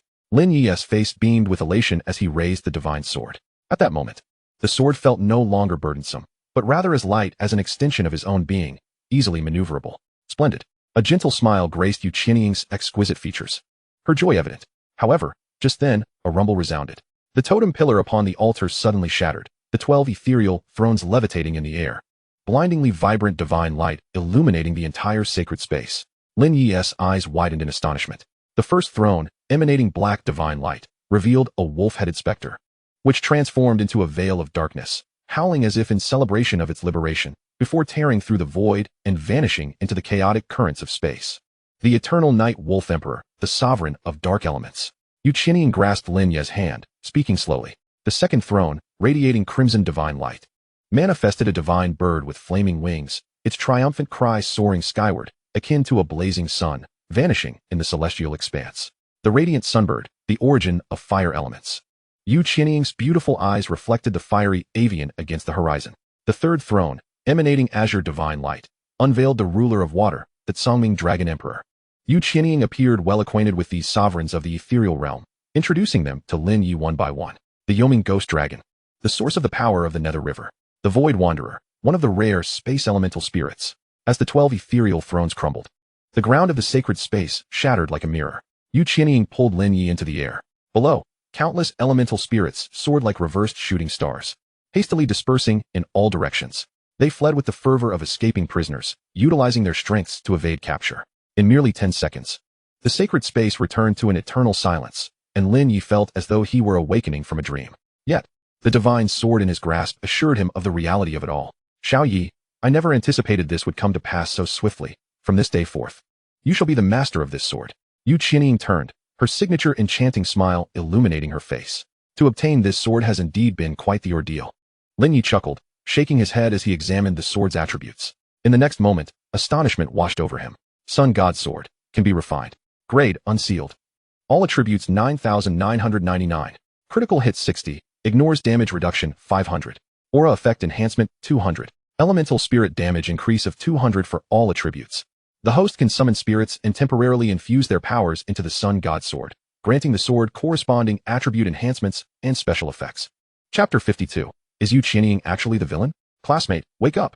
Before the entrance to the forbidden zone of the Genesis Academy, the blue halo of healing magic flickered across Wanxi's pallid face, the patrolling instructor's hand trembling slightly. This young teacher, often caught slacking during duty, now bore a visage of sheer panic. Wanxi slowly opened her eyes, her breath faint. What has transpired here? The instructor inquired urgently. Moments ago, she had been patrolling as usual, intending to check on the students in confinement to ensure they were reflecting on their actions. To her dismay, she stumbled upon the gruesome scene of Qi Hua and others brutally slain, prompting her to sound the alarm and administer first aid to Wanxi. Yes, the abyss. A flicker of recollection passed through Wanxi's eyes, her voice weakening. An abyssal invasion? How is that possible? The instructor's expression turned alarmed. Boom. At that moment, the ground began to quake violently. A piercing wail emanated from the depths of the forbidden zone as Wanxi looked up to see countless beams of light erupting from within, dispersing in all directions. The volcanoes within the forbidden zone erupted. Toxic miasma surged forth, as if the apocalypse had descended. Lin Ye, worry flickered in her eyes, accompanied by a surge of intense unease. The barrier of the forbidden zone has been breached. The entire academy is on high alert. All students below level 60, please evacuate to the shelters under the guidance of instructors. All instructors above level 60 and the Guardian Squad, ensure the safe evacuation of students before proceeding to the entrance of the forbidden zone for further orders. At that moment, the voice of the academy's headmaster, Song Chun, boomed like thunder throughout the academy, leaving everyone in a state of shock. What on earth is happening? At the entrance of the forbidden ground, the esteemed Dean Songchen beheld his mentor cradling the unconscious Wanxi and immediately inquired. I was patrolling this area when a tragedy unfolded. The mentor shook his head, indicating his own ignorance of the situation, and continued. This student claims it was an abyssal invasion. with the sacred flame tower safeguarding the academy. It is inconceivable for abyssal creatures to attack. Someone must have intruded into the forbidden ground. Sangchen spoke in a grave tone. Just as he was about to press for more information, he noticed that Wanshi, nestled in the Minter's arms, had succumbed to a deep unconsciousness. Damn it. Our only hope now rests with the 7 Elder Guardians, he thought, his expression darkening as his gaze fixed intently on the interior of the forbidden ground. Within the forbidden realm, molten lava erupted violently, toxic mist swirled, and the forces of various elements collided and erupted, rendering it a veritable no-man's land for all living beings. Inside the spirit sealing temple, Lin Ye was still marveling at the fundamental attributes of the Sun God Sword when yet another incredulous event transpired. Moon Qianying suddenly released his hand, causing him to tumble onto the altar. Simultaneously, her delicate hand rose, and a chain of starlight pierced through Lin Ye's chest. Teacher, what is the meaning of this? Lin Ye groaned, his confusion evident. I have lain in wait for many years, anticipating this very moment, Moon Qianying replied, her face breaking into a cunning smile, as if she had transformed into an entirely different persona. With a sudden, forceful tug, she yanked the starlight chain from Lin Ye's body, extracting a soul shadow that merged into her own being. Lin Ye's eyes widened in disbelief. At that moment, he felt as though all his strength had been siphoned away, his mouth agape, yet unable to utter a sound. He resembled a terminally ill patient, ruthlessly deprived of his soul by the specter of death, entirely without the means to resist. An astral sorceress, an infinite halo. A single strike that inflicts 1,000 wounds. What a marvelous power. Moon Qianying's voice was imbued with an enchanting allure, her smile both beautiful and beguiling. At this juncture, Lin Ye was struck with shock as he realized his professional abilities had vanished, and his bodily functions were even more feeble than in his previous life. He felt akin to a conscious vegetable, lying upon the ground, with only his awareness intact while his body had slipped beyond his control. Could it be that she was a villain all along? Is this entire affair a premeditated scheme? Lin Ye's gaze fixated on the now darkened Moon Qianying above him, his mind racing through the memories of their acquaintance. When he first traversed into this world, struggling within the refugee district, it was Moon Qianying who found him, rescuing him from despair and successfully enrolling him in Launching Academy. She relentlessly urged him to study various texts to comprehend the perilous world rife with demons, and at night, she imposed a rigorous fitness regimen upon him. As the awakening ceremony approached, she even gifted him a lucky charm, assuring him that it would guarantee a transition into a powerful profession. After he became an astral sorceress, she, as if foreseeing the outcome, presented him with the chaos divine thunder. Reflecting on those moments that once seemed reasonable, he now perceived the myriad inconsistencies. By the heavens, I have fallen into her trap. Lin Ye's expression twisted in anguish. The infinite halo alone is sufficient to sweep across the entire abyss. Moon Qianying chuckled, her aura surging dramatically. In an instant, dozens of halos appeared around her, enveloping her in a radiant divine light, as though a goddess had descended. Subsequently, she elegantly waved her hand, casting a starlight blessing upon Lin Ye. In a state of blessing, Lin Ye found himself akin to possessing a life-saving grace. No matter the severity of the injuries he sustained, he would cling to a thread of life. Once, while using the Star River compass at the astrological platform, it revealed to me, when the endless halos illuminate every corner of the abyss, humanity shall experience an unprecedented resurgence. Moon Qianying murmured softly, the halos around her generating various elemental effects. Within the range of the halos, Lin Ye endured immense suffering, his mind racing through countless scenarios of vengeance against Moon Qianying. It seemed she intentionally wished for him to experience the sensations of his enemies within the halos, subjecting him to nearly every negative and damaging aura imaginable. Those who emerge during times of despair can be saviors or heralds of the next abyss. Ultimately, as Zhuangzhou dreamed of a butterfly, you are both a blessing and a calamity. He suddenly recalled a classic phrase from his past life. Lin Ye's gaze turned desolate. As he comprehended the true terror of the astral sorceress profession, its dread only intensified in the later stages. Xiaoyi, I never imagined you held such deep feelings for your teacher. Moon Qianying approached Lin Ye, crouching before him with a smile that was both enchanting and sinister. Despite the way I have treated you, you remain silent and bear it alone. Your love for me must be deeper than the most profound ocean.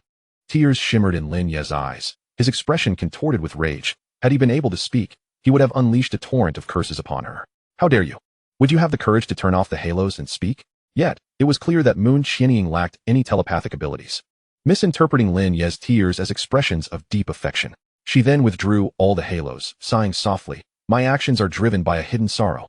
In this life, I have wronged you. If there is a next life, I shall serve you as a devoted servant. A typical line from a heartless woman. Lin Ye's expression mirrored that of a person who had just recovered from a severe illness, his mind racing with spiteful thoughts directed at her.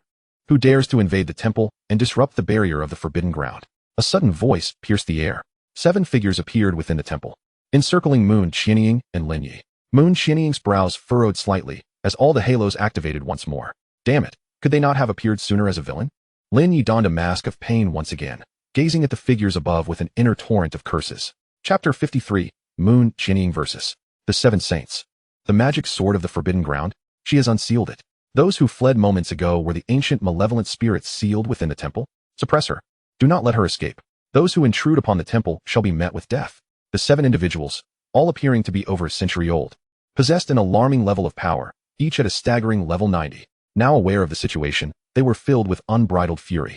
The 7-star saints, guardians of the Genesis Academy's sacred temple, so it is you 7 ancient ones. Moon Qianying's demeanor remained calm, unperturbed by the revelation. Lin Ye was witnessing level 90 awakened beings for the first time, and the awe struck him profoundly. Any one of these 7 saints, should they emerge from their slumber, would be a terrifying force capable of dominating realms beyond.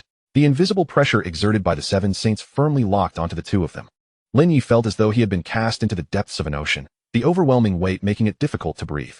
Were it not for Moon Qianying's deliberate protection, he would have likely been crushed into a mist of blood by the oppressive force. Since you are familiar with us, it seems you do not belong to this realm. You cannot be allowed to remain. The white-bearded elder at the forefront bellowed, commanding the others. Together, we shall activate the 7-star annihilation formation. The 7 saints positioned themselves like stars illuminating the night, their sacred rings emanating, as they began to weave intricate hand seals. Lin Ye sensed that should they succeed in their assault, both he and Moon Qianying would undoubtedly meet their doom. Such trivial skills are hardly to be feared. Moon Qianying maintained her composure, raising her hand, her ruby lips parting. Chaos, divine thunder, heed my command. As dark clouds converged, lightning flickered, and a thunder dragon emerged from the shadows, its presence rivaling that of the 7 saints. Annihilate.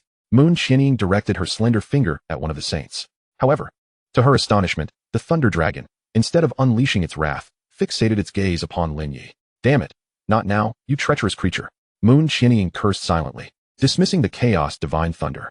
With her left hand extended, moonlight coalesced into a divine bow. As her right hand grasped the bowstring, starlight swiftly formed into a luminous arrow. Using the moon as her bow and starlight as her arrow, in the span of a mere second, Moon Qianying loosed 3 arrows. Her arrow seemed to traverse the very fabric of space, imbued with an unstoppable force. The radiant arrow struck 3 of the 7 in midair with stunning precision. Those 3, still gathering their magical power, fell from the sky like sparrows chirping upon a telephone wire, silenced forever after the 3 arrows flew. How could this be? The elder with white beard was utterly astounded. He never anticipated that Yu Qianying could instantly eliminate his 3 companions. It indicated that her level had reached at least 99, and she had comprehended the power of creation. Be cautious. Her halo domain possesses peculiarities that can breach our protective barriers and disregard defenses, inflicting various negative statuses. The white-bearded elder proclaimed, casting a brief invulnerability aura upon himself, while urgently calling out to his remaining companions. The expressions of the other 3 elders turned grave as they immediately unleashed their life-saving skills.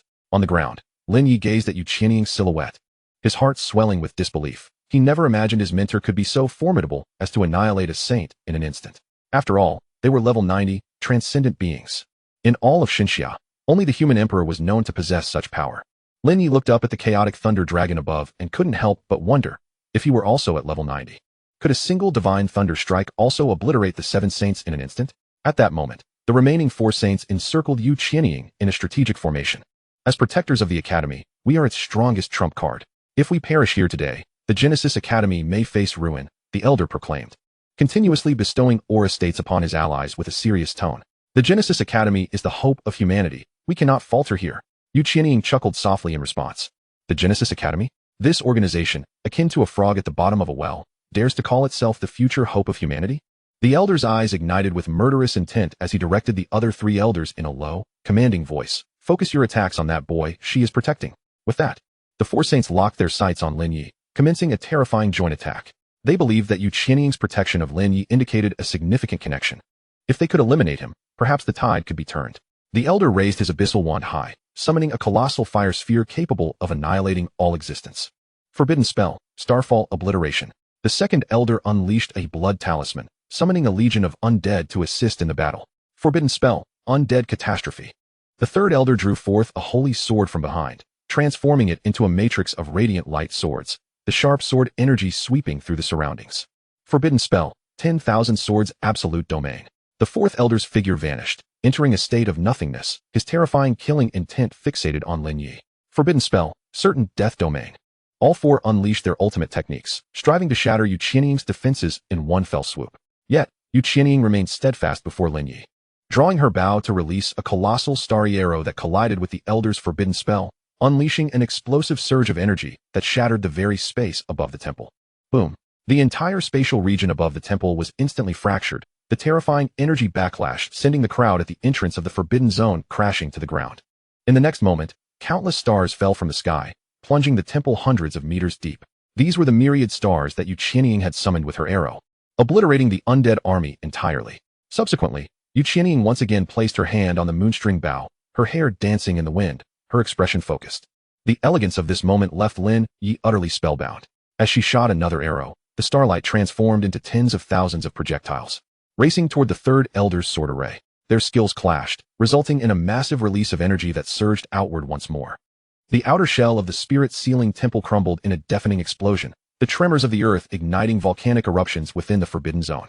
A daring winged photographer captured this scene from above, revealing the dread on the faces of all present at the Genesis Academy. The power of the forbidden spells was truly terrifying. Meanwhile, on the altar platform of the temple, a ghostly figure materialized behind Yu Qianying, brandishing a wicked blade aimed directly at her throat. Yet, Yu Qianying did not flinch or evade. With a graceful turn, she wielded the moonstring bow as a curved blade. Standing firm against that shadowy figure, swish, a beam of moonlight flashed in the darkness, scattering the figure into nothingness. However, she had not anticipated that this was merely the fourth Elder's avatar. His true self had already emerged from the void, his blade piercing Lin Ye's chest. Xiaoyi. Yu Qianying's expression shifted dramatically, her voice rising in alarm. This moment was also captured by the fearless photographer from above. Inside the refuge, Xiao Yao gasped in shock upon seeing the footage on the screen. Lin Ye. Chapter 54. The Ancient Origin Artifact, the Elder's Last Resort. Xiao Yao could hardly fathom that the intruders in the Genesis Academy's forbidden zone were the detested Lin Ye and her most revered teacher. How could her mentor be a villain? In that instant, her emotions were a tumultuous blend. On the screen, Yu Qianying, filled with rage, unleashed a terrifying arrow that sent the fourth Elder flying, starry light pouring forth from his body like a honeycomb. Boom. The dreadful force of lunar power erupted, and the fourth Elder was instantly reduced to a mist of blood. This woman is terrifying. She has already slain 4 of the 7 protectors. One mentor's voice trembled. If we fail to eliminate her today, the Genesis Academy may well be doomed. The battle between level 90 powerhouses shook the hearts of every onlooker. Everyone at the Genesis Academy felt as though they were watching a disaster unfold, hoping against hope that the monster would be vanquished and peace restored to the world. Amidst the ruins of the altar, Yu Qianying's complexion paled slightly, as she established a spiritual connection with Lin Ye. Any severe, fatal harm inflicted upon him would undoubtedly affect her as well. The remaining 3 elders wore grave expressions, utterly unfazed by the previous events. For Yu Qianying's strength had far exceeded their comprehension. She can breach our immortal holy body. If this continues, we will surely be annihilated. The elder's expression hardened as he declared, we have no choice but to resort to that. We have lived for 500 years, dominating all in our path. Yet we never anticipated encountering such adversity. The second elder lamented, resolve etched upon his face. In the next moment, the radiance of their holy auras blazed brilliantly, their momentum surging to its peak. The elder summoned a golden ancient tome, its pages flipping wildly as it voraciously absorbed his life force. The second elder removed a black box from his back, retrieving a puppet from within. The third elder produced an ancient talisman inscribed with archaic runes. A torrent of life force surging into it.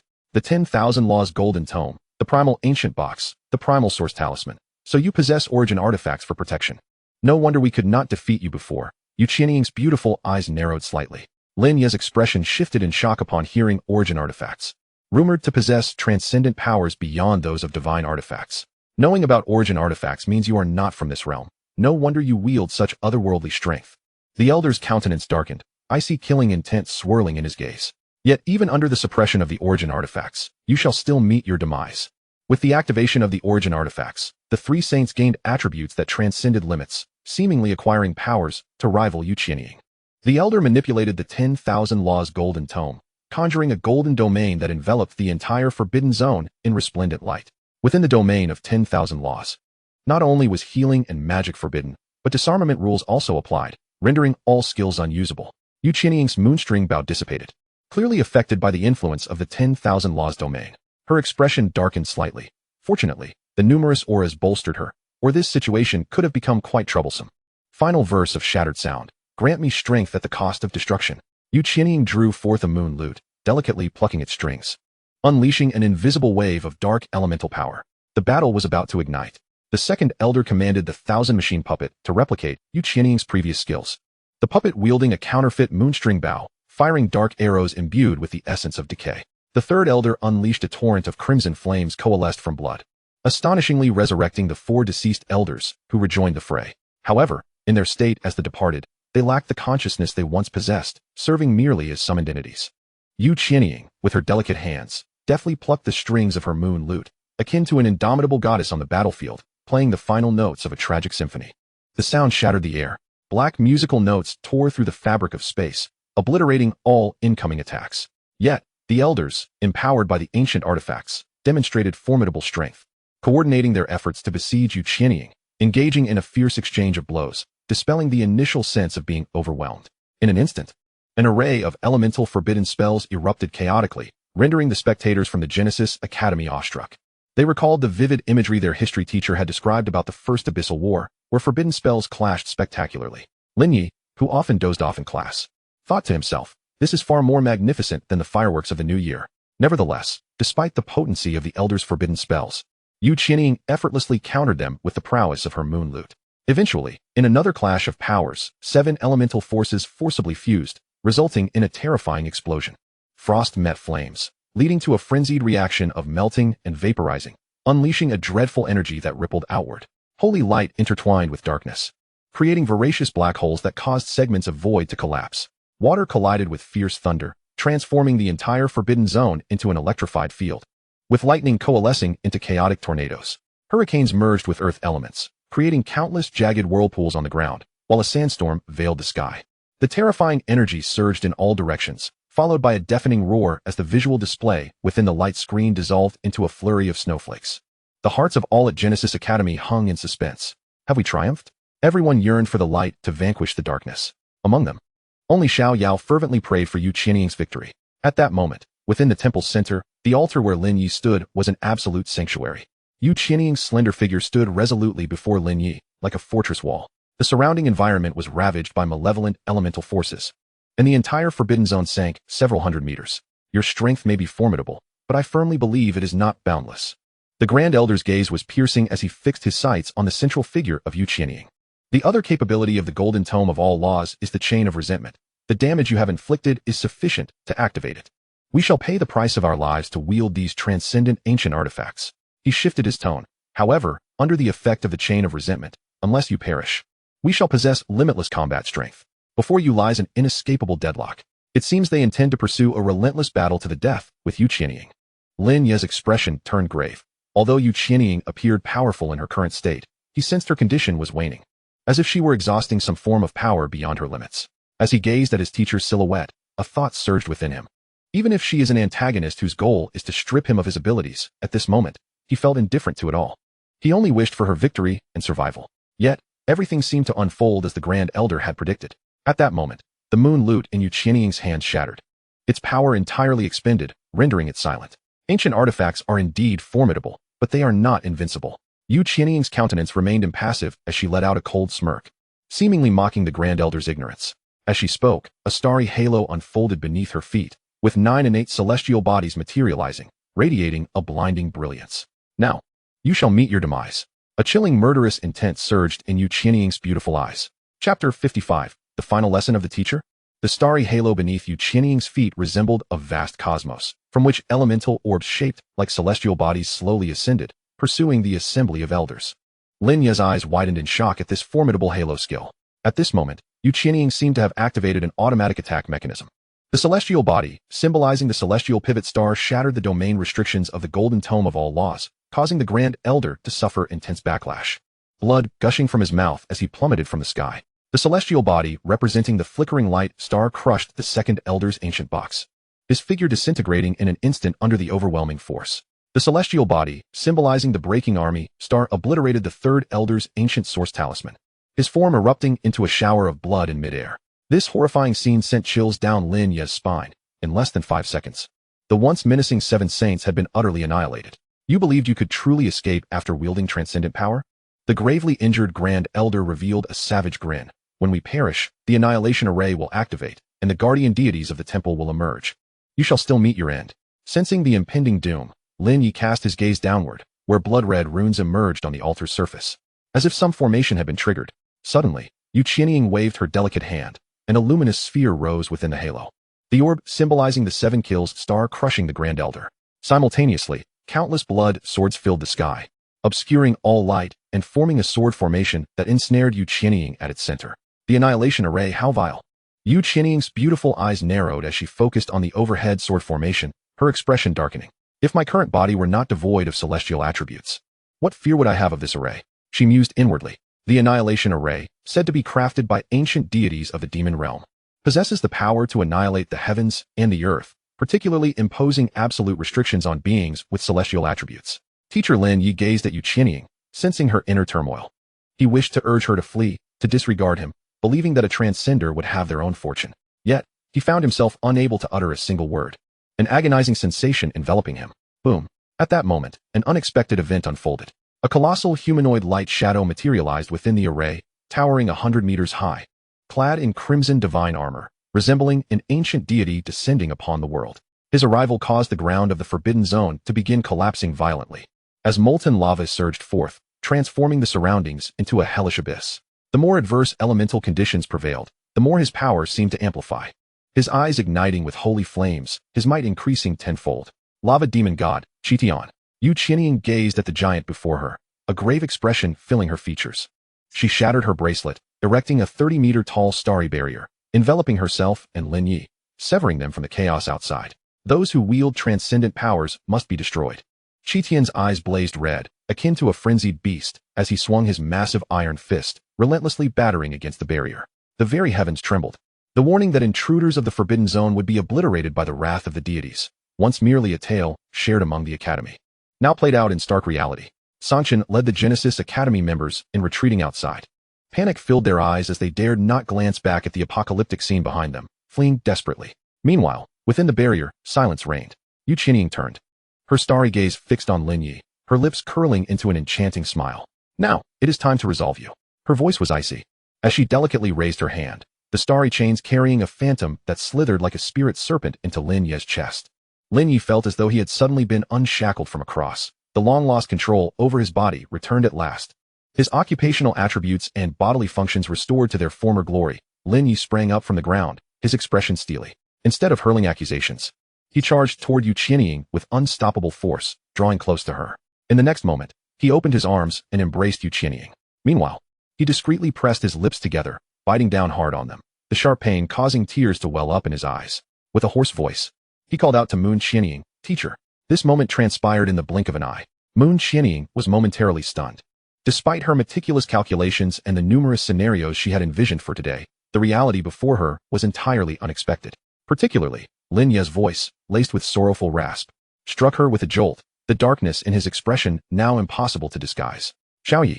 Upon hearing the gentle call near his ear, Lin Ye instinctively tightened his embrace around her. Teacher's figure, so formidable. Bang. 10 seconds later, Lin Ye was propelled away by a tremendous force. Lin Ye, you, what a rebellious disciple. Moon Qianying scolded, her pale face tinged with a faint blush, her expression filled with indignation. Unjustly accused, teacher. With your long hair cascading to your waist and your powerful build, how could I possibly entertain such impure thoughts? Lin Ye raised his hands, feigning innocence. I was merely overwhelmed with gratitude for your embrace. Moon Qianying was momentarily taken aback. Gratitude for what? Lin Ye gazed intently into her eyes, nodding earnestly. I am grateful for your thoughtful guidance. Just now, while it seemed you were seizing my vocational attributes, in truth, you were instructing me, revealing the strength of this profession. Upon hearing this, the blush on Moon Qianying's face deepened, and she shot Lin Ye a playful glare before smiling warmly as usual. Since you comprehend your teacher's good intentions, how do you plan to repay me? Lin Ye replied without hesitation. Of course, by striving harder, constantly improving, and completing the tasks you assign. Moon Qianying's smile bloomed like cherry blossoms. Since you are determined to work diligently, you must pay close attention during this lesson. After speaking, her eyes betrayed a hint of uncontainable sadness as she whispered, this may very well be the last lesson I impart to you. Lin Ye's eyes shimmered, and he beamed like sunlight as he declared, in the past, I loved to skip classes, but now, every word you say will be etched in my memory. Engraved upon my heart. Moon Qianying produced a wand, adopting a standard lecturing posture at the podium, her lips curling into a smile. Very well. Let us begin the first half of the lesson, starting with this cowardly creature. With that, she aimed her wand at Lin Ye's shadow, unleashing a surge of holy light. Lin Ye gasped slightly as he observed his shadow splitting into two, one part fleeing in a panic like a startled rabbit. This was the most timid of all supernatural entities, the shadow. Moon Xianying waved her wand, cutting off all escape routes for the shadow. Confronted by Lin Ye, the shadow transformed to mirror his appearance in the next instant. Now, use your abilities to subdue it, Moon Xianying instructed, pointing at the shadow. Chapter 56, Obtaining the Supernatural Entity, Shadow Dance Supreme. Lin Ye brandished the Sun God Sword, assuming a combat stance. The shadow opposite him mirrored his every move. Even wielding a replica of the Dark Sun God Sword, it was akin to battling his own reflection. Chaotic Divine Thunder, Spirit Affix. He shouted as he swung his sword. Dark clouds swirling above, and the chaotic Divine Thunder descended, infusing the Sun God Sword, causing arcs of lightning to dance along the blade, transforming its attribute to lightning. Simultaneously, the shadow launched an attack on Lin Ye. Lacking the abilities of Spirit Affix or auras, it could only swing its sword, delivering strikes imbued with dark elemental power. Purely physical damage. This led Lin Ye to regard the supernatural entity with a modicum of disdain, feeling it was somewhat underpowered. However, in the next moment, his expression changed dramatically. The shadow executed a cross slash that shattered his mental shield. Lin Ye retreated rapidly, unleashing waves of lightning blade energy that struck the shadow. But they merely caused minor injuries, failing to halt its advance. As supernatural entities are feared even by gods, their power is certainly formidable. One must never underestimate any supernatural being. Always be on high alert when attempting to subdue them. Moon Xianying's serious voice cautioned, nodding in agreement. Lin Ye activated all his auras, waiting for his mental shield to regenerate before daring to engage in close combat. Yet again, he was astonished. The shadow was immune to the attack speed reduction from the King's domain and the control effects of the Ice Saint's domain. In the next moment, after executing several normal slashes, the shadow's battle intent surged, and with a swift, stylish cross slash, it shattered Lin Ye's mental shield. Lin Ye's figure retreated rapidly. Astonishment etched on his face. This revelation redefined his understanding of the shadow. Despite the significant reduction of critical hit and damage inflicted within the Imperial Heart Barrier, the shadow could still breach his defenses, indicating its damage had reached a terrifying level. Or perhaps, that cross slash was a guaranteed fatal strike. Without the protection of the shield, that blow would have depleted his health entirely. Nevertheless, Lin Ye remained unperturbed. Having battled countless days and nights on the fields of the canyon, he had already cultivated both wisdom and courage. Sunfire reflective armor. Striking me is akin to striking oneself. Lin Ye approached the shadow, allowing the rebound effect of Mirror Flower, Water Moon to inflict damage upon it. Once the shadow executed the cross slash that shattered his shield, he deftly retreated to a safe distance. Then, from afar, he continued to bombard the shadow with lightning blade energy, constantly inflicting damage and causing it to stagger. The difference between Lin Ye and the shadow was that he resembled a wise and courageous hero, whereas the shadow appeared as a programmed, emotionless brute, charging blindly at its target once locked on. The battle raged on for 5 minutes. Eventually, the shadow was drained of its energy, propping itself up with its sword. It knelt before Lin Ye in submission, its gaze reflecting a human-like weakness. Quickly, seize this opportunity to subdue it. Otherwise, once it regains its strength, we will have to repeat the earlier scenario. Moon Xianying's voice prompted timely. Lin Ye approached the shadow, a vortex of mental energy forming at his brow, exuding an undeniable authority. From this day forth, you shall be my companion in battle, joining my ranks as we tread the path to greatness together. The shadow transformed back into its original form, resembling a ghostly figure composed of liquid dark matter. As if succumbing to an irresistible force, it was drawn into the vortex at Lin Ye's brow. Within Lin Ye's mental universe, a chibi version of the shadow materialized. Supernatural entity, Shadow Dance Supreme. Unevolved, a phantom born in the depths of eternal night, inherently timid, will awaken its forbidden powers through battle when fully unleashed. It may trigger unknown consequences. Skill Shadow Dance transforms into the owner's shadow duplicate for combat, inheriting 20 times the attributes of the original and immune to all elemental control effects. Shadow Skill 1, Demon Slash, a stroke that severs the galaxy, dancing with falling stars. Executes 2 slashes per second against the target, inflicting equivalent dark elemental physical damage and adding a 20 life drain effect, reducing enemies' 500 critical resistance. Shadow Skill 2, Instant Kill. With 1,000 battles, the body remains unbroken, the intent to kill persists. Gathers killing intent with each battle, after attacking the enemy 15 times. Will instantly flash behind the enemy to execute a cross slash, inflicting unavoidable fatal damage. Shadow Skill 3, All Directions Annihilation. When receiving lethal damage, will self-detonate. inflicting 10 times all attribute dark elemental damage to enemies within a 100-meter radius and removing all beneficial auras from them. Talent: Master of Supernatural Entities, Power 5000. Permanently gains a 50 power limit increase. Upon comprehending Shadow Dance Supreme's abilities, Lin Ye could not help but swallow hard. This timid supernatural entity would undoubtedly become a formidable ally on the battlefield. Moon Qianying approached Lin Ye, her gentle smile gracing her lips.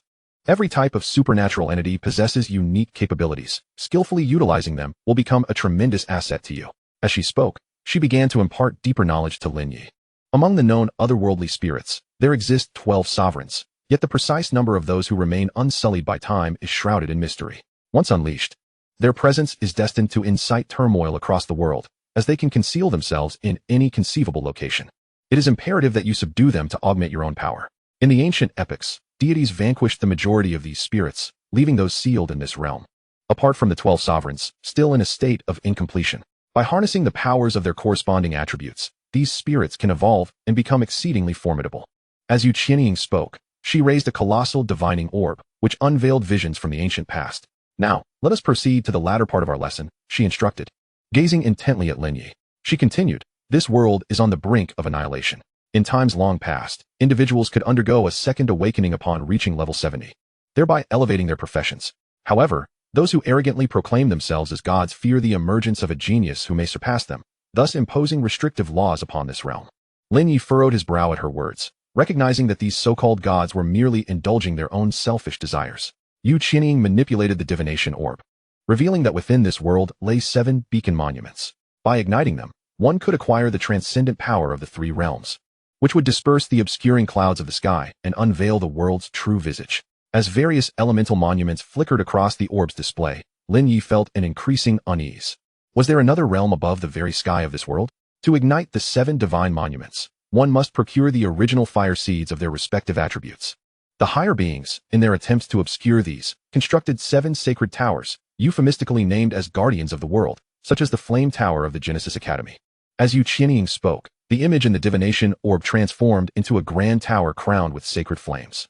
Lin Ye's gaze sharpened. This sacred tower seemed to share lineage with the Wind Tower of Jinghua Academy, rumored to contain secret realms on every level for students to hone their skills. It was said that only the Emperor of the Gods had ever reached its pinnacle. The sacred tower was revered as a divine boon, the lifeblood of the Academy. And seizing the original fire seeds from within would be a formidable challenge. With the release of the otherworldly spirits, the elemental forces of the world began to rejuvenate, and the divine monuments would once again manifest. Igniting them would unveil the veils of this world. Yu Qianying turned to Lin Ye, warning him, however, in future endeavors to challenge these monuments, you must not act recklessly as you did today. You must ensure that you are thoroughly prepared, understand? Lin Ye met her bright gaze and nodded resolutely. From now on, I shall be fully prepared, and I will succeed. His voice was unwavering, filled with undeniable determination. Pleased by his response, Yu Qianying revealed a brick-like black artifact. This is the Dark Moon Divine Stone, embedded with the Key of Chaos and the Scroll of the Void. It not only serves to unlock the gates of the divine monuments, but will also guide you as you approach the hiding places of the otherworldly spirits. The scroll contains a compendium of the spirits I am familiar with. When you encounter a matching spirit, the Dark Moon Divine Stone will provide you with insights. Yu Qianying spoke with a rapid cadence, akin to one imparting their final wishes. Typically impatient, Lin Ye now listened with the earnestness of a model student, seeking clarity for all his lingering questions. He was but a shadow of the ancient lava demon god Qitian, possessing 50% of its power. Yet even this was far from sufficient to contend with the current world. Yu Qianying observed the immense figure above and spoke softly to Lin Ye. Upon hearing her words, Lin Ye's heart sank. If merely a remnant of the ancient deity was so formidable, how powerful must its true form be? If you reach level 70 and acquire the power of the 3 realms, defeating him would be as effortless as slaying a chicken. Yu Qianying seemed to read Lin Ye's thoughts and offered gentle reassurance. But the problem is that I have not yet attained that level, which makes me anxious. Lin Ye replied with a wry smile. Do not worry, that day will come soon. I believe it shall not be long. Yu Qianying's warm smile radiated comfort, her tone akin to that of a wife soothing her husband. At that moment, the surface of the star-moon barrier began to fracture like a shattered mirror. The barrier can sustain its power for no more than 10 minutes. Yu Qianying sighed, glancing at the barrier above. Lin Ye felt a weight in his chest as silence enveloped them. Xiao Yi, when you ignite the 7 divine monuments, you'll understand that the one who deserves your gratitude is actually me. Yu Qianying smiled gently, her eyes crescent-shaped with warmth. For now, my sole purpose is to clear the obstacles ahead for you. You need not worry. With that, She cast Lin Ye a reassuring glance and stepped forward. Teacher. Lin Ye suddenly called out to her. Yu Qianying paused but did not turn back. Clenching his fists and inhaling deeply, he asked, "What if you do not go?" An overwhelming sense of unease surged within him as he regarded her retreating figure. "I cannot go. You will perish," Yu Qianying replied, lowering her head.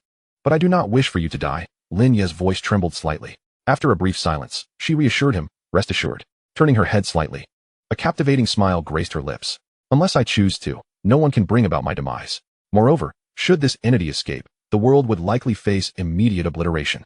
With those words, her form began to levitate, the power of the star moon coalescing around her. Lin Ye watched as she transformed, fists clenched. He refrained from inquiring about her true identity. To him, it sufficed to know that she was the least likely to harm him. As Yu Qianying floated before the lava demon god Qitian, she radiated divine light, surrounded by moonlight, appearing regal and sanctified. Like a legendary moon goddess descending to the mortal realm. What formidable divine intent! How could such a lowly world possibly harbor a supreme deity? Qitian halted his assault. His crimson eyes fixated upon her. "You are the moon goddess." His pupils widened in shock.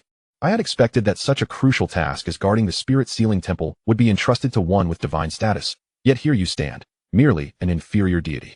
Yu Qianying's voice resonated ethereally, devoid of emotion. Qitian's expression darkened with rage as he locked his gaze onto her. "I had assumed you were the true deity incarnate. Yet you are merely a fragment with the consciousness of the original. The laws of this world permit only those of a higher tier, and you, in this form, still possess the attributes of a celestial. To dare challenge me within the extermination array, your fate shall surely be annihilation." With that, the previously cautious demeanor of Qitian vanished, replaced by disdain and fearlessness. A mere inferior god dares to speak so brazenly? Very well. It is time to settle the score for your role in the demise of the sunlight god. Yu Qianying's voice turned icy, echoing as though from the heavens. The sunlight god? Huh, merely a traitor. Now you entice mortals to unleash otherworldly spirits, thereby disrupting the ancient god's plans. You truly deserve to perish, Qitian declared, unleashing a torrent of wrath as he struck toward Yu Qianying. Within the barrier, Lin Ye could not hear the ongoing confrontation. He only witnessed the exchange of words before Qitian launched himself at Yu Qianying in a fury. The clash between the two deities was beyond the realm of description, transcending any power known to this world. Lin Ye observed as space twisted and shattered, the earth fractured, and even time itself seemed to falter. Though Yu Qianying appeared diminutive, she gracefully countered Qitian's terrifying attacks. Her beauty was unparalleled, and with a mere gesture, she could inflict grievous harm upon him. This fleeting elegance was etched deeply into Lin Ye's memory. However, the extermination array's sword formations seemed to impose a restraining effect upon Yu Qianying, preventing her from unleashing her full might.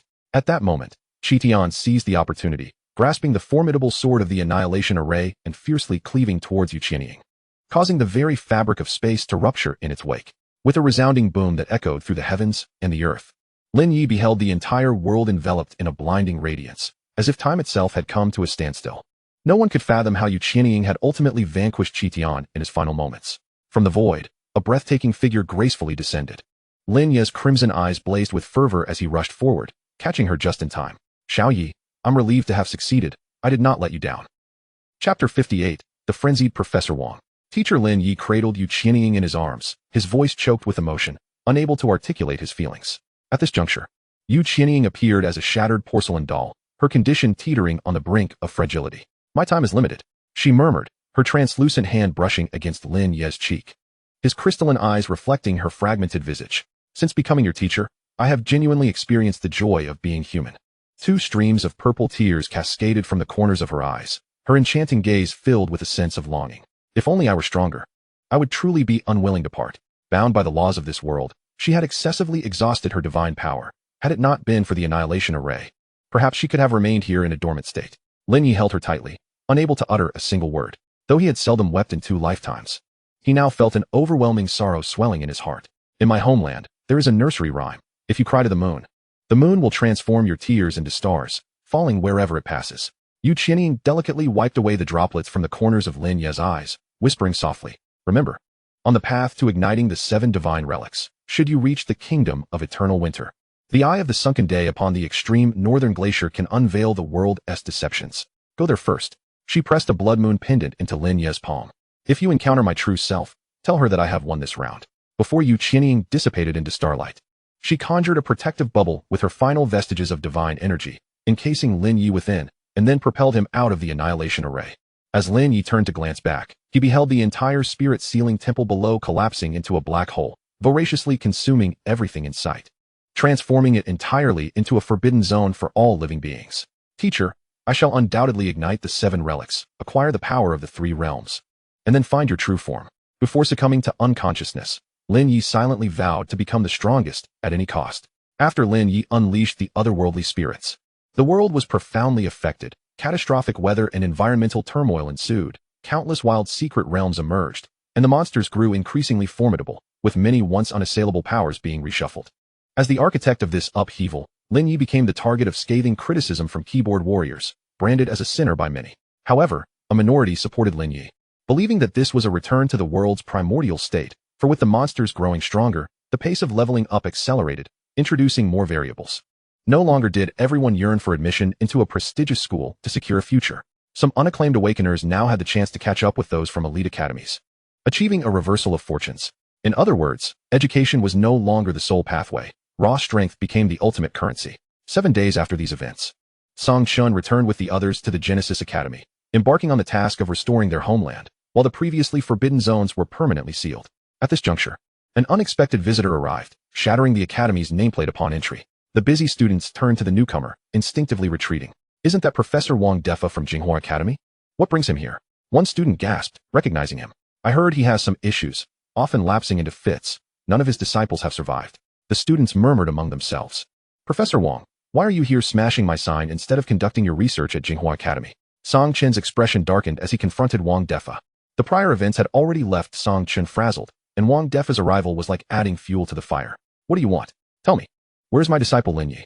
Professor Wang's mechanical eye narrowed to a pinprick, gritting his teeth in inquiry. Upon hearing this, the surrounding students erupted in uproar. What the hell? The one who caused the disaster in the Forbidden Zone is actually his disciple? It all made sense now. As it was rumored, he had previously led students into forbidden areas. He truly never learns. The crowd cast furious glances at Professor Wang. If it weren't for his reckless disciple, they wouldn't be in such turmoil. Your disciple trespassed into our school's forbidden zone and met divine punishment. He has long perished.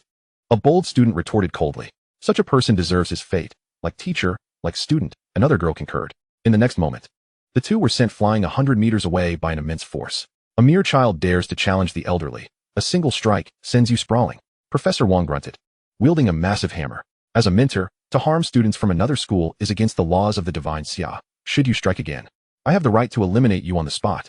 Song Chen's face darkened, his tone laced with icy malice. Do you think I am easily intimidated? Today, if I cannot find my disciple, I will take my wrath out on you all, including the principal. Professor Wang declared, his aura surging as he swung his hammer towards Song Chun. Song Chun was taken aback by Wang Defa's madness. He truly dared to lay hands on him, igniting the suppressed fury within Song Chun, who began to retaliate fiercely. Wang Defa, akin to a high blood pressure boss, disregarded the assaults he sustained, relentlessly swinging his hammer against Song Chun, whose seemingly mundane strikes caused the earth to tremble. The students of Genesis Academy were astonished. Their principal, at level 75, was actually at a disadvantage against Wang Defa. Who could possibly stop this madman now? Just as Song Chun was sent flying once more, a squad of enforcers arrived on the scene, surrounding and restraining Wang Defa. Wang Defa, lay down your weapon at once, commanded the leading elder with a square face. His tone icy. Your disciple trespassed into a forbidden zone, desecrating the royal tomb, making him a criminal of divine Xia. As a professor of a prestigious academy, rather than reflecting on your own conduct, you dare to cause trouble here. We must uphold justice today. As he spoke, the square-faced elder drew his twin swords and initiated the attack, with 5 other enforcers following suit in the assault. Desecrating the royal tomb? My disciple merely coveted its treasures. It is the royal family's honor. Professor Wang laughed maniacally, paying no heed to the attacks, swinging his hammer and sending one assailant flying, his expression darkening. Whatever he desires should be granted to him. Why must you take his life? Why? The final query erupted from Professor Wang almost as a roar, reminiscent of a lion bereft of its cub, his frenzied demeanor instilling fear in all who beheld him. Meanwhile, the square-faced elder grew increasingly alarmed. They were enforcers sent by the royal family, all above level 70 and battle-hardened elites. In this moment, despite the collective assault, they struggled to subdue Wang Defa. Just then, a blazing fire lotus struck Wang Defa, the terrifying force forcing him back. Wang Defa's gaze sharpened as he beheld Sun Miaoyi arriving with Lan Ning. Both parties locked in a standoff. Sun Miaoyi's expression was grim. She had not anticipated that while leading her disciples to the demon domain to pilfer otherworldly flames, the academy would face such calamity. Had she been present, perhaps the outcome would have differed. especially upon hearing that Yu had single-handedly battled 7 saints. Her countenance darkened to its utmost. Those who trespass the royal tomb deserve their fate. As his mentor, you bear undeniable responsibility, and today you must answer for it. Sun Miaoyi brandished a magical staff, its divine radiance dazzling, commanding the enforcers to converge upon Wang Defa. Ultimately, through the combined efforts of several individuals, Wang Defa was cornered at the brink of the forbidden zone. A pack of foolish hounds dared to think they could subdue the old man. At this moment, Wang Defa's body was riddled with grotesque wounds, and the half of his body forged from an enigmatic metal sparked incessantly. He glanced at Sun Miaoyi with a cold smirk. And astonishingly, he stepped into the forbidden area. His audacious action left everyone dumbfounded. Sun Miaoyi approached, her gaze penetrating into the depths of the forbidden land. From the seething sea of molten lava, heart-wrenching cries could be faintly heard, seemingly calling out Lin Ye's name. At that instant, Lin Ye, as if he had heard the summons, suddenly opened his eyes in the enveloping darkness. Chapter 59, The Stricken Team of the Origin Battlefield. In the Origin Battlefield, an arm emerged from a pile of demonic creatures and human corpses. As Lin Ye crawled out, the dim sky came into view, and raindrops splattered against his face. Who am I? Where am I?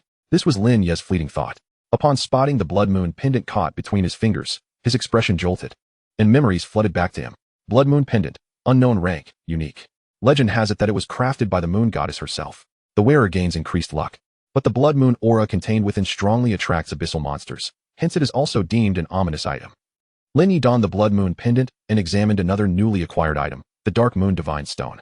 Dark moon divine stone, primordial rank, unique. Forged by the ancient divine race, the Changguang, it fuses the powers of the key of chaos and the void scroll.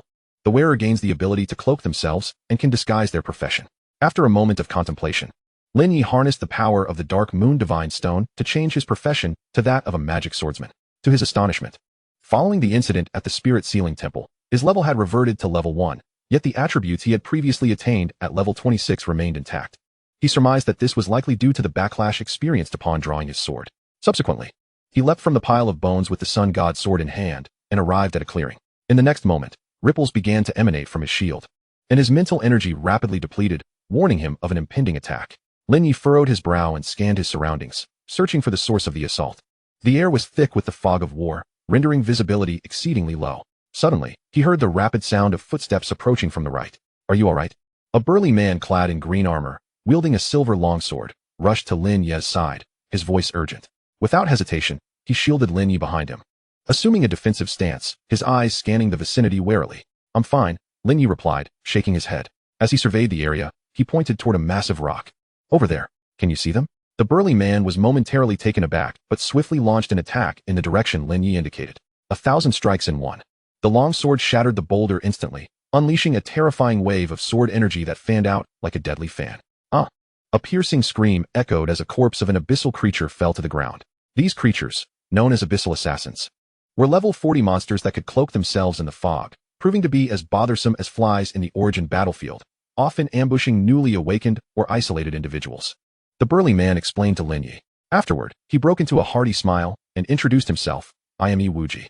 I just arrived nearby with my team to explore, and seeing you under attack, I rushed over. In response to his proactive demeanor, Lin Ye smiled back. I am Lin Ye, a magic swordsman. Iwuji employed a detection spell on Lin Ye, his expression shifting to one of shock. How are you only level 1? Lin Ye, bewildered by his unease, concocted a hasty explanation. After completing the awakening ceremony, my curiosity got the better of me, and I used a random teleportation scroll, which brought me here. Upon hearing this, Iwuji broke into a cold sweat. It was the most absurd situation he had ever encountered. A level 1 novice had somehow ended up on the front lines of the abyss. Who could withstand such a fate? Miracle Walker, come quickly for support. Iwuji hastily sent a voice message through the energy device. He then turned to Lin Ye with an awkward smile. I'm worried I might not be able to protect you alone, so for safety's sake, I call my teammates over. In the next moment, a reply came through the energy device. Will come after finishing this wave of monsters. Damn it, Miracle Walker is still farming. Iwuji cursed under his breath. For the subsequent 10 minutes, he was as anxious as an ant on a hot pan, maintaining a defensive stance to protect Lin Ye, his eyes scanning the surroundings like searchlights. Meanwhile, Lin Ye remained calm, engaging in idle conversation with Iwuji. Through their dialogue, Lin Ye began to grasp the current situation. It turned out that after the release of the otherworldly beings, the world underwent a cataclysmic transformation. Countless hidden realms emerged, and various terrifying elemental environments spread everywhere. What astonished Lin Ye the most was that monsters within these realms would randomly drop various items. Moreover, once the monsters in a realm were defeated. They would respawn after 24 hours. We are currently situated in the origin battlefield, the closest front to the abyss. It was previously separated by a barrier. But ever since that disaster, the barrier inexplicably vanished, transforming this place into a treasure trove for exploration, Iwuji explained to Lin Ye. However, despite its richness, the danger here is immense. Originally, we entered as a group, but due to a sandstorm, we got separated from everyone else and are now awaiting rescue from Xinxia. Iwuji sighed. Upon hearing this, Lin Ye fell into a moment of contemplation. If what he said was true, they were indeed far from the Genesis Academy. A distance akin to 10,000 leagues. Don't worry, we will ensure your safety. Look, they are coming, Iwuji reassured Lin Ye, mistaking his frown for anxiety. In the distance, 4 figures approached, albeit belatedly. Lin Ye focused his gaze and saw 2 men and 2 women drawing near. Captain, this is my brother Lin Ye. I saw him being attacked by the assassins from afar, so I hurried to rescue him, Iwuji explained the recent events to his companions. Upon learning that Lin Ye was only level 1 and a novice who had just completed the awakening ceremony, they were initially taken aback. Then quickly formed a protective circle around Lin Ye, back to back. In their eyes, Lin Ye was akin to a defenseless infant, vulnerable to any misstep, necessitating their utmost protection. I say, could you all not be so tense? Lin Ye remarked, somewhat exasperated. Chapter 60. Why are the abyssal monsters increasing? Lin Ye's words prompted the blue-haired girl in the group to turn back, her expression one of bemusement. Lin, you've never faced monsters in the wild? You have no idea how terrifying they can be, especially when they are abyssal creatures. Iwuji turned around and earnestly explained. Let me put it this way. All of us in this team are above level 50, equipped with top-tier gear for this stage, and in the origin battlefield. We only dare to challenge around 3 monsters at a time. If we encounter a group of 5, we have no choice but to retreat. A level 1 kid like you could be knocked out by a single basic attack from an abyssal monster. Now do you understand the gravity of the situation? Iwuji's bluntness elicited a chuckle from the blue-haired girl as he had articulated her thoughts. Lin Ye, however, remained unfazed, unfamiliar with this place. He decided to follow their lead to better understand the circumstances. After a brief exchange, Lin Ye gathered some information about this team. Vice C. Iwuji, level 52. Profession, Rare Blade Shadow Sword Saint. At 30 years of age, he appeared rather anxious and was the inspirational figure of the team. It was said that his initial profession was butcher, and to afford his awakening, he worked for 5 years in the countryside, slaughtering pigs. He had spent 5 years in the novice village running guild quests to gather resources, gradually reaching his current standing. Assistance, Captain Inquan, level 53, is a legendary bard, marked by a birthmark on her face. 5 years ago, she was absurdly rejected by the Genesis Academy for being deemed too unattractive. Control, Xiao Lian, level 50, is a rare class thorn witch. Main DPS, the blue-haired maiden, level 51, is a legendary shadow dancer. Tank, the tall and lean man, level 51, is a legendary dark knight. The 5 of them protect Lin Ye as they cautiously advance through the mist, encountering monsters along the way, all of which are swiftly dispatched by the blue-haired maiden. Her skill allows her to summon shadow clones for combat, and under Captain Inxuan's attack aura, she can eliminate an abyss creature in just 1 minute. During this time, Iwuji proposed distributing the symbiotic amulet of the team to Lin Ye, enabling him to gain experience for leveling up. However, this suggestion was met with rejection from the blue-haired maiden, who stated that she was on the verge of leveling up, marking a crucial phase. Lin Ye, unfazed, did not wish to disrupt the cohesion of the team due to his presence. After all, from their previous conversations, he found Iwuji to be rather agreeable. It's fine. You all continue to grind monsters. I'll just observe for now, Lin Ye said with a faint smile to Iwuji. Her words elicited a barely perceptible cold smirk from the blue-haired maiden. For some reason, she held a disdain towards those weaklings who feigned strength, reminiscent of her disobedient younger brother. All right, but be sure to keep up. Abyssal monsters are not to be trifled with, Iwuji said, oblivious to the underlying tension, as he lingered at the back of the team. However, after 10 minutes of progression, they gradually sensed something amiss. The number of abyssal monsters had suddenly surged, as if they had caught wind of Lin Ye's presence. Strange, usually if we keep a distance of 100 meters, monsters won't approach. What is happening today? The tall and lean man remarked, turning back suddenly. Could it be that the blood moon has arrived? The blue-haired maiden frowned, her gaze instinctively drifting towards Lin Ye. Whenever the blood moon rises, abyssal creatures become frenzied. We should hold our ground and deal with the monsters before us. Otherwise, the situation will turn against us, Captain Inquan stated. Next, they entered a turn-based defensive counterattack. The amplification aura bestowed by Captain Inquan lasts for 1 minute, during which the blue-haired maiden would engage in battle for a limited time. Once the aura dissipated, she would retreat to receive healing, while the tall and lean man would step forward to draw the monster's ire, receiving a defensive aura from Inquan to endure longer. Xiao Yin would then utilize control skills to restrain the monsters, granting the blue-haired maiden time to recover. As an observer, Lin Ye began to realize how arduous it was for an ordinary team to level up. In such a harsh environment as the Origin battlefield, they had devised a method to minimize casualties while grinding monsters, which showcased their commendable prowess. However, after 10 minutes of battle, the situation began to worsen. Abyssal creatures were multiplying uncontrollably. This is bad. Even disaster-level monsters are appearing within the Origin battlefield. The tall and lean man exclaimed urgently. The classification of abyssal monsters includes calamity level, disaster level, catastrophe level, calamity level, natural disaster level, and divine level. Iwujia quietly informed Lin Ye. Iwujia, even now you're still lecturing? Get up here and deal some damage. The blue-haired maiden shouted in frustration. Her output was beginning to falter, and many severely injured abyssal monsters were regaining strength under the healing of abyssal mages. Captain Inkwan's expression grew grave as she chanted a beautiful incantation while forming hand seals. The situation was dire. They risked being completely wiped out. There are too many monsters, especially the disaster-level ones. Perhaps we should retreat, Iwujia suggested, fearing that if he joined the fray, Lin Ye could perish in the chaos. Are you suggesting that all my previous efforts be in vain? The blue-haired maiden retorted angrily, having fought fiercely for 10 minutes only to have her teammate propose an immediate retreat. If Iwujia joined to deal damage, they could at least kill some abyssal creatures and gain experience.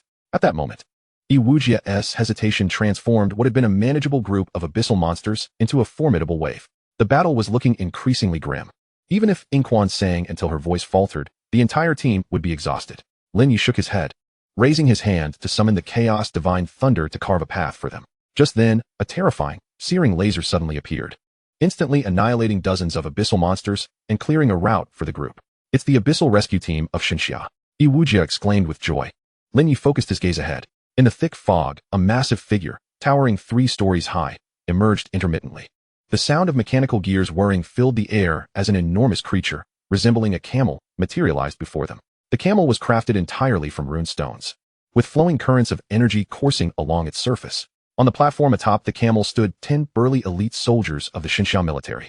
This is the Abyssal Ripper designed and built by the first sage of Xinxia, the astrological general. There are only 4 in existence. Revered as the 4 sacred beasts guarding Xinxia, Iwujia whispered to Lin Ye. Lin Ye gazed at the camel, his eyes widening in surprise. Is it possible that Yu Qianying is still in C rank? The camel unleashed another laser, obliterating the remaining abyssal monsters before slowly kneeling down. Which academy are you from? A young man in a silver cloak on the platform looked down at Lin Ye and the others, inquiring. We are independent players, not affiliated with any academy. Iwujia replied respectfully. Upon hearing this, the young man furrowed his brow slightly, his sharp gaze sweeping over the group. When he spotted Lin Ye, his expression turned serious as he said to Iwujia, currently, there are only 5 seats left on the sacred beast. We must prioritize rescuing those within the battlefield. Please wait here for a moment. Lin Ye narrowed his eyes, glancing up at the platform, which could still accommodate at least 10 more individuals. It appeared that this young man viewed them as expendable. I fear we may not survive until you return, Iwujia remarked, his smile fading. Feeling quite displeased but reluctant to express it, the young man before them, Luo Chun, was not only a top 10 figure on the merit list, but also a genius who had gained the sacred beast's recognition and control. Should he anger him, a single laser could easily wipe them out, and no one would consider it a mistake on his part. We are all citizens of Xinxia. I cannot bear to see you perish in a foreign land, Luo Chun said after a moment of silence. I will assign 3 guards to escort you back to a safe zone. With that, a cloud ladder descended from the sacred beast, delivering 3 selected individuals to the ground. Each of the 3 was level 60, with classes of shield guard, archer, and mage, respectively. Afterward, Luo Chun did not spare them another glance. He stood at the helm, arms crossed, his silver cloak billowing as he commanded the sacred beast to proceed. With a resounding roar, the colossal camel rose and began its journey into the depths of the Origin battlefield, quickly vanishing into the mist. Let us go. We'll escort you back to safety, the 3 guards said with cold expressions, their demeanor akin to someone who had just consumed something foul.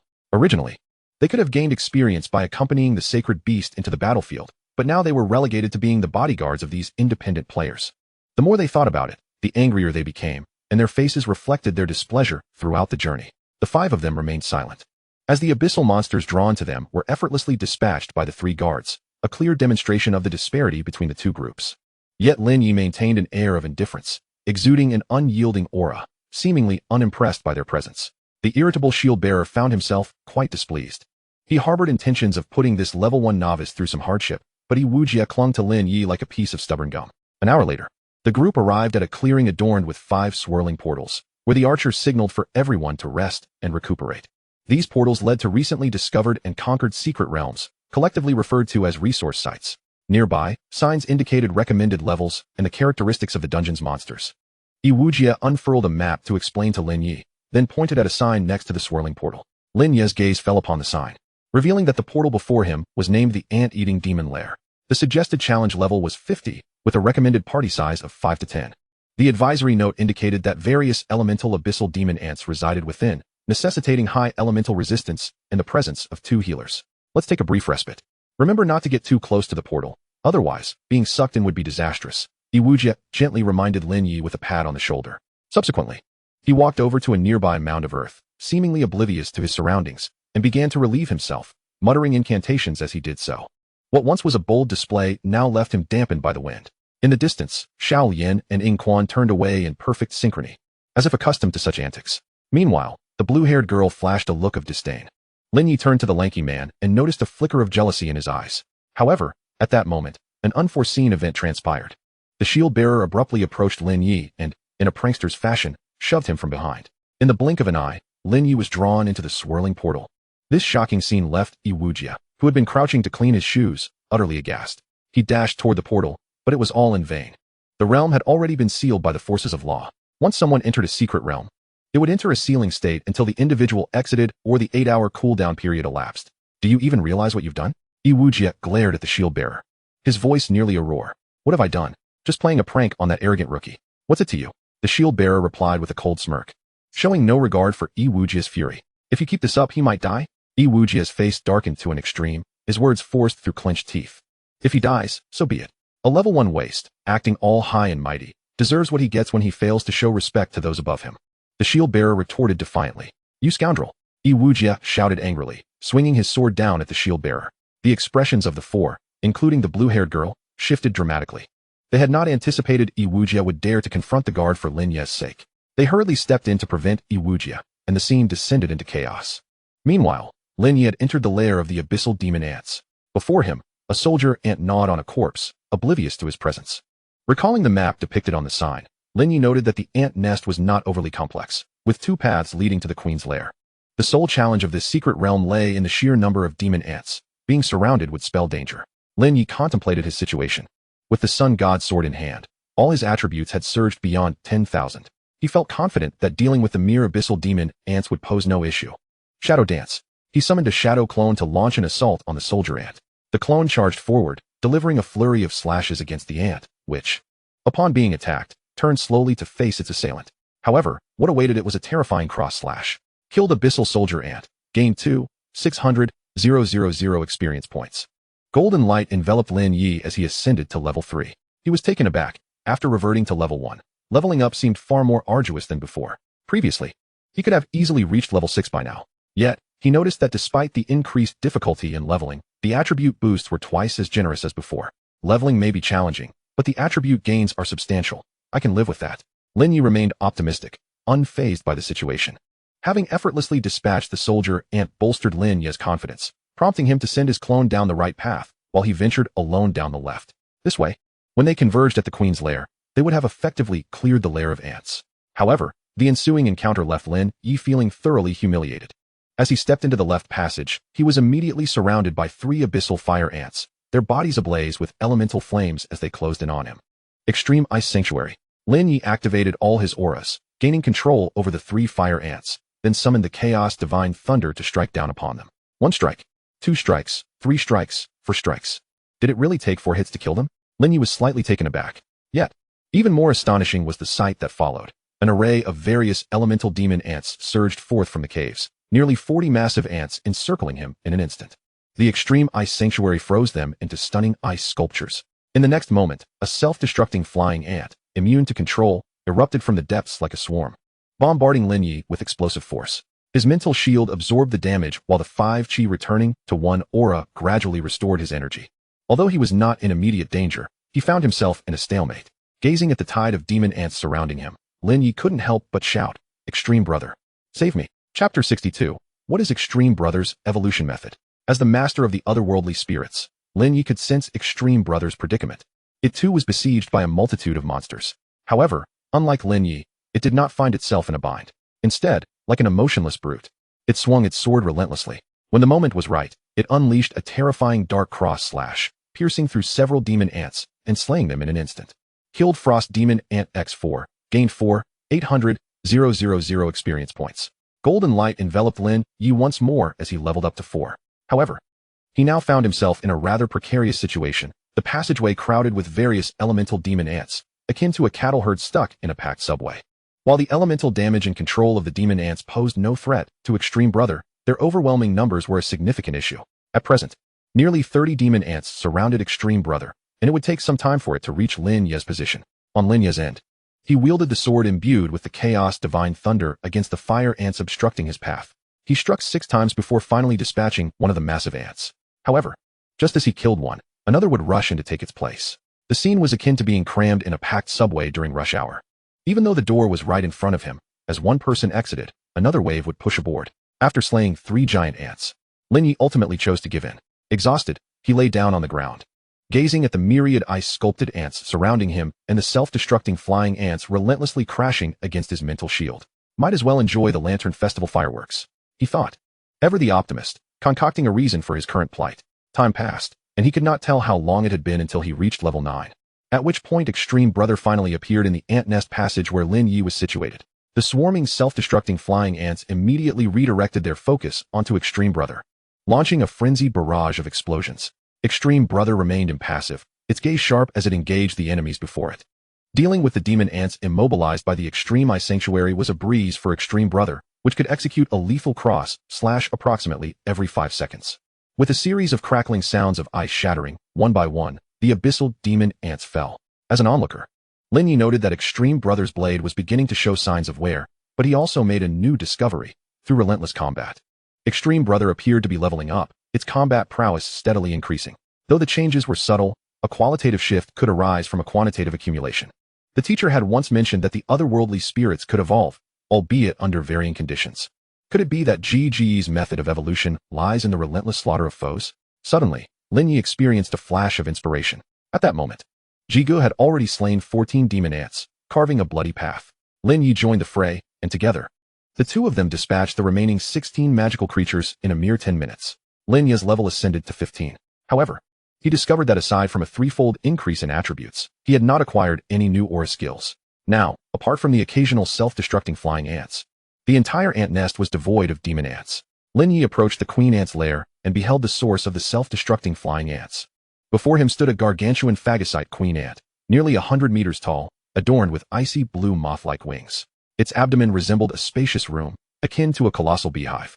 As Lin Ye appeared, an even greater swarm of self-destructing flying ants erupted from the nest, launching a new wave of bombardments that inflicted searing fire elemental damage. Lin Ye remained composed, casually casting a detection spell upon the queen ant. He was taken aback. The queen's physical attributes had astonishingly reached 600,000, making it the most formidable opponent he had encountered thus far. If the temple guards he had faced previously had 10 health bars, the queen ant before him boasted a staggering 1,000. Relying solely on the Chaos Divine Thunder's spirit attachment, he would need to strike 100 times to vanquish it. Lin Ye chuckled, at that moment gaining a precise understanding of the mysteries of the origin battlefield. The queen ant's eyes glimmered with a sinister light as its pupils locked onto Lin Ye, emitting a piercing shriek. Chaos Divine Thunder, attached spirit.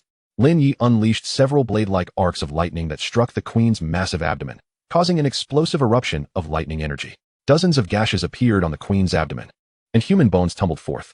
It seemed that the previous team that had dared to challenge the queen had been utterly annihilated. Lin Ye's expression turned icy as he commanded Jigu to join him in a combined attack. The queen ant seemed to sense impending danger. It flapped its moth-like wings, releasing a cloud of blue frost powder that significantly hampered Lin Ye's speed. Simultaneously, countless self-destructing flying ants surged forth from the queen's abdomen, bombarding Jigu incessantly. While they could not halt his advance, they did cause him some degree of stiffness. Then, a series of piercing explosions echoed. The queen ant, akin to shedding its skin, detached its lower body from its original colossal nest and soared into the sky. Lin Ye frowned slightly. Jigu currently lacked aerial capabilities, complicating the battle against the queen. The otherworldly spirits he possessed did not have aerial abilities, leaving him to resort to the most traditional methods. Lin Ye summoned the Chaos Divine Thunder and initiated a counterattack against the queen. Though the queen could fly, its movements were exceedingly sluggish, and each bolt of divine lightning struck true at its vital points. After 10 strikes, the queen sustained only minor injuries, which only fueled its fury. It spewed a mist-like green venom from the air, Although Lin Ye's mental energy shield mitigated the damage, he found himself ensnared by the sticky substance. The queen's massive form descended upon him like a mountain, each of its claws resembling terrifying blades, attempting to pierce Lin Ye and subdue him, while its monstrous pincers gaped wide, voraciously seeking to devour him. The shield enveloping Lin Ye erupted with a tangible golden light, and each of the queen's attacks drained half of his mental energy. Fortunately, the 5 chi returning to origin aura continuously provided him with restoration, otherwise, his situation would have been dire. It became apparent that if the level disparity was too great, the extreme ice holy domain could be countered by the opponent's resistance. Although the scene before him was chilling, Lin Ye remained unperturbed. In the next moment, he channeled his energy into a sword strike aimed at the queen's formidable jaws. Boom! The lightning erupted, and half of the queen's mouth was obliterated, eliciting a piercing wail. Chaos divine thunder, annihilate. Lin Ye unleashed a ranged lightning strike, denying the queen any respite. The frenzied bolts of lightning rained down upon the queen's wings. Boom! The queen's massive body plummeted from the sky, a thin layer of icy armor forming around it, seemingly healing its wounds. Lin Ye would not grant it the opportunity to recover. Allowing a boss-level creature to undergo rebirth could potentially bring forth unforeseen variables. Lin Ye summoned divine thunder to strike the queen, slowing its recovery, and commanded Ji Gu to launch an assault. Ji Gu charged forward, wildly swinging his sword at the queen. After 5 seconds, a black cross slash was unleashed with unstoppable force, penetrating the queen's body. The queen let out a harrowing scream as green blood sprayed in all directions. Defeated the phagocyte queen ant, gained 3,500,000 experience points, dropped the celestial helmet. With the queen's demise, Lin Ye's level rose to 17. A vortex of teleportation, condensed from the power of law, materialized simultaneously. Meanwhile, outside, Iwuji found himself in a dire state, a paralyzing poison arrow lodged in his chest. His body riddled with numerous wounds, appearing extremely weakened. Opposite him stood 3 royal guards, their faces adorned with cold smirks, their gazes laced with amusement. With such strength, he dares to seek revenge for that boy? Truly overestimating himself, one of the shield guards scoffed. Iwuji's eyes burned with murderous intent. Although he understood that he was akin to a moth flinging itself into a flame, he remained unwilling to concede. Xiaolon, Xiaogao, we are teammates. Do you still refuse to lend a hand at this moment? He rasped, looking at the blue-haired girl and the tall, slender boy. Chapter 63, The Shocked Crowd. Behind Iwuji stood Inquan and Xiao Lian, indicating their stance. Meanwhile, the blue-haired girl and the tall, slender boy remained on the sidelines, showing no intention of assisting. Do you know who you are opposing? The blue-haired girl retorted coldly, her tone frigid. Do not use the notion of camaraderie to morally bind us. You are essentially committing intentional murder against the royal guards. Do you wish for us to die together? I care not for the royal family. All I know is that he caused the death of my friend, and justice must be served, Iwuji replied grimly. Moreover, look at these 3 dogs. Do they deserve to be called royal guards? The 3 guards exchanged glances, a glint of ferocity flashing in their eyes at Iwuji's words. However, they did not rush to act, finding amusement in watching Iwuji and his companions turn against each other. Friends? If it weren't for your naive compassion, insisting on saving that reckless boy, would this have happened? The blue-haired girl could no longer repress her fiery rage, scoffing. What gives us the right to judge them? In this world, strength is the only truth, she added, then continued, Xiaolon, since we agreed to protect Lin Ye together and let him join us. He is our teammate now. At that moment, Inquan could no longer hold back, speaking up. As teammates, we should unite through any adversity. After all, we have fought together for so long. Yet, the blue-haired girl grew even angrier at her words. Teammates? Huh, you all consider him a teammate. She laughed derisively, stating bluntly, a mere level 1 trash has no right to be my teammate. And how dare you speak of unity? Her tone was as relentless as a Gatling gun as she glared at Iwuji. To risk your lives for a piece of trash and expect your teammates to accompany him to his doom. Please, have some self-respect. At her words, Iwuji's expression darkened to the extreme. 3 years, we have fought together for 3 whole years, he spoke slowly, each word heavy with emotion.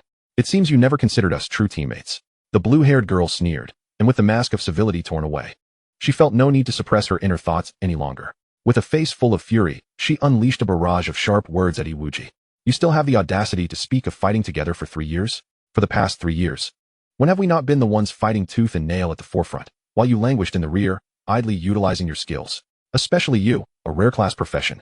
It is already a testament to my magnanimity that I allowed you to serve as a mere support. How dare you bring up anything else? Without our sacrifices, would you have reached this point?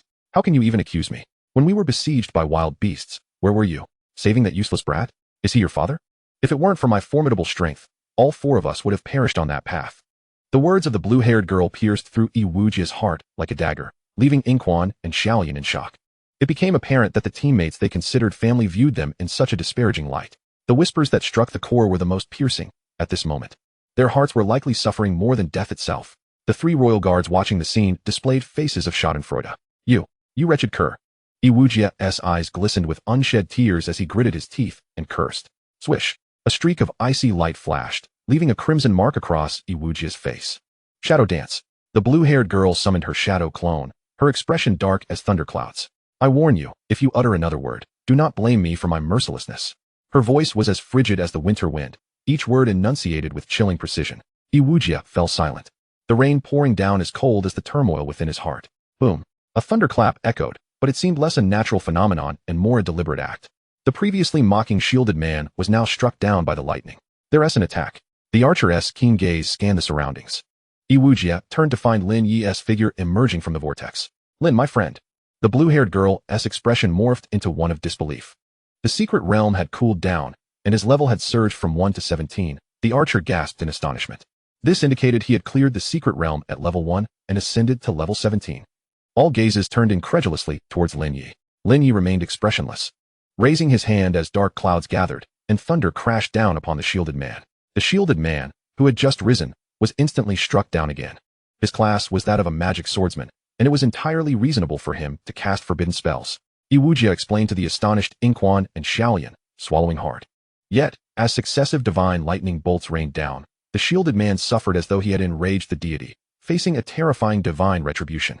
He might possess some artifact that mitigated cooldowns and counterattacks, allowing for the infinite casting of forbidden spells. Iwujia managed to force a grim smile as he spoke to Inquan and Xiaolian again. Buzz. At that moment, a fearsome feathered arrow struck Lin Ye's shield like a shooting star, producing a sound akin to shattering glass. Although Lin Ye was unscathed, he was pushed back 5 meters. To think he could withstand my charged attack? The archer was taken aback, recalling how he had once annihilated a level 50 abyssal creature with that very move. This level 17 lad was stronger than the abyssal creature? Yet, what astonished him even more was what followed. The mirror-like aura surrounding Lin Ye reflected a surge of power, instantly sending the archer flying and causing him to spit blood. Rebound damage? The archer scrambled to his feet, his expression one of horror. The next moment, terror spread across his pale face as he realized blood was seeping from every pore, his vitality draining at an alarming rate. He disregarded everything else and frantically downed healing potions. Lin Ye's gaze, sharp as a blade, locked onto the archer as he summoned Jigo. Finish him. Lin Ye's voice sounded like that of a grim reaper delivering a verdict. He can create clones too?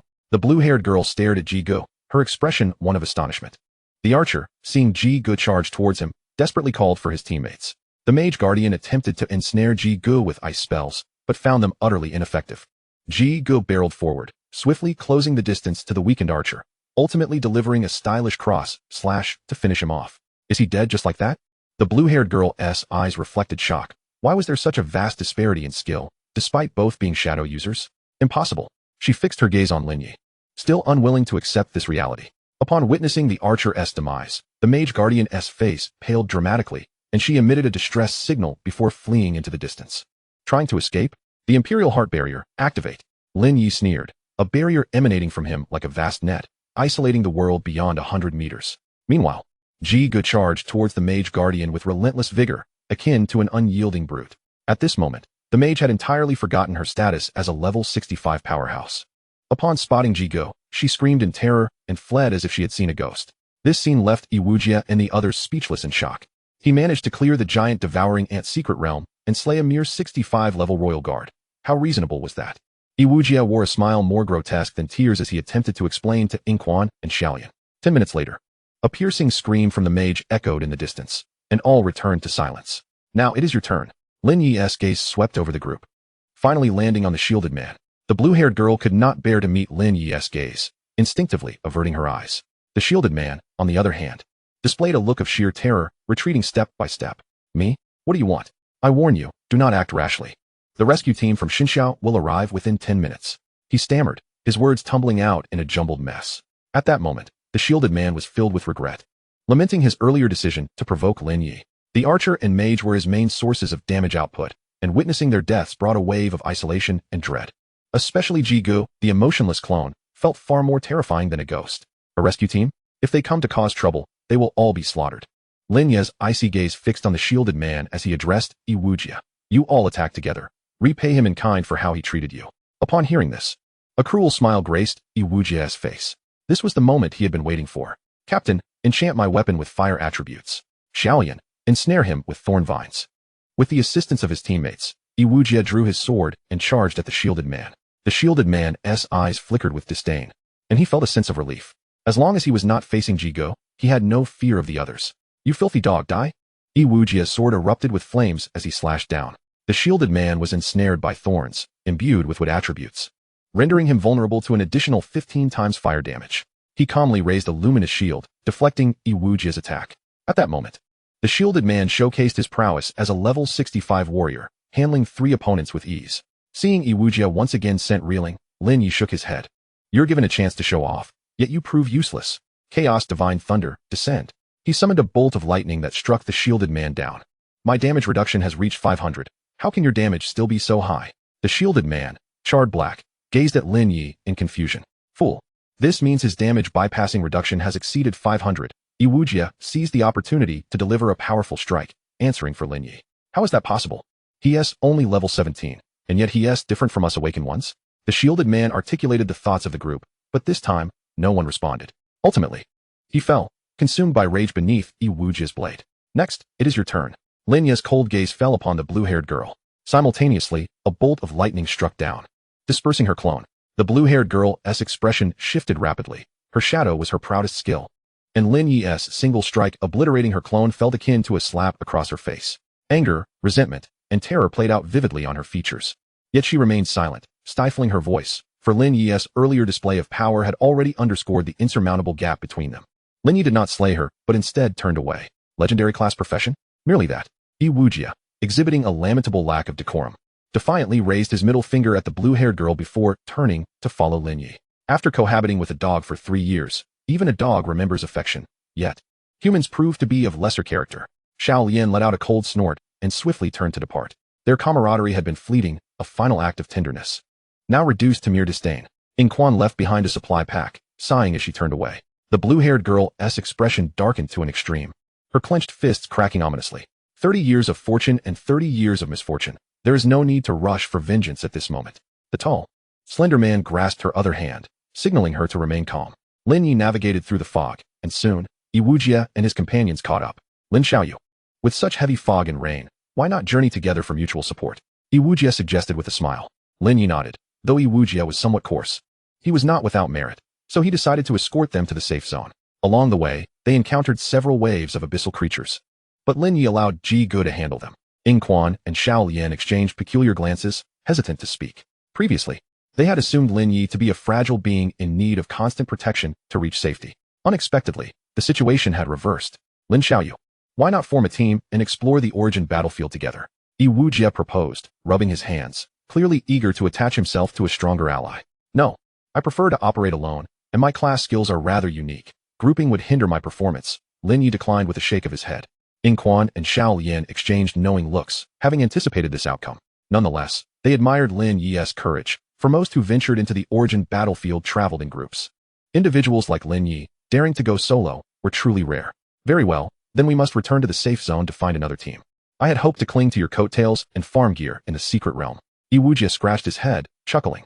Afterward, he displayed a melancholic expression, sighing, when will I complete my star set?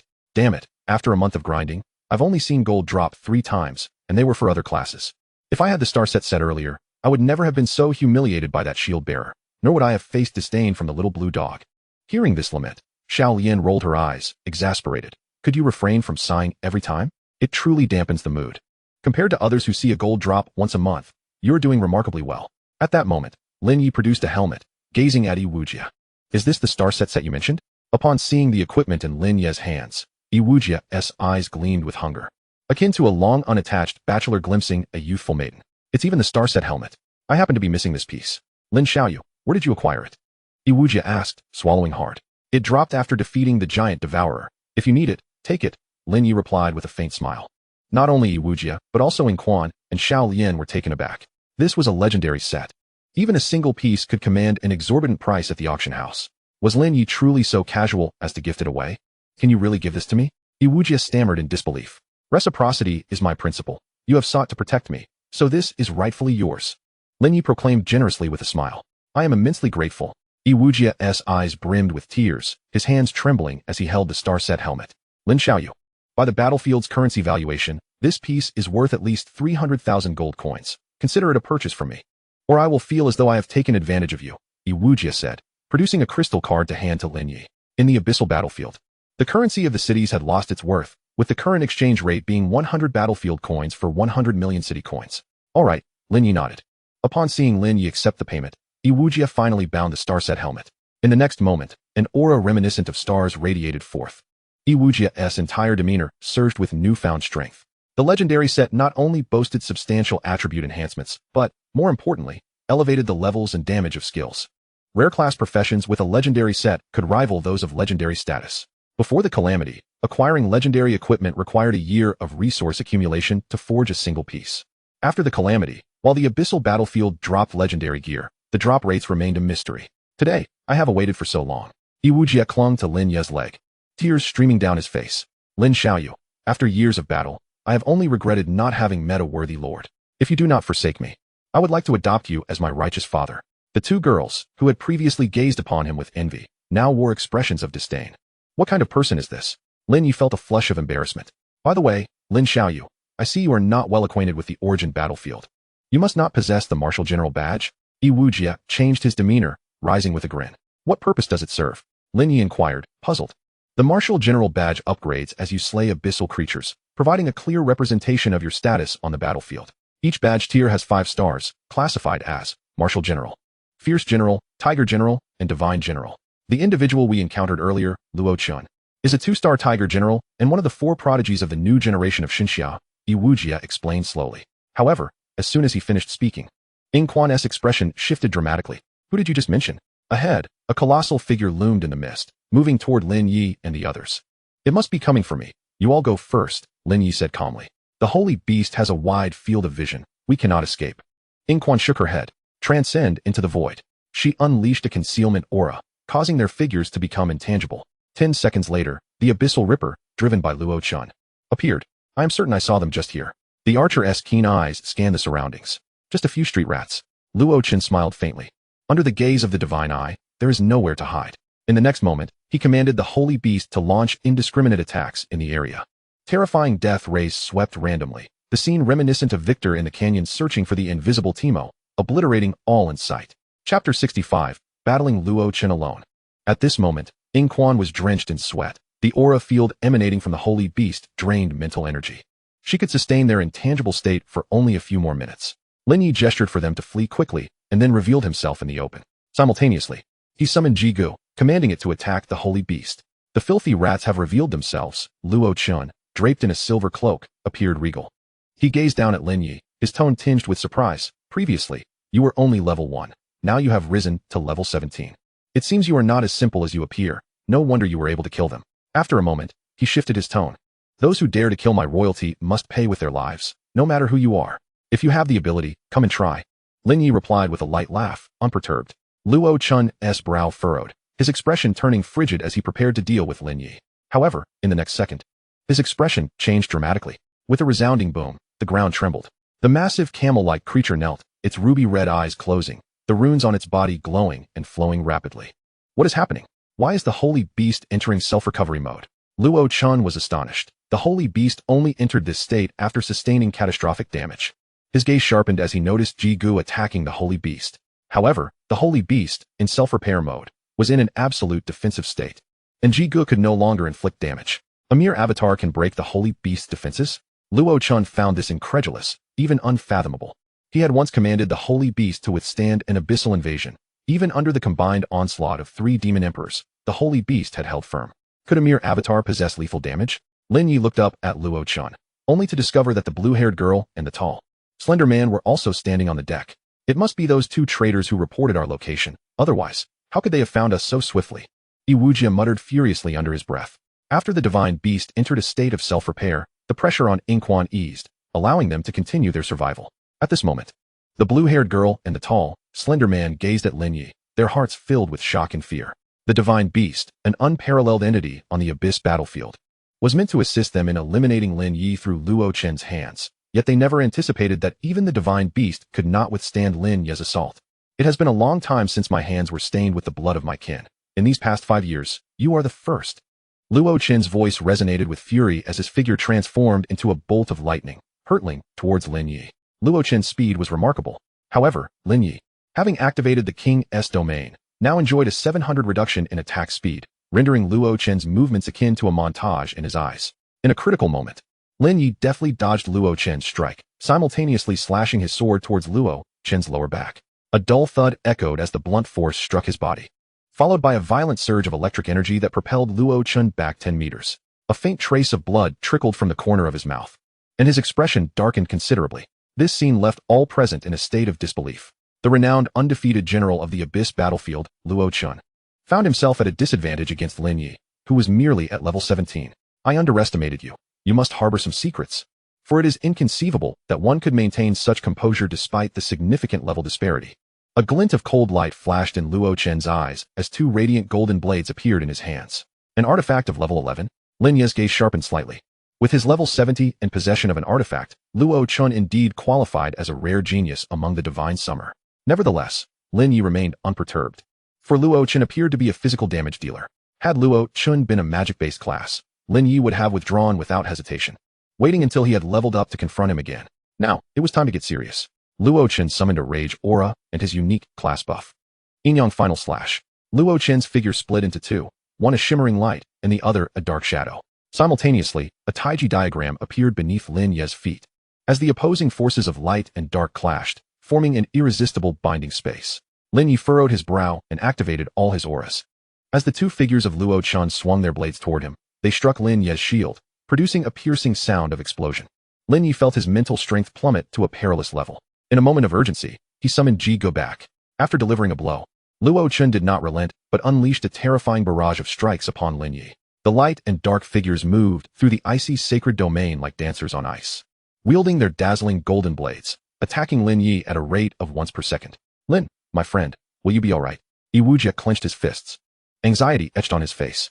This level of combat is beyond our capacity to predict. His willingness to endure Luo Chen's assault must indicate that he possesses a countermeasure. Inquan frowned.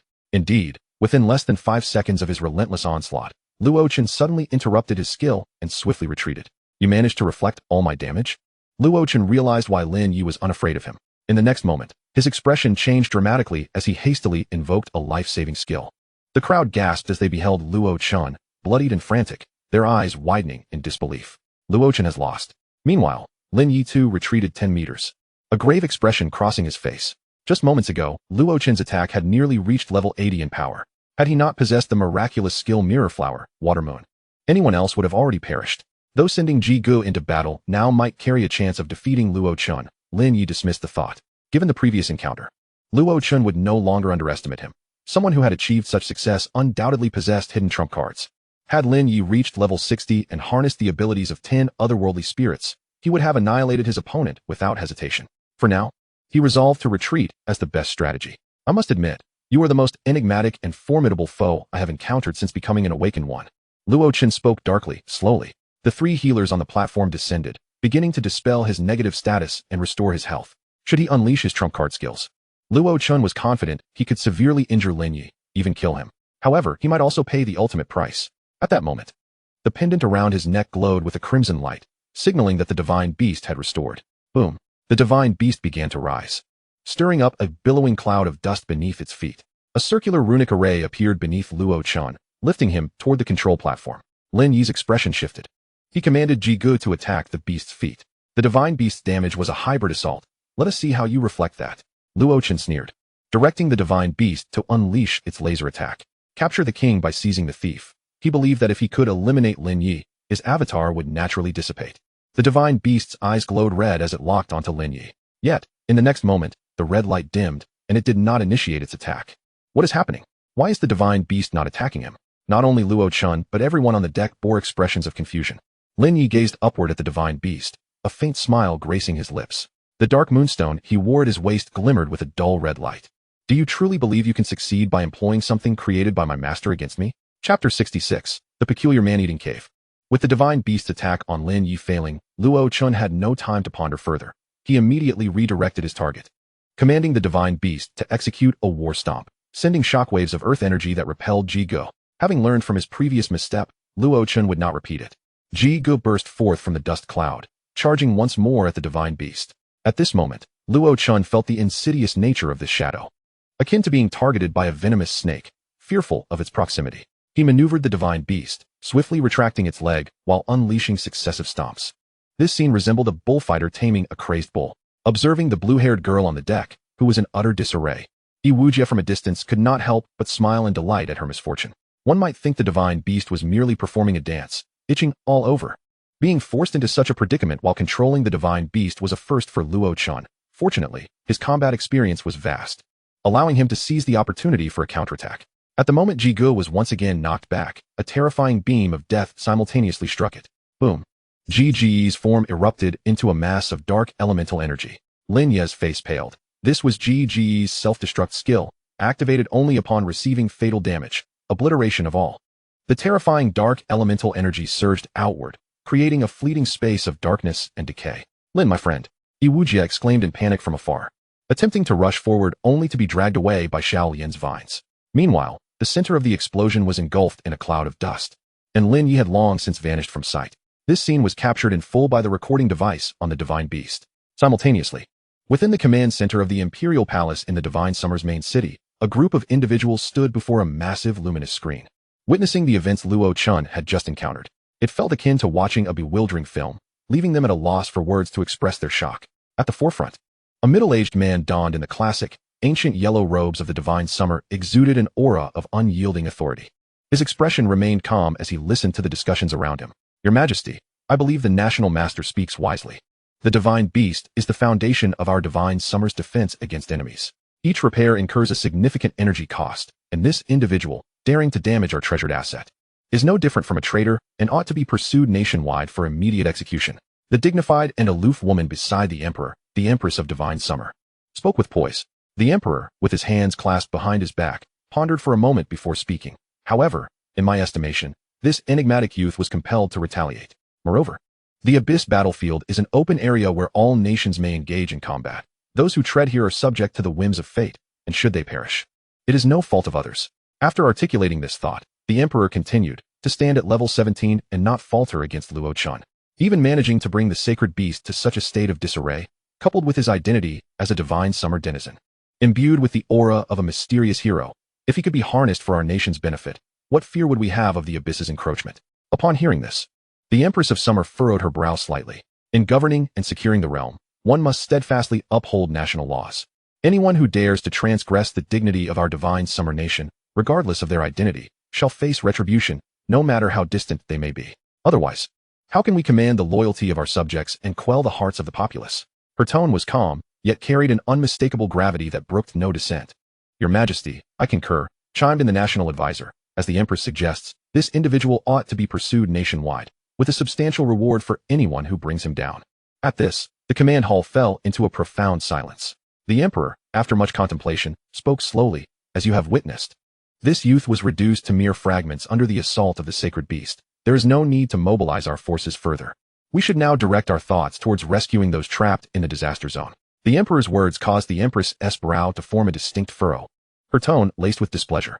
This individual has survived on the origin battlefield at level 17, which suggests he possesses other means of self-preservation. The one who was vanquished was merely a fragment of his being. If he yet lives and returns in the future, it could spell calamity for our Divine Summer nation. After stating this, the Empress cast a piercing glance at the Emperor. Silence enveloped the hall once more. In my view, the priority should be to rescue those ensnared in the harsh elemental environment. As for the pursuit of this individual, let it be.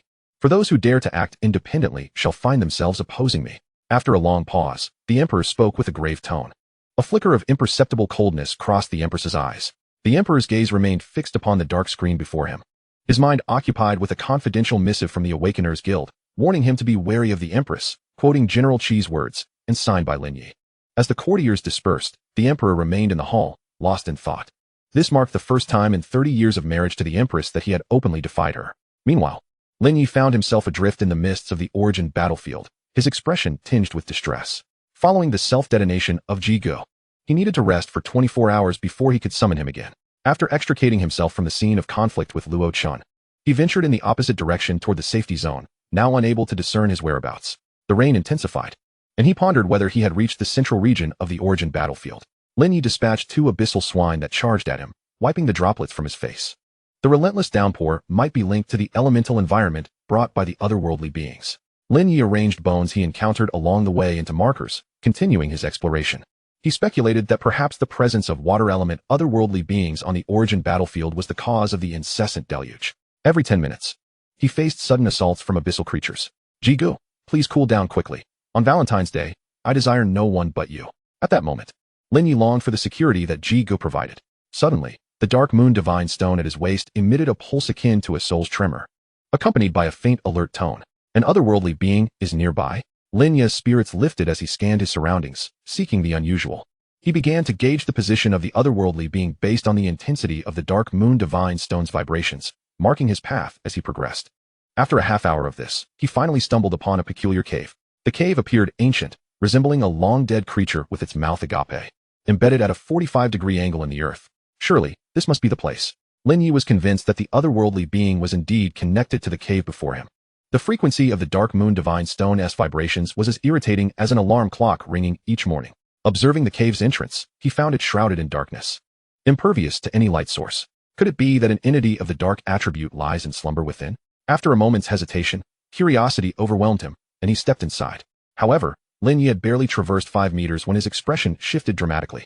He heard the sound of viscous liquid dripping, as an unknown acidic substance fell from above. Lin Ye summoned a faint golden mental shield that enveloped him, mitigating the damage from the corrosive droplets. Simultaneously, he felt a powerful gravitational force emanating from the depths of the cave, attempting to draw him in. It felt as if gravity had suddenly reversed, placing him at the brink of an unfathomable chasm. Wang Defa, what is happening? Lin Ye exclaimed, alarmed. He thrust the sun god's sword into the ground, resisting the pull, and struggled to retreat towards the cave's mouth. As the acidic substance continued to coat him, his mental shield began to shimmer with a faint red hue, signaling a rapid depletion of his mental energy. At that moment, Lin Ye's predicament resembled that of climbing a steep mountain. Any pause would result in a plunge into the abyss. After 10 arduous minutes, Lin Ye finally emerged from the cave, breathless and shaken. He could scarcely articulate how he had endured those fleeting moments, vowing never to encounter such an ordeal again. What manner of insatiable cave is this? Lin Ye furrowed his brow in contemplation. Chaos divine thunder strike. He summoned divine lightning to assault the cave's interior. However, it was as if the lightning had vanished into the depths of the ocean, yielding no result. Can it even consume lightning? Lin Ye was momentarily taken aback. Then a thought struck him. He began to scavenge everything in sight. Bodies of magical creatures, human remains, flora, and fauna, all were hurled into the cave. Indeed, anything cast within would be dissolved by the viscous substance, disappearing into the depths without a trace. I refuse to believe you possess infinite storage. Lin Ye felt his temper flare. For the next 6 hours, he engaged in a repetitive endeavor, tossing items into the cave. He even cleared an entire forest nearby, feeding it all to the gaping maw of the cave. Yet, contrary to his expectations, no colossal entity awakened, leaving Lin Ye filled with frustration. He had anticipated something monumental, but instead, he felt deceived. What a load of nonsense. He angrily scooped up a pile of refuse and hurled it into the cave. As the viscous liquid fell and began to dissolve the refuse, he even heard a faint belch. Surely not. Have you even devoured refuse? Lin Ye was at a loss. Yet he recognized that feeding it did yield some effect. With time still required for GG's revival, he decided to rest for a while. He constructed a simple shelter from the felled trees and fashioned a rudimentary large cart from wooden planks. He planned to scour the area for magical creature corpses to serve as nourishment for the cave once Jigu was ready. Time, like cooking with a beloved, seems slow in anticipation but passes swiftly in execution. At last, I await you, my Ji. Lin Ye summoned Jigu and climbed onto his makeshift wooden cart. Jigu, pushing the cart, began to traverse the origin battlefield. Whenever they encountered abyssal creatures, Jigu would take the initiative to dispatch them while Lin Ye focused on loading the cart. His handcrafted cart could accommodate 11 magical creatures, and after 7 rounds, his level rose to 28, yet the cave showed no signs of satiation. In exasperation, Lin Ye had no choice but to enhance the cart's capacity, resulting in a design that resembled a segmented coal truck. Jigu continued to pull the cart, navigating through the fog. Lin Ye had a hunch that filling this cart to capacity would be sufficient to reveal the true nature of the cave's creature. Along the way, Jigu diligently engaged in combat, while Lin Ye played the role of the steadfast transporter. 3 hours swiftly elapsed, during which they collected the corpses of 40 magical creatures, elevating Lin Ye's level to 35. A beam of golden light ascended from his body, and a warm force surged within his mind. Blessing of the Thunder Elemental Eruption. Passive increases attack speed and casting speed by 100, grants 100 resistance to thunder elements, and raises mental capacity by 200 when encountering thunder damage. A smile graced Lin Ye's lips as he reveled in the augmentation of his attack speed, a boon that also benefited his companion, Ji Gu. This meant that his instant kill abilities could be unleashed with greater swiftness. As for the thunder resistance, it could be deemed an extraordinary divine skill, emboldening him to venture into perilous thunderous environments without hesitation. Ah, the unknown is upon us. Let go of your worries and do not look back, Lin Ye mused, his spirits lifted as he drove Ji Gu while humming a cheerful tune, only to find a group of individuals blocking their path ahead. Good sirs, would you care to purchase some meat? Freshly procured magical creatures of every variety. Lin Ye beamed with a warm, sunny smile. The leader, clad in black armor and wielding a blue katana at his waist, stepped forward and, in a somewhat awkward dialect of the Shangxia tongue, inquired, I am Demu, a noble warrior from the kingdom of Sang, separated from my team amidst the tempest. Have you encountered my comrades? Upon hearing this, Lin Ye's expression shifted to one of surprise, and he hastened forward, his face lighting up with joy. Indeed, I have encountered them. What splendid news to find you at last. Demu's face reflected his astonishment. Really? Have you met with General Dezwa and the others? Lin Ye's countenance radiated with delight as he nodded. Yes, General Dezwa and his team are resting at a certain location. Sent me to seek you. Demu scrutinized Lin Ye with a skeptical gaze, his expression wary. You bear a striking resemblance to the Shangxia people, yet you are merely level 35. The Shangxia are notorious for their cunning schemes. Why should we trust you? At that moment, 3 abyssal boars charged toward them. Lin Ye's demeanor turned icy. A glint of menace flashed in his eyes as he pointed at the beasts, addressing Demu. I, Sasaki Lin Ye, am actually level 70. If I wished to slay you, you would have long since met your demise. Simultaneously, Ji Gu unleashed a devastating cross slash, obliterating the creature before them in an instant. This spectacle left Demu utterly astounded. Despite the abyssal boar's weakness, he knew that even he could not dispatch it with a single strike. Thus, Demu completely placed his trust in Lin Ye's words and climbed aboard Lin Ye's vehicle. They proceeded toward their destination. Along the way, Demu noticed the markings on the ground and looked at Lin Ye with gratitude. Sasaki Lin Ye, you have risked getting lost to seek us out. We are profoundly grateful. Demu bowed in appreciation. It is but a trifling matter, Lin Ye replied with a carefree smile, waving his hand dismissively. We are all comrades here, no need for formalities. Demu approached Lin Ye, glancing at Ji Gu as he pulled his thumb up in admiration. Your shadow clone technique is truly remarkable. You are indeed a rare genius from Sang. Afterward, he inquired, how long have you been undercover in Shangxia? Has the puppetry scheme of the national advisor borne fruit? The puppetry scheme? Lin Ye's eyes momentarily flickered with reminiscence, recalling the soul-transfigured wind demon Wolf King and General Qi, both of whom had been ensnared by necromantic curses. The puppetry scheme is the national advisor's most grand design. My parents are lead agents. I have been in Shangxia since I was 5, having been undercover for 20 years, all to ensure the flawless execution of this plan. Lin Ye donned a facade of the characteristic cunning glint of a Sang person, letting out a sinister chuckle. How splendid it shall be. On the day the puppetry scheme is initiated, the entirety of Shangxia will become tools for our conquest of the world. Demu joined in sinister laughter. Teacher Demu, has the national advisor mentioned when this plan will be executed? I can hardly wait to return in glory. Lin Ye pressed further. Demu glanced at him curiously. Of course, it will be during the 7 Kingdoms Martial Assembly. At that time, we shall seize the opportunity while Shangxia's rear is unguarded, and then trample Shangxia underfoot before the eyes of the world, proclaiming the might of our Sang.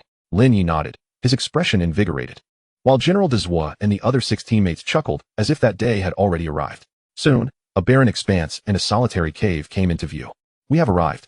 Lin Ye turned back, revealing his bright, white smile, warm and inviting. Are you saying that General Dezwa and the others are inside the cave? Demu furrowed his brow, a hint of doubt in his eyes. Indeed, they are sheltering from the rain inside, planning to set forth tomorrow. Lin Ye responded naturally with a smile. Demu leaned forward to peer into the cave, only to find it enveloped in darkness, an eerie silence permeating. But how can there be no light or sound from within? At this, a cold glimmer flashed in Lin Ye's eyes, though his face remained amiable. This is a dark array set by a talisman master, designed to prevent surprise attacks from magical creatures. Only upon entering can one see them. Demu nodded, recalling that there was indeed a talisman master among their ranks. He then instructed his 6 teammates, you all proceed inside to reunite with General Dezwa. I have words to exchange with Brother Lin Ye. The 6 awakened from Sang did not think twice, after 5 days of rain on the battlefield. This shelter was undoubtedly a paradise for them. However, shortly after their entry, horrendous screams echoed from within the cave. Demu's expression changed dramatically, and he rushed to peer inside, only to witness his 6 comrades sprawled on the ground, emitting heart-wrenching cries. They were covered in an unknown viscous substance, akin to a powerful adhesive, binding them effortlessly while corroding their flesh. The sound of sizzling and dissolving filled the air, and within 20 seconds, Demu's 6 teammates had been reduced to a heap of shattered remains, consumed by the pitch-black cave. This scene filled Demu with terror, unleashing an astonishing wave of blade energy from his body. Lin Ye, who intended to deliver a swift kick to Demu from behind, was propelled backward by this potent force. Sasaki Lin Ye, you traitor of Sang. How foolish of me to trust you, only for you to contemplate our demise. Demu's face contorted with rage, his mustache forming a V shape. Simultaneously, he unsheathed his blue katana, hastily bestowing himself with a blessing aura, adopting a combat stance. A traitor? I was born a Shanxia person. It is you foolish little bastards who are mistaken. Lin Ye retorted coldly, activating all his auras. A dreadful chill enveloped Demu, freezing him in place. However, in the next second, he astonishingly broke free, a look of horror etched upon his face. Holy Pearl Shield.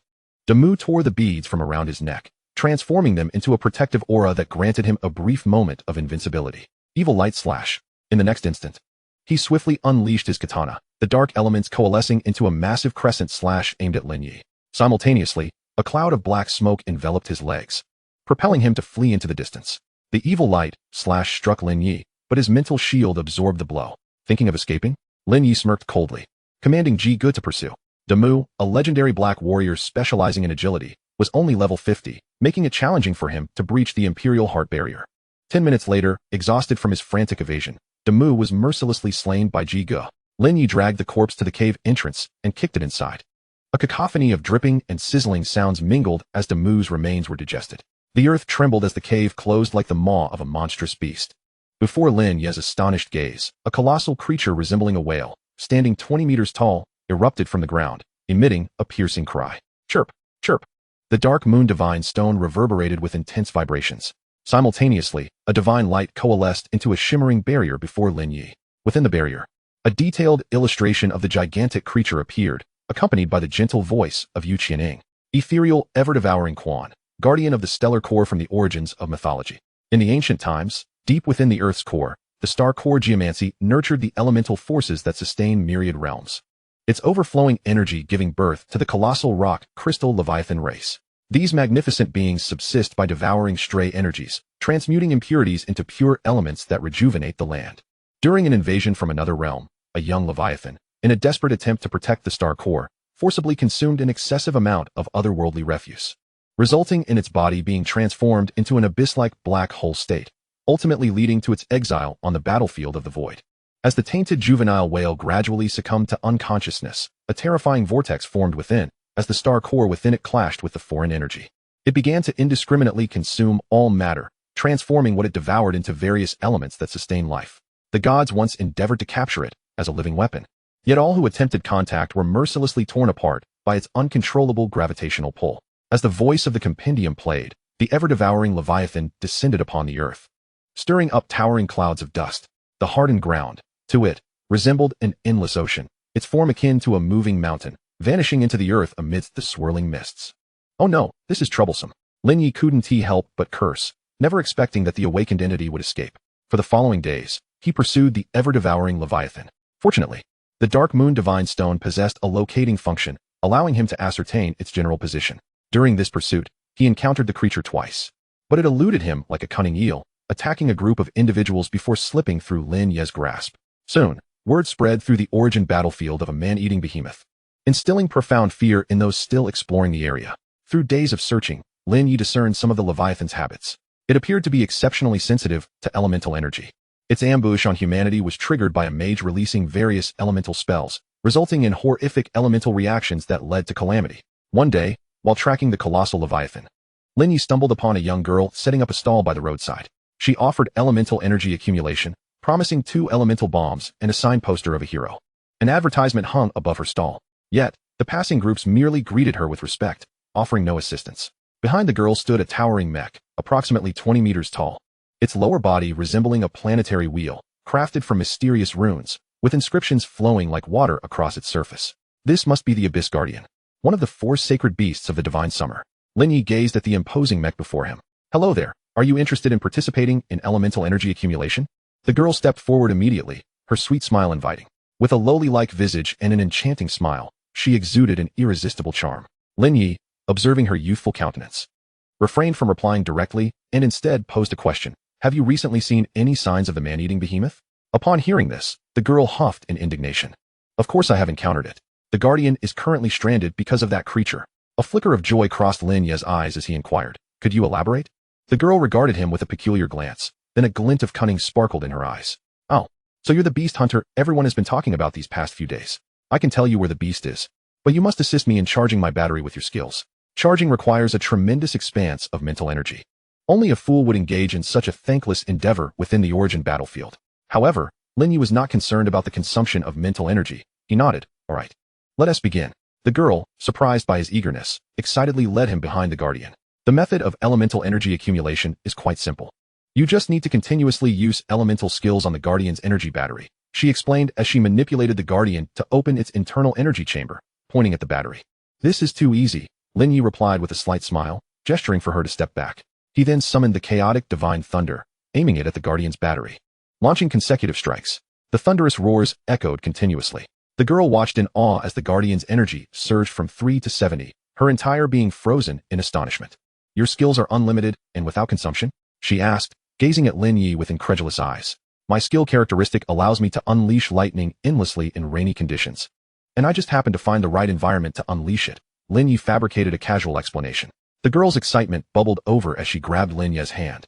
Oh my goodness. This must be divine providence that I encountered you today. Her eyes glimmered with pleading intensity. Please, exert more effort. I've never seen the guardian's energy exceed 70. I beg you to fill it up. Passing teams, witnessing this scene, displayed astonishment. The beautiful warrior of divine summer, Butterfly, is actually asking for help? What? The divine summer hero, Butterfly, is proposing to a man? Could it be? The lowly goddess, Butterfly, is actually fawning over some guy? Messages in the runic devices spread like wildfire. Meanwhile, Lin Ye felt as though he had fallen into the young girl's cunning scheme. As the energy reached 98, the subsequent increase shifted to a mere 1 increment.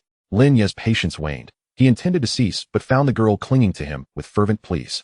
Just 10 more strikes, and if it doesn't work, I'm done, Lin Ye asserted with unwavering resolve. 10 strikes is fine. Please, put in more effort.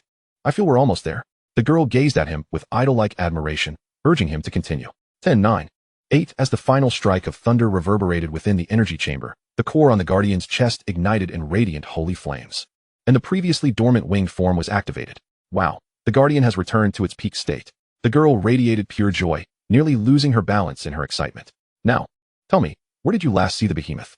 Lin Ye, exhaling a sigh of relief, inquired. The behemoth. I encountered it that day near the location of the 4th resource, she replied, her gaze evasive, inwardly cursing herself for not recalling the exact spot. You're not deceiving me, are you? Lin Ye stepped closer, his expression suddenly chilling. Please listen. I don't quite remember the exact position, but I can help you lure it out and assist you in dealing with it. The girl hastily attempted to push Lin Ye away, speaking urgently. Upon hearing this, Lin Ye's demeanor softened, and he retreated. The girl cradled her feet, casting a resentful glare at him. As a token of gratitude for your help, I shall gift you 10 elemental bombs, along with a signed poster of myself. She presented Lin Ye with a backpack and a beautifully crafted poster. Lin Ye glanced down, noticing the girl on the poster clad in a 2-dimensional catgirl outfit, striking an adorable pose, with her signature in the shape of a butterfly at the bottom right corner. It dawned on him that this youthful visage was not only a hidden profession energy master, but also one of the renowned new generation heroes. Fear not.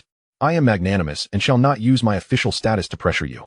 I will guide you on how to use the bombs, Butterfly cheerfully proclaimed, shaking the metal before her chest. I have currently developed bombs with 4 elemental attributes: thunder, fire, ice, and water. When 2 of them are thrown onto the battlefield and detonated simultaneously, they will create different elemental reactions and form a brief elemental environment. She gestured at the differently colored bombs in the backpack, explaining to Lin Ye. Suddenly, a spark of inspiration ignited in Lin Ye's mind. Of course, I can use the elemental bombs as bait, then detonate them after it consumes them. This may induce a brief state of paralysis. As long as I can secure 5 seconds, Go will be able to breach the whale's defenses. To express my gratitude for your assistance in activating the Guardian's ultimate form, I shall privately present you with a special gift. Butterfly's voice was soft and sweet as she retrieved a small object from her bag. It was a golden badge. This is a limited edition badge of the Brave Warrior. By channeling your mental energy into it, you shall register as a Brave Warrior of the Divine Summer, and it will elevate your rank as you conquer the abyss. Lin Ye accepted the badge, successfully registering his identity and equipping it. Typically, obtaining a Fierce Warrior badge requires navigating through tedious trials, consuming a considerable amount of time. Becoming a Warrior of Divine Summer also grants numerous resources and conveniences. It can be said that Dai Rui has bestowed a remarkable reward upon Lin Ye. Thank you. Lin Ye smiled appreciatively. By the way, I would like to discuss something with you. Could you accompany me to search for my previous teammates? Afterward, I will assist you in vanquishing the behemoth, Dai Rui elaborated. Previously, we encountered an assault from a behemoth, and the Guardian was stranded.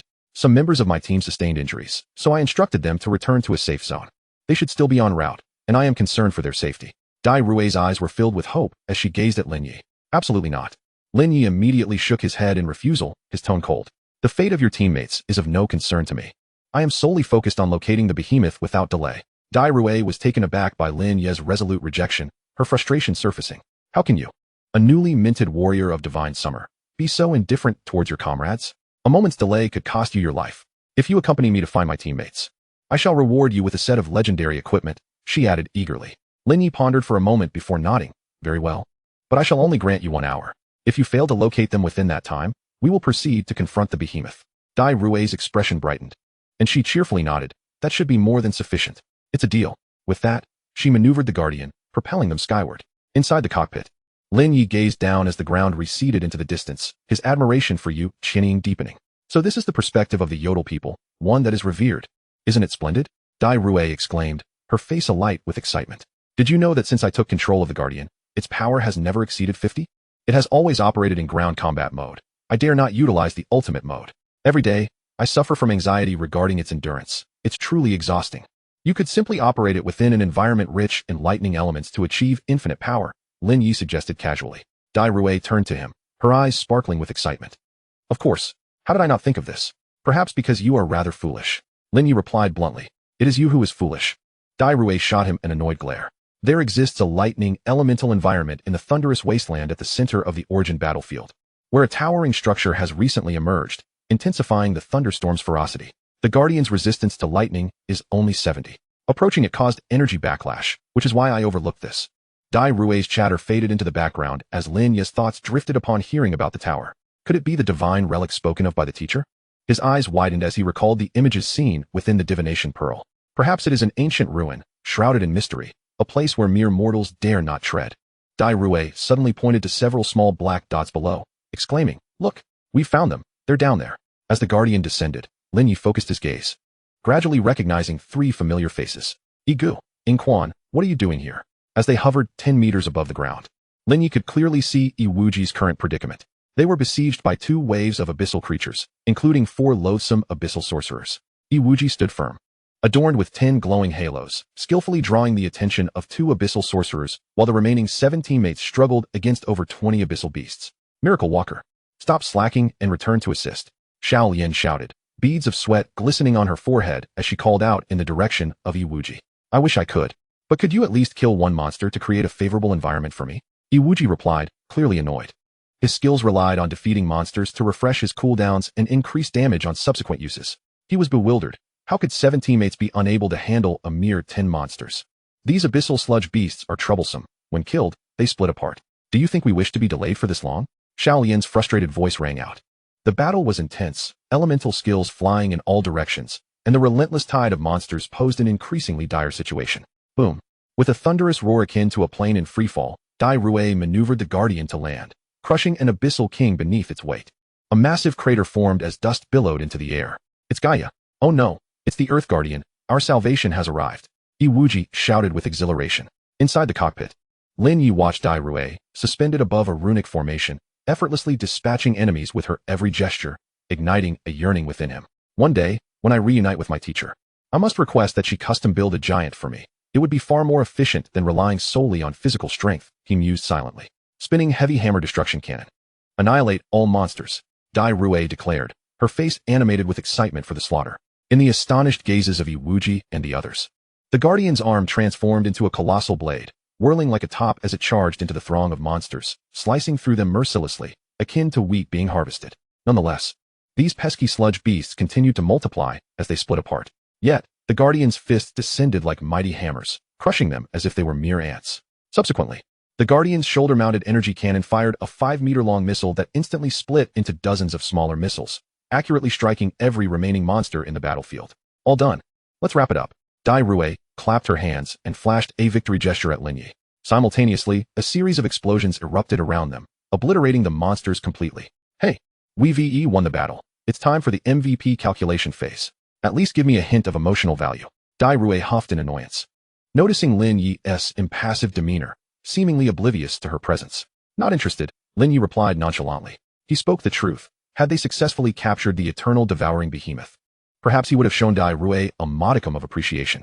You dense man, utterly devoid of emotional intelligence. Dai Rui glared at Lin Ye, her annoyance evident as she let out a frustrated huff. She then opened the cockpit and activated the teleportation device, transporting the two of them to the ground. Upon seeing Lin Ye and Dai Rui descend from the Guardian, Iwuji's initial shock quickly transformed into elation. Lin, my friend, I never expected you to come to our rescue. This is fantastic. Iwuji exclaimed, rushing forward to embrace Lin Ye. A debt of gratitude cannot be left unspoken. I shall repay you in kind, should you not forsake me, he began, but his words were cut short as Lin Ye playfully shoved him away. Lin Ye chuckled. How did you end up here? Dai Rui, witnessing Lin Ye's radiant smile, felt a surge of irritation. How can you maintain such a stoic expression when sharing the same space with a naturally beautiful girl, yet beam charmingly at this rugged brute? Clearly, you must be a rogue. After we got separated that day, we returned to the safe zone for supplies, and then joined Captain Dai's Sacred Beast team to explore and hunt, Iwuji recounted, moving closer to Lin Ye. Who would have thought that on our way back, we would encounter that man-eating behemoth? If we hadn't been atop the Guardian, we surely would have been devoured. Iwuji's expression was filled with lingering fear as he finished speaking. Ing Quan and Xiao Lian also wore expressions of terror. Rest assured, I have come specifically to confront it. Once I capture it, I will return you a sanctuary for leveling up, Lin Ye replied with a calm smile. That would be splendid. Recently, everyone has been too afraid to venture out because of that creature. By the way, Lin, allow me to introduce our new teammate. Iwuji spoke as he introduced the others to Lin Ye.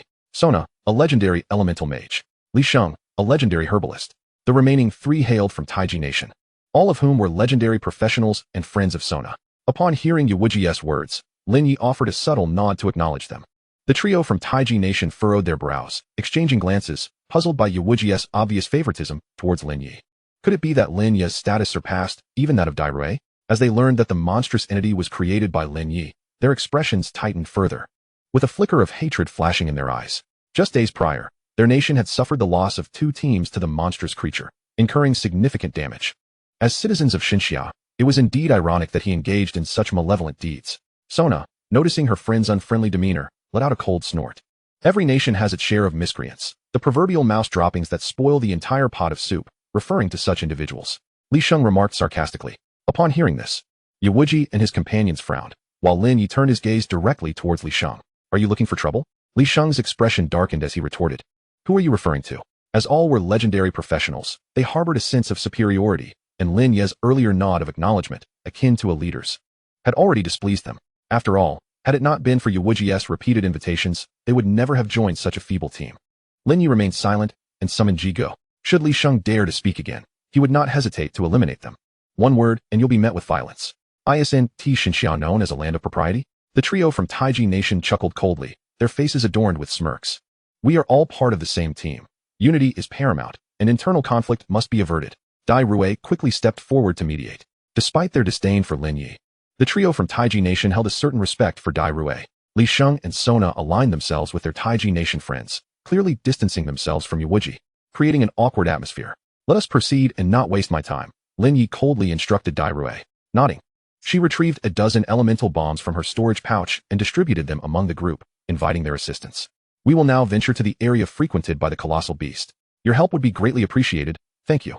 Though petite, Dai Rui's expression turned serious, and none dared to oppose her.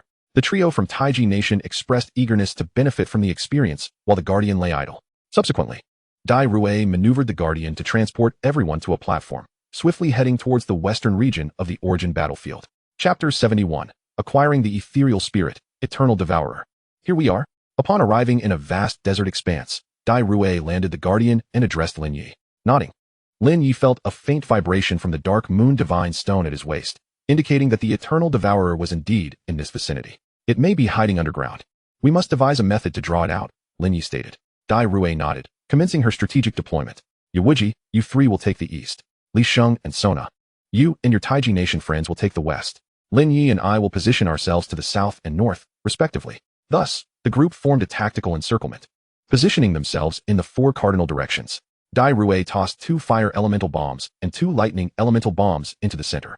With a snap of her fingers, the bombs detonated, unleashing a terrifying realm of thunder and fire. Sona, utilize your fire elemental skills. Lin Ye, unleash lightning swiftly. Dai shouted. Sona began to chant, raising her wand to summon a meteor shower of fiery stars, relentlessly bombarding the realm of thunder and fire, the scorching heat palpable. The fire elements within the realm became wildly agitated, overpowering the lightning elements. Lin Ye summoned the chaotic divine thunder, striking the thunder-fire realm. The terrifying crackle of thunder erupted, transforming the once tiny sparks of lightning into robust trees. As both contributed to the escalating chaos, after 5 minutes, the energy accumulation within the thunder-fire realm reached its zenith. From a distance, it appeared as a volcano ablaze beneath torrential rain, a truly spectacular sight. Once it appears, it may attack us indiscriminately. Those targeted, remember to toss the bombs into its mouth at that moment. Dai shouted fervently. With a rumble, the ground suddenly trembled. To everyone's astonishment, a whale nearly 30 meters tall surged from the earth, its massive maw consuming the entire thunderfire realm. Everyone braced themselves. It was coming. Gazing at the colossal whale that devoured the earth like a small cake, Dai expression shifted dramatically as she shouted to the group, "The eternal devourer is approaching." With a roar, the creature lunged toward Dai. "The first girl to catch my eye? Come on, you'll have a taste of what's in store." Dai embraced the 5 elemental bombs, her beautiful eyes filled with anticipation. The group felt a surge of tension, for Dai appeared minuscule before the whale, resembling a cherry, seemingly incapable of resistance. However, at the critical moment, just 10 meters from Dai, the whale suddenly leapt, sending a thick wave of sand crashing into her face. It altered its target, charging towards Sona and the others. The trio from Taiji Nation immediately displayed expressions of terror. Their composure shattered as they hastily threw their bombs. Boom! The fire elemental bomb exploded, seemingly inciting the whale's ferocity as it opened its terrifying maw, aiming to engulf Sona and her companions. Their expressions turned grave as they hurriedly discarded their bombs. Sona utilized a teleportation spell to transport them behind the whale, narrowly escaping disaster. Simultaneously, the elemental bombs triggered a chain reaction, the resulting explosions affecting the whale's eyes, eliciting a piercing shriek. In the next moment, its massive body submerged into the earth, stirring up a 10-meter-high cloud of dust, vanishing from sight. "What were you all doing with such a prime opportunity?" Dai lamented, addressing Sona and her companions. "Now it has escaped, truly useless." Lin Ye's expression darkened, his inner displeasure evident. Having pursued the entity for several consecutive days, he understood precisely how rare the opportunity had been. Now, if it sustained injury, it might not reappear or could retreat to an even harder-to-find location. "You, a level 35 worthless individual, dare call anyone useless?"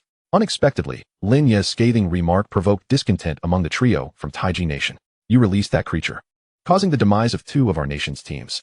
We set aside our grievances to help you attract the beast, and you still have the audacity to scold us?" Sona, still shaken by the whale's appearance, ignited with indignation at Lin Ye's words. Lin Ye unsheathed the sun god's sword, murderous intent flickering in his eyes.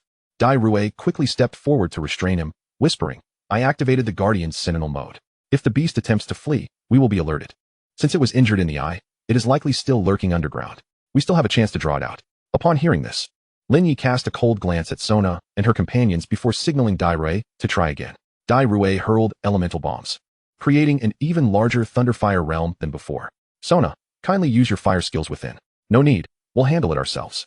Lin Ye waved his hand, leaning down to whisper his plan into Dai ear. Dai nodded in agreement, and Lin Ye addressed Yuwuji and the others. "Xiaoyan, please use wood elemental skills within the fire to amplify its intensity. Inquan, kindly assist Xiaoyan in restoring her mental strength. Do not pause for even a moment. Yuwuji, I trust you to keep an eye on these individuals to prevent any further mishaps." Upon hearing this, Sona and her companions' faces darkened, ready to confront Lin Ye. But Yuwuji quickly intervened to block them. As the scene unfolded, Xiaoyan continuously unleashed thorns, causing the fire elements within the realm to swell, vaporizing the falling rain into a thick mist. Lin Ye summoned the chaos divine thunder, unleashing a barrage upon the realm of thunder and flame, while clutching 10 elemental bombs, poised for the opportune moment. However, 10 long minutes elapsed without a trace of the ever-devouring Leviathan. The mental energy of Inquan and Xiaoyan was swiftly depleting. As the situation grew increasingly dire, Lin Ye's brow furrowed in concern. "Allow me to lend you my strength," exclaimed Dai manipulating the Guardian to fire elemental missiles. The colossal missiles plummeted into the thunder and flame realm, resulting in a cataclysmic explosion, with elemental energies radiating instantaneously, causing the very ground to tremble. At that moment, a massive whale erupted from the earth, engulfing the ravaged elemental area. "Ice bombs now," Lin Ye shouted at Dai. The Guardian swiftly unleashed a torrent of over 100 ice element missiles. Boom! as the icy mist mingled with shards of ice. A thick layer of frost enveloped the ground beneath the ever-devouring Leviathan, rendering it unable to burrow into the earth for a brief spell. "Come here. I have something delicious for you," Lin Ye taunted, positioning himself before the behemoth. The red gaze of the ever-devouring Leviathan locked onto Lin Ye. Leaping from the ground with its gaping maw aimed directly at him. A manic expression crossed Lin Ye's face as he stood his ground, unflinching, watching as the monstrous jaws approached ever closer. Meanwhile, Iwuji was once again sent flying by Sona's elemental fireball, and upon witnessing this spectacle, the onlookers were filled with dread. "Fool, is this your so-called perfect strategy?" Dai Rue gasped, her face pale. She had not anticipated Lin Ye would use himself as bait. Just as the Leviathan's maw was about to engulf Lin Ye, a thunderous explosion erupted, unleashing terrifying elemental energy from within the beast's mouth. Lin Ye was propelled backwards by the sheer force, blood spilling from his lips, as cracks began to appear in the mental energy shield enveloping him. The Leviathan emitted a pained shriek, clearly suffering a grievous blow. "Now's our chance," Lin Ye roared. Dai Rue snapped back to reality, urgently commanding the Guardian to seize the Leviathan's tail, attempting to halt its thrashing. Simultaneously, Ji Gu, lying in wait, charged forward to strike at the Leviathan. Lin Ye held his breath, tension etched across his features. It was only after 5 seconds had passed when Ji Gu successfully executed a lethal strike that Lin Ye exhaled in relief. The black cross-cutting sword energy pierced through the ever-devouring Leviathan's body with an unstoppable force. It let out a chilling wail before ceasing its struggles, now in a state of utter weakness. Seizing the moment, Lin Ye approached, a black vortex manifesting at his forehead. To the astonishment of all, the Leviathan's colossal form began to twist and shrink, drawn into the vortex at Lin Ye's brow. "At last, I've caught you. What a challenge it has been." Lin Ye smiled with satisfaction. In his mental universe, a chibi version of the whale appeared. Ethereal, ever-devouring Leviathan, unevolved. Endless devour skill. Devours living beings or corpses, transforming them into various elements to replenish itself. Innate talent. Master of ethereal spirits. Constitution 5000. Permanently gains a 50 increase to constitution limit. Let us test this new acquisition on you few little nuisances. Lin Ye turned, casting a sinister smile at the 3 bewildered individuals from Taiji Nation. At that moment, Iwuji, still engulfed in flames, cursed, "Damn it. If it weren't for the high elemental resistance of the Starset gear, I would have been done for. What's the matter, you worthless fool? I attract the beast for you, and you wish to repay me with ingratitude?" The trio from Taiji Nation glared defiantly at Lin Ye. Their numbers instilled no fear in them. Lin Ye remained silent, activating all his auras. The sacred ice domain instantly encased the 3 from Taiji Nation in ice. Sona's magical shield appeared to provide her with formidable resistance, preventing her from freezing. The aura surrounding Li Sheng seemed to cleanse him of adverse effects, cycling between states of shattered ice and solid ice. Lin Ye ceased this at once. The Taiji Nation is an ally of the Divine Summer. Killing them will spell disaster. Dai Rue frantically severed the Guardian's control, shouting at Lin Ye in a bid to halt him. "I couldn't care less," Lin Ye retorted nonchalantly, a cold smirk adorning his face. "All I know is they have irked me, and they must pay the price." With that, he commanded Ji Gu to move forward and mercilessly slay the 3 frozen individuals from Taiji Nation. "Sister," Sona cried out, her eyes instantly reddening as she unleashed a fiery attack against Lin Ye. "I will kill you." Li Sheng seethed with fury, continuously enhancing Sona's elemental damage with his aura. Boom. A searing wave of heat swept across the ground. In the next moment, Lin Ye and Ji Gu burst forth from the inferno. Lin Ye's expression was icy, his long sword crackling with thunder, relentlessly striking against Sona's magical shield. Ji Gu, on the other hand, opted for brute force, attacking Li Sheng without reservation, executing a lethal strike to eliminate him. "Lin Ye, stop. Have you lost your mind? They are all compatriots of the Divine Summer." Dai Rue's complexion paled, her expression frantic as she leapt from the Guardian to attempt to intervene. However, it was all too late. The moment Dai Rue touched down, Ji Gu had already ruthlessly dispatched Sona. Foolishness. Though they may have spoken out of turn, they didn't deserve death. If word of this spreads, not even my warrior badge can protect you. Dai Rue's face turned ghostly white, her demeanor flustered. She had not anticipated Lin Ye, who appeared so harmless, would strike with such decisiveness. Ignoring her pleas, Lin Ye, under the astonished gazes of the others, activated Endless Devour, revealing a black hole in his palm that absorbed the corpses of Sona and her companions. Devoured 5 awakened humans, gaining 7,600,000 experience points, 30 constitution, 30 strength, 90 mental energy, 41 agility, 1 elemental damage. Gained protein, fat, carbohydrates, mental energy, and 100 health recovery. A grin spread across Lin Ye's face. Relishing the swift attribute boost, this was far more efficient than leveling up. To Iwuji and the others, his smile resembled that of a demon. "Now that you're silent, and I am too, no one will ever know," Lin Ye chuckled darkly. At that moment, a massive shadow loomed overhead, casting darkness upon Lin Ye and his companions. Traitor of the divine summer, daring to slay allies and compatriots before us. I shall now represent the divine summer in your judgment. A voice resonated with authority. Dai Rui's expression shifted dramatically, exclaiming, "This is bad. It is the abyssal judge, one of the 4 sacred beasts, along with the army of the Summer Empress. Lin Ye, use the teleportation bomb I gave you and flee at once," she urged anxiously. The judge, upon activating the 9 heavens extermination array, can seal beings below level 80. If you do not escape now, it will be too late. Dai Rui gazed at Lin Ye, her expression frantic as if she were an ant on a hot pan. Lin Ye's expression darkened slightly. He unleashed 2 arcs of thunderous sword energy, sending Yi Wuji and the others flying, creating the illusion of an attack. Then, he detonated the teleportation bomb given by Dai Rui, his figure vanishing amidst the smoke. Damn it, he stole General Dai's teleportation bomb. But he won't get far, everyone. Pursue him, roared a voice from the giant bird, as dozens of iron chains descended, and the royal pursuers scattered in search of Lin Ye. Within the royal palace of the Divine Summer's capital, the Summer Empress played back the footage transmitted by the judge, displaying Lin Ye subduing the giant whale and subsequently murdering Sona and the individuals from Taiji Nation.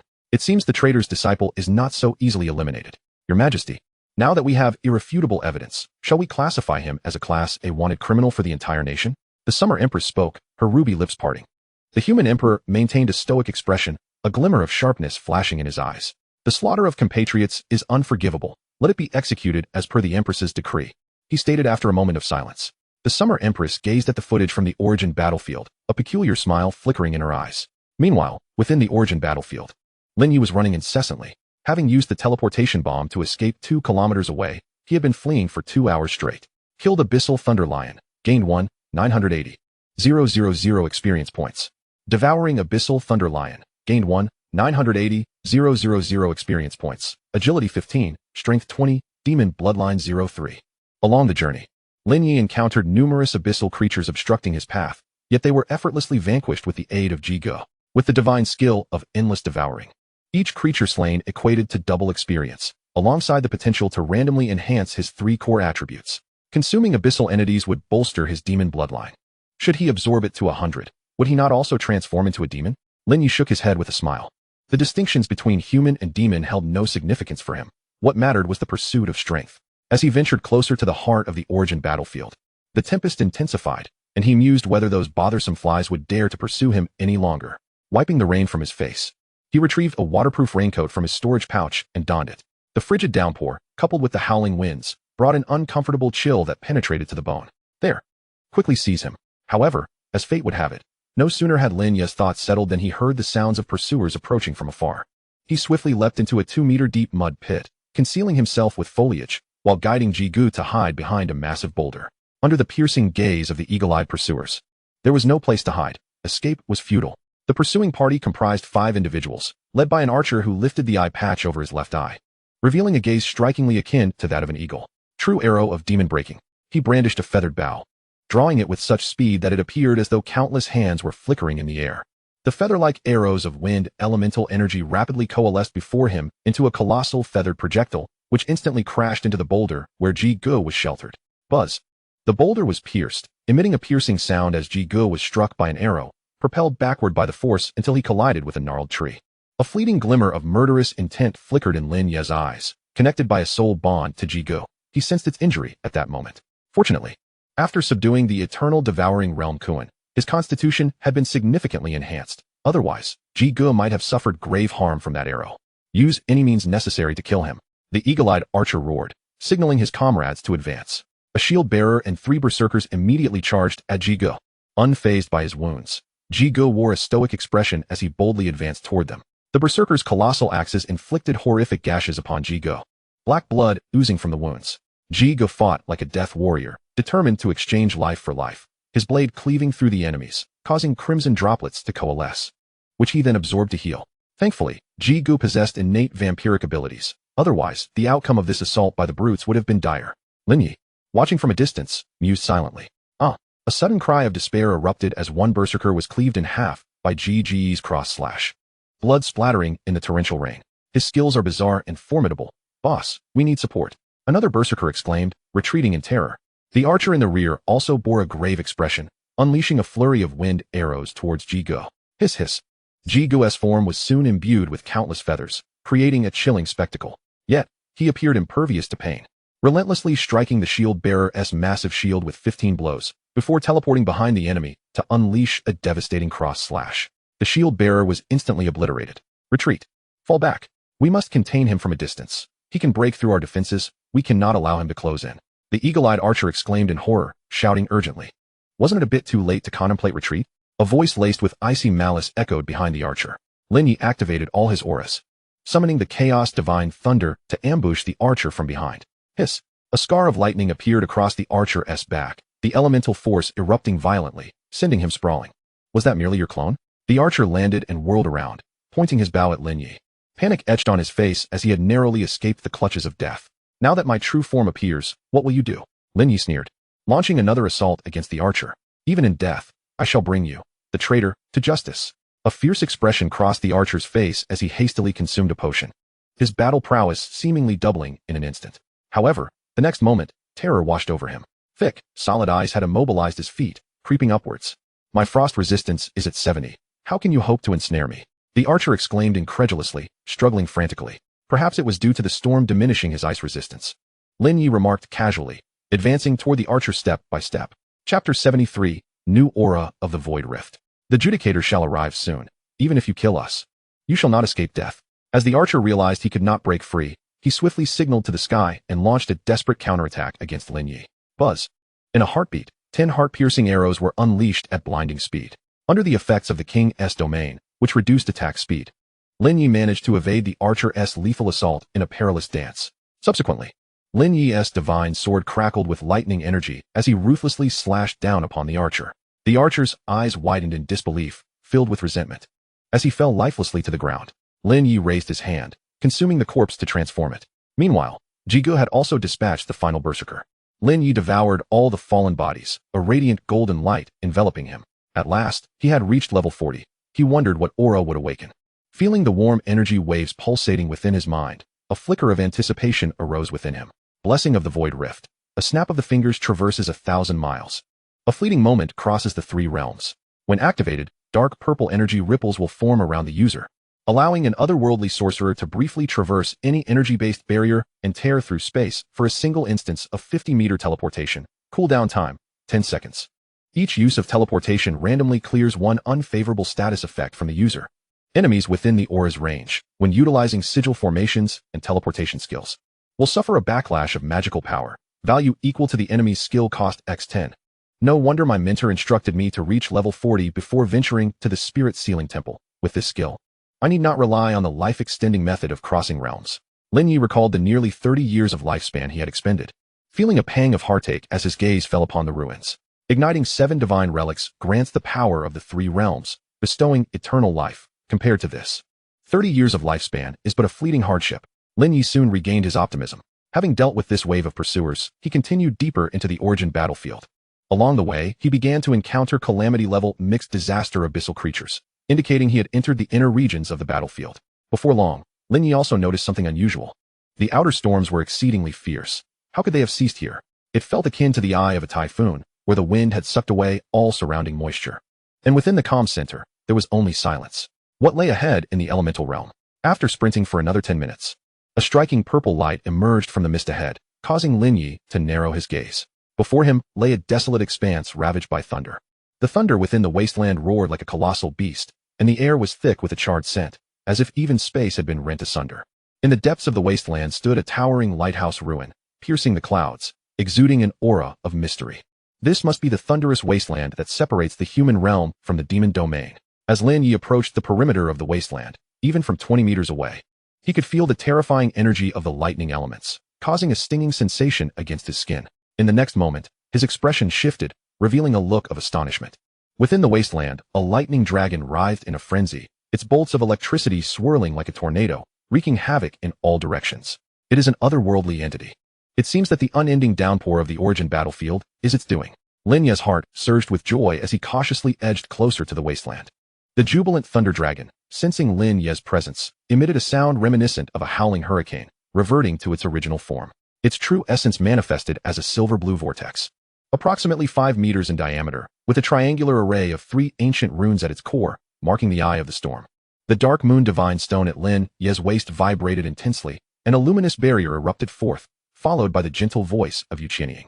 Wind elemental, wind howling dragon spirit. According to the inscriptions of the storm pillar, it once served as the guardian of the sky temple. During the tumultuous end of the gods' conflict, it was shattered for thwarting a human sage's theft of the celestial seed, its remains transformed into an eternal whirlwind wandering the wastelands. Its true memories are sealed within the eye of the storm. It was once the one who willingly entrusted the divine seed to humanity, only to be betrayed and cursed by the gods. It is said that when its memories awaken, it will regain its peak form to engage in battle. The wind howling dragon spirit. What a serendipitous discovery. Lin Ye rejoiced internally, stealthily approaching the desolate plains. However, to his astonishment, the wind howling dragon spirit appeared to fear him greatly, rapidly spinning upwards, and, before Lin Ye's astonished gaze, swiftly ascended into the heights, disappearing into the interior of the divine manifestation. Damn it, Lin Ye muttered under his breath, his gaze fixated on the direction of the wind howling dragon spirit's vanishing. He felt a pang of indecision. The terrifying thunder of the thunderous wasteland deterred him from recklessly intruding. Although activating the thunder element burst halo would grant him 100 thunder resistance, the ominous nature of the thunder in this wasteland was truly perplexing. If he charged in without understanding the situation, he might very well face death. Traitor, there is nowhere left for you to escape. Surrender yourself obediently. At that moment, the voice of the divine Xia pursuers echoed from the sky. Lin Ye looked up to see a gigantic bird-shaped abyssal judicator, its massive form casting a shadow over the land. 9 beams of light illuminated, locking onto Lin Ye as their target. 9 heavens exclusion formation, heavenly net of soul suppression. The authoritative voice resonated from above, and the 9 beams of light, arranged in a pattern reminiscent of 9 stars in alignment, instantly ensnared Lin Ye, sealing all avenues of retreat. The colossal bird descended to a height of 10 meters above the ground, allowing Lin Ye to discern the figure atop the man platform. At the center stood a middle-aged man with a square face and white hair, a scar etched across his visage, accompanied by over 100 formidable awakened warriors, all gazing down upon Lin Ye. I am Yukong, the foremost hero of divine Xia, and I now judge you in the name of the Summer Empress, traitor. Do you know your crimes? Yukong proclaimed, revealing his title and brandishing a gold medal symbolizing the Summer Empress. Yukong, Dimensional Wanderer, level 76. Lin Ye's eyes narrowed slightly. This Yukong's strength likely surpassed that of Luo Chun, with such a formidable presence bearing down upon him. How was he to navigate this predicament? Enough with your incessant cries of traitor. I eliminated the devouring behemoth, indirectly enhancing the safety of the battlefield's periphery. What crime have I committed? Lin Ye replied with a calm demeanor, turning the question back upon him. You slaughtered allied friends and compatriots, a sin unforgivable. Yukong's tone was frigid, simultaneously commanding the judicator to unleash a red beam of light, locking onto Lin Ye. As soon as Lin Ye made a move, the death ray would obliterate him on the spot. Don't be ridiculous. In the origin battlefield, life and death are fated. Can you guarantee that none of your kin have fallen to your blades here? Lin Ye laughed heartily, continuing to challenge him. We only slay those who are vile and unworthy of life. We're criminals, all of them. Yukong retorted coldly. Then, that is precisely it. I have also slain those of dubious character. Though they wore the guise of divine Xia, their hearts were as wicked as the baka of Sanghua. Thus, I have merely acted to rid the world of scum. Lin Ye replied with a smile, speaking slowly. You have not only failed to commend me, but you also mobilize forces to annihilate me. If word of this reaches the vast netizens of divine Xia, what do you suppose their reaction will be? Yukong, taken aback by Lin Ye's eloquence, responded gravely. Your verbal acrobatics will not save you from your fate. Today, under the decree of the Summer Empress, we shall execute you on the spot. Your crimes include colluding with your master to destroy the royal tomb, unleashing calamity, and causing turmoil in the world. Do you acknowledge your guilt? At Yukong's words, Lin Ye's expression instantly turned cold. Pointing at him, he declared, I warn you. You may speak of me as you wish, but do not implicate my master, or I will slay you. Now, if you have the skill, come down and face me one-on-one. Yukong, unfazed, coldly replied, that trick may work on that fool Luo Chun, but it is of no use against me. Prepare to die. With that, he commanded the judicator to fire the death ray. Die? Not a chance. Get lost. Lin Ye retorted defiantly. You little brat. Daring to steal my bomb. Prepare to meet your end. Just then, Dai Rue descended in the Guardian, her terrifying fist crashing into the ground. However, her aim was dreadfully off, missing the target entirely and instead destroying one of the ceiling light pillars.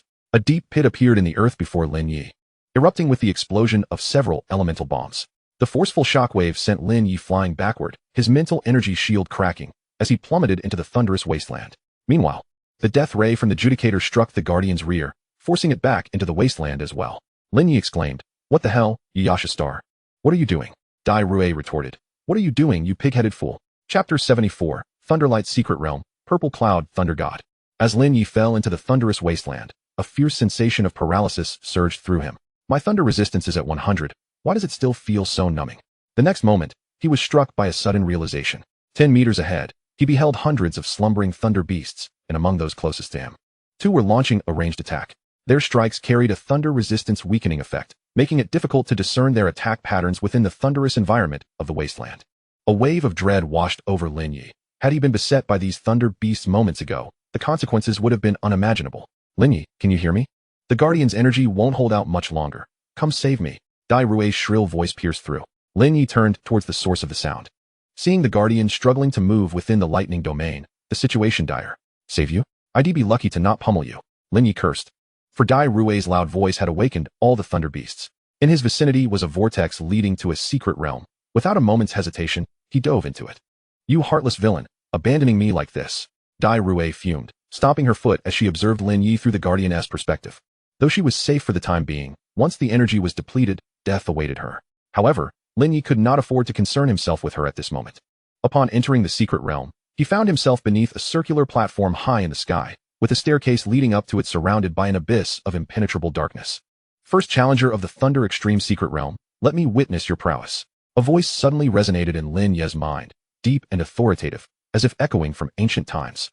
Ascending the staircase, Lin Ye encountered a type of demonic creature he had never seen before. They resembled spheres of thunder energy, each the size of 2 basketballs, and colliding with one another would unleash a terrifying electrical shockwave. Fortunately, with his thunder resistance at 100, he realized that if ensnared by them, even the slightest misstep could lead to a fall into the abyss and certain doom. Suddenly, a spark of inspiration struck him. He activated Endless Devour on the nearest creature. Devoured Thunder Energy Core, gained 2,100,000 experience points, Agility 15, Spirit 20, Thunder Element Damage 1. Indeed, it works.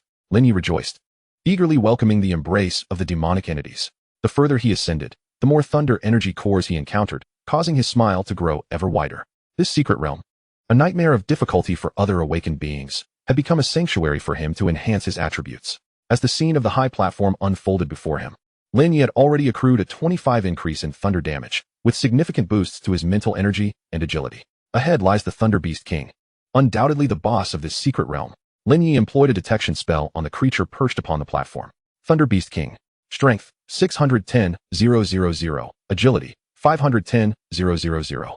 Constitution, 200,000. Spirit, 150,000. Special trait, immunity to lightning element. Lin Ye's heart sank slightly. Such attributes were beyond the realm of ordinary awakened beings, presenting a challenge akin to hell itself. If the boss's attacks were purely physical, perhaps I could utilize a rebound strategy to engage. After a moment's contemplation, Lin Ye resolved to let Ji Gu venture forth first to test the waters. With a mighty roar, the Thunder Beast King lunged forward, unleashing a terrifying claw attack. Ji Gu was sent sprawling to the ground in an instant, and the beast's tail followed up with a series of electric strikes, which Ji Gu miraculously evaded. The claw dealt physical damage, while the tail's lightning strikes inflicted magical harm. This creature was indeed formidable. Lin Ye pondered for a brief moment before deciding to join the fray, as Ji Gu was unable to close the distance due to the Thunder Beast King's rapid teleportation. Activating all his auras, Lin Ye attempted to assist Ji Gu in executing a swift kill. However, the speed of the Thunder Beast King was astonishing. The effects of the extreme ice sacred domain only managed to freeze it for 2 seconds before it vanished to another location. The sheer annoyance of its incessant teleportation was maddening. Lin Ye could not help but vent his frustration. At this point, he could only hope that the Thunder Beast possessed a blue health bar, for then the Void Rift aura could exert a restraining influence upon it. The Thunder Beast King's attacks were inescapable. Even within the confines of the domain, it could strike Lin Ye with ease. Although the Mirror Flower, Water Moon aura could inflict rebound damage, it was insufficient to deliver a fatal blow. With every strike from its tail, the next would be amplified, and each successive combination of attacks brought Lin Ye's shield perilously close to shattering. Meanwhile, Ji Gu remained unable to land a blow on the Thunder Beast King, leading to Lin Ye's mounting frustration. The standoff persisted for 10 minutes. Just as Lin Ye felt his patience waning, the Thunder Beast King finally ceased its relentless teleportation and appeared fatigued. A surge of joy washed over Lin Ye as he stepped forward to draw the creature's attention. While Ji Gu prepared for a sneak attack from behind, the Thunder Beast King's claws rained down upon Lin Ye, but the Mirror Flower, Water Moon aura continued to rebound its damage. Fear flickered in the beast's eyes as it attempted to retreat at high speed. However, a black cross-shaped sword energy sealed its escape route. With a deafening roar, the colossal form of the Thunder Beast King collapsed. Thunder Beast King defeated, awarded 6,300,000 experience points. Devouring the Thunder Beast King grants 6,300,000 experience, 500 strength, 400 agility, and a 10 increase in lightning damage. Upon vanquishing the Thunder Beast King, Lin Ye ascended to level 42. You have proven your strength by defeating the Guardian Beast, young one. A voice resonated as if from the heavens. Lin Ye looked up to behold a woman adorned in purple lightning armor, wielding a lightning spear, her violet eyes descending gracefully before him. Upon her arrival, an overwhelming pressure enveloped Lin Ye, rendering him breathless. You are a deity. Lin Ye gasped in astonishment. Such an aura he had only witnessed when Yuqining transformed. An unsettling feeling surged within him. Should this divine being choose to strike, his current power would be utterly inadequate to contend with her. I am the purple sky thunder god. What you have seen in the secret realm is but a projection of my essence. Her voice carried an air of supreme authority. Lin Ye's heart raced once more. He had not anticipated that the thunder god would be a woman, nor that the formidable figure before him was merely an apparition. Bound by the woman's overwhelming presence, Lin Ye found himself motionless, as was Ji Gu. Just as Lin Ye's anxiety peaked, an astonishing turn of events unfolded. The self-proclaimed thunder god knelt before him on one knee. Chosen one, I beseech you in the name of the purple sky thunder god. You must save this continent on the brink of collapse. Chapter 75, Blessing Aura of the Gluttonous Ghost Domain. Me? Lin Ye's expression turned peculiar. This projection of the purple sky thunder god had him immobilized. It felt akin to a third-rate ruffian kneeling before him, imploring him to save the world. Even divine power has its limits and is subject to the highest laws of existence. The purple sky thunder god gazed intently at Lin Ye. Yet your strength knows no bounds. Only you can ignite the divine miracle that awakens the ancient light, bringing hope to our world. Lin Ye furrowed his brow. His desire to ignite the divine miracle stemmed solely from his wish to rescue Yuqining, with little interest in saving the world itself. Saving the world carries immense burdens. This is my humble contribution. May my power lend you assistance. The purple sky thunder god channeled her divine energy, presenting Lin Ye with a ring encircled by lightning. Lin Ye accepted the ring, scrutinizing its attributes. Burial Thunder God Ring. Rank, mythical, unique. Embodying the faith of the purple sky thunder god. It possesses the power to vanquish all. All attributes, 2000, lightning damage, 200. Sumeru Thunder Realm. The bearer gains an unlimited storage space. Inflicting damage upon enemies with health below 20 activates Annihilation Thunder, resulting in a kill effect. Lin Ye's pupils dilated. Mythical equipment was even rarer than divine artifacts, with only the human emperor possessing a unique mythical weapon in the divine summer. With this piece of equipment, his combat prowess would increase at least twofold. Very well. In light of your generous offering, I shall make every effort to test its limits. Lin Ye replied with a smile. The potential of this adornment is limited, yet it embodies the utmost power I can bestow in this realm. A hint of melancholy glimmered in the thunder god's eyes. Igniting the thunder miracle requires obtaining the thunder extreme fire seed, which lies sealed within the inferno tower of the demon realm. I am grateful for your presence, chosen one. It is you who has granted us a glimpse of future hope. Upon finishing her words, the purple sky thunder god cast a blessing aura upon Lin Ye. My aura will render you immune to all lightning damage for 2 hours.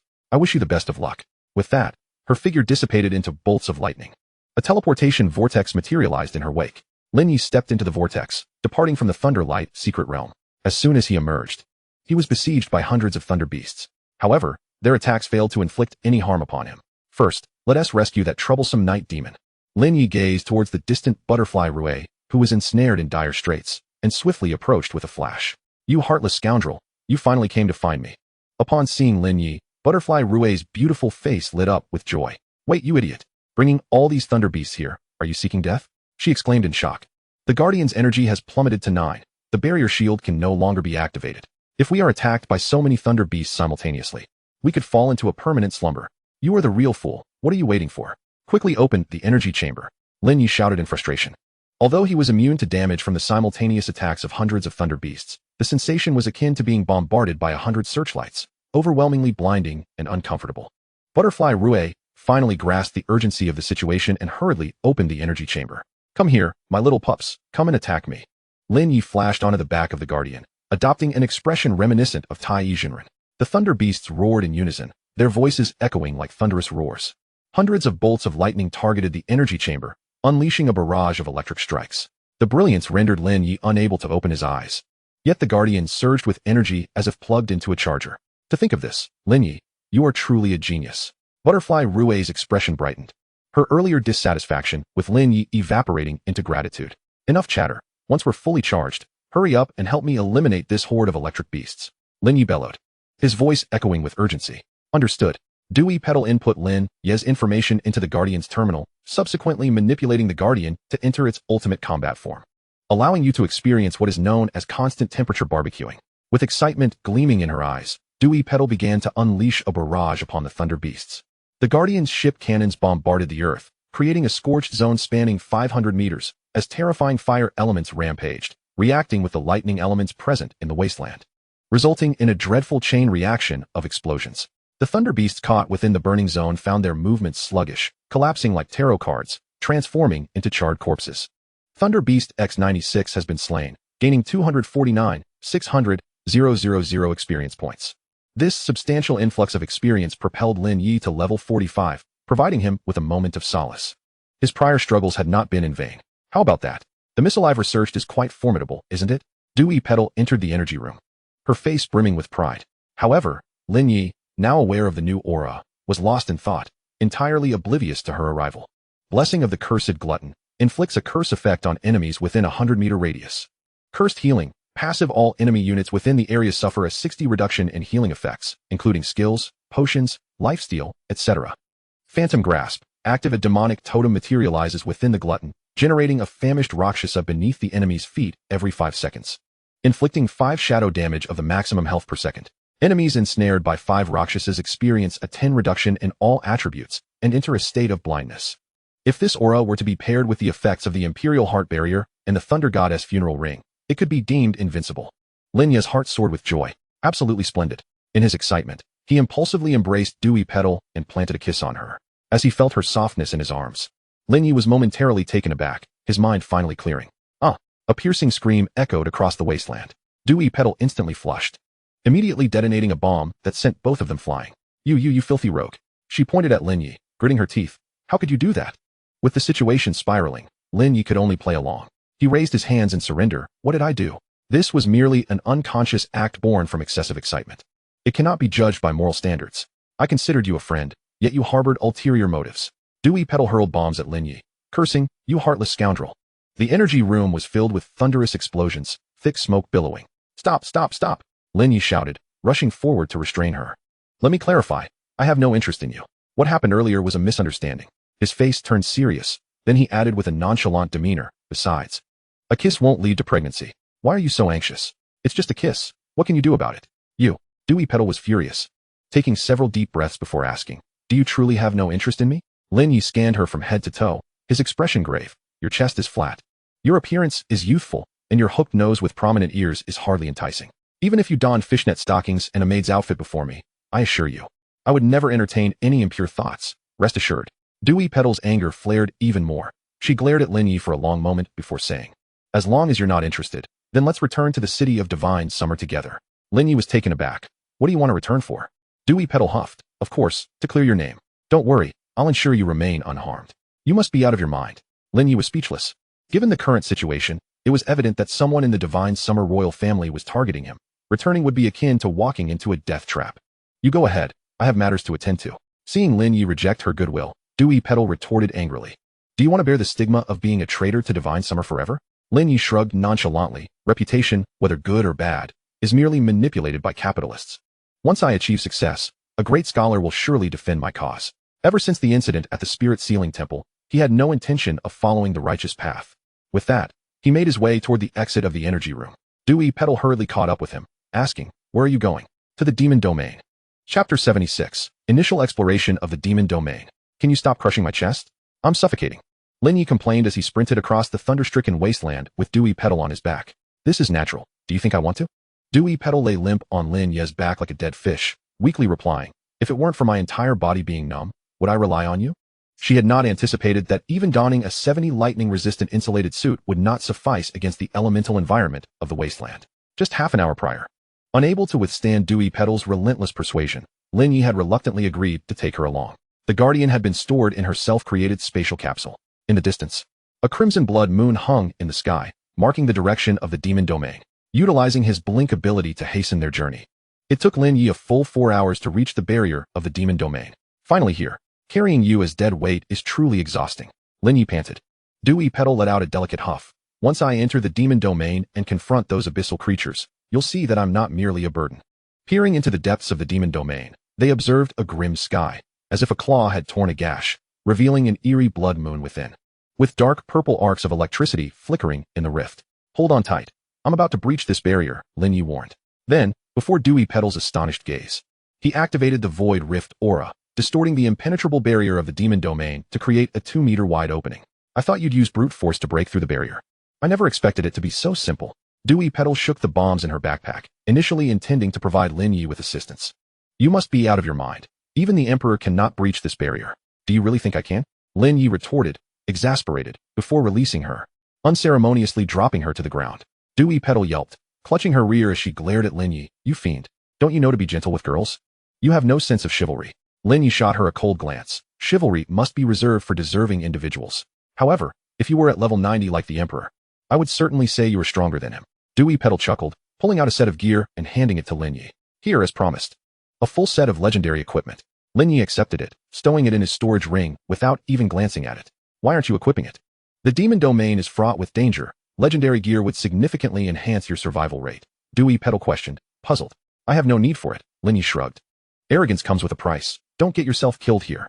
Dewey Petal shot him a fierce glare before retrieving another item. This is a mirage veil. Since we're entering the territory of demons, it would be wise to disguise ourselves. Lin Ye donned the veil, transforming his appearance into that of a bull demon. How hideous. Dewey Petal grimaced in disdain. She then produced another mirage veil, disguising herself as a member of the cat clan. I think you should disguise yourself as a bull as well. It creates a more harmonious aesthetic, Lin Ye suggested, gazing at Dewey Petal.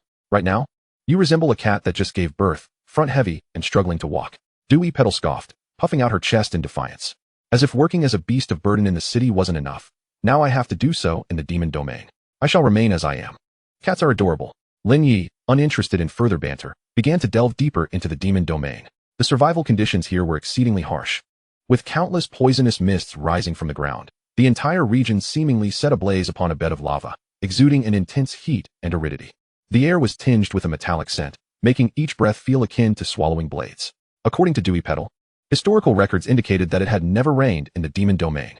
Even amidst the relentless storms of the Origin battlefield, the demon domain remained scorched and barren. After exploring the demon domain for half a day, they gained a preliminary understanding of the area, realizing just how beautiful the cities inhabited by humans truly were. The pair settled beneath a massive boulder to rest, and Dewey Petal sincerely expressed her sentiments. The demon realm is not merely a lawless territory characterized by the survival of the fittest. The phrase "the weak are prey to the strong" perfectly encapsulates its essence. Here, the majority of demonic creatures are classified as catastrophe level, with elite beings belonging to the disaster tier, while calamity level entities can rightfully be dubbed as lords. Lin Ye had personally witnessed an abyssal lord devouring several catastrophe level demons, a scene of utter brutality. In the demon realm, possessing formidable strength equates to divinity. Suddenly, an unusual sound emanated from behind a boulder. Rual, perplexed, looked at Lin Ye, who placed a finger to his lips, signaling her to remain silent. The two cautiously peeked out, and Rual's expression shifted dramatically, terror flickering in her eyes. Before them, a tribal gathering of demons surrounded a blood pool, where an elite creature dragged a human, its eyes gouged out, from a thorny cage and discarded it at the edge of the pool. Lin Ye could distinctly hear the sound of drool dripping into the blood pool. The awakened individual, seemingly a citizen of the Sang Kingdom, emitted continuous wails, pleading for mercy from the demons. In the next instant, with a sickening crunch, the elite creature crushed the human skull, a spray of blood mingling with white matter erupting from the impact.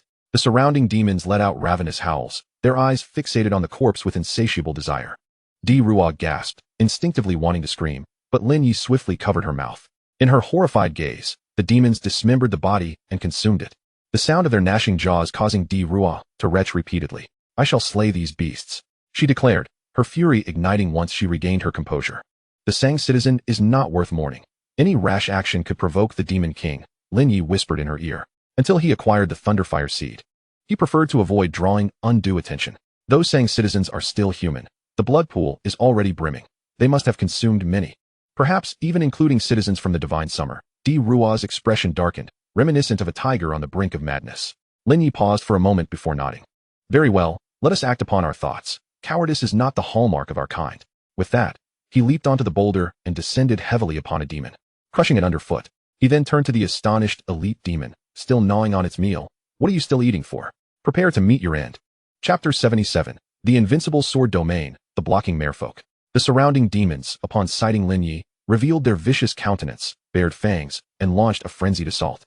Lin Ye, already poised for battle, activated all his auras, and the Emperor's heart barrier unfolded beneath him, sealing the demon's escape route. Centered around him, 100-meter radius of ghostly apparitions took shape, with countless semi-transparent ghostly hands emerging from the earth, and demonic totems descending like gravestones, unleashing a horde of ravenous rakshasas that emitted chilling growls.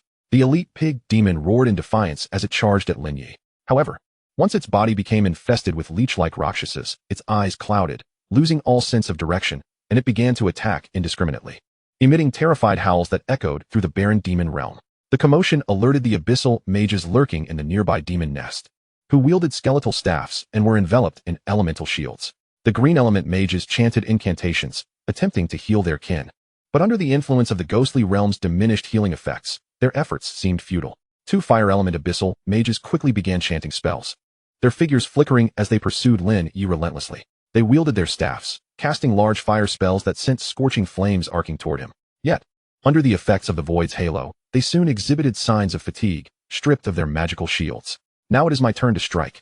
Devourer, previously concealed, emerged, hurling bombs that detonated with terrifying elemental energy, devastating the demons in an instant.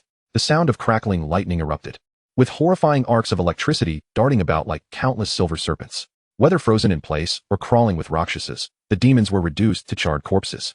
Collapsing with a thunderous crash, Lin Ye smirked, aware that this was the execution effect of the thunder god's ring.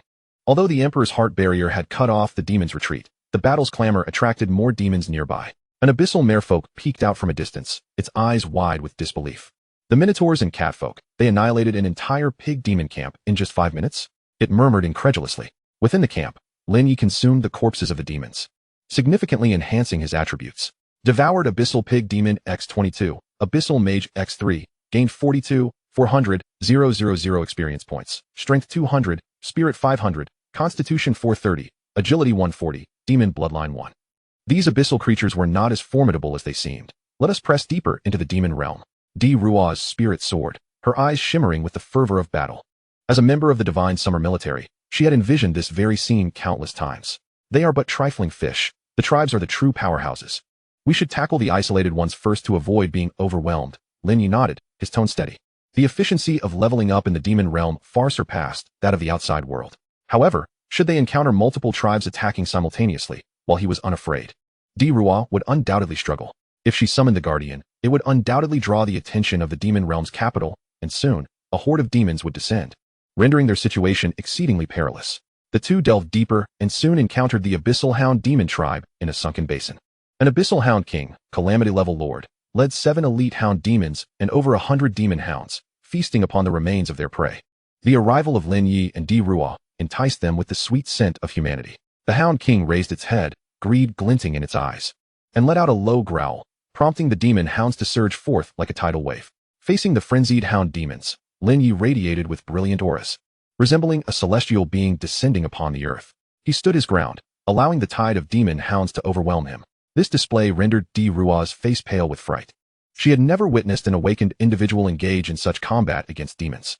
In the next moment, dozens of demon hounds howled in agony, bleeding profusely as they collapsed, quickly succumbing to death. The hounds' attacks were purely physical, and with the mere reflection of the mirage flower moon, Lin Ye obliterated them all. The Abyssal Hound King and the elite hound demons possessed a bloodthirsty aura, sustaining themselves by consuming the corpses of the hounds to restore their vitality and resist bleeding. However, despair soon clouded their eyes as Lin Ye unleashed his endless devouring ability, annihilating the heaps of hound corpses. Now it is my moment to shine, Devourer exclaimed, appearing behind the Hound King as she hurled earth and wood element bombs. The explosions not only dealt substantial damage, but also caused a reaction between the two elements, transforming the area into a thorny field that significantly hampered the Hound King and Hound Demon's speed. Meanwhile, the Rakshasas from the ghostly realm clung to their bodies. Feeling their vitality rapidly deplete, the Hound King and its demons were consumed by rage, charging wildly at Lin Ye. Desperation drove them to madness. Lin Ye scoffed coldly and swiftly retreated. Ultimately, before the Hound King and the 7 hound demons could reach him, they were slain by the effect triggered by the Thunder God's ring. Lin Ye raised his hand, devouring their corpses, and his level soared to 50.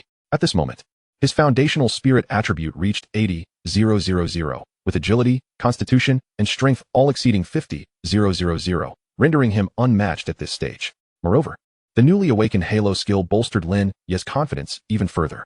Blessing of the invincible sword domain. Upon activating the Halo, a realm of swords, composed of countless lightsabers, manifests within a radius of 50 meters. This sword formation autonomously assaults any adversaries within its vicinity, with each lightsaber infused with 100% of the wielder's spiritual power as elemental damage. With this Halo, Lin Ye felt an overwhelming sense of confidence. Unperturbed by the prospect of encountering hordes of demons, a smile graced his lips as he thought that if Lan Ning, who wielded the ethereal flames, were before him now, he would undoubtedly prevail with ease. At this moment, the duo had traversed to the central region of the demon realm, with the infernal sacred tower faintly visible in the distance. The spark to ignite the thunder god's legacy lay just ahead. Eagerly, Lin Ye hoisted Dai Rui onto his back and advanced towards the tower. Along the way, they encountered two tribes, the demon leopard and the demon wolf. However, with all his halos activated, Lin Ye resembled a fearsome meat grinder, effortlessly dispatching the throngs of demons without lifting a finger. The remnants of the defeated foes were swiftly dealt with by Dai Rui, who, casually tossing elemental bombs from Lin Ye's back, ensured a clean finish. How splendid it is to ride on your back. It feels far more secure than controlling a guardian, she exclaimed with a playful giggle. Keep talking and I might just toss you into the rat demon tribe, Lin Ye replied, his tone tinged with annoyance, for he had noticed that after reaching level 50, the ascent had become increasingly arduous. Moody and temperamental, what a dreadful combination. Dai Rui huffed, and then obediently remained silent. As Lin Ye continued his journey, the towering infernal sacred tower loomed ever closer, but suddenly, a level 60 merman obstructed their path. You are now entering the domain of the abyssal sword demon, where the demon king has personally placed sentinel flags. Should you proceed further, you will undoubtedly attract the attention of the demon lord, and face the onslaught of the entire demon realm, warned the merman. And what of it? If war is to ensue, we shall annihilate every last one of them. Dai Rui declared boldly, unperturbed. A mere fish dares to block our way. If you do not step aside, I shall turn you into a spicy fish head. Do you fear that? The merman ignored her bravado and knelt before Lin Ye, speaking respectfully. Esteemed bull demon lord, I recognize your quest for the treasures within the tower. Please trust me and follow me. I will assist you in obtaining what you seek. Lin Ye released Dai Rui, who tumbled onto the ground, his brow furrowing slightly. The merman bore no malice. It seemed to have been following him since his entry into the demon realm, and its demeanor suggested a request for assistance. Lead the way, Lin Ye replied after a moment of contemplation. Rumor had it that the abyssal demon king possessed a level above 80, and he was uncertain of his ability to secure the spark should he draw its attention now. The merman's countenance brightened at his words, and it guided the pair swiftly to a fissure exuding noxious gas. This is a secret passage excavated by my kind. I implore you to follow me. Esteemed bull demon lord. With that, it activated a mechanism in the ground with its trident, unveiling a dimly lit opening, and leaped inside. Lin Ye, clutching the visibly frightened Dai Rui, followed suit. My name is Fizz, esteemed bull demon lord. I am profoundly grateful for your trust, the merman said as it sealed the passage behind them and bowed deeply to Lin Ye. The walls of the passage were embedded with colorful crystals, emitting a faint glow that illuminated their path. How do your kind survive in this region devoid of water? Dai Rui inquired, her gaze fixed on the sleek figure of Fizz, as the passage radiated an intense heat.